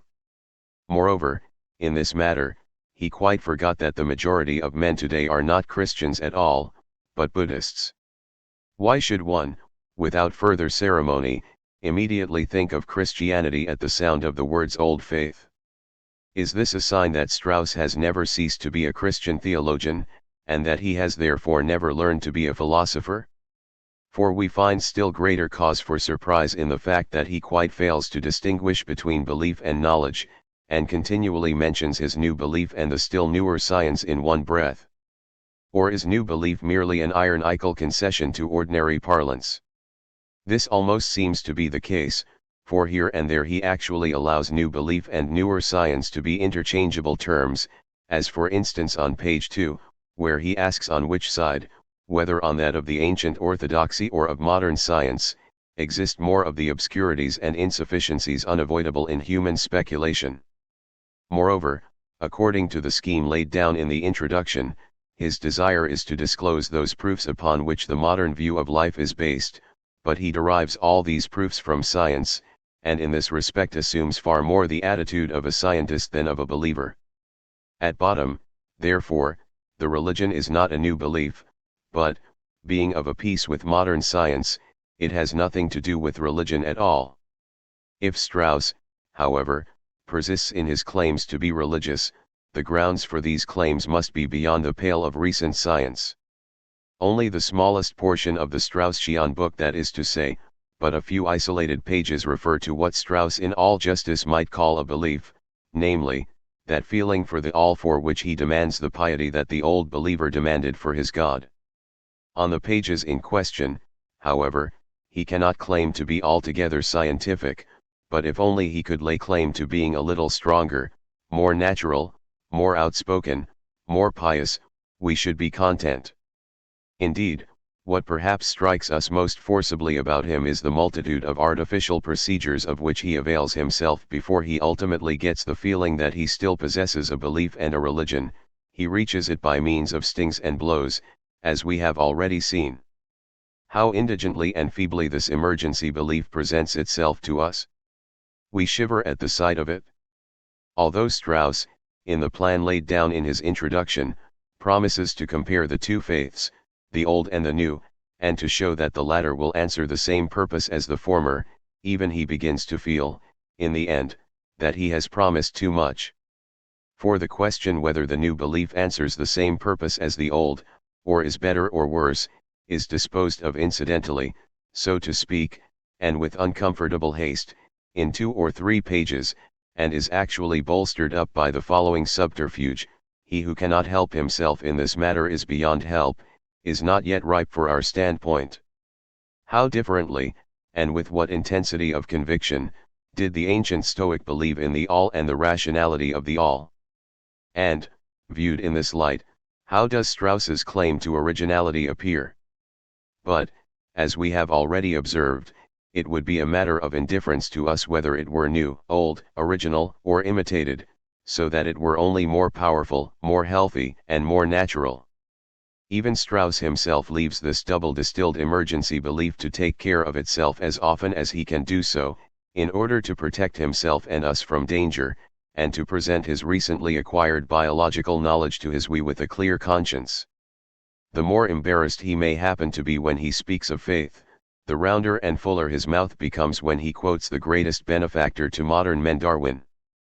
Then he not only exacts belief for the new Messiah, but also for himself, the new apostle.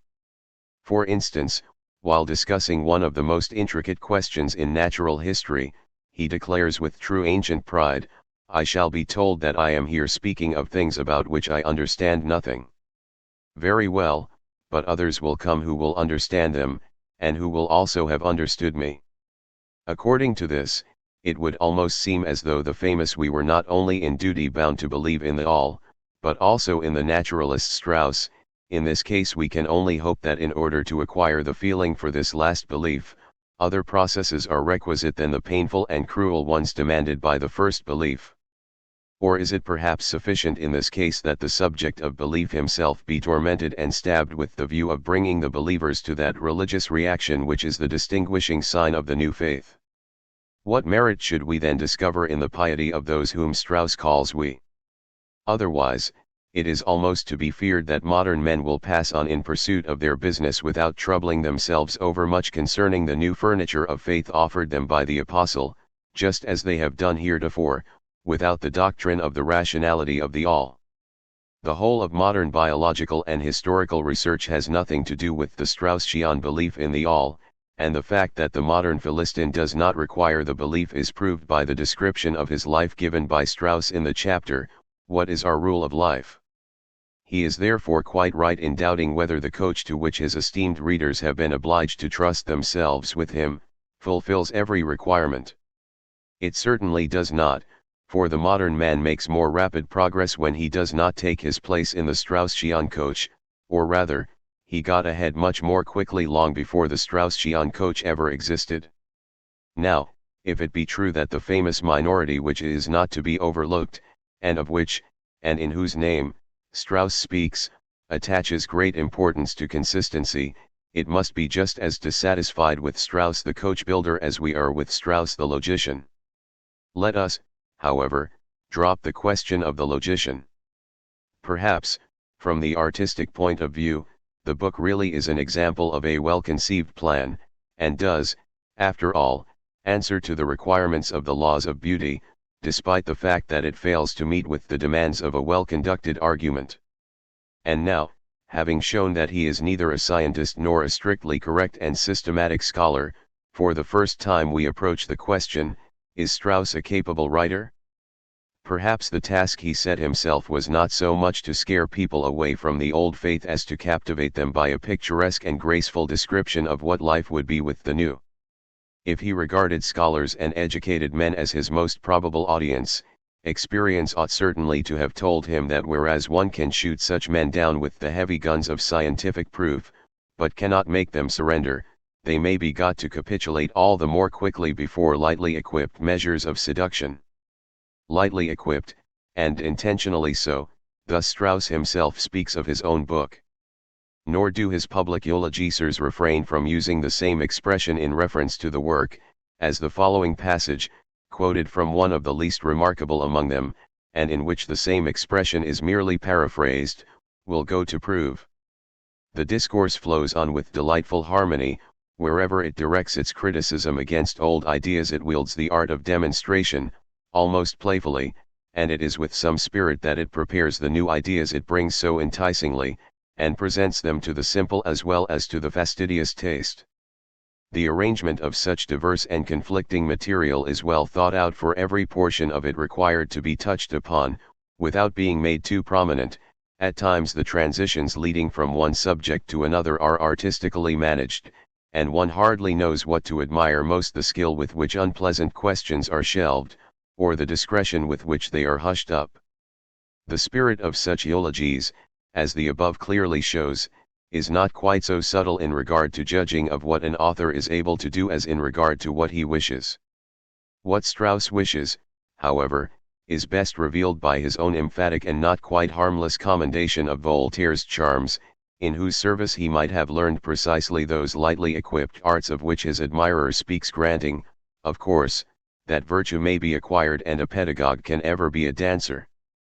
Who could help having a suspicion or two, when reading the following passage, for instance, in which Strauss says of Voltaire, as a philosopher he is certainly not original, but in the main a mere exponent of English investigations. In this respect, however, he shows himself to be completely master of his subject, which he presents with incomparable skill, in all possible lights and from all possible sides, and is able withal to meet the demands of thoroughness, without, however, being over severe in his method. Now, all the negative traits mentioned in this passage might be applied to Strauss. No one would contend, I suppose, that Strauss is original, or that he is over severe in his method, but the question is whether we can regard him as master of his subject, and grant him incomparable skill. The confession to the effect that the treatise was intentionally lightly equipped leads us to think that it at least aimed at incomparable skill. It was not the dream of our architect to build a temple, nor yet a house, but a sort of summer pavilion, surrounded by everything that the art of gardening can provide. Yet, it even seems as if that mysterious feeling for the all were only calculated to produce an aesthetic effect, to be, so to speak, a view of an irrational element, such as the sea, looked at from the most charming and rational of terraces. The walk through the first chapters, that is to say, through the theological catacombs with all their gloominess and their involved and baroque embellishments, was also no more than an aesthetic expedient in order to throw into greater relief the purity, clearness, and common sense of the chapter What is our conception of the universe? For, immediately after that walk in the gloaming and that peep into the wilderness of irrationalism, we step into a hall with a skylight to it. Soberly and limpidly it welcomes us. Its mural decorations consist of astronomical charts and mathematical figures, it is filled with scientific apparatus, and its cupboards contain skeletons, stuffed apes, and anatomical specimens. But now, really rejoicing for the first time, we direct our steps into the innermost chamber of bliss belonging to our pavilion dwellers. There we find them with their wives, children, and newspapers, occupied in the commonplace discussion of politics. We listen for a moment to their conversation on marriage, universal suffrage, capital punishment, and workmen's strikes, and we can scarcely believe it to be possible that the rosary of public opinions can be told off so quickly. At length an attempt is made to convince us of the classical taste of the inmates. A moment's halt in the library, and the music room suffices to show us what we had expected all along, namely, that the best books lay on the shelves, and that the most famous musical compositions were in the music cabinets. Someone actually played something to us, and even if it were Haydn's music, Haydn could not be blamed because it sounded like Reel's music for the home. Meanwhile the host had found occasion to announce to us his complete agreement with Lessing and Goethe, although with the latter only up to the second part of Faust.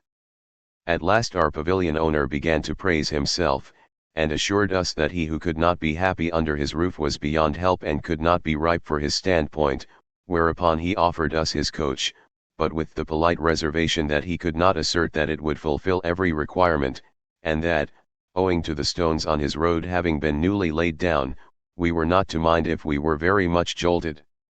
Our Epicurean garden god then took leave of us with the incomparable skill which he praised in Voltaire. Who could now persist in doubting the existence of this incomparable skill? The complete master of his subject is revealed, the lightly equipped artist gardener is exposed, and still we hear the voice of the classical author saying, "As a writer I shall for once cease to be a Philistine, I will not be one, I refuse to be one." But a Voltaire, the German Voltaire, or at least the French Lessing. With this we have betrayed a secret. Our master does not always know which he prefers to be, Voltaire or Lessing, but on no account will he be a Philistine. At a pinch he would not object to being both Lessing and Voltaire, that the word might be fulfilled that is written, "He had no character, but when he wished to appear as if he had, he assumed one." X. If we have understood Strauss the Confessor correctly, he must be a genuine Philistine, with a narrow, parched soul and scholarly and commonplace needs, albeit no one would be more indignant at the title than David Strauss the writer. He would be quite happy to be regarded as mischievous, bold, malicious, daring, but his ideal of bliss would consist in finding himself compared with either Lessing or Voltaire, because these men were undoubtedly anything but Philistines. In striving after this state of bliss, he often seems to waver between two alternatives, either to mimic the brave and dialectical petulance of Lessing, or to affect the manner of the fawn-like and free-spirited man of antiquity that Voltaire was. When taking up his pen to write, he seems to be continually posing for his portrait, and whereas at times his features are drawn to look like Lessing's, anon they are made to assume the Voltairean mold. While reading his praise of Voltaire's manner, we almost seem to see him abjuring the consciences of his contemporaries for not having learned long ago what the modern Voltaire had to offer them. Even his excellences are wonderfully uniform, he says: simple naturalness, transparent clearness, vivacious mobility, seductive charm. Warmth and emphasis are also not wanting where they are needed, and Voltaire's innermost nature always revolted against stiltedness and affectation, while, on the other hand, if at times wantonness or passion descend to an unpleasantly low level, the fault does not rest so much with the stylist as with the man. According to this, Strauss seems only too well aware of the importance of simplicity in style. It is ever the sign of genius, which alone has the privilege to express itself naturally and guilelessly. When, therefore, an author selects a simple mode of expression, this is no sign whatever of vulgar ambition, for although many are aware of what such an author would fain be taken for, they are yet kind enough to take him precisely for that. The genial writer, however, not only reveals his true nature in the plain and unmistakable form of his utterance, but his superabundant strength actually dallies with the material he treats, even when it is dangerous and difficult. Nobody treads stiffly along unknown paths, especially when these are broken throughout their course by thousands of crevices and furrows, but the genius speeds nimbly over them, and, leaping with grace and daring, scorns the wistful and timorous step of caution. Even Strauss knows that the problems he prances over are dreadfully serious, and have ever been regarded as such by the philosophers who have grappled with them, yet he calls his book lightly equipped. But of this dreadfulness and of the usual dark nature of our meditations when considering such questions as the worth of existence and the duties of man, we entirely cease to be conscious when the genial master plays his antics before us, lightly equipped, and intentionally so.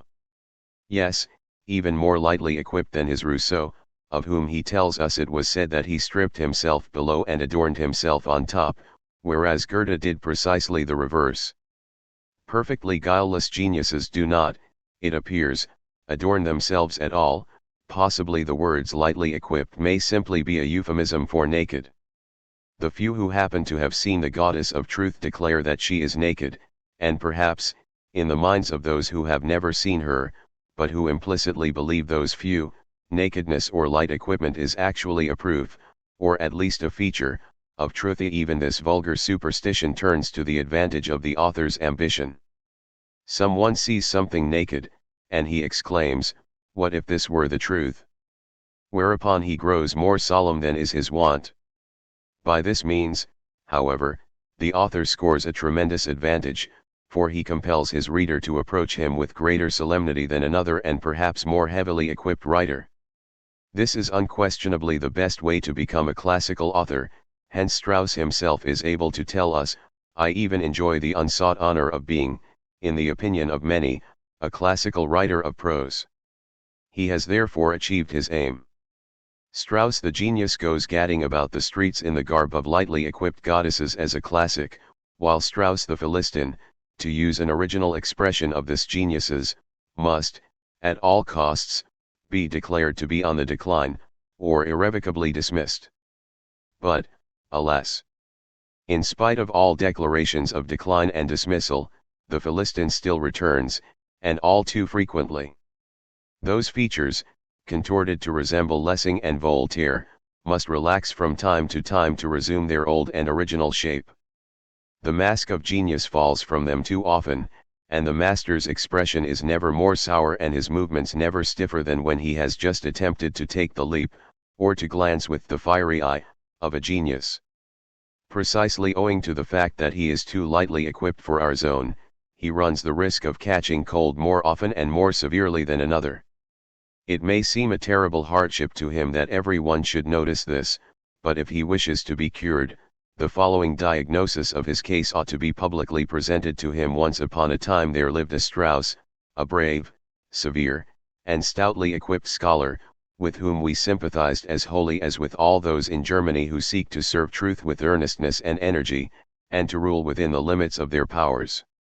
He, however, who is now publicly famous as David Strauss, is another person. The theologians may be to blame for this metamorphosis, but, at any rate, his present toying with the mask of genius inspires us with as much hatred and scorn as his former earnestness commanded respect and sympathy. When, for instance, he tells us, "It would also argue ingratitude towards my genius if I were not to rejoice that to the faculty of an incisive, analytical criticism was added the innocent pleasure in artistic production," it may astonish him to hear that, in spite of this self-praise, there are still men who maintain exactly the reverse, and who say, not only that he has never possessed the gift of artistic production, but that the innocent pleasure he mentions is of all things the least innocent, seeing that it succeeded in gradually undermining and ultimately destroying a nature as strongly and deeply scholarly and critical as Strauss's. In fact, the real Straussian genius. In a moment of unlimited frankness, Strauss himself indeed adds, "Merck was always in my thoughts, calling out, 'Don't produce such child's play again, others can do that too.'" That was the voice of the real Straussian genius, which also asked him what the worth of his newest, innocent, and lightly equipped modern Philistine's testament was. Others can do that too. And many could do it better. And even they who could have done it best, i.e. those thinkers who are more widely endowed than Strauss, could still only have made nonsense of it. I take it that you are now beginning to understand the value I set on Strauss the writer. You are beginning to realize that I regard him as a mummer who would parade as an artless genius and classical writer. When Lichtenberg said, "A simple manner of writing is to be recommended," if only in view of the fact that no honest man trims and twists his expressions, he was very far from wishing to imply that a simple style is a proof of literary integrity. I, for my part, only wish that Strauss the writer had been more upright, for then he would have written more becomingly and have been less famous. Or, if he would be a mummer at all costs, how much more would he not have pleased me if he had been a better mummer, one more able to ape the guileless genius and classical author. For it yet remains to be said that Strauss was not only an inferior actor but a very worthless stylist as well. 11. Of course, the blame attaching to Strauss for being a bad writer is greatly mitigated by the fact that it is extremely difficult in Germany to become even a passable or moderately good writer, and that it is more the exception than not, to be a really good one. In this respect the natural soil is wanting, as are also artistic values and the proper method of treating and cultivating oratory.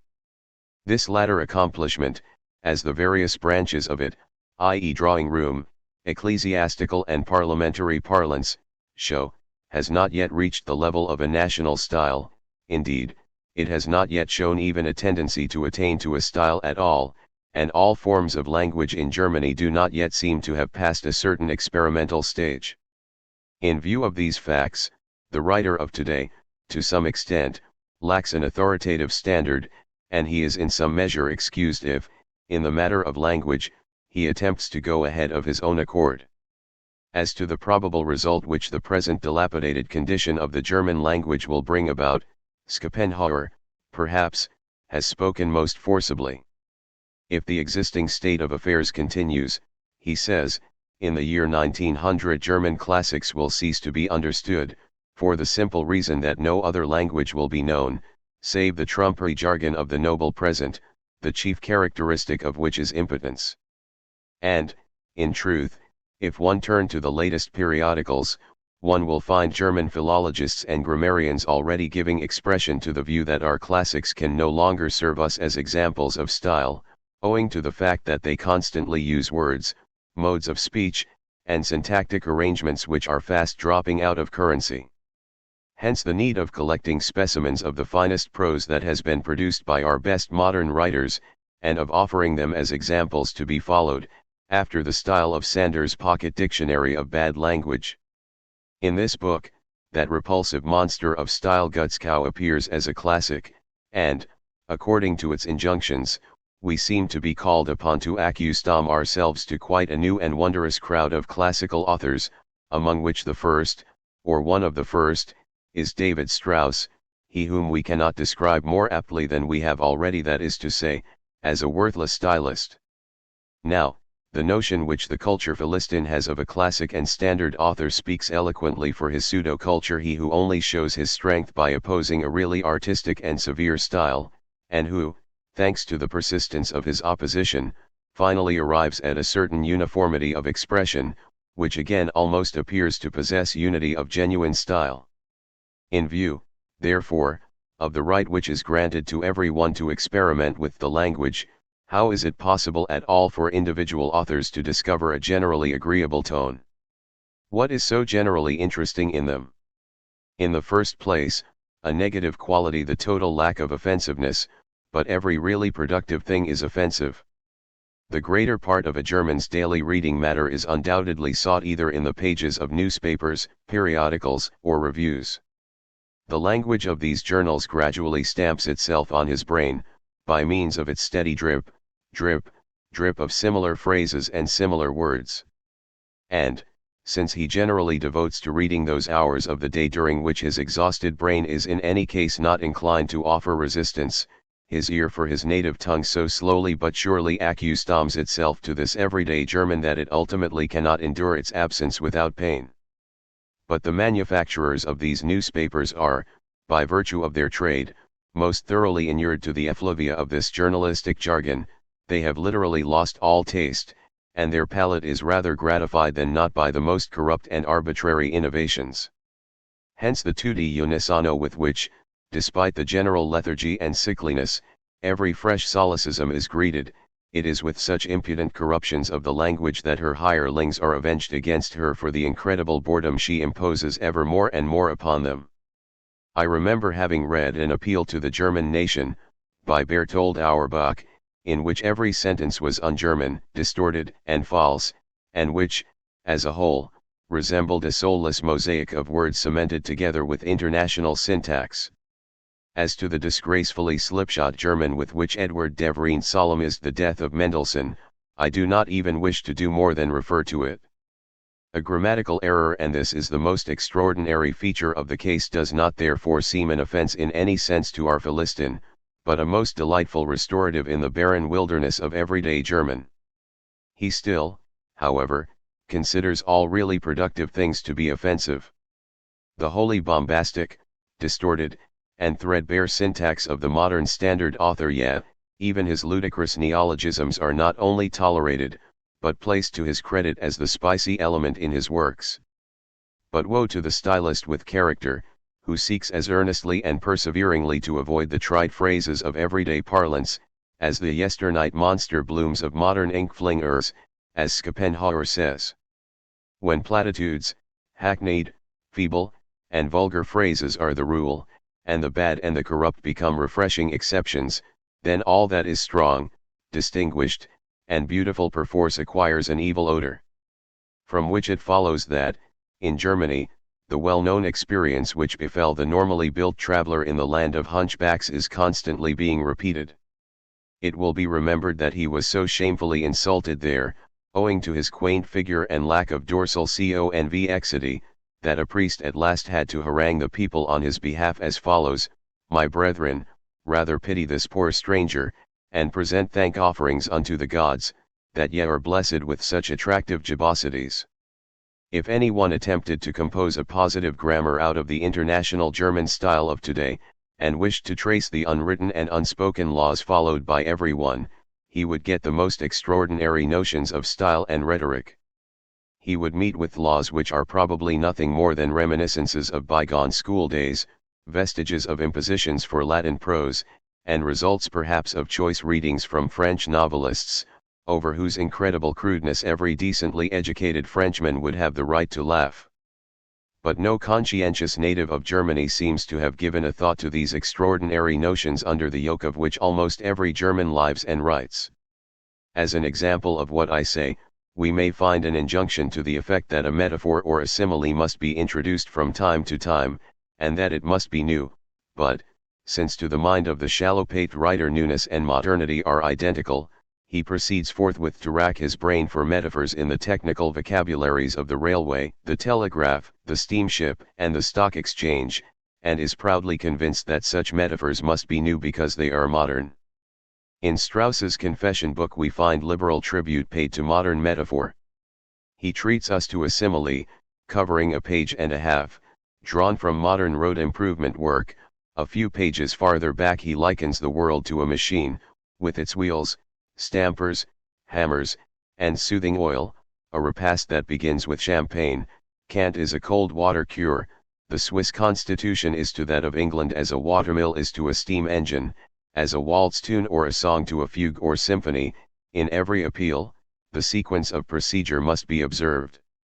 Now the mean tribunal between the individual and humanity is the nation.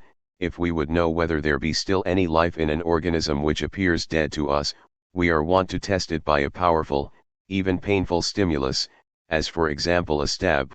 The religious domain in the human soul resembles the domain of the Red Indian in America, virtuosos in piety in convents, and place the sum total of the foregoing in round numbers under the account. Darwin's theory resembles a railway track that is just marked out, where the flags are fluttering joyfully in the breeze. In this really highly modern way, Strauss has met the Philistine injunction to the effect that a new simile must be introduced from time to time. Another rhetorical rule is also very widespread, namely, that didactic passages should be composed in long periods, and should be drawn out into lengthy abstractions, while all persuasive passages should consist of short sentences followed by striking contrasts. On page 154 in Strauss's book we find a standard example of the didactic and scholarly style, a passage blown out after the genuine Schleiermacher manner, and made to stumble along at a true tortoise pace. The reason why, in the earlier stages of religion, there appear many instead of the single whereon, a plurality of gods instead of the one, is explained in this deduction of religion, from the fact that the various forces of nature, or relations of life, which inspire man with the sentiment of unqualified dependence, still act upon him in the commencement with the full force of their distinctive characteristics, that he has not as yet become conscious how, in regard to his unmitigated dependence upon them, there is no distinction between them, and that therefore the whereon of this dependence, or the being to which it conducts in the last instance, can only be one. On pages 7 and 8 we find an example of the other kind of style. That of the short sentences containing that affected liveliness which so excited certain readers that they cannot mention Strauss any more without coupling his name with Lessing's. I am well aware that what I propose to delineate in the following pages is known to multitudes as well as to myself, to some even much better. A few have already spoken out on the subject. Am I therefore to keep silence? I think not. For do we not all supply each other's deficiencies? If another is better informed as regards some things, I may perhaps be so as regards others, while yet others are known and viewed by me in a different light. Out with it, then. Let my colors be displayed that it may be seen whether they are genuine or not. It is true that Strauss's style generally maintains a happy medium between this sort of merry quick march and the other funereal and indolent pace, but between two vices one does not invariably find a virtue, more often rather only weakness, helpless paralysis, and impotence. As a matter of fact, I was very disappointed when I glanced through Strauss's book in search of fine and witty passages, for, not having found anything praiseworthy in the Confessor, I had actually set out with the express purpose of meeting here and there with at least some opportunities of praising Strauss the writer. I sought and sought, but my purpose remained unfulfilled. Meanwhile, however, another duty seemed to press itself strongly on my mind, that of enumerating the solecisms, the strained metaphors, the obscure abbreviations, the instances of bad taste, and the distortions which I encountered, and these were of such a nature that I dare do no more than select a few examples of them from among a collection which is too bulky to be given in full. By means of these examples I may succeed in showing what it is that inspires, in the hearts of modern Germans, such faith in this great and seductive stylist Strauss. I refer to his eccentricities of expression, which, in the barren waste and dryness of his whole book, jump out at one, not perhaps as pleasant but as painfully stimulating, surprises. When perusing such passages, we are at least assured, to use a Straussian metaphor, that we are not quite dead, but still respond to the test of a stab. For the rest of the book is entirely lacking in offensiveness, that quality which alone, as we have seen, is productive, and which our classical author has himself reckoned among the positive virtues. When the educated masses meet with exaggerated dullness and dryness, when they are in the presence of really vapid commonplaces, they now seem to believe that such things are the signs of health, and in this respect the words of the author of the Dialogus de Oratoribus are very much to the point: illum ipsum quam jactant sanitatem non firmitate sed jejunio consequuntur. That is why they so unanimously hate every firmitas, because it bears testimony to a kind of health quite different from theirs. Hence their one wish to throw suspicion upon all austerity and terseness, upon all fiery and energetic movement, and upon every full and delicate play of muscles. They have conspired to twist nature and the names of things completely round, and for the future to speak of health only there where we see weakness, and to speak of illness and excitability where for our part we see genuine vigor. From which it follows that David Strauss is to them a classical author. If only this dullness were of a severely logical order. But simplicity and austerity in thought are precisely what these weaklings have lost, and in their hands even our language has become illogically tangled. As a proof of this, let any one try to translate Strauss's style into Latin. In the case of Kant, be it remembered, this is possible, while with Schopenhauer it even becomes an agreeable exercise. The reason why this test fails with Strauss's German is not owing to the fact that it is more Teutonic than theirs, but because his is distorted and illogical, whereas theirs is lofty and simple. Moreover, he who knows how the ancients exerted themselves in order to learn to write and speak correctly, and how the moderns omit to do so, must feel, as Schopenhauer says, a positive relief when he can turn from a German book like the one under our notice, to dive into those other works, those ancient works which seem to him still to be written in a new language. For in these books, says Schopenhauer, I find a regular and fixed language which, throughout, faithfully follows the laws of grammar and orthography, so that I can give up my thoughts completely to their matter, whereas in German I am constantly being disturbed by the author's impudence and his continual attempts to establish his own orthographical freaks and absurd ideas, the swaggering foolery of which disgusts me. It is really a painful sight to see a fine old language, possessed of classical literature, being botched by asses and ignoramuses. Thus Schopenhauer's holy anger cries out to us, and you cannot say that you have not been warned. He who turns a deaf ear to such warnings, and who absolutely refuses to relinquish his faith in Strauss the classical author, can only be given this last word of advice to imitate his hero. In any case, try it at your own risk, but you will repent it, not only in your style but in your head, that it may be fulfilled which was spoken by the Indian prophet, saying, He who gnaweth a cow's horn gnaweth in vain and shorteneth his life, for he grindeth away his teeth, yet his belly is empty. 12. By way of concluding, we shall proceed to give our classical prose writer the promised examples of his style which we have collected. Schopenhauer would probably have classed the whole lot as new documents serving to swell the trumpery jargon of the present day, for David Strauss may be comforted to hear that everybody now writes as he does, some, of course, worse, and that among the blind the one-eyed is king. Indeed, we allow him too much when we grant him one eye, but we do this willingly, because Strauss does not write so badly as the most infamous of all corruptors of German, the Hegelians and their crippled offspring. Strauss at least wishes to extricate himself from the mire, and he is already partly out of it. Still, he is very far from being on dry land, and he still shows signs of having stammered Hegel's prose in youth. In those days, possibly, something was sprained in him, some muscle must have been overstrained. His ear, perhaps, like that of a boy brought up amid the beating of drums, grew dull, and became incapable of detecting those artistically subtle and yet mighty laws of sound, under the guidance of which every writer is content to remain who has been strictly trained in the study of good models. But in this way, as a stylist, he has lost his most valuable possessions, and stands condemned to remain reclining, his life long, on the dangerous and barren shifting sand of newspaper style, that is, if he do not wish to fall back into the Hegelian mire. Nevertheless, he has succeeded in making himself famous for a couple of hours in our time, and perhaps in another couple of hours people will remember that he was once famous.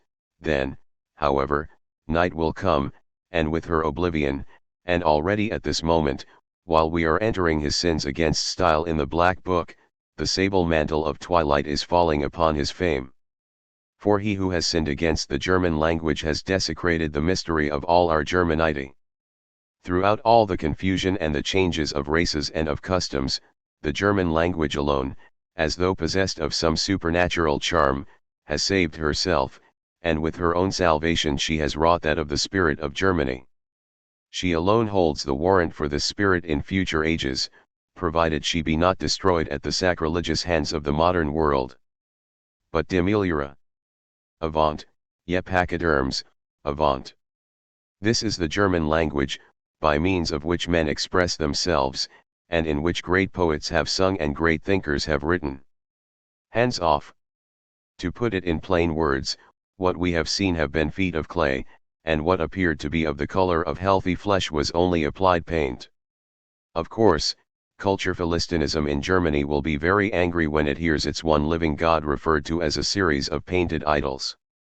He, however, who dares to overthrow its idols will not shrink, despite all indignation, from telling it to its face that it has forgotten how to distinguish between the quick and the dead, the genuine and the counterfeit, the original and the imitation, between a god and a host of idols, that it has completely lost the healthy and manly instinct for what is real and right. It alone deserves to be destroyed, and already the manifestations of its power are sinking, already are its purple honors falling from it, but when the purple falls, its royal wearer soon follows. Here I come to the end of my confession of faith. This is the confession of an individual, and what can such an one do against a whole world, even supposing his voice were heard everywhere?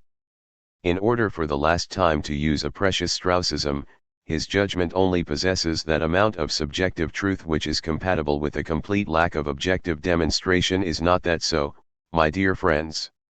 Meanwhile, be of good cheer. For the time being let the matter rest at this amount which is compatible with a complete lack. For the time being.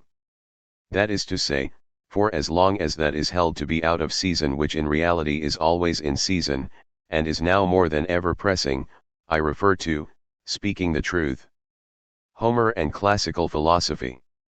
At the present day no clear and consistent opinion seems to be held regarding classical philology. We are conscious of this in the circles of the learned just as much as among the followers of that science itself. The cause of this lies in its many-sided character, in the lack of an abstract unity, and in the inorganic aggregation of heterogeneous scientific activities which are connected with one another only by the name philology. It must be freely admitted that philology is to some extent borrowed from several other sciences, and is mixed together like a magic potion from the strangest liquids, metals, and bones. It may even be added that it likewise conceals within itself an artistic element, one which, on aesthetic and ethical grounds, may be called imperatival, an element that acts in opposition to its purely scientific behavior. Philology is composed of history just as much as of natural science or aesthetics.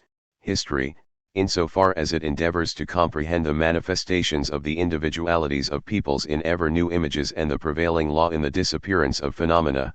Natural science, insofar as it strives to fathom the deepest instinct of man, that of speech. Aesthetics, finally, because from various antiquities at our disposal it endeavors to pick out the so-called classical antiquity, with the pretension and intention of excavating the ideal world buried under it, and to hold up to the present the mirror of classical and everlasting standards. That these wholly and different scientific and aesthetic ethical instincts have been associated under a common name, a kind of sham monarchy, is shown especially by the fact that philology at every period from its origin onwards was at the same time pedagogical. From the standpoint of the pedagogue, a choice was offered of those elements which were of the greatest educational value, and thus that science, or at least that scientific aim, which we call philology, gradually developed out of the practical calling originated by the exigencies of that science itself.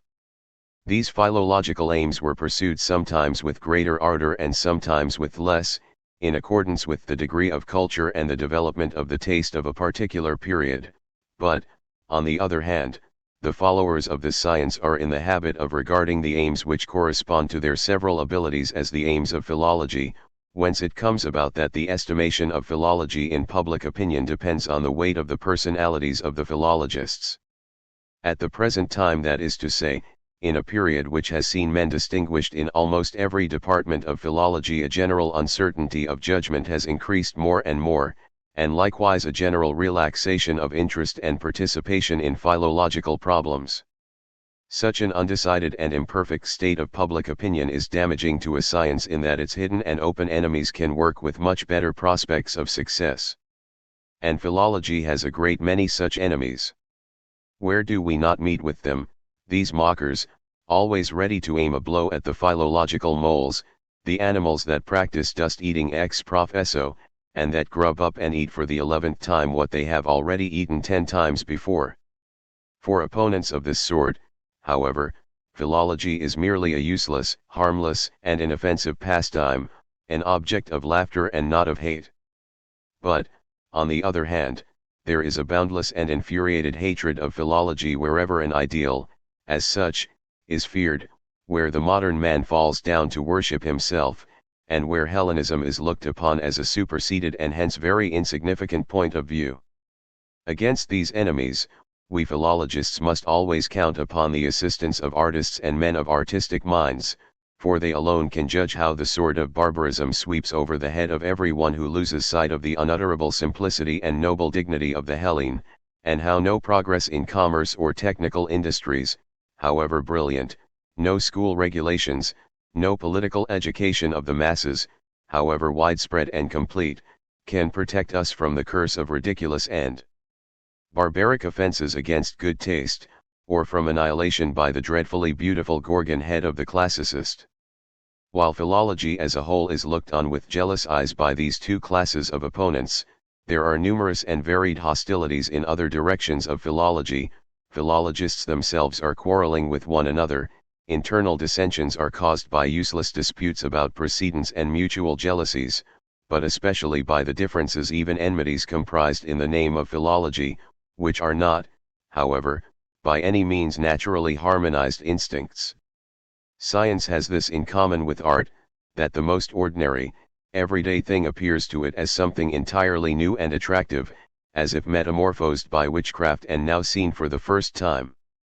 Life is worth living, says art, the beautiful temptress; life is worth knowing, says science. With this contrast the so here trending and dogmatic tradition follows in a theory, and consequently in the practice of classical philology derived from this theory.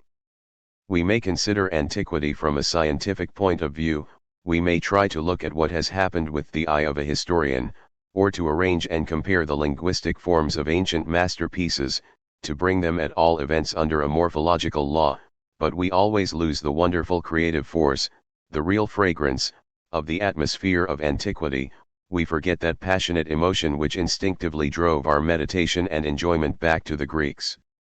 From this point onwards we must take notice of a clearly determined and very surprising antagonism which philology has great cause to regret.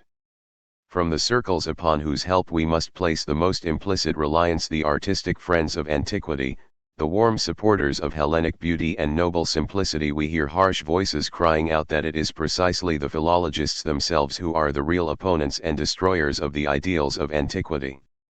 Schiller upbraided the philologists with having scattered Homer's laurel crown to the winds. It was none other than Goethe who, in early life a supporter of Wolff's theories regarding Homer, recanted in the verses, with subtle wit, "You took away our former adoration, the Iliad, you may say, was mere conglomeration.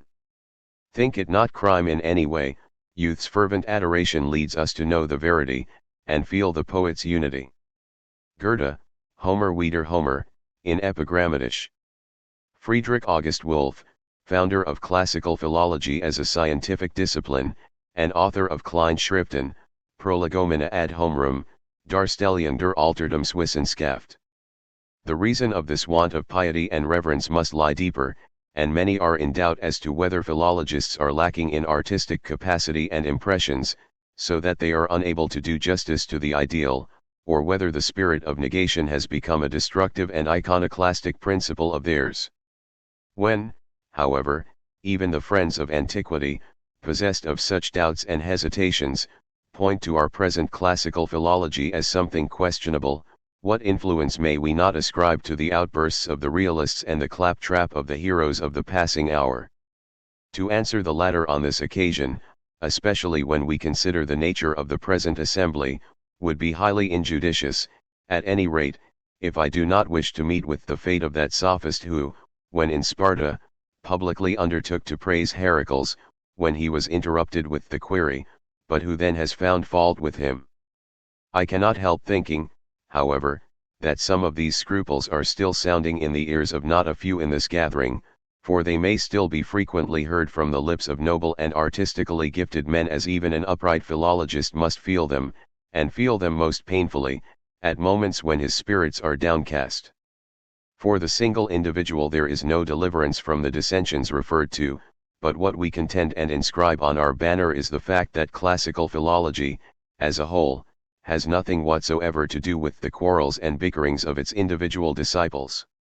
The entire scientific and artistic movement of this peculiar centaur is bent, though with cyclopic slowness, upon bridging over the gulf between the ideal antiquity, which is perhaps only the magnificent blossoming of the Teutonic longing for the South, and the real antiquity, and thus classical philology pursues only the final end of its own being, which is the fusing together of primarily hostile impulses that have only forcibly been brought together.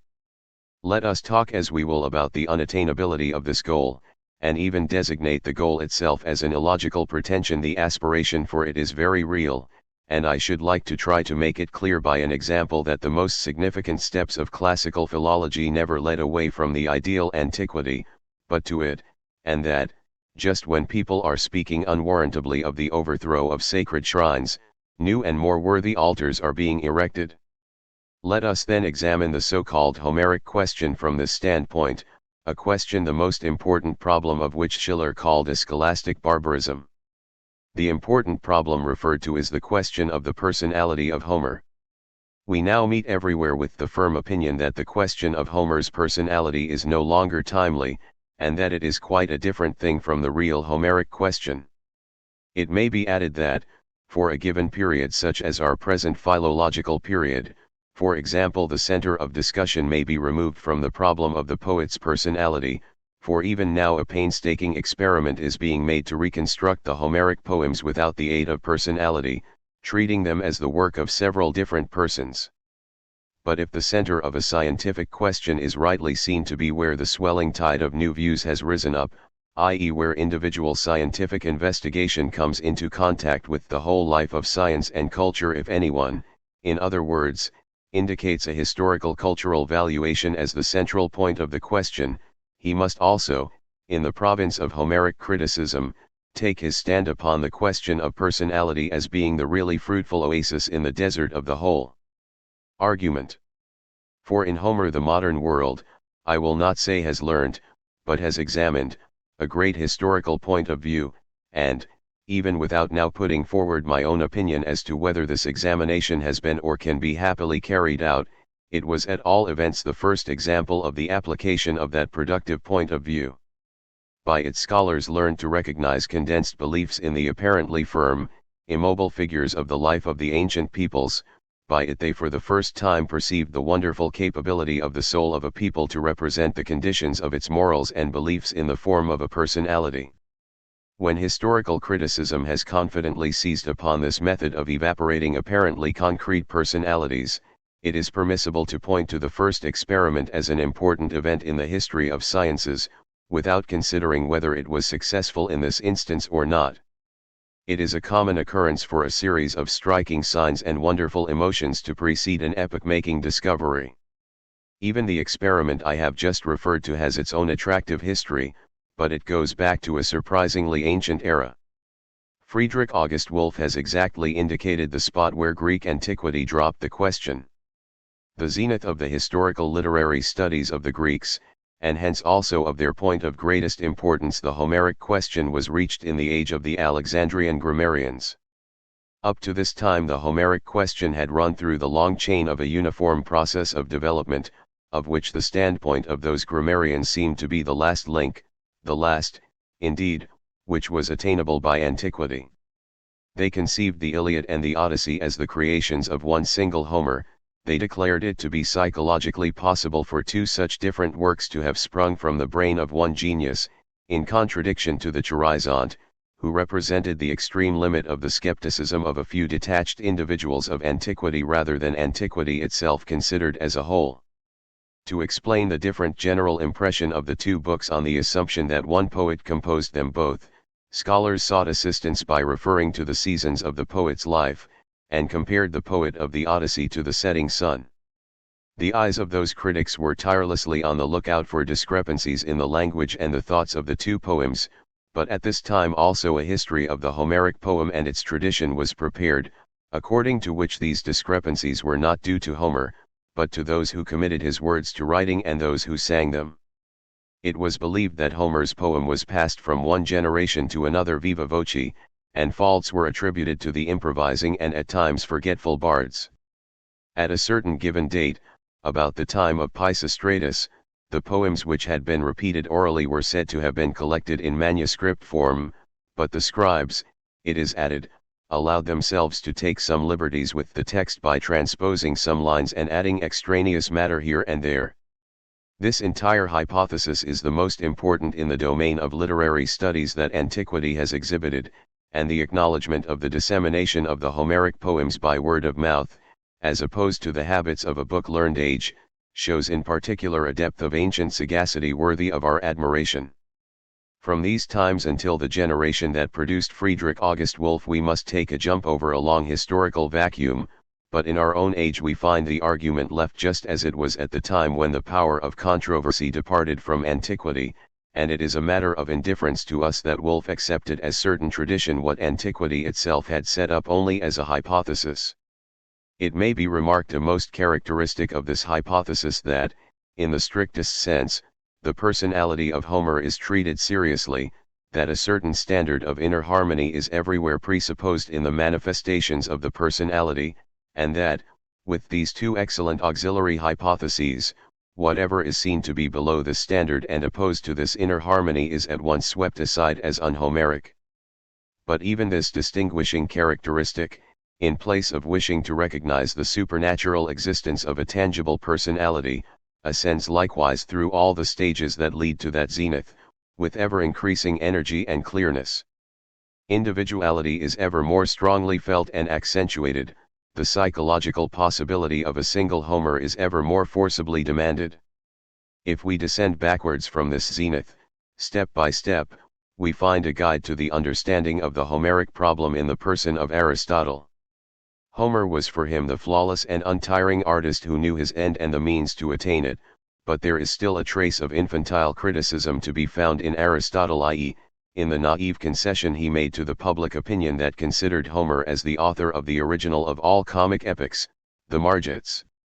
If we go still further backwards from Aristotle, the inability to create a personality is seen to increase, more and more poems are attributed to Homer, and every period lets us see its degree of criticism by how much and what it considers as Homeric. In this backward examination, we instinctively feel that away beyond Herodotus there lies a period in which an immense flood of great epics has been identified with the name of Homer. Let us imagine ourselves as living in the time of Pisistratus. The word Homer then comprehended an abundance of dissimilarities. What was meant by Homer at that time? It is evident that that generation found itself unable to grasp a personality and the limits of its manifestations. Homer had now become of small consequence. And then we meet with the weighty question, what lies before this period? Has Homer's personality, because it cannot be grasped, gradually faded away into an empty name? Or had all the Homeric poems been gathered together in a body, the nation naively representing itself by the figure of Homer? Was the person created out of a conception, or the conception out of a person? This is the real Homeric question, the central problem of the personality. The difficulty of answering this question, however, is increased when we seek a reply in another direction, from the standpoint of the poems themselves which have come down to us. As it is difficult for us at the present day, and necessitates a serious effort on our part, to understand the law of gravitation clearly, that the earth alters its form of motion when another heavenly body changes its position in space. Although no material connection unites one to the other, it likewise costs us some trouble to obtain a clear impression of that wonderful problem which, like a coin long passed from hand to hand, has lost its original and highly conspicuous stamp. Poetical works, which cause the hearts of even the greatest geniuses to fail when they endeavor to vie with them, and in which unsurpassable images are held up for the admiration of posterity, and yet the poet who wrote them with only a hollow, shaky name, whenever we do lay hold on him, nowhere the solid kernel of a powerful personality. For who would wage war with the gods, who, even with the one God, asks Goethe even, who, though a genius, strove in vain to solve the mysterious problem of the Homeric inaccessibility. The conception of popular poetry seemed to lead like a bridge over this problem a deeper and more original power than that of every single creative individual was said to have become active. The happiest people, in the happiest period of its existence, in the highest activity of fantasy and formative power, was said to have created those immeasurable poems. In this universality there is something almost intoxicating in the thought of a popular poem. We feel, with artistic pleasure, the broad, overpowering liberation of a popular gift, and we delight in this natural phenomenon as we do in an uncontrollable cataract. But as soon as we examine this thought at close quarters, we involuntarily put a poetic mass of people in the place of the poetizing soul of the people, a long row of popular poets in whom individuality has no meaning, and in whom the tumultuous movement of a people's soul, the intuitive strength of a people's eye, and the unabated profusion of a people's fantasy, were once powerful, a row of original geniuses, attached to a time, to a poetic genus, to a subject matter. Such a conception justly made people suspicious. Could it be possible that that same nature who so sparingly distributed her rarest and most precious production genius should suddenly take the notion of lavishing her gifts in one sole direction? And here the thorny question again made its appearance, could we not get along with one genius only, and explain the present existence of that unattainable excellence? And now eyes were keenly on the lookout for whatever that excellence and singularity might consist of. Impossible for it to be in the construction of the complete works, said one party, for this is far from faultless, but doubtless to be found in single songs, in the single pieces above all, not in the whole. A second party, on the other hand, sheltered themselves beneath the authority of Aristotle, who especially admired Homer's divine nature in the choice of his entire subject, and the manner in which he planned and carried it out. If, however, this construction was not clearly seen, this fault was due to the way the poems were handed down to posterity and not to the poet himself. It was the result of retouchings and interpolations, owing to which the original setting of the work gradually became obscured. The more the first school looked for inequalities, contradictions, perplexities, the more energetically did the other school brush aside what in their opinion obscured the original plan, in order, if possible, that nothing might be left remaining but the actual words of the original epic itself. The second school of thought of course held fast by the conception of an epoch-making genius as the composer of the great works. The first school, on the other hand, wavered between the supposition of one genius plus a number of minor poets, and another hypothesis which assumed only a number of superior and even mediocre individual bards, but also postulated a mysterious discharging, a deep, national, artistic impulse, which shows itself in individual minstrels as an almost indifferent medium. It is to this latter school that we must attribute the representation of the Homeric poems as the expression of that mysterious impulse. All these schools of thought start from the assumption that the problem of the present form of these epics can be solved from the standpoint of an aesthetic judgment, but we must await the decision as to the authorized line of demarcation between the man of genius and the poetical soul of the people. Are there characteristic differences between the utterances of the man of genius and the poetical soul of the people? This whole contrast, however, is unjust and misleading. There is no more dangerous assumption in modern aesthetics than that of popular poetry and individual poetry, or, as it is usually called, artistic poetry. This is the reaction, or, if you will, the superstition, which followed upon the most momentous discovery of historical philological science, the discovery and appreciation of the soul of the people.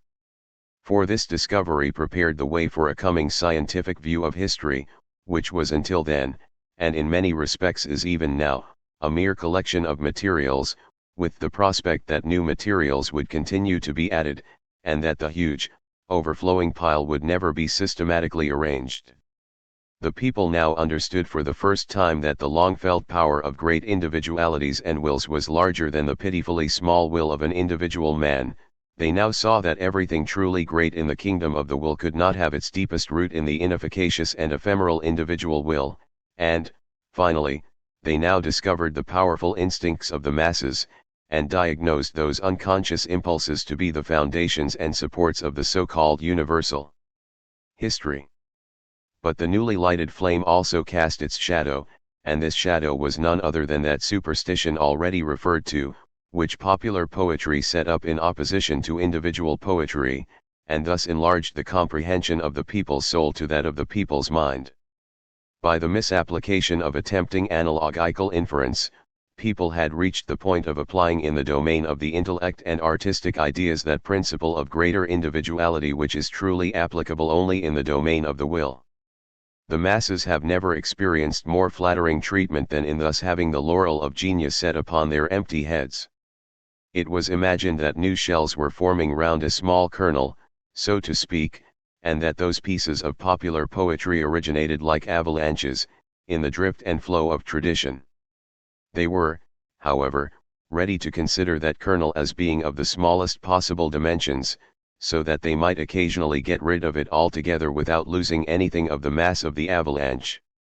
According to this view, the text itself and the stories built round it are one and the same thing. Now, however, such a contrast between popular poetry and individual poetry does not exist at all. On the contrary, all poetry, and of course popular poetry also, requires an intermediary individuality. This much abused contrast, therefore, is necessary only when the term individual poem is understood to mean a poem which has not grown out of the soil of popular feeling, but which has been composed by a non-popular poet in a non-popular atmosphere, something which has come to maturity in the study of a learned man, for example. With the superstition which presupposes poetizing masses is connected another, that popular poetry is limited to one particular period of a people's history and afterwards dies out, which indeed follows as a consequence of the first superstition I have mentioned. According to this school, in the place of the gradually decaying popular poetry we have artistic poetry, the work of individual minds, not of masses of people. But the same powers which were once active are still so, and the form in which they act has remained exactly the same. The great poet of a literary period is still a popular poet in no narrower sense than the popular poet of an illiterate age. The difference between them is not in the way they originate, but it is their diffusion and propagation, in short, tradition. This tradition is exposed to eternal danger without the help of handwriting, and runs the risk of including in the poems the remains of those individualities through whose oral tradition they were handed down. If we apply all these principles to the Homeric poems, it follows that we gain nothing with our theory of the poetizing soul of the people, and that we are always referred back to the poetical individual. We are thus confronted with the task of distinguishing that which can have originated only in a single poetical mind from that which is, so to speak, swept up by the tide of oral tradition, which is a highly important constituent part of the Homeric poems. Since literary history first ceased to be a mere collection of names, people have attempted to grasp and formulate the individualities of the poets. A certain mechanism forms part of the method. It must be explained, i.e., it must be deduced from principles why this or that individuality appears in this way and not in that. People now study biographical details, environment, acquaintances, contemporary events, and believe that by mixing all these ingredients together they will be able to manufacture the wished-for individuality. But they forget that the salient point, the indefinable individual characteristics, can never be obtained from a compound of this nature. The less there is known about the life and times of the poet, the less applicable is this mechanism. When, however, we have merely the works and the name of the writer, it is almost impossible to detect the individuality, at all events, for those who put their faith in the mechanism in question, and particularly when the works are perfect, when they are pieces of popular poetry. For the best way for these mechanisms to grasp individual characteristics is by perceiving deviations from the genius of the people, the aberrations and hidden allusions, and the fewer discrepancies to be found in a poem the fainter will be the traces of the individual poet who composed it. All those deviations, everything dull and below the ordinary standard which scholars think they perceive in the Homeric poems, were attributed to tradition, which thus became the scapegoat. What was left of Homer's own individual work? Nothing but a series of beautiful and prominent passages chosen in accordance with subjective taste. The sum total of aesthetic singularity which every individual scholar perceived with his own artistic gifts, he now called Homer. This is the central point of the Homeric errors. The name of Homer, from the very beginning, has no connection either with the conception of aesthetic perfection or yet with the Iliad and the Odyssey. Homer as the composer of the Iliad and the Odyssey is not a historical tradition, but an aesthetic judgment. The only path which leads back beyond the time of Pisistratus and helps us to elucidate the meaning of the name Homer, takes its way on the one hand through the reports which have reached us concerning Homer's birthplace, from which we see that, although his name is always associated with heroic epic poems, he is on the other hand no more referred to as the composer of the Iliad and the Odyssey than as the author of the Thebaid or any other cyclical epic. On the other hand, again, an old tradition tells of the contest between Homer and Hesiod, which proves that when these two names were mentioned people instinctively thought of two epic tendencies, the heroic and the didactic, and that the signification of the name Homer was included in the material category and not in the formal. This imaginary contest with Hesiod did not even yet show the faintest presentiment of individuality. From the time of Pisistratus onwards, however, with the surprisingly rapid development of the Greek feeling for beauty, the differences in the aesthetic value of those epics continued to be felt more and more. The Iliad and the Odyssey arose from the depths of the flood and have remained on the surface ever since. With this process of aesthetic separation, the conception of Homer gradually became narrower. The old material meaning of the name Homer as the father of the heroic epic poem was changed into the aesthetic meaning of Homer, the father of poetry in general, and likewise its original prototype. This transformation was contemporary with the rationalistic criticism which made Homer the magician out to be a possible poet, which vindicated the material and formal traditions of those numerous epics as against the unity of the poet, and gradually removed that heavy load of cyclical epics from Homer's shoulders. So Homer, the poet of the Iliad and the Odyssey, is an aesthetic judgment. It is, however, by no means affirmed against the poet of these epics that he was merely the imaginary being of an aesthetic impossibility, which can be the opinion of only very few philologists indeed. The majority contend that a single individual was responsible for the general design of a poem such as the Iliad, and further that this individual was Homer. The first part of this contention may be admitted, but, in accordance with what I have said, the latter part must be denied. And I very much doubt whether the majority of those who adopt the first part of the contention have taken the following considerations into account. The design of an epic such as the Iliad is not an entire whole, not an organism, but a number of pieces strung together, a collection of reflections arranged in accordance with aesthetic rules. It is certainly the standard of an artist's greatness to note what he can take in with a single glance and set out in rhythmical form. The infinite profusion of images and incidents in the Homeric epic must force us to admit that such a wide range of vision is next to impossible.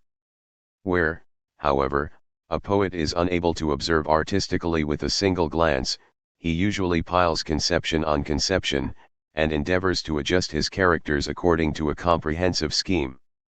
He will succeed in this all the better the more he is familiar with the fundamental principles of aesthetics.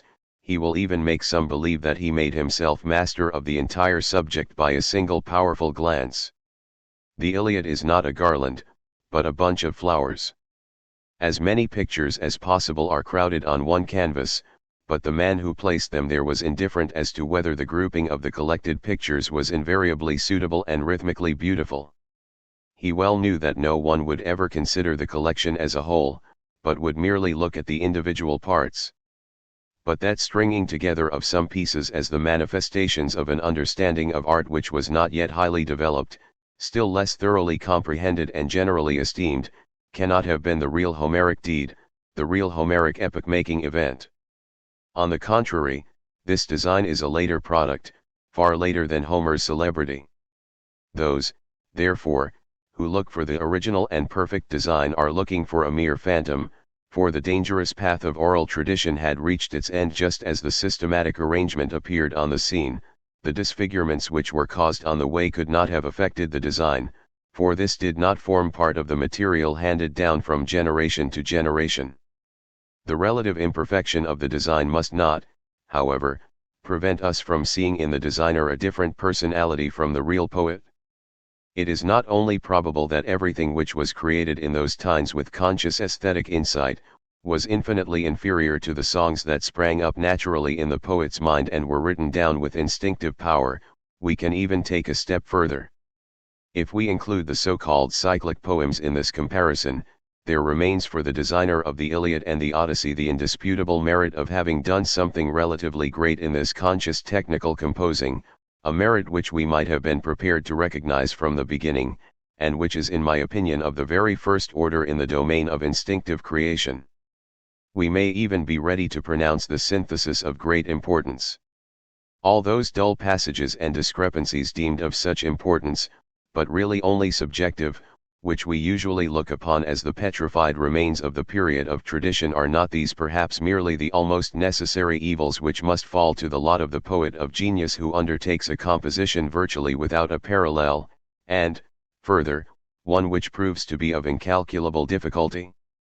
Let it be noted that the insight into the most diverse operations of the instinctive and the conscious changes the position of the Homeric problem, and in my opinion throws light upon it.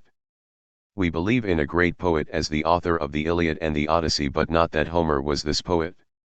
The decision on this point has already been given.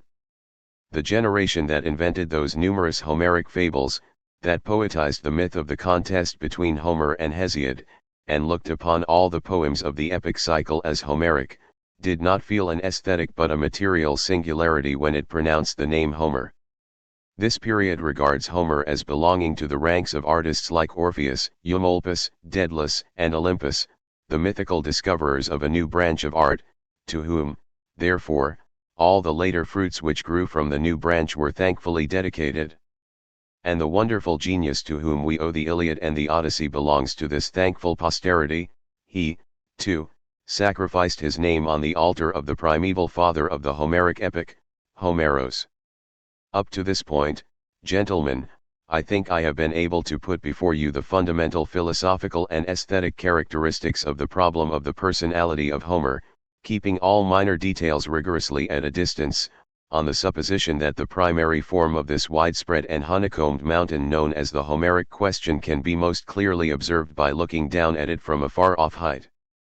But I have also, I imagine, recalled two facts to those friends of antiquity who take such delight in accusing us philologists of lack of piety for great conceptions and an unproductive zeal for destruction.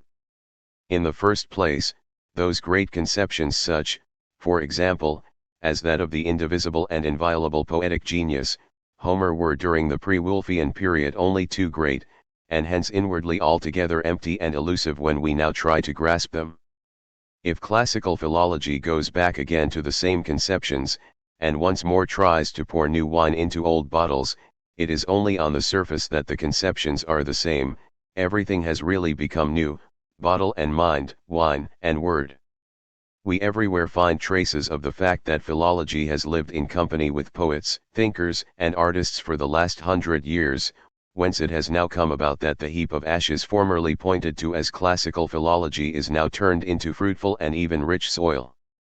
And there is a second fact which I should like to recall to the memory of those friends of antiquity who turn their dissatisfied backs on classical philology. You honor the immortal masterpieces of the Hellenic mind in poetry and sculpture, and think yourselves so much more fortunate than preceding generations, which had to do without them, but you must not forget that this whole fairyland once lay buried under mountains of prejudice, and that the blood and sweat of arduous labor of innumerable followers of our science were all necessary to lift up that world from the chasm into which it had sunk. We grant that philology is not the creator of this world, not the composer of that immortal music, but is it not a merit, and a great merit, to be a mere virtuoso, and let the world for the first time hear that music which lay so long in obscurity, despised and undecipherable? Who was Homer previously to Wolf's brilliant investigations? A good old man, known at best as a natural genius, at all events the child of a barbaric age, replete with faults against good taste and good morals. Let us hear how a learned man of the first rank writes about Homer even so late as 1783, where does the good man live? Why did he remain so long incognito? Apropos, can't you get me a silhouette of him? We demand thanks not in our own name, for we are but atoms, but in the name of philology itself, which is indeed neither a muse nor a grace, but a messenger of the gods. And just as the muses descended upon the dull and tormented Boeotian peasants, so philology comes into a world full of gloomy colors and pictures, full of the deepest, most incurable woes, and speaks to men comfortingly of the beautiful and godlike figure of a distant, rosy, and happy fairyland. It is time to close, yet before I do so a few words of a personal character must be added, justified, I hope, by the occasion of this lecture. It is but right that a philologist should describe his end and the means to it in the short formula of a confession of faith, and let this be done in the saying of Seneca which I thus reverse. Philosophia facta est qui philologia fut. What was once philology has now been made into philosophy, reversing Seneca's qui philosophia fut facta philologia est. By this I wish to signify that all philological activities should be enclosed and surrounded by a philosophical view of things, in which everything individual and isolated is evaporated as something detestable, and in which great homogeneous views alone remain. Now, therefore, that I have enunciated my philological creed, I trust you will give me cause to hope that I shall no longer be a stranger among you. Give me the assurance that in working with you towards this end I am worthily fulfilling the confidence with which the highest authorities of this community have honored me. The Wanderer and His Shadow. Preface. The shadow, since I haven't heard your voice in so long, I would like to give you an opportunity to speak. The wanderer, someone said something. Where? And who? It almost seems as if I myself were speaking, though in an even weaker voice than mine. The shadow, are you not happy to have an opportunity to speak? The wanderer, by God and all things, in which I do not believe, my shadow speaks, I hear it, but I don't believe it. The shadow, let's accept it and don't continue to think about it. In 1 hour it will all be over. The wanderer, that's what I thought, when I saw 2 and then 5 camels in a forest near Pisa. The shadow, it's good, that we are both indulgent in the same way. If our reason stands still, thus we will not become annoying and press each other in conversation when something sounds incomprehensible to us. If one does not know how to answer, then it is already enough to say something. That's the reasonable policy under which I agree to converse. With longer discussions, the wisest one becomes once the fool and 3 times the dullard. The wanderer, your modesty is not complimentary to your confessor. The shadow, am I to flatter? The wanderer, I thought a man's shadow was his vanity, but his vanity would never ask, am I to flatter? The shadow, nor would man's vanity, as far as I know, inquire as I did twice already whether it could speak. It always speaks. The wanderer, only now do I notice how impolite I am, my beloved shadow. I have not said a word about how pleased I am to see you as well as hear you. You should know that I love the shadow as much as I cherish the light. For facial beauty, clarity of speech, quality and firmness of character, shadow is as necessary as light. They are not opponents, they are rather affectionate, holding hands, and if the light disappears, the shadow slips away after it. The shadow, and I hate the same thing you hate, the night. I love human beings, because they are devotees of light, and I'm pleased when their eyes shine as they discern and discover knowledge, untiring knowers and discoverers that they are. That shadow, which all things cast, if the sunshine of perception falls upon them, that shadow am I as well. The wanderer, I believe I understand you, despite your somewhat shadowy expressions. But you were right, good friends give each other here and there a cryptic word as a sign of agreement, which should be a mystery to any third party. And we are good friends. Therefore, let's dispense with the preliminaries. A few hundred questions press upon my soul, and the time you have to answer them is perhaps only brief. Let's see what, in all haste and peaceableness, we can agree upon. The shadow, but shadows are shyer than human beings. You won't tell anyone how we have spoken together. The wanderer, how we have spoken together. Heaven forfend. Especially from long drawn-out literary discussions. If Plato had less desire to spin his readers, they would find more pleasure in Plato. A really amusing discussion when written down is merely a painting with false perspectives. Everything is too long or too short. Nevertheless, perhaps you'll allow me to indicate what we agreed upon. The shadow, I'm happy with that, since everyone will recognize therein only your opinions. Nobody will think of the shadow. The wanderer, perhaps you are wrong, my friend. Up to now one assumed in my opinions more of shadow than of me. The shadow, more shadow than light. Is it possible? The wanderer, dear fool, be serious. My first question requires seriousness. 1. Of the tree of knowledge, probability but no truth, appearance of freedom but no freedom. It is on account of these 2 fruits that the tree of knowledge cannot be confused with the tree of life. 9. Where the theory of freedom of will originated, over one man necessity stands in the shape of his passions, over another as the habit of hearing and obeying, over a third as a logical conscience, over a fourth as caprice and a mischievous pleasure in escapades. These 4 will, however, seek the freedom of their will precisely where each of them is most firmly fettered. It is as if the silkworm sought the freedom of its will in spinning. How does this happen? Evidently because each considers himself most free where his feeling of living is greatest. Thus, as we have said, in passion, in duty, in knowledge, in mischievousness respectively. That through which the individual human being is strong, wherein he feels himself animated, he involuntarily thinks must also always be the element of his freedom. he accounts dependence and dullness, independence, and the feeling of living as necessarily coupled here. An experience in the social-political domain has been falsely transferred to the farthest metaphysical domain. In the former, the strong man is also the free man, the lively feeling of joy and sorrow, high hope, boldness in desire.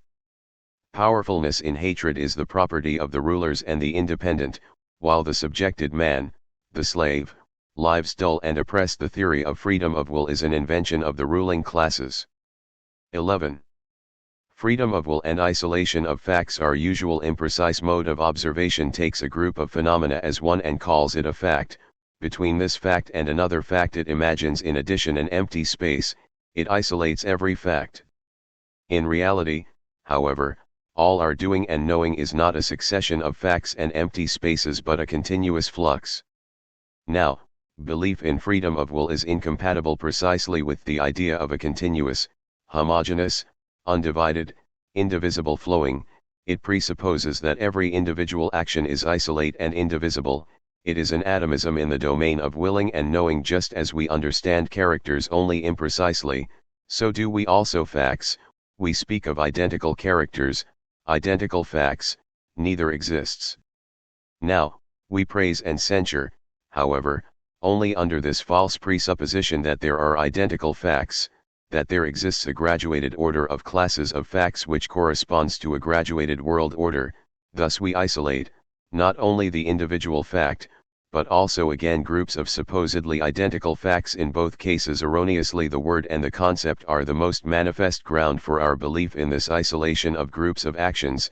We do not only designate things with them, we think originally that through them we grasp the true in things.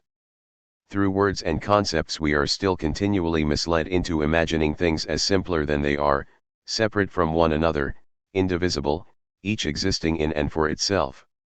A philosophical mythology lies concealed in language which breaks out again every moment, however careful one may be otherwise. Belief in freedom of will, that is to say in identical facts and in isolated facts, has in language its constant evangelist and advocate. 12. The fundamental errors for man to feel any sort of physical pleasure or displeasure. He must be in the grip of one of these two illusions. Either he believes in the identity of certain facts, certain sensations, in which case he experiences psychical pleasure or displeasure through comparing his present states with past ones and declaring them identical or not identical, or he believes in freedom of will, for instance when he thinks I did not have to do this, this could have happened differently, and likewise gains pleasure or displeasure. Without the errors which are active in every psychical pleasure and displeasure, a humanity would never have come into existence whose fundamental feeling is and remains that man is the free being in a world of unfreedom, the eternal miracle worker whether he does good or ill, the astonishing exception, the super beast and almost God, the meaning of creation which cannot be thought away, the solution of the cosmic riddle, the mighty ruler over nature and the despiser of it, the creature which calls its history world history, vanitas vanitatum homo. 15. Modesty of man. How little pleasure most people need to make them find life good, how modest man is. 18. The modern Diogenes. Before one seeks men one must have found the lantern. Will it have to be the lantern of the cynic? 23. Have the adherents of the theory of free will the right to punish? People who judge and punish as a profession try to establish in each case whether an ill-doer is at all accountable for his deed, whether he was able to employ his intelligence, whether he acted for reasons and not unconsciously or under compulsion. If he is punished for having preferred the worse reasons to the better, which he must therefore have known. Where this knowledge is lacking, a man is, according to the prevailing view, unfree and not responsible, except if his lack of knowledge, his ignorantia legis, ignorance of the law for example, is a result of an intentional neglect to learn, in which case, when he failed to learn what he should have learned, he had already preferred the worse reasons to the better and must now suffer the consequences of his bad choice. If, on the other hand, he did not see the better reasons, perhaps from dull witness or weakness of mind, it is not usual to punish him. He lacked, one says, the capacity to choose, he acted as an animal would. For an offense to be punishable presupposes that its perpetrator intentionally acted contrary to the better dictates of his intelligence. But how can anyone intentionally be less intelligent than he has to be? Whence comes the decision when the scales are weighted with good and bad motives? Not from error, from blindness, not from an external nor from an internal compulsion? Whence? One asks again and again. The intelligence is not the cause, because it could not decide against the better reasons. And here one calls free will to one's aid. It is pure willfulness which is supposed to decide, as impulse is supposed to enter, within which motive plays no part, in which the deed, arising out of nothing, occurs as a miracle. It is this supposed willfulness, in a case in which willfulness ought not to reign, which is punished. The rational intelligence, which knows law, prohibition, and command, ought to have permitted no choice, and to have had the effect of compulsion and a higher power. Thus the offender is punished because he employs free will, that is to say, because he acted without a reason where he ought to have acted in accordance with reasons. Why did he do this? But it is precisely this question that can no longer even be asked. It was a deed without a for that reason, without motive, without origin, something purposeless and non-rational, but such a deed too ought, in accordance with the first condition of all punishability laid down above, not to be punished. It is not as if something had not been done here, something omitted, the intelligence had not been employed, for the omission is under all circumstances unintentional. And only the intentional omission to perform what the law commands counts as punishable. The offender certainly preferred the worse reasons to the better, but without reason or intention, he certainly failed to employ his intelligence, but not for the purpose of not employing it. The presupposition that for an offense to be punishable its perpetrator must have intentionally acted contrary to his intelligence, it is precisely this presupposition which is annulled by the assumption of free will. You adherents of the theory of free will have no right to punish, your own principles deny you that right. But these are at bottom nothing but a very peculiar conceptual mythology, and the hen that hatched it sat on her egg in a place far removed from reality. 25. A fair exchange. An exchange is honest and just only when each of those participating demands as much as his own object seems worth to him, including the effort it cost to acquire it, its rarity, the time expended, etc., together with its sentimental value. As soon as he sets the price with reference to the need of the other, he is a subtler robber and extortioner. If money is the exchange object, it must be considered that a shilling in the hand of a rich heir, a day laborer, a shopkeeper, a student are quite different things, according to whether he did almost nothing or a great deal to get it. Each ought to receive little or a great deal in exchange for it. In reality it is, of course, the other way round. In the great world of money, the shilling of the laziest rich man is more lucrative than that of the poor and industrious. 33. Elements of revenge. The word revenge is said so quickly it almost seems as if it could contain no more than one conceptual and perceptional root. And so one continues to strive to discover it, just as our economists have not yet wearied of scenting a similar unity in the word value and of searching after the original root concept of the word.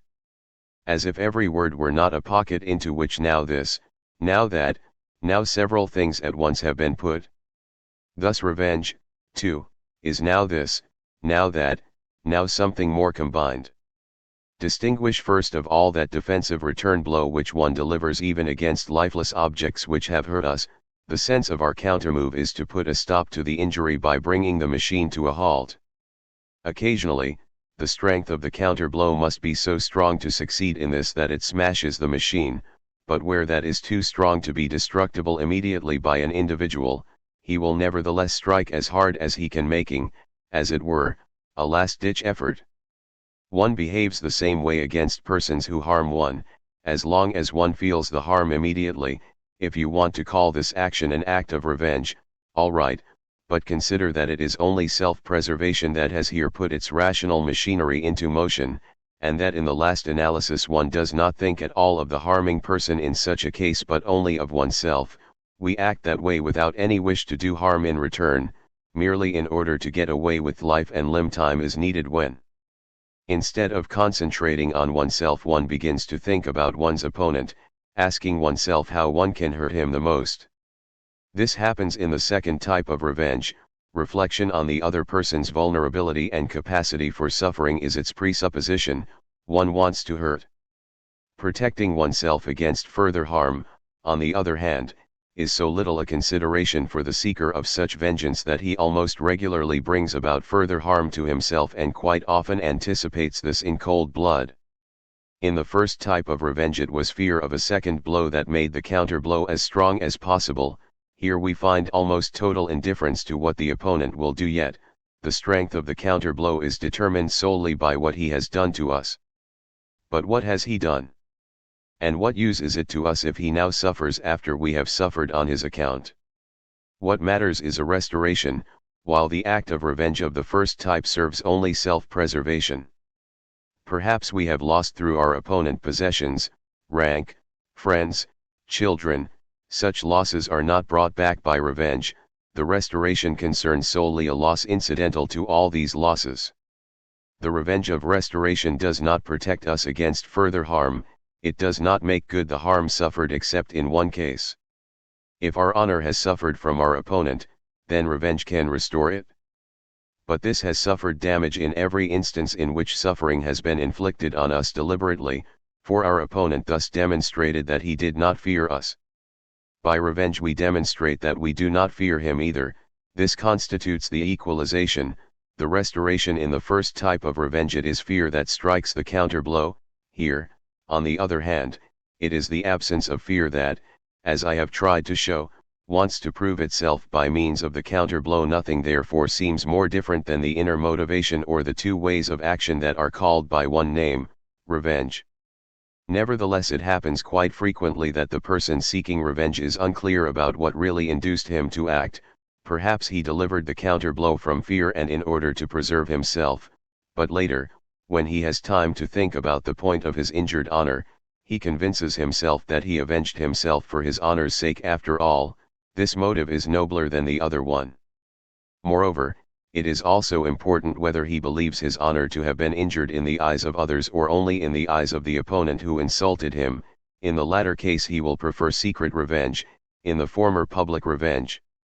Depending on whether he projects himself strongly or weakly into the soul of his opponent and the spectators, his revenge will be more embittered or tamer. If he lacks this type of imagination entirely, he will not think of revenge at all, for in that case the feeling for honor is not present in him and hence cannot be injured. Just so, he will not think of revenge if he despises the doer and the spectators of the deed because they, being despised, cannot accord him any honor and hence also cannot take it away. Finally, he will forego revenge in the not unusual case in which he loves the doer. To be sure, he thus loses honor in his opponent's eyes and perhaps thus becomes less worthy of being loved in return. But even foregoing all such counter-love is a sacrifice that love is prepared to make if only it does not have to hurt the beloved being. That would mean hurting oneself more than this sacrifice hurts. Thus, everybody will revenge himself unless he is without honor or full of contempt or full of love for the person who has harmed and insulted him. Even when he has recourse to the courts he wants revenge as a private person, but besides, being a member of society who thinks further and considers the future, he also wants society's revenge on one who does not honor it. Thus judicial punishment restores both private honor and the honor of society, which means, punishment is revenge indubitably. It also contains that other element of revenge which we described first, insofar as society uses punishment for its self-preservation and deals a counter-blow in self-defense. Punishment desires to prevent further damage, it desires to deter. Thus both of these so different elements of revenge are actually tied together in punishment, and perhaps this is the main support of that above-mentioned conceptual confusion by virtue of which the individual who revenges himself usually does not know what he really wants. 34. The virtues that incur loss as members of society. We believe we ought not to practice certain virtues from which as private persons we acquire the highest honor and a certain satisfaction, for example mercy and consideration for transgressors of all kinds, in general any action by which the interests of society would suffer through our virtue. No bench of judges may conscientiously practice mercy. This privilege is reserved to the king as an individual. One rejoices when he makes use of it, as proof that one would like to be merciful, even though as a society one absolutely cannot be. Society thus recognizes only those virtues that are advantageous, or at least not harmful to it. Those virtues that incur loss cannot, consequently, have come into existence within society, since even now there is opposition to them within every society, however circumscribed. They are thus virtues belonging among non-equals, devised by the superior, the individual. They are the virtues of bearing the sense, I am sufficiently powerful to put up with a palpable loss, this is a proof of my power, and are thus virtues related to pride. 37. A kind of cult of the passions in order to raise an accusation against the whole nature of the world. You dismal philosophical blindworms speak of the terrible character of human passions, as if wherever there have been passions there had also been terribleness. As if this kind of terribleness was bound to persist in the world, through a neglect of the small facts, through lack of self-observation and observation of those who are to be brought up. It is you yourselves who first allowed the passions to develop into such monsters that you are overcome by fear at the word passion. It was up to you, and is up to us, to take from the passions their terrible character and thus prevent their becoming devastating torrents. One should not inflate one's oversights into eternal fatalities. Let us rather work honestly together on the task of transforming the passions of mankind one and all into joys. 40. The significance of forgetting for the moral sensation the same actions as within primitive society appear to have been performed first with a view to common utility, have been performed by later generations for other motives, out of fear of or reverence for those who demanded and recommended them, or out of habit because one had seen them done all around one from childhood on, or from benevolence because their performance everywhere produced joy and concurring faces, or from vanity because they were commended. Such actions, whose basic motive, that of utility, has been forgotten, are then called moral actions, not because, for instance, they are performed out of those other motives, but because they are not performed from any conscious reason of utility. Where does it come from, this hatred of utility which becomes visible here, where all praiseworthy behavior formally excludes behavior with a view to utility? It is plain that society, the hearth of all morality and all eulogy of moral behavior, has had to struggle too long and too hard against the self-interest and self-will of the individual not at last to rate any other motive morally higher than utility. Thus it comes to appear that morality has not grown out of utility, while it is originally social utility, which had great difficulty in asserting itself against all the individual private utilities and making itself more highly respected. 48. Prohibitions without reasons. A prohibition, the reason for which we do not understand or admit, is almost a command not only for the stubborn but also for those who thirst for knowledge. One risks an experiment to find out why the prohibition was pronounced. Moral prohibitions, like those of the Decalogue, are suitable only for an age of subjugated reason. Now, such a prohibition as thou shalt not kill or thou shalt not commit adultery, presented without reasons, would have a harmful rather than a useful effect. 50. Pity and contempt. To show pity is felt as a sign of contempt because one has clearly ceased to be an object of fear as soon as one is pitied. One has sunk below the level of equilibrium, whereas human vanity is not satisfied even with that, the sensation most desired being one of predominance and the inspiration of fear. That is why the high value pity has come to be accorded presents a problem, just as the praise now accorded selfless disinterestedness needs to be explained. Originally it was despised, or feared as a deception. 52. Content of the conscience. The content of our conscience is everything that was during the years of our childhood regularly demanded of us without reason by people we honored or feared. It is thus the conscience that excites that feeling of compulsion which does not ask, why must I, in every case in which a thing is done with because, and why man acts without conscience, but not yet for that reason against it. The belief in authorities is the source of the conscience. It is therefore not the voice of God in the heart of man but the voice of some men in man. 53. Overcoming of the passions. The man who has overcome his passions has entered into possession of the most fertile ground, like the colonist who has mastered the forests and swamps. To sow the seeds of good spiritual works in the soil of the subdued passions is then the immediate urgent task. The overcoming itself is only a means, not a goal. If it is not so viewed, all kinds of weeds and devilish nonsense will quickly spring up in this rich soil now unoccupied, and soon there will be more rank confusion than there ever was before. 55. Linguistic danger to spiritual freedom. Every word is a prejudice. 56. Spirit and boredom. The saying "the Magyar is much too lazy to feel bored" is thought-provoking. Only the most acute and active animals are capable of boredom. A theme for a great poet would be God's boredom on the seventh day of creation. 65. What is needed? First, a man who refuses to become master over his wrath, his choler and revengefulness, and his lusts, and attempts to become master in anything else, is as stupid as a farmer who stakes out his field beside a torrential stream without protecting himself against it. 67. Habit of seeing opposites. The general imprecise way of observing sees everywhere in nature opposites where they are, not opposites, but differences of degree. This bad habit has led us into wanting to comprehend and analyze the inner world, too, the spiritual moral world, in terms of such opposites. An unspeakable amount of pain, arrogance, harshness, estrangement, frigidity has entered into human feelings because we think we see opposites instead of transitions. 78. Belief in the sickness as sickness. It was Christianity which first painted the devil on the world's wall. It was Christianity which first brought sin into the world. Belief in the cure which it offered has now been shaken to its deepest roots, but belief in the sickness which it taught and propagated continues to exist. 85.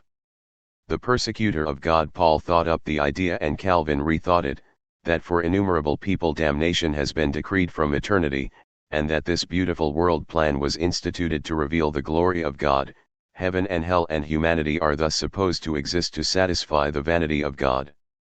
What cruel and insatiable vanity must have flared in the soul of the man who thought this up first, or second? Paul has remained Saul after all, the persecutor of God. 86. Socrates. If all goes well, the time will come when one will take up the memorabilia of Socrates rather than the Bible as a guide to morals and reason. The pathways of the most various philosophical modes of life lead back to him. Socrates excels the founder of Christianity in being able to be serious cheerfully and in possessing that wisdom full of roguishness that constitutes the finest state of the human soul. And he also possessed the finer intellect. 87. Learning to write well. The age of speaking well is past, because the age of the city cultures is past. The extreme limit Aristotle allowed for the size of a city. It must be possible for the herald to make himself audible to the whole assembled community. This limit is of as little concern to us as is the city community itself. We want to make ourselves understood, not merely beyond the city, but out over the nations. That is why everyone who is a good European now has to learn to write well and ever better. This is still so even if he happens to have been born in Germany, where writing badly is regarded as a national privilege. To write better, however, means at the same time also to think better, continually to invent things more worth communicating and to be able actually to communicate them, to become translatable into the language of one's neighbor, to make ourselves accessible to the understanding of those foreigners who learn our language, to assist towards making all good things common property and freely available to the free-minded, finally, to prepare the way for that distant state of things in which the good Europeans will come into possession of their great task, the direction and supervision of the total culture of the earth. Whoever preaches the opposite and sets no store by writing well and reading well, both virtues grow together and decline together, is in fact showing the peoples a way of becoming more and more national. He is augmenting the sickness of this century and is an enemy of all good Europeans, an enemy of all free spirits. 176. The patient. The pine tree seems to listen, the fir tree to wait, and both without impatience. They give no thought to the little people beneath them, devoured by their impatience and their curiosity. 192. The philosopher of sensual pleasure. A little garden, figs, little cheeses, and in addition 3 or 4 good friends. These were the sensual pleasures of Epicurus. 194. Dreams. On the rare occasions when our dreams succeed and achieve perfection, most dreams are bungled. They are symbolic chains of scenes and images in place of a narrative poetic language. They circumscribe our experiences or situations with such poetic boldness and decisiveness that in the morning we are always amazed at ourselves when we remember our dreams. We use up too much artistry in our dreams and therefore often are impoverished during the day. 200.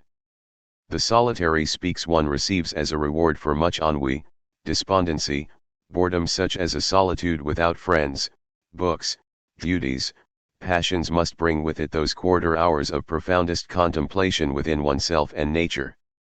He who completely entrenches himself against boredom also entrenches himself against himself. He will never get to drink the strongest refreshing draught from his own innermost fountain. 203. Too much and too little. All men now live through too much and think through too little. They suffer at the same time from extreme hunger and from colic, and therefore become thinner and thinner, no matter how much they eat. Whoever says now, "I have not lived through anything," is an ass. 204. End and goal. Not every end is the goal. The end of a melody is not its goal, and yet, if a melody has not reached its end, it has not reached its goal. A parable. 206.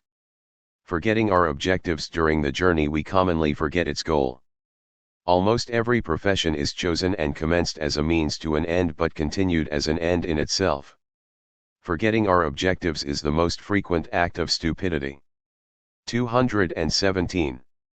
Classical and romantic. The classically disposed spirits, no less than those romantically inclined, as these two species always exist, carry a vision of the future, but the former out of the strength of their time, the latter out of its weakness. 249. Positive and negative. The thinker needs nobody to refute him, for that he suffices himself.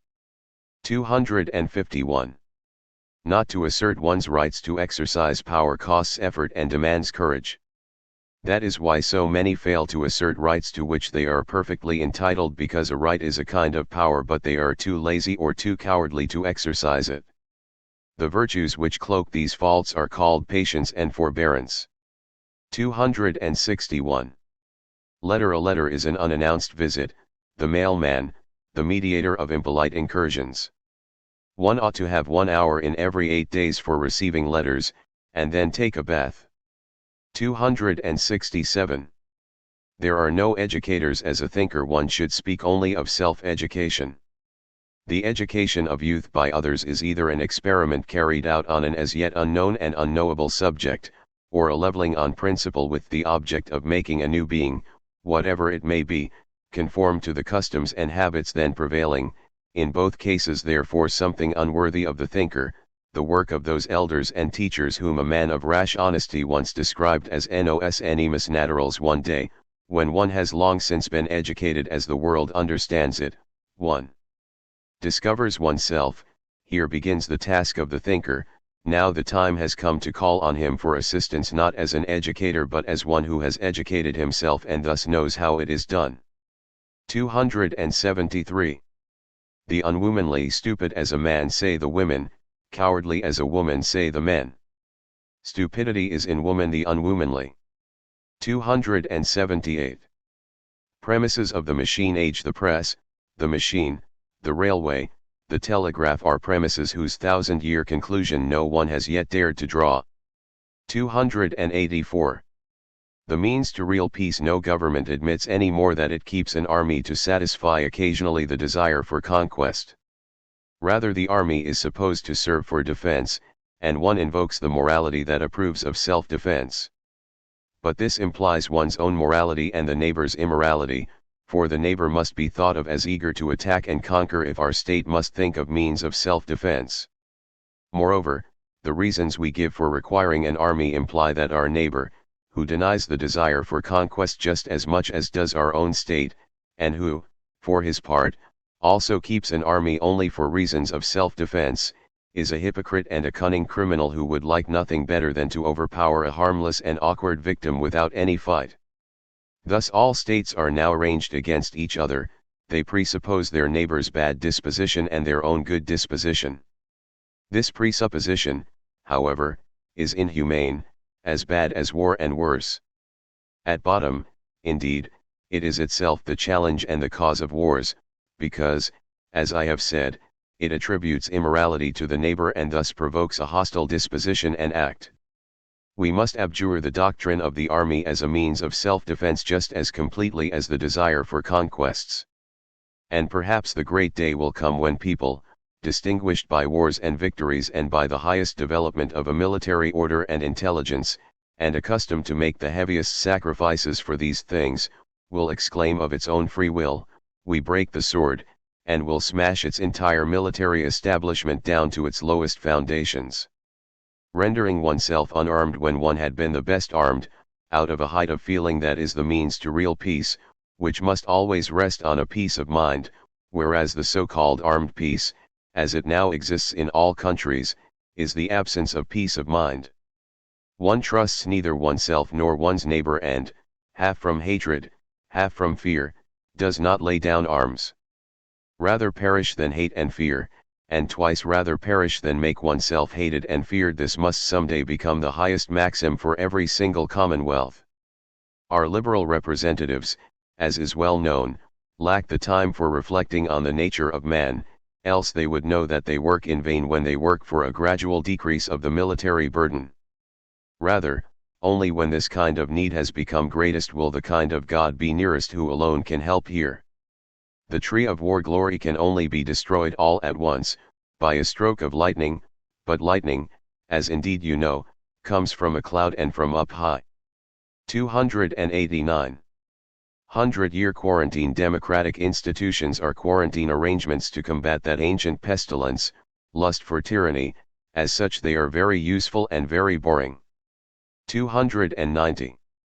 The most dangerous follower is he whose defection would destroy the whole party, that is to say, the best follower. 298. From the practice of wise men to become wise, one must wish to have certain experiences and run, as it were, into their gaping jaws. This, of course, is very dangerous. Many a wise guy has been swallowed. 302. How one tries to improve bad arguments. Some people throw a bit of their personality after their bad arguments, as if that might straighten their paths and turn them into right and good arguments, just as a man in a bowling alley, after he has let go of the ball, still tries to direct it with gestures. 304.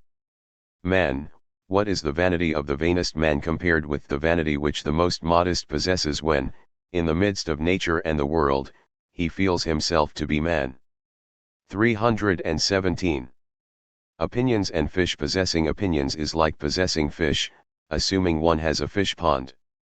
One has to go fishing and needs some luck, then one has one's own fish, one's own opinions.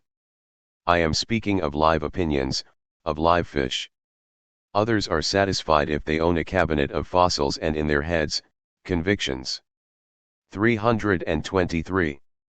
Remorse. Never yield to remorse, but at once tell yourself, remorse would simply mean adding to the first act of stupidity a second. If you have done harm, see how you can do good. If you are punished for your actions, bear the punishment with the feeling that you are doing good by deterring others from falling prey to the same folly. Every evildoer who is punished may feel that he is a benefactor of humanity. 324.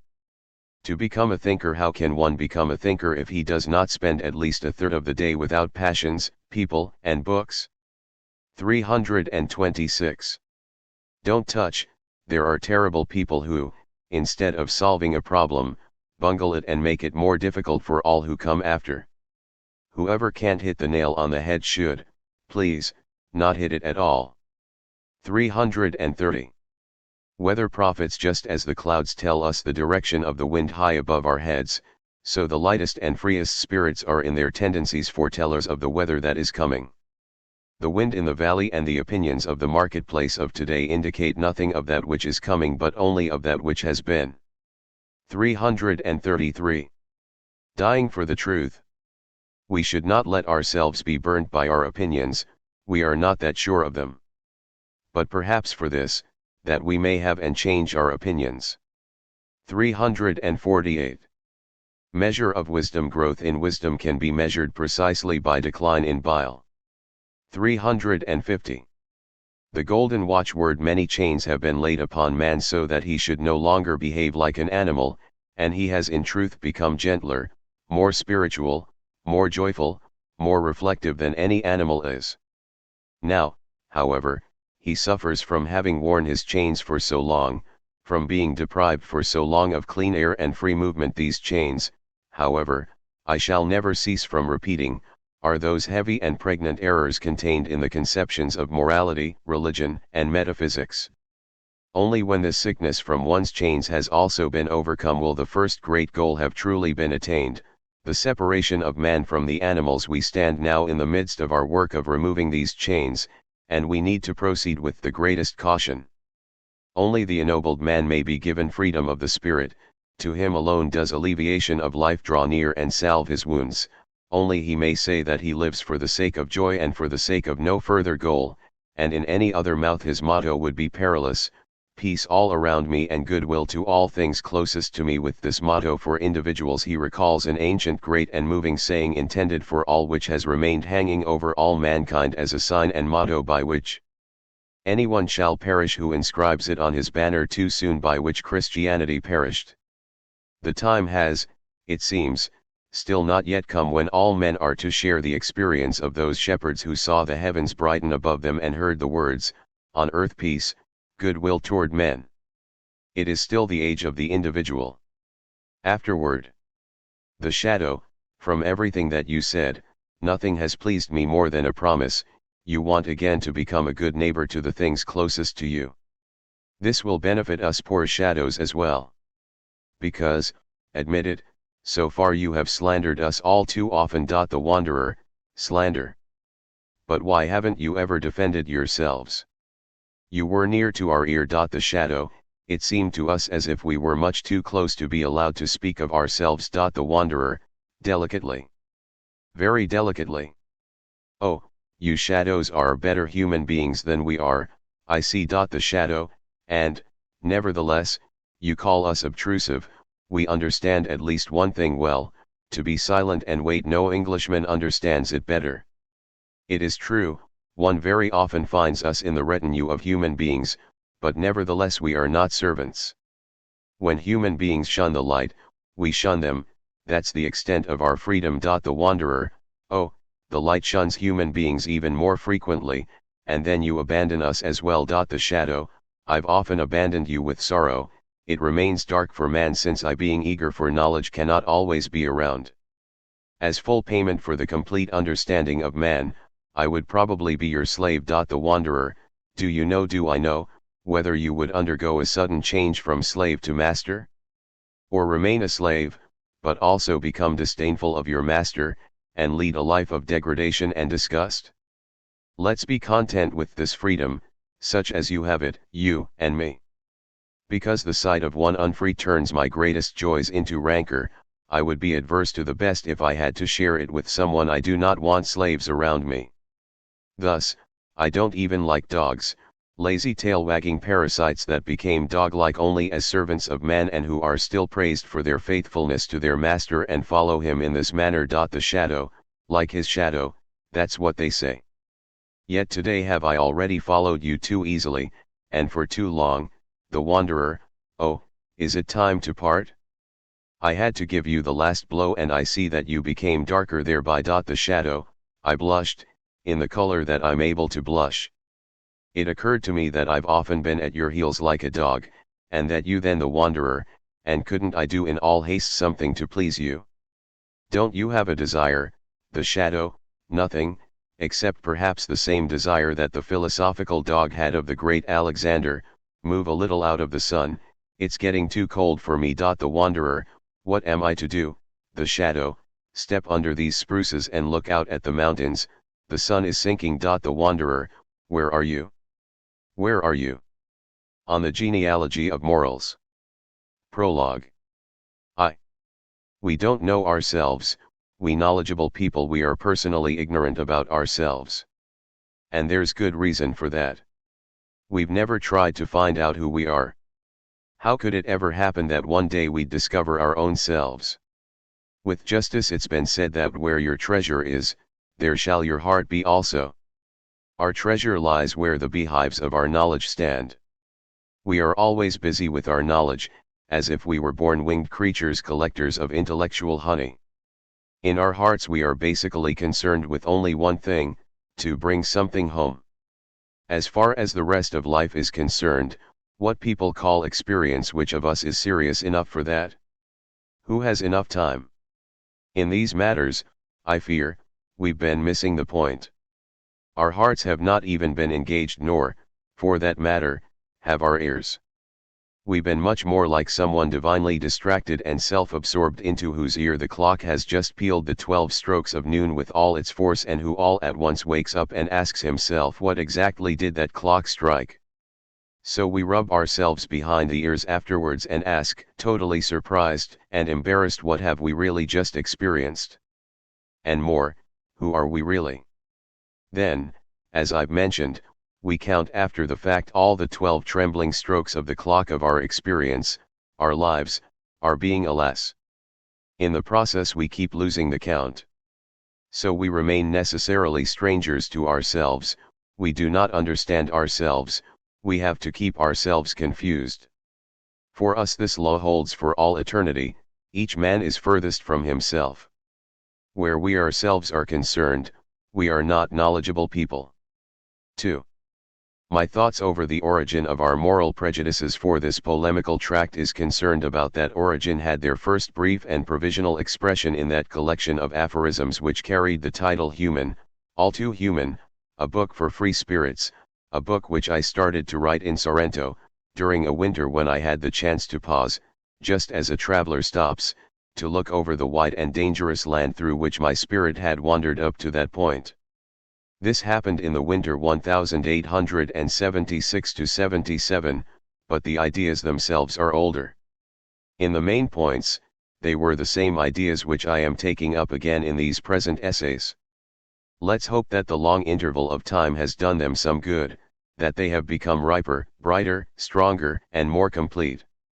The fact that today I still stand by these ideas, that in the intervening time they themselves have constantly become more strongly associated with one another, even to the point of growing into each other and intertwining, that has reinforced in me the joyful confidence that they may not have originally developed in me as single, random, or sporadic ideas, but up out of common roots, from some fundamental will for knowledge ruling from deep within, always speaking with greater clarity, always demanding greater clarity. In fact, that's the only thing appropriate for a philosopher. We have no right to be isolated in any way, we are not permitted to make isolated mistakes or to run into isolated truths. Our ideas, our values, our affirmations and denials, our ifs and buts, these rather grow out of us from the same necessity which makes a tree bear its fruit, totally related and interlinked amongst each other, witnesses of one will, one health, one soil, one sun. As for the question whether these fruits of ours taste good to you, what does that matter to the trees? What concern is that of ours, we philosophers? 3. Because of a quirk in my own nature, to which I confess reluctantly, for it concerns itself with morality, with everything which up to the present has been celebrated on earth as morality, a quirk which came into my life early, so uninvited, so irresistibly, in such contradiction to my surroundings, my age, the examples around me, and my origin, that I almost have the right to call it my a priori. Because of this, my curiosity and my suspicion soon enough had to pause at the question about where our good and evil really originated. In fact, already as a 13-year-old lad, I was confronted with the problem of the origin of evil. At an age when one has half childish play, half God in one's heart, I devoted my first childish literary trifle, my first written philosophical exercise, to this problem. And so far as my solution to the problem at that time is concerned, well, I gave that honor to God, as is reasonable, and made him the father of evil. Is that what my a priori demanded of me precisely, that new immoral, at the very least unmoral a priori, and the cryptic categorical imperative which spoke out from it, alas, so anti-Kantian, which I have increasingly listened to ever since, and not just listened to. Luckily I soon learned to separate theological prejudices from moral ones, and I no longer sought the origin of evil behind the world.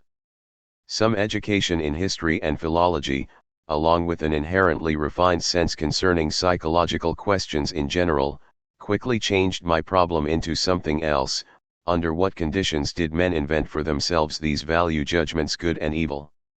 And what inherent value do they have? Have they hindered or fostered human well-being up to now? Are they a sign of some emergency, of impoverishment, of an atrophying life? Or is it the other way around? Do they indicate fullness, power, a will for living, courage, confidence, the future? From there I came across and proposed all sorts of answers for myself. I distinguished between ages, peoples, different ranks of individuals. I kept refining my problem. Out of the answers arose new questions, investigations, assumptions, probabilities, until at last I had my own country, my own soil, a totally secluded, flowering, blooming world, like a secret garden, of which no one had the slightest inkling. Oh, how lucky we are, we knowledgeable people, provided that we know how to stay silent long enough. 4. The first stimulus to publish something of my hypothesis concerning the origin of morality was given to me by a lucid, tidy, clever, even precocious little book in which for the first time I clearly ran into a topsy-turvy and perverse type of genealogical hypothesis, a genuinely English style. It drew me with that power of attraction which everything opposite, everything antipodal contains. The title of this booklet was The Origin of the Moral Feelings. Its author was Dr. Paul Ree, and it appeared in the year 1877. It's likely I have never read anything which I would have denied, statement by statement, conclusion by conclusion, as I did with this book, but without any sense of annoyance or impatience. In the work I mentioned above, on which I was working at the time, I made opportune and inopportune references to statements in Dr. Ree's book, not in order to prove them wrong but, as is appropriate to a positive spirit, to put in the place of something unlikely something more likely, in the place of some error in detail some other error. At that time, as I said, for the first time I brought into the light of day my hypotheses about genealogy, to which these essays have been dedicated but clumsily, still fettered, still without my own language for these concerns of mine, and with all sorts of retreating and vacillating. For particular details, you should compare what I said in Human, All Too Human, on p. 51, about the double nature of the prehistory of good and evil. Similarly, pages 119 ff concerning the worth and origin of ascetic morality, as well as pages 78, 82 and 2.35 concerning the morality of custom, that much older and more primitive style of morality, which lies an enormous distance from the altruistic way of valuing.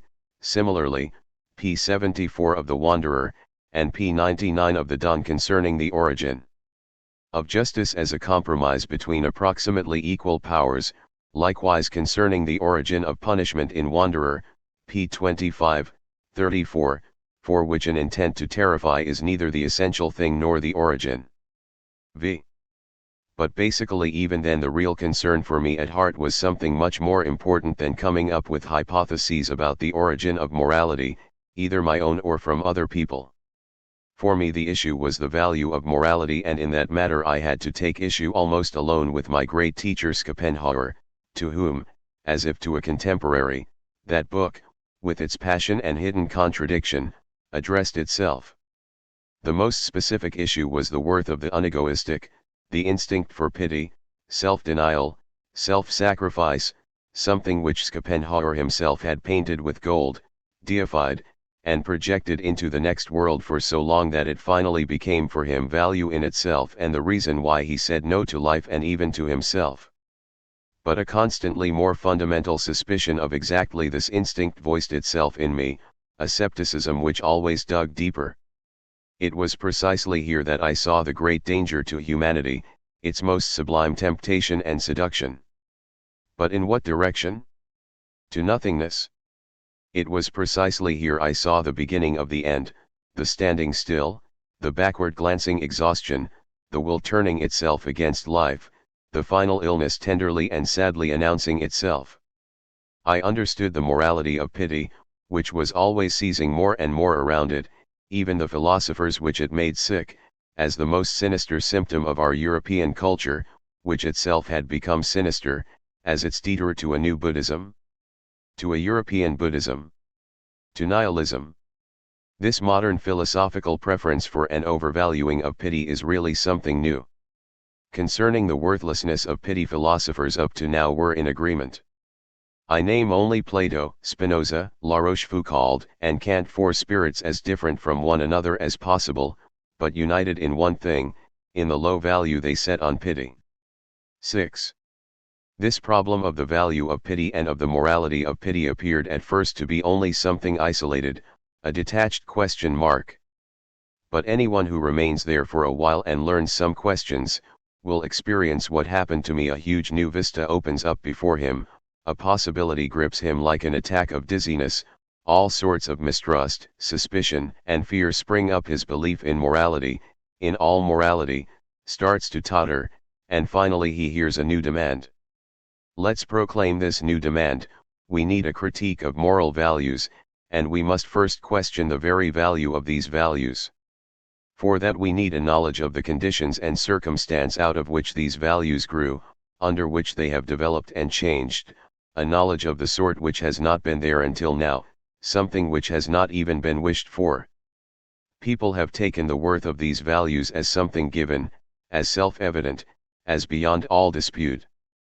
Up until now people have also not had the least doubts about or wavered in setting up the good man as more valuable than the evil man, of higher worth in the sense of the improvement, usefulness, and prosperity of mankind in general.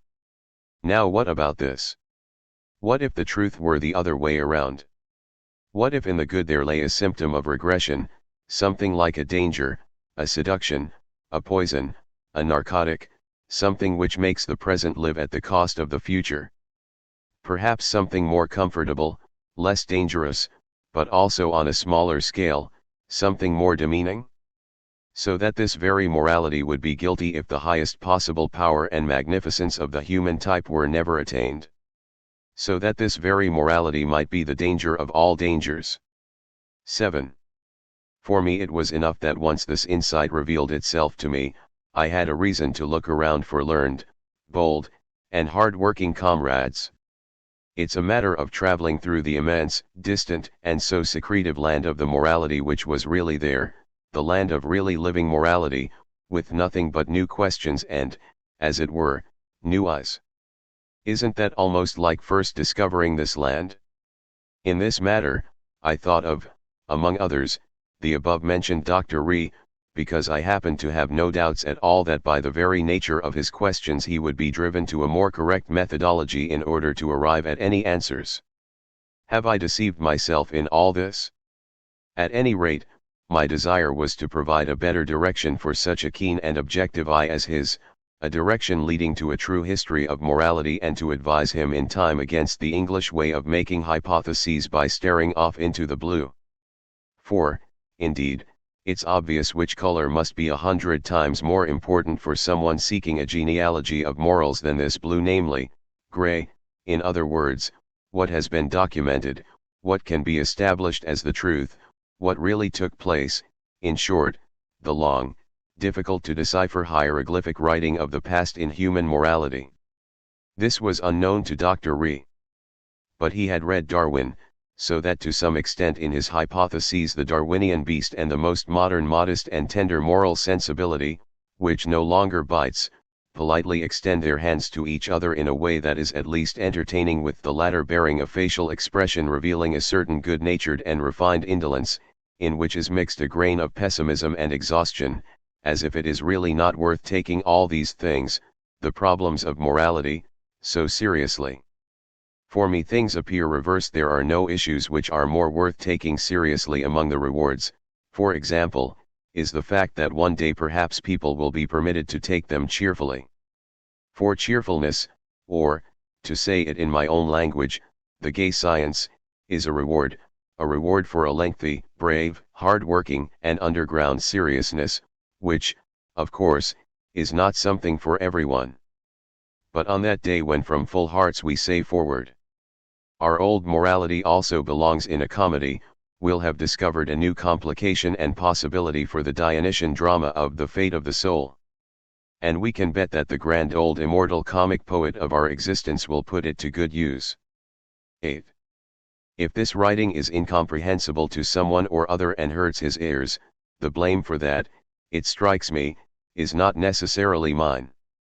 The writing is sufficiently clear given the conditions I set out that you have first read my earlier writings and have taken some trouble to do that, for, in fact, these works are not easily accessible.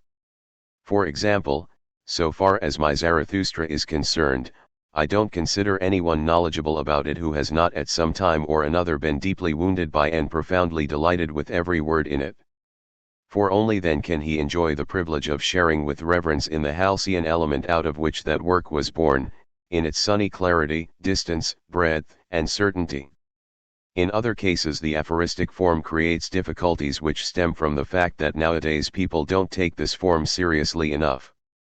An aphorism, properly stamped and poured, has not been deciphered simply by being read. It's much more the case that only now can one begin to explicate it, and that requires an art of interpretation. In the third essay of this book I have set out a model of what I call an interpretation for such a case. In this essay an aphorism is presented, and the essay itself is a commentary on it. Of course, in order to practice the style of reading as an art, one thing is above all essential, something that today has been thoroughly forgotten, something for which one almost needs to be a cow, at any rate not a modern man rumination. First essay, Good and Evil, Good and Bad. These English psychologists whom we have to thank for the only attempts up to this point to produce a history of the origins of morality in themselves, they serve up to us no small riddle. In the way of a lively riddle, they even offer, I confess, something substantially more than their books. They are interesting in themselves. These English psychologists, what do they really want? We find them, willingly or unwillingly, always at the same work, that is, hauling the party hauntus shameful part of our inner world into the foreground, in order to look right there for the truly effective and operative force which has determined our development, the very place where man's intellectual pride least wishes to find it. What is it that really drives these psychologists always in this particular direction? Is it a secret, malicious, common instinct for belittling humanity? Or something like a pessimistic suspicion, the mistrust of idealists who've become disappointed, gloomy, venomous, and green? Or a small underground hostility and rancor towards Christianity, which perhaps has never once managed to cross the threshold of consciousness? Or even a lecherous taste for what is odd or painfully paradoxical, for what in existence is questionable and ridiculous? Or finally a bit of all of these, a little vulgarity, a little gloominess, a little hostility to Christianity, a little thrill, and a need for pepper? But people tell me that these men are simply old, cold, boring frogs, who creep and hop around people as if they were in their own proper element, that is, in a swamp. I resist that idea when I hear it. What's more, I don't believe it. And if one is permitted to hope where one cannot know, then I hope from my heart that the situation with these men could be reversed, that these investigators peering at the soul through their microscopes could be thoroughly brave, generous, and proud animals, who know how to control their hearts and their pain, and who have educated themselves to sacrifice everything desirable for the sake of the truth, for the sake of every truth, even the simple, the bitter, the hateful, the repellent, the unchristian, the unmoral truth. For there are such truths. 2. So all respect to the good spirits that may govern in these historians of morality. But it's certainly a pity that they lack the historical spirit itself, that they've been left in the lurch by all the good spirits of history.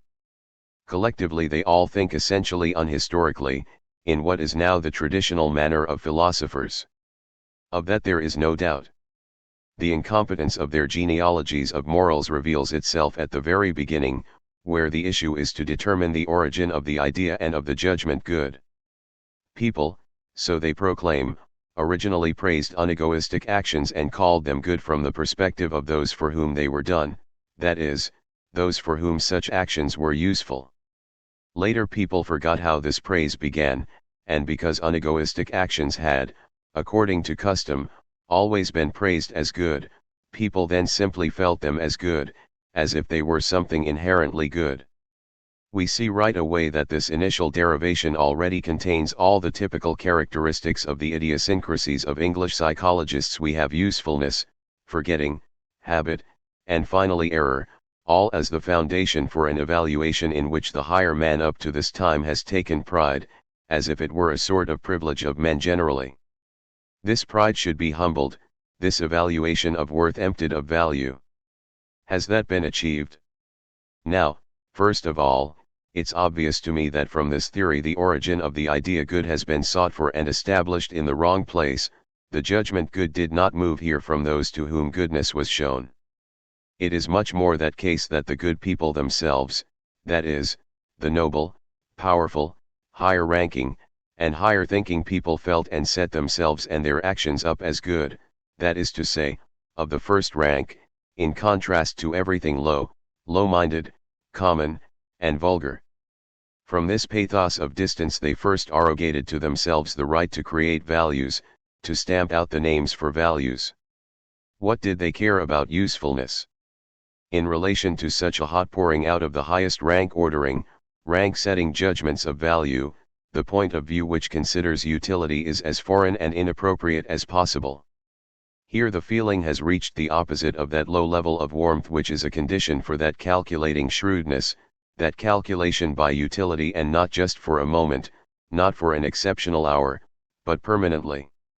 The pathos of nobility and distance, as mentioned, the lasting and domineering feeling, something total and complete, of a higher ruling nature in relation to a lower nature, to a beneath, that is the origin of the opposition between good and bad.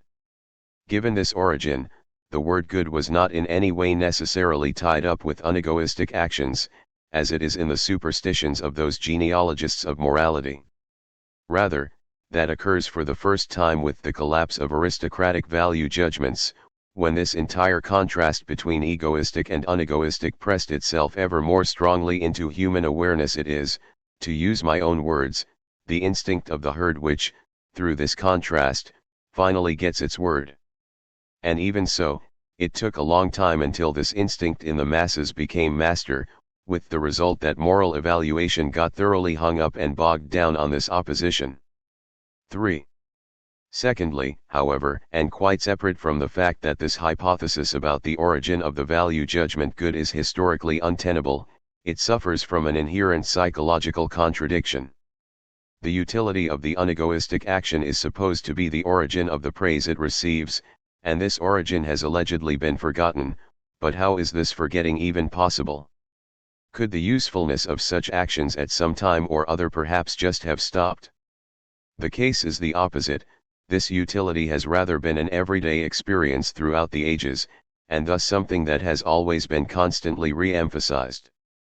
Hence, instead of disappearing out of consciousness, instead of becoming something forgettable, it must have pressed itself into the consciousness with ever-increasing clarity.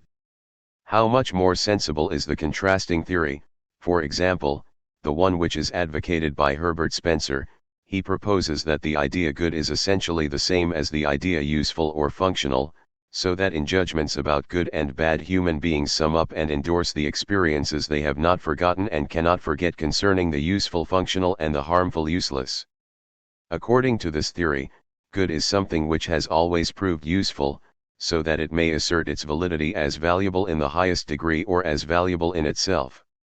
This path to an explanation is, as mentioned, also false, but at least the account itself is sensible and psychologically tenable.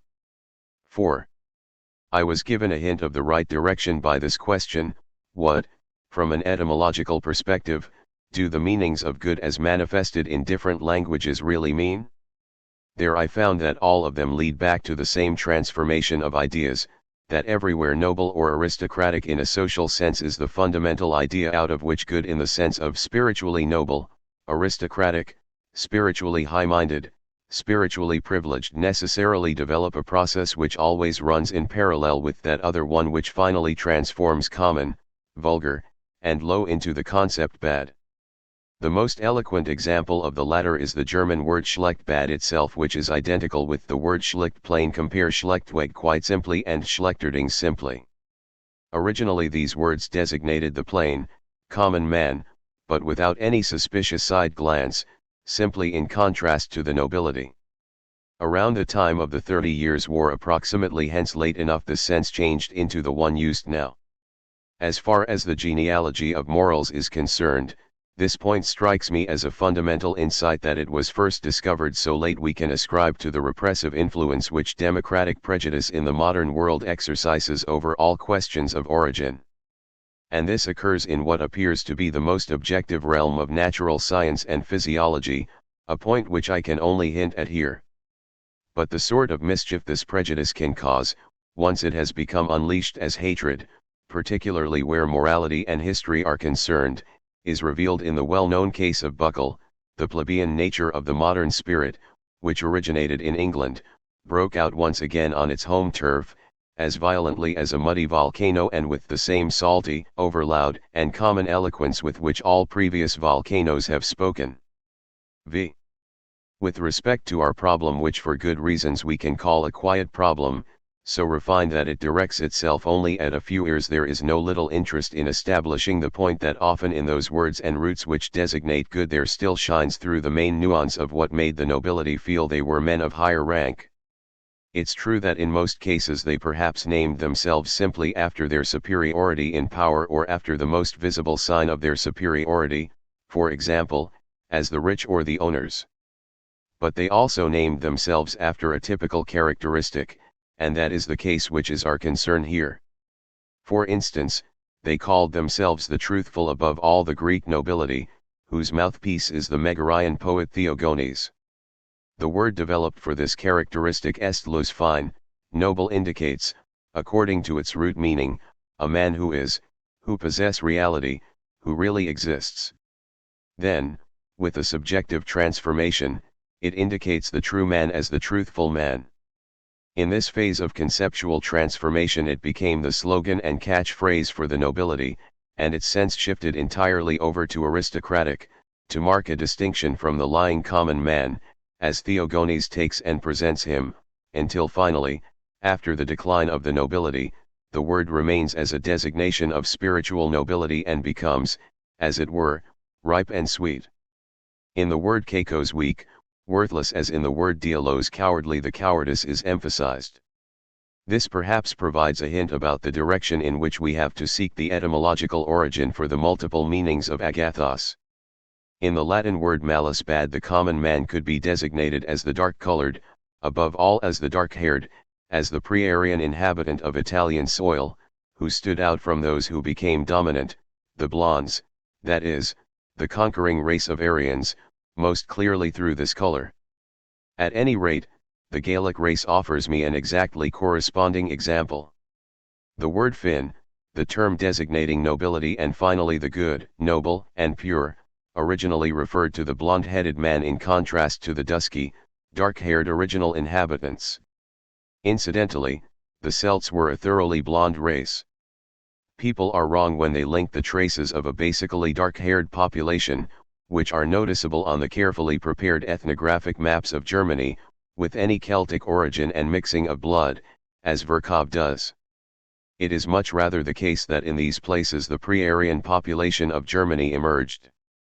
The Latin word bonus good I believe I can explicate as the warrior, provided that I am correct in tracing bonus back to an older word duonus. Hence, bonus as a man of war, of division, as a warrior. We can see what constituted a man's goodness in ancient Rome. What about our German word gut good itself? Doesn't it indicate den Gottlichen, the godlike man, the man of godlichen Geschlechts, the generation of gods? And isn't that identical to the people's name for the Goths? The basis for this hypothesis does not belong here. 6. From this rule that the concept of political superiority always resolves itself into the concept of spiritual priority, it is not really an exception, when the highest caste is also the priest caste and consequently for its total range of meanings prefers a scale of values which recalls its priestly function. So, for example, for the first time the words pure and impure appear as marks of one's social position, and later a good and a bad develop which no longer refer to social position. Incidentally, people should be warned not to take these ideas of pure and impure from the outset too seriously, too broadly, or even symbolically.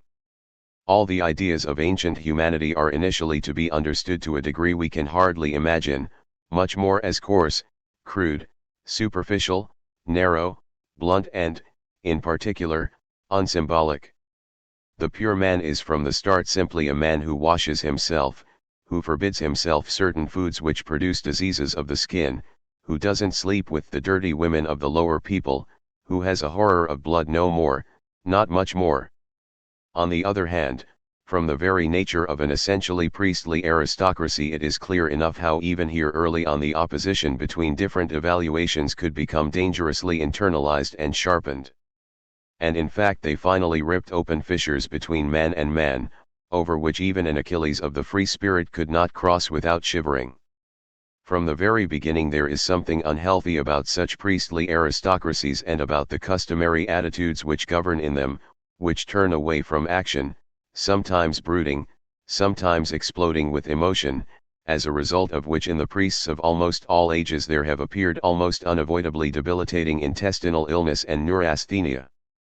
But what they themselves came up with as a remedy for this pathological disease, surely we can assert that it has finally shown itself, through its effects, as even 100 times more dangerous than the illness for which it was meant to provide relief. Human beings are still sick from the after effects of this priestly naivete in healing. Let's think, for example, of certain forms of diet, of fasting, of celibacy, of the flight into the desert. Consider also the whole metaphysic of the priests so hostile to the senses, making men so lazy and sophisticated, or the way they hypnotize themselves in the manner of fakirs and Brahmins, Brahmanism employed as a glass head and a fixed idea. Consider finally the only too understandable and common dissatisfaction with its radical cure, with nothingness. Among the priests, everything mentioned above becomes more dangerous, not only the remedies and arts of healing, but also pride, vengeance, mental acuity, excess, love, thirst for power, virtue, illness. Although it's fair enough to add that on the foundation of this basically dangerous form of human existence, the priest, for the first time the human being became, in general, an interesting animal, that here the human soul first attained depth in a higher sense and became evil, and, indeed, these are the two fundamental reasons for humanity's superiority, up to now, over other animals. 7. You will have already guessed how easily the priestly way of evaluating could split from the knightly aristocratic and then continue to develop into its opposite. Such a development receives a special stimulus every time the priest caste and the warrior caste confront each other jealously and are not willing to agree about the winner. The knightly aristocratic judgments of value have as their basic assumption a powerful physicality, a blooming, rich, even overflowing health, together with those things which are required to maintain these qualities: war, adventure, hunting, dancing, war games, and in general everything which involves strong, free, happy action. The priestly noble method of evaluating has, as we saw, other preconditions. These make it difficult enough for them when it comes to war. As is well known, priests are the most evil of enemies. But why? Because they are the most powerless. From their powerlessness, their hate grows into something immense and terrifying, to the most spiritual and most poisonous manifestations. Those who have been the greatest haters in world history and the most spiritually rich haters have always been the priests. In comparison with the spirit of priestly revenge, all the remaining spirits are, in general, hardly worth considering. Human history would be a really stupid affair without that spirit which entered it from the powerless. Let us quickly consider the greatest example. Everything on earth which has been done against the nobility, the powerful, the masters, the possessors of power is not worth mentioning in comparison with what the Jews have done against them. The Jews, that priestly people who knew how to get final satisfaction from their enemies and conquerors through a radical transformation of their values, that is, through an act of the most spiritual revenge. This was appropriate only to a priestly people with the most deeply rooted priestly desire for revenge. In opposition to the aristocratic value equations, the Jews, with a consistency inspiring fear, dared to reverse it and to hang on to that with the teeth of the most profound hatred, that is, to only those who suffer are good, the poor, the powerless, the low are the only good people, the suffering, those in need, the sick, the ugly are also the only pious people, only they are blessed by God, for them alone there is salvation. By contrast, you privileged and powerful people, you are for all eternity the evil, the cruel, the lecherous, the insatiable, the godless, you will also be the unblessed, the cursed, and the damned for all eternity. We know who inherited this Judaic transformation of values. In connection with that huge and immeasurably disastrous initiative which the Jews launched with this most fundamental of all declarations of war, I recall the sentence I wrote at another time, namely, that with the Jews the slave condition in morality begins, that condition which has a 2,000-year-old history behind it and which we nowadays no longer notice because it has triumphed. 8. But you fail to understand that. You have no eye for something that needed 2 millennia to emerge victorious. That's nothing to wonder at, all lengthy things are hard to see, to assess. However, that's what took place, out of the trunk of that tree of vengeance and hatred, Jewish hatred, the deepest and most sublime hatred, that is, a hatred which creates ideals and transforms values, something whose like has never been seen on earth. From that grew something just as incomparable, a new love, the deepest and most sublime of all the forms of love. From what other trunk could that have grown? However, you must not make the mistake of thinking that this love arose essentially as the denial of that thirst for vengeance, as the opposite of Jewish hatred. No. The reverse is the truth. This love grew out of that hatred, as its crown, as the victorious crown extending itself wider and wider in the purest brightness and sunshine, which, so to speak, was seeking for the kingdom of light and height, the goal of that hate aiming for victory, trophies, seduction, with the same urgency with which the roots of that hatred were sinking down ever deeper and more greedily into everything deep and evil. Take this Jesus of Nazareth, the bodily evangelist of love, the Savior, who brought holiness and victory to the poor, to the sick, to the sinners. Was he not in fact seduction in its most terrible and irresistible form, the seduction and detour to exactly those Judaic values and new ideals? Didn't Israel in fact attain, with the detour of the Savior, with this apparent enemy to and dissolver of Israel, the final goal of its sublime thirst for vengeance? Isn't it part of the secret black art of a truly great politics of vengeance, a far-sighted, underground, slowly expropriating, and premeditated revenge, that Israel itself had to disown and nail to the cross, like some mortal enemy, the tool essential to its revenge before all the world, so that all the world, that is, all Israel's enemies, could then swallow this bait without a second thought? On the other hand, could anyone, using the full subtlety of his mind, imagine a more dangerous bait? Something to match the enticing, intoxicating, narcotizing, corrupting power of that symbol of the Holy Cross, that ghastly paradox of a God on the cross, that mystery of an unimaginable and ultimate final cruelty and self-crucifixion of God for the salvation of mankind. At least it is certain that sub hoc signo under the sign Israel, with its vengeance and revaluation of the worth of all other previous values, has triumphed again and again over all other ideals, over all nobler ideals. 9. But what are you doing still talking about more noble ideals? Let's look at the facts. The people have triumphed, or the slaves, or the rabble, or the herd, or whatever you want to call them. If this has taken place because of the Jews, then good for them. No people had a more world historical mission. The masters have been disposed of. The morality of the common man has won. We may take this victory as a blood poisoning, I don't deny that. But this intoxication has undoubtedly been successful. The salvation of the human race is well underway. Everything is visibly turning Jewish or Christian or plebeian. The progress of this poison through the entire body of humanity seems irresistible, although its tempo and pace may seem from now on constantly slower, more delicate, less audible, more circumspect. Well, we have time enough. From this point of view, does the Church today still have necessary work to do? Does it really have a right to exist? Or could we dispense with it? Queritur. That's a question to be asked. It seems that it obstructs and hinders the progress of this poison, instead of speeding it up. Well, that might even be what makes the Church useful. Certainly the Church is something positively gross and vulgar, which a more delicate intelligence, a truly modern taste resists. Should the Church at least not be something more sophisticated? Today the Church alienates more than it seduces. Who among us would really be a free spirit if the Church were not there? The Church repels us, not its poison. Apart from the Church, we love the poison. This is the epilogue of a free thinker to my speech, an honest animal, who has revealed himself well, and in addition he's a Democrat. He listened to me up at that point and couldn't bear to hear my silence. But for me at this point there is much to be silent about. X.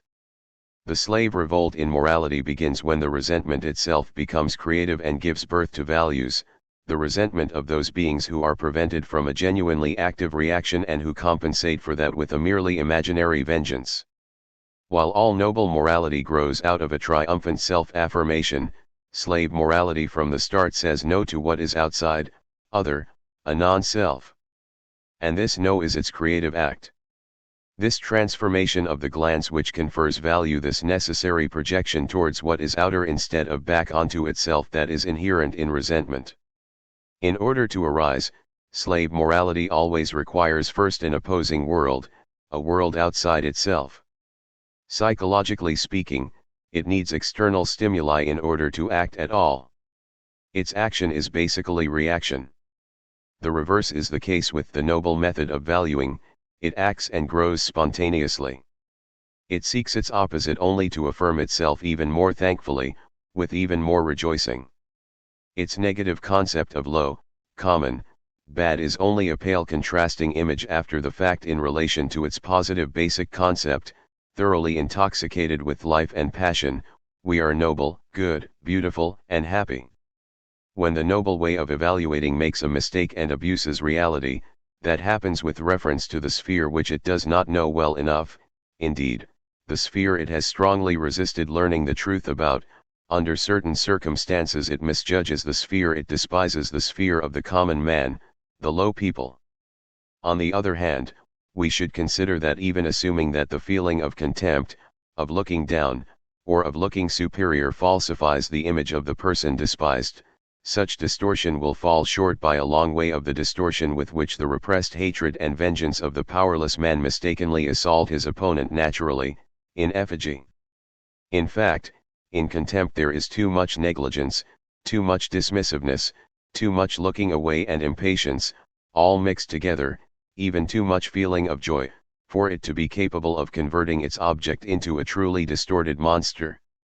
We should not fail to hear the almost benevolent nuances which for a Greek noble, for example, lay in all the words with which he set himself above the lower people, how a constant form of pity, consideration, and forbearance is mixed in there, sweetening the words, to the point where almost all words which refer to the common man finally remain as expressions for unhappy, worthy of pity. On the other hand, for the Greek ear the words bad, low, unhappy have never stopped echoing a single note, one tone color, in which unhappy predominates. That is the inheritance of the old, noble, aristocratic way of evaluating, which does not betray its principles even in contempt. The well-born felt that they were the happy ones. They did not have to construct their happiness artificially first by looking at their enemies, or in some circumstance to talk themselves into it, to lie to themselves. Similarly they knew, as complete men, overloaded with power and thus necessarily active, they must not separate action from happiness.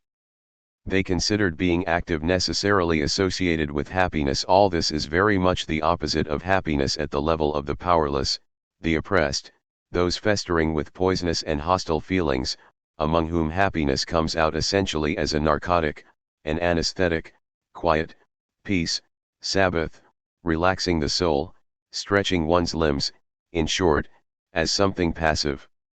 While the noble man lives for himself with trust and candor, the man of resentment is neither upright nor naive, nor honest and direct with himself. His soul squints. His spirit loves hiding places, secret paths, and back doors. Everything furtive attracts him as his world, his security, his refreshment. He understands about remaining silent, not forgetting, waiting, temporarily diminishing himself, humiliating himself. A race of such men of resentment will necessarily end up cleverer than any noble race.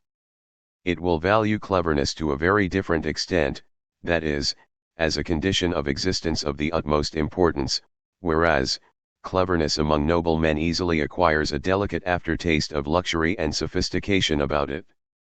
Here it is not nearly so important as the complete certainty of the ruling unconscious instincts or even a certain lack of cleverness, something like brave recklessness, whether in the face of danger or of an enemy, or wildly enthusiastic, sudden fits of anger, love, reverence, thankfulness, and vengefulness, by which in all ages noble souls have recognized each other. The resentment of the noble man himself, if it comes over him, consumes and exhausts itself in an immediate reaction and therefore does not poison. On the other hand, in countless cases it just does not appear at all, whereas, in the case of all weak and powerless people it is unavoidable. The noble man cannot take his enemies, his misfortunes, even his bad deeds seriously for very long. That is the mark of strong, complete natures, in whom there is a surplus of plastic, creative, healing power, as well as the power to forget. Such a man with a single shrug throws off himself all those worms which eat into other men. Only here is possible the real love for one's enemy. How much respect a noble man already has for his enemies. And such a respect is already a bridge to love. In fact, he demands his enemy for himself, as his mark of honor. Indeed, he has no enemy other than one who has nothing to despise and a great deal to respect. By contrast, imagine for yourself the enemy as a man of resentment conceives him, and right here we have his action, his creation. He has conceptualized the evil enemy, the evil one, as a fundamental idea, and from that he now thinks his way to an opposite image and counterpart, a good man himself. 11.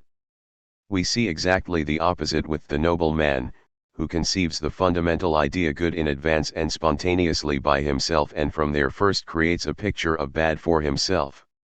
This bad originating from the noble man, and that evil arising out of the stew pot of insatiable hatred of these. The first is a later creation, an afterthought, a complementary color, whereas, the second is the original, the beginning, the essential act of conception in slave morality. Although the two words bad and evil both seem opposite to the same idea of good, how different they are. But it is not the same idea of the good, it is much rather a question of who the evil man really is, in the sense of the morality of resentment. The strict answer to that is as follows: precisely the good man of the other morality, the noble man himself, the powerful, the ruling man, only colored over, reinterpreted, and seen only through the poisonous eyes of resentment.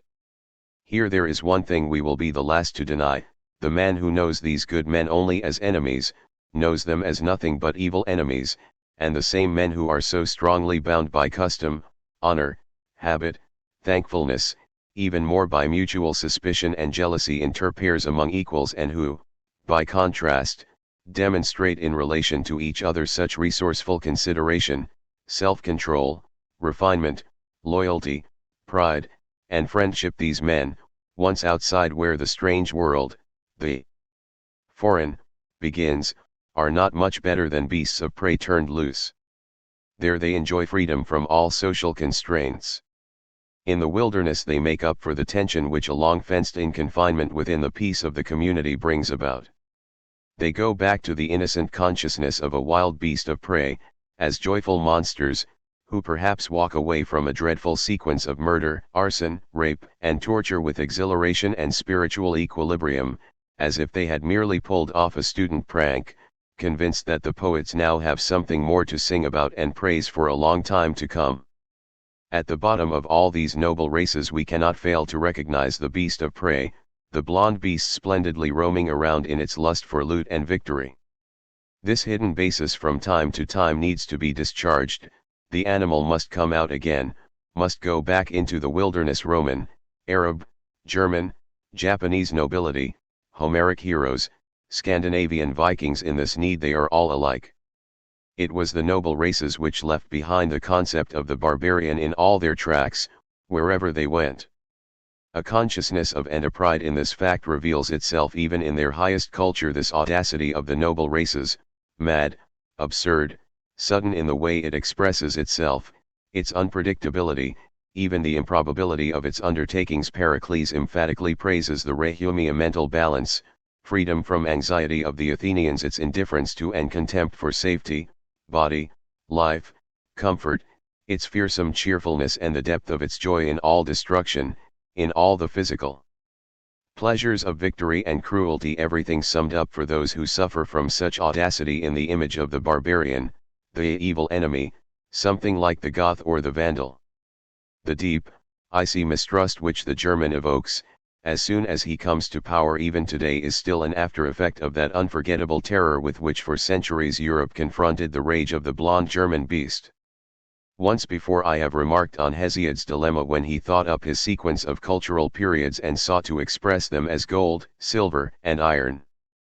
But he didn't know what to do with the contradiction presented to him by the marvelous but, at the same time, horrifying and violent world of Homer, other than to make two cultural ages out of one and then place one after the other, first the age of heroes and demigods from Troy and Thebes, just as that world remained as a memorial for the noble races who had their own ancestors in it, and then the Iron Age, as that same world appeared to the descendants of the downtrodden, exploited, ill-treated, those carried off and sold. A metallic age, as mentioned, hard, cold, cruel, empty of feeling and scruples, with everything crushed and covered over in blood.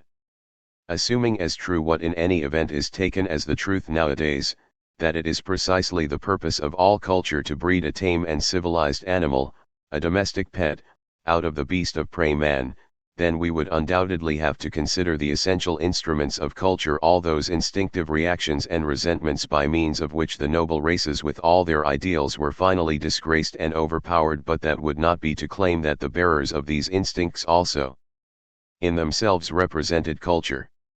It would much rather be the case that the opposite is not only probable, no, nowadays it is visibly apparent. These people carrying instincts for oppression and a lust for revenge, the descendants of all European and non-European slavery, and all pre-Aryan populations in particular, represent the regression of mankind. These instruments of culture are a disgrace to humanity, more a reason to be suspicious of or a counterargument against culture in general. We may well be right when we hang on to our fear of the blonde beast at the base of all noble races and keep up our guard. But who would not find it 100 times better to fear if he could at the same time be allowed to admire, rather than not fear and no longer be able to rid himself of the disgusting sight of the failures, the stunted, the emaciated, the poisoned? Is not that our fate? Today, what is it that constitutes our aversion to man? For we suffer from man, there's no doubt of that. It's not a matter of fear. Rather it's the fact that we have nothing more to fear from men, that the maggot man is in the foreground swarming around, that the tame man, the hopelessly mediocre and unpleasant man, has already learned to feel that he is the goal, the pinnacle, the meaning of history, the higher man. Yes, indeed, he even has a certain right to feel that about himself, insofar as he feels separate from the excess of failed, sick, tired, spent people, who are nowadays beginning to make Europe stink, and feels at least somewhat successful, at least still capable of life, at least able to say yes to life. 12. At this point I won't suppress a sigh and a final hope. What is it exactly that I find so totally unbearable? Something which I cannot deal with on my own, which makes me choke and feel faint. Bad air. Bad air. It's when something which has failed comes close to me, when I have to smell the entrails of a failed soul. Apart from that, what can we not endure by way of need, deprivation, bad weather, infirmity, hardship, loneliness? Basically we can deal with all the other things, born as we are to an underground and struggling existence.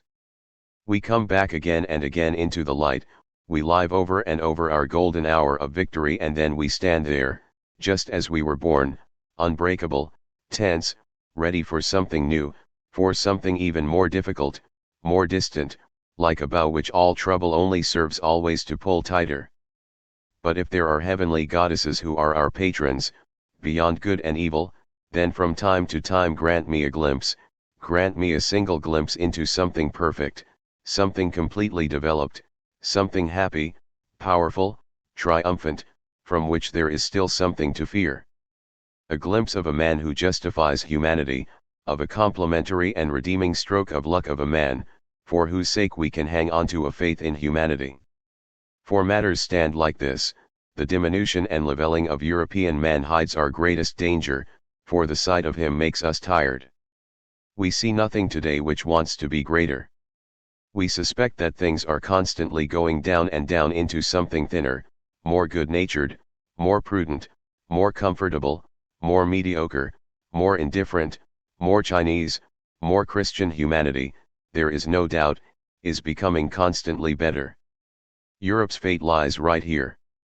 With our fear of mankind we also have lost our love for mankind, our reverence for mankind, our hopes for mankind, even our will to be mankind. A glimpse at man nowadays makes us tired. What is today's nihilism, if it is not that? We are weary of man. 13. But let's go back. The problem with the other origin of the good man as the person of resentment has imagined it for himself, demands some conclusion. That lambs are annoyed at the great predatory birds is not a strange thing, and the fact that they snatch away small lambs provides no reason for holding anything against these large birds of prey. And if the lambs say among themselves, these predatory birds are evil, and whoever is least like a predatory bird, and especially anyone who is like its opposite, a lamb, shouldn't that animal be good? There is nothing to find fault with in the setting up of an ideal, except for the fact that the birds of prey might look down with a little mockery and perhaps say to themselves, we are not at all annoyed with these good lambs, we even love them. Nothing is tastier than a tender lamb. To demand that strength does not express itself as strength, that it must not consist of a will to overpower, a will to throw down, a will to rule, a thirst for enemies and opposition and triumph, that is as unreasonable as to demand that weakness express itself as strength. A quantum of force is just such a quantum of drive, will, action. Indeed, it is nothing but these drives, willing, and actions in themselves, and it cannot appear as anything else except through the seduction of language, which understands and misunderstands all action as conditioned by something which causes actions, by a subject. In fact, in just the same way as people separate lightning from its flash and take the latter as an action, as the effect of a subject, which is called lightning, so popular morality separates strength from the manifestations of that strength, as if behind the strong person there is an indifferent substrate, which is free to manifest strength or not. But there is no such substrate, there is no being behind the doing, acting, becoming. The doer is merely invented after the fact, the act is everything. People basically duplicate the event.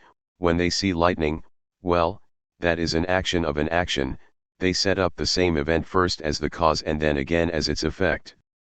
Natural scientists are no better when they say force moves, force causes, and so on. Our entire scientific knowledge, for all its coolness, its freedom from feelings, still remains exposed to the seductions of language and has not gotten rid of the changelings foisted on it, the subject. It's no wonder that the repressed, secretly smoldering feelings of rage and hate use this belief for themselves and, in fact, even maintain a faith in nothing more strongly than in the idea that the strong are free to be weak and predatory birds are free to be lambs, and, in so doing, they arrogate to themselves the right to blame the birds of prey for being birds of prey.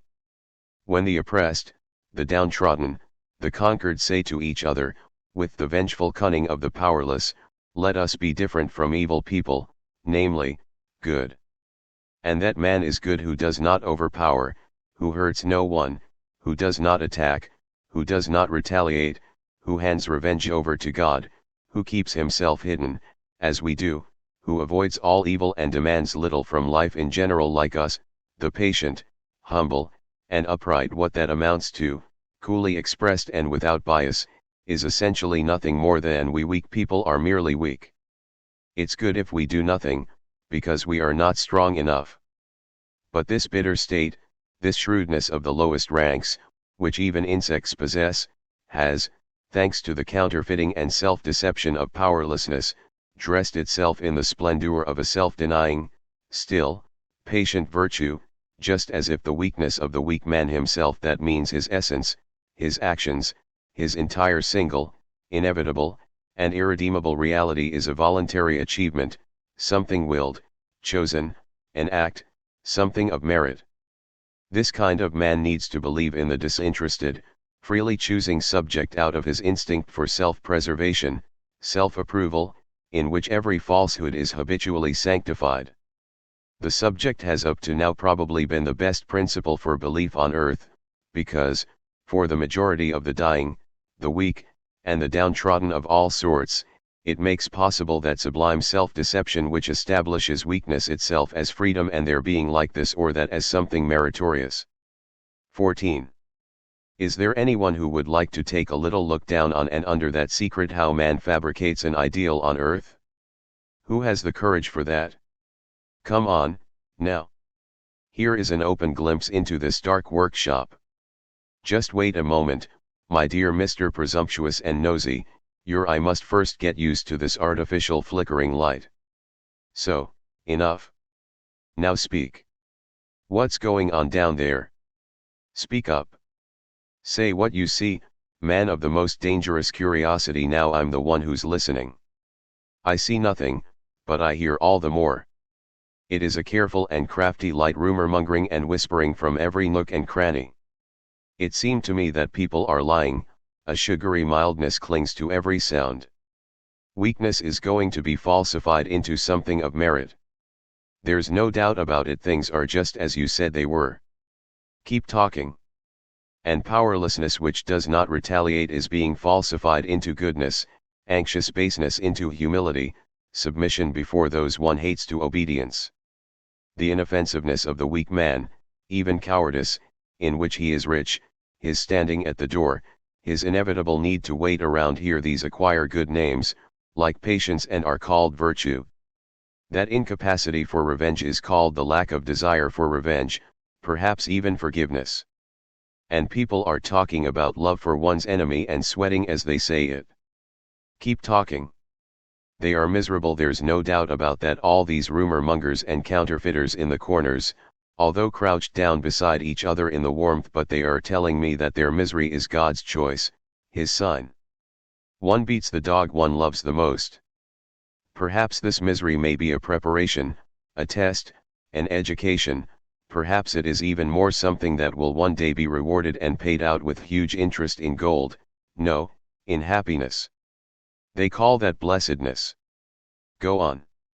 Now they are letting me know that they are not only better than the powerful, the masters of the earth, whose spit they have to lick. They are not only better than these, but they also are better off, or at any rate will one day have it better. But enough. Enough. I can't endure it any more. Bad air. Bad air. This workshop where man fabricates ideals, it seems to me it stinks from nothing but lies. No. Just wait 1 minute more. So far you haven't said anything about the masterpiece of these black magicians who know how to make whiteness, milk, and innocence out of every blackness. Have you not noticed the perfection of their sophistication, their most daring, refined, most spiritual, most fallacious artistic attempt? Pay attention. These cellar animals full of vengeance and hatred, what are they making right now out of that vengeance and hatred? Have you ever heard these words? If you heard only their words, would you suspect that you were completely among men of resentment? I understand. Once again I'll open my ears. Now I'm hearing for the first time what they've been saying so often, we good men we are the righteous. What they demand they don't call repayment but the triumph of righteousness. What they hate is not their enemy. No. They hate injustice, godlessness. What they believe and hope is not a hope for revenge, the intoxication of sweet vengeance, but the victory of God, the righteous God, over the godless. What remains for them to love on earth are not their brothers in hatred but their brothers in love, as they say, all the good and righteous people on the earth. And what do they call what serves them as a consolation for all the suffering of life? Their phantasmagoria of future blessedness which they are expecting. What that? Am I hearing correctly? They call that the last judgment, the coming of their kingdom, the coming of God's kingdom, but in the meanwhile they live in faith, in love, in hope. Enough. Enough. 15. Belief in what? Love for what? Hope for what? There's no doubt that these weak people at some time or another also want to be the strong people. Someday their kingdom is supposed to arrive. They call it simply the kingdom of God, as I mentioned. People are indeed so humble about everything. But to experience that, one has to live a long time, beyond death. In fact, people must have an eternal life, so they can win eternal recompense in the kingdom of God for this earthly life in faith, in love, in hope. Recompense for what? Recompense through what? In my view, Dante was grossly in error when, with an ingenuity meant to inspire terror, he set that inscription over the gateway into his hell, eternal love also created me. Over the gateway into the Christian paradise and its eternal blessedness it would, in any event, be more fitting to set the inscription eternal hate also created me, provided it's all right to set a truth over the gateway to a lie. For what is the bliss of this paradise? We might well have guessed that already, but it is better for it to be expressly described for us by an authority we cannot underestimate, Thomas Aquinas, the great teacher and saint. Vidi in regno coelesti, he says, as gently as a lamb, videbunt ponas damnatorum, ut beatitudo illis magis complaceat. In the kingdom of heaven the blessed will see the punishment of the damned, so that they will derive all the more pleasure from their heavenly bliss. Or do you want to hear that message in a stronger tone, something from the mouth of a triumphant father of the church, Tertullian, who warns his Christians against the cruel sensuality of the public spectacles? But why? Faith offers much more to us, he says, something much stronger. Thanks to the redemption, very different joys are ours to command. In place of the athletes, we have our martyrs. If we want blood, well, we have the blood of Christ. But think of what awaits us on the day of his coming again, his triumph. And now he takes off, the rapturous visionary. Ad enim supersunt alias spectacula, il ultimus et perpetuus judici dies, il nationibus inspiratus, il derisus, cum tanta seculi vetustas et tot ejus nativitates uno igni horienter. Qui tunc spectaculi latitudo. Quid admirer? Quid ridiam? Ubi gaudiam? Ubi exultum, spectans tot et tantos regis, qui in caelum recepti nunciabantur, cum ipso Joviti ipsa suitestibius in immis tenebris conjumcentis. Idem presides persecutores Dominici nomines severibus quam ipsa flammis severunt insultantibus contra Christianos liquescentes. Quos praeterea sapiens illos philosophos coram discipuli sui una conflagrantibus erubescentes, quibus nihil ad deum pertinere suade bont, quibus animus aut nullis aut non in pristine corpora rediduras affirmabant. Entium potas non ad radamanti nec ad minois, sed ad inopenati Christi tribunal palpitantes. Tunc magis trago edi audiendi, magis silicet vocals in sua propria calamitate, tunc histriens conoscendi, solutiores multipor ignum, tunc spectandus origa in flammi erota totus rubens, tunc xistis contemplandi non in gymnasius, sed in igni jaculati, nisi quod ne tunc quidem illos velim vivos, ut qui malim ad eos podius conspectum insatiabilum confer, qui in dominum de severung. Hic est il, dicam, Fabri aut questuarii filiis, sabati destructor, somerites et demonium habens. Hic est, quem adjuta redemistus, hic est il arundine et colifis diverberatus, sputamentus dedicoratus, fel et aceto potatus. Hic est, quem clam discant subrepurant, ut resurrexisticator vel hortulanus detraxit, ani lacticae sui frequentia commentium ladrantur. Ut talia spectis, ut talibus exalts, quis tibi praetor aut consul aut quaestor aut sacerdos de sua liberalitate prestabit? Et tamen hec jam habmus quodmodo perfidem spiritu imaginant representata. Ceterum qualia illa sunt, qui nec oculus vidit nec oris audivit nec in cor hominis ascenderunt credo circo et utrici cavia. Perfidem, that's how it's written. However, there are other spectacles that last eternal day of judgment, ignored by nations, derided by them, when the accumulation of the years and all the many things which they produced will be burned in a single fire. What a broad spectacle then appears! How I will be lost in admiration! How I will laugh! How I will rejoice!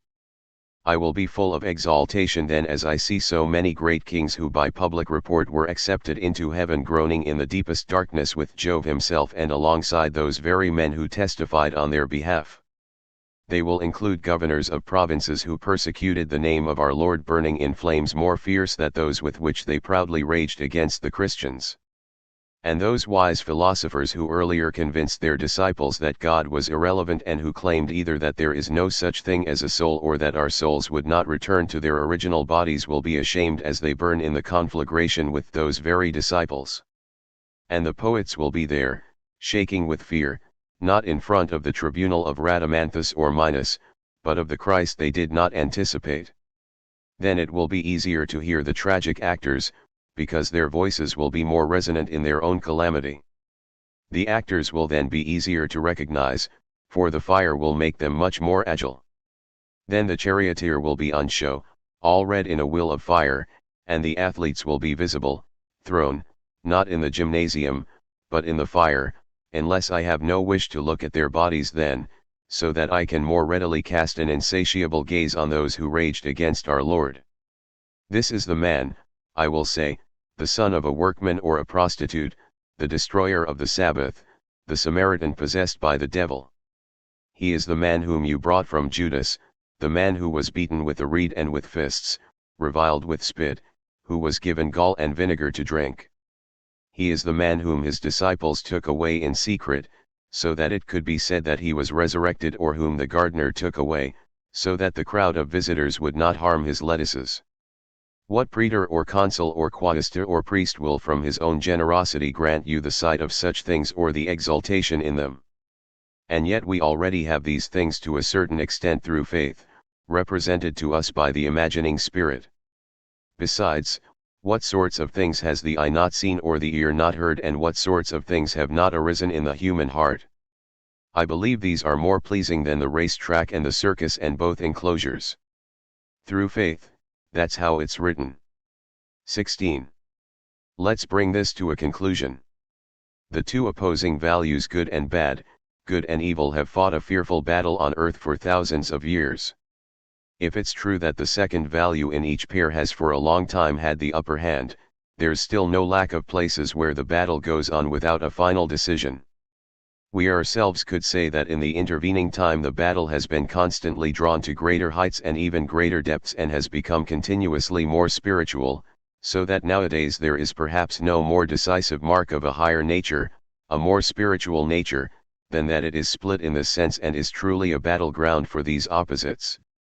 The symbol of this battle, written in a script which has remained legible through all human history up to the present, is called Rome against Judea, Judea against Rome. To this point there has been no greater event than this war, this posing of a question, the contradiction between these deadly enemies. Rome felt that the Jews were something contrary to nature itself, something like its monstrous polar opposite. In Rome the Jew was considered guilty of hatred against the entire human race. And that view was correct, to the extent we are right to link the health and the future of the human race to the unconditional rule of aristocratic values, the Roman values. By contrast, how did the Jews feel about Rome? We can guess that from 1,000 signs, but it is sufficient to treat oneself again to the Apocalypse of John, that wildest of all written outbursts which vengeance has on its conscience. The Romans were indeed strong and noble men, stronger and nobler than any people who had lived on earth up until then, or even than any people who had ever been dreamed up. Everything they left as remains, every inscription, is delightful, provided that we can guess what was doing the writing there. By contrast, the Jews were par excellence that priestly people of resentment, who possessed an unparalleled genius for popular morality. Just compare people with related talents, say, the Chinese or the Germans, with the Jews in order to understand who is ranked first and who is ranked fifth. Which of them has proved victorious for the time being, Rome or Judea? Surely there's not the slightest doubt. Just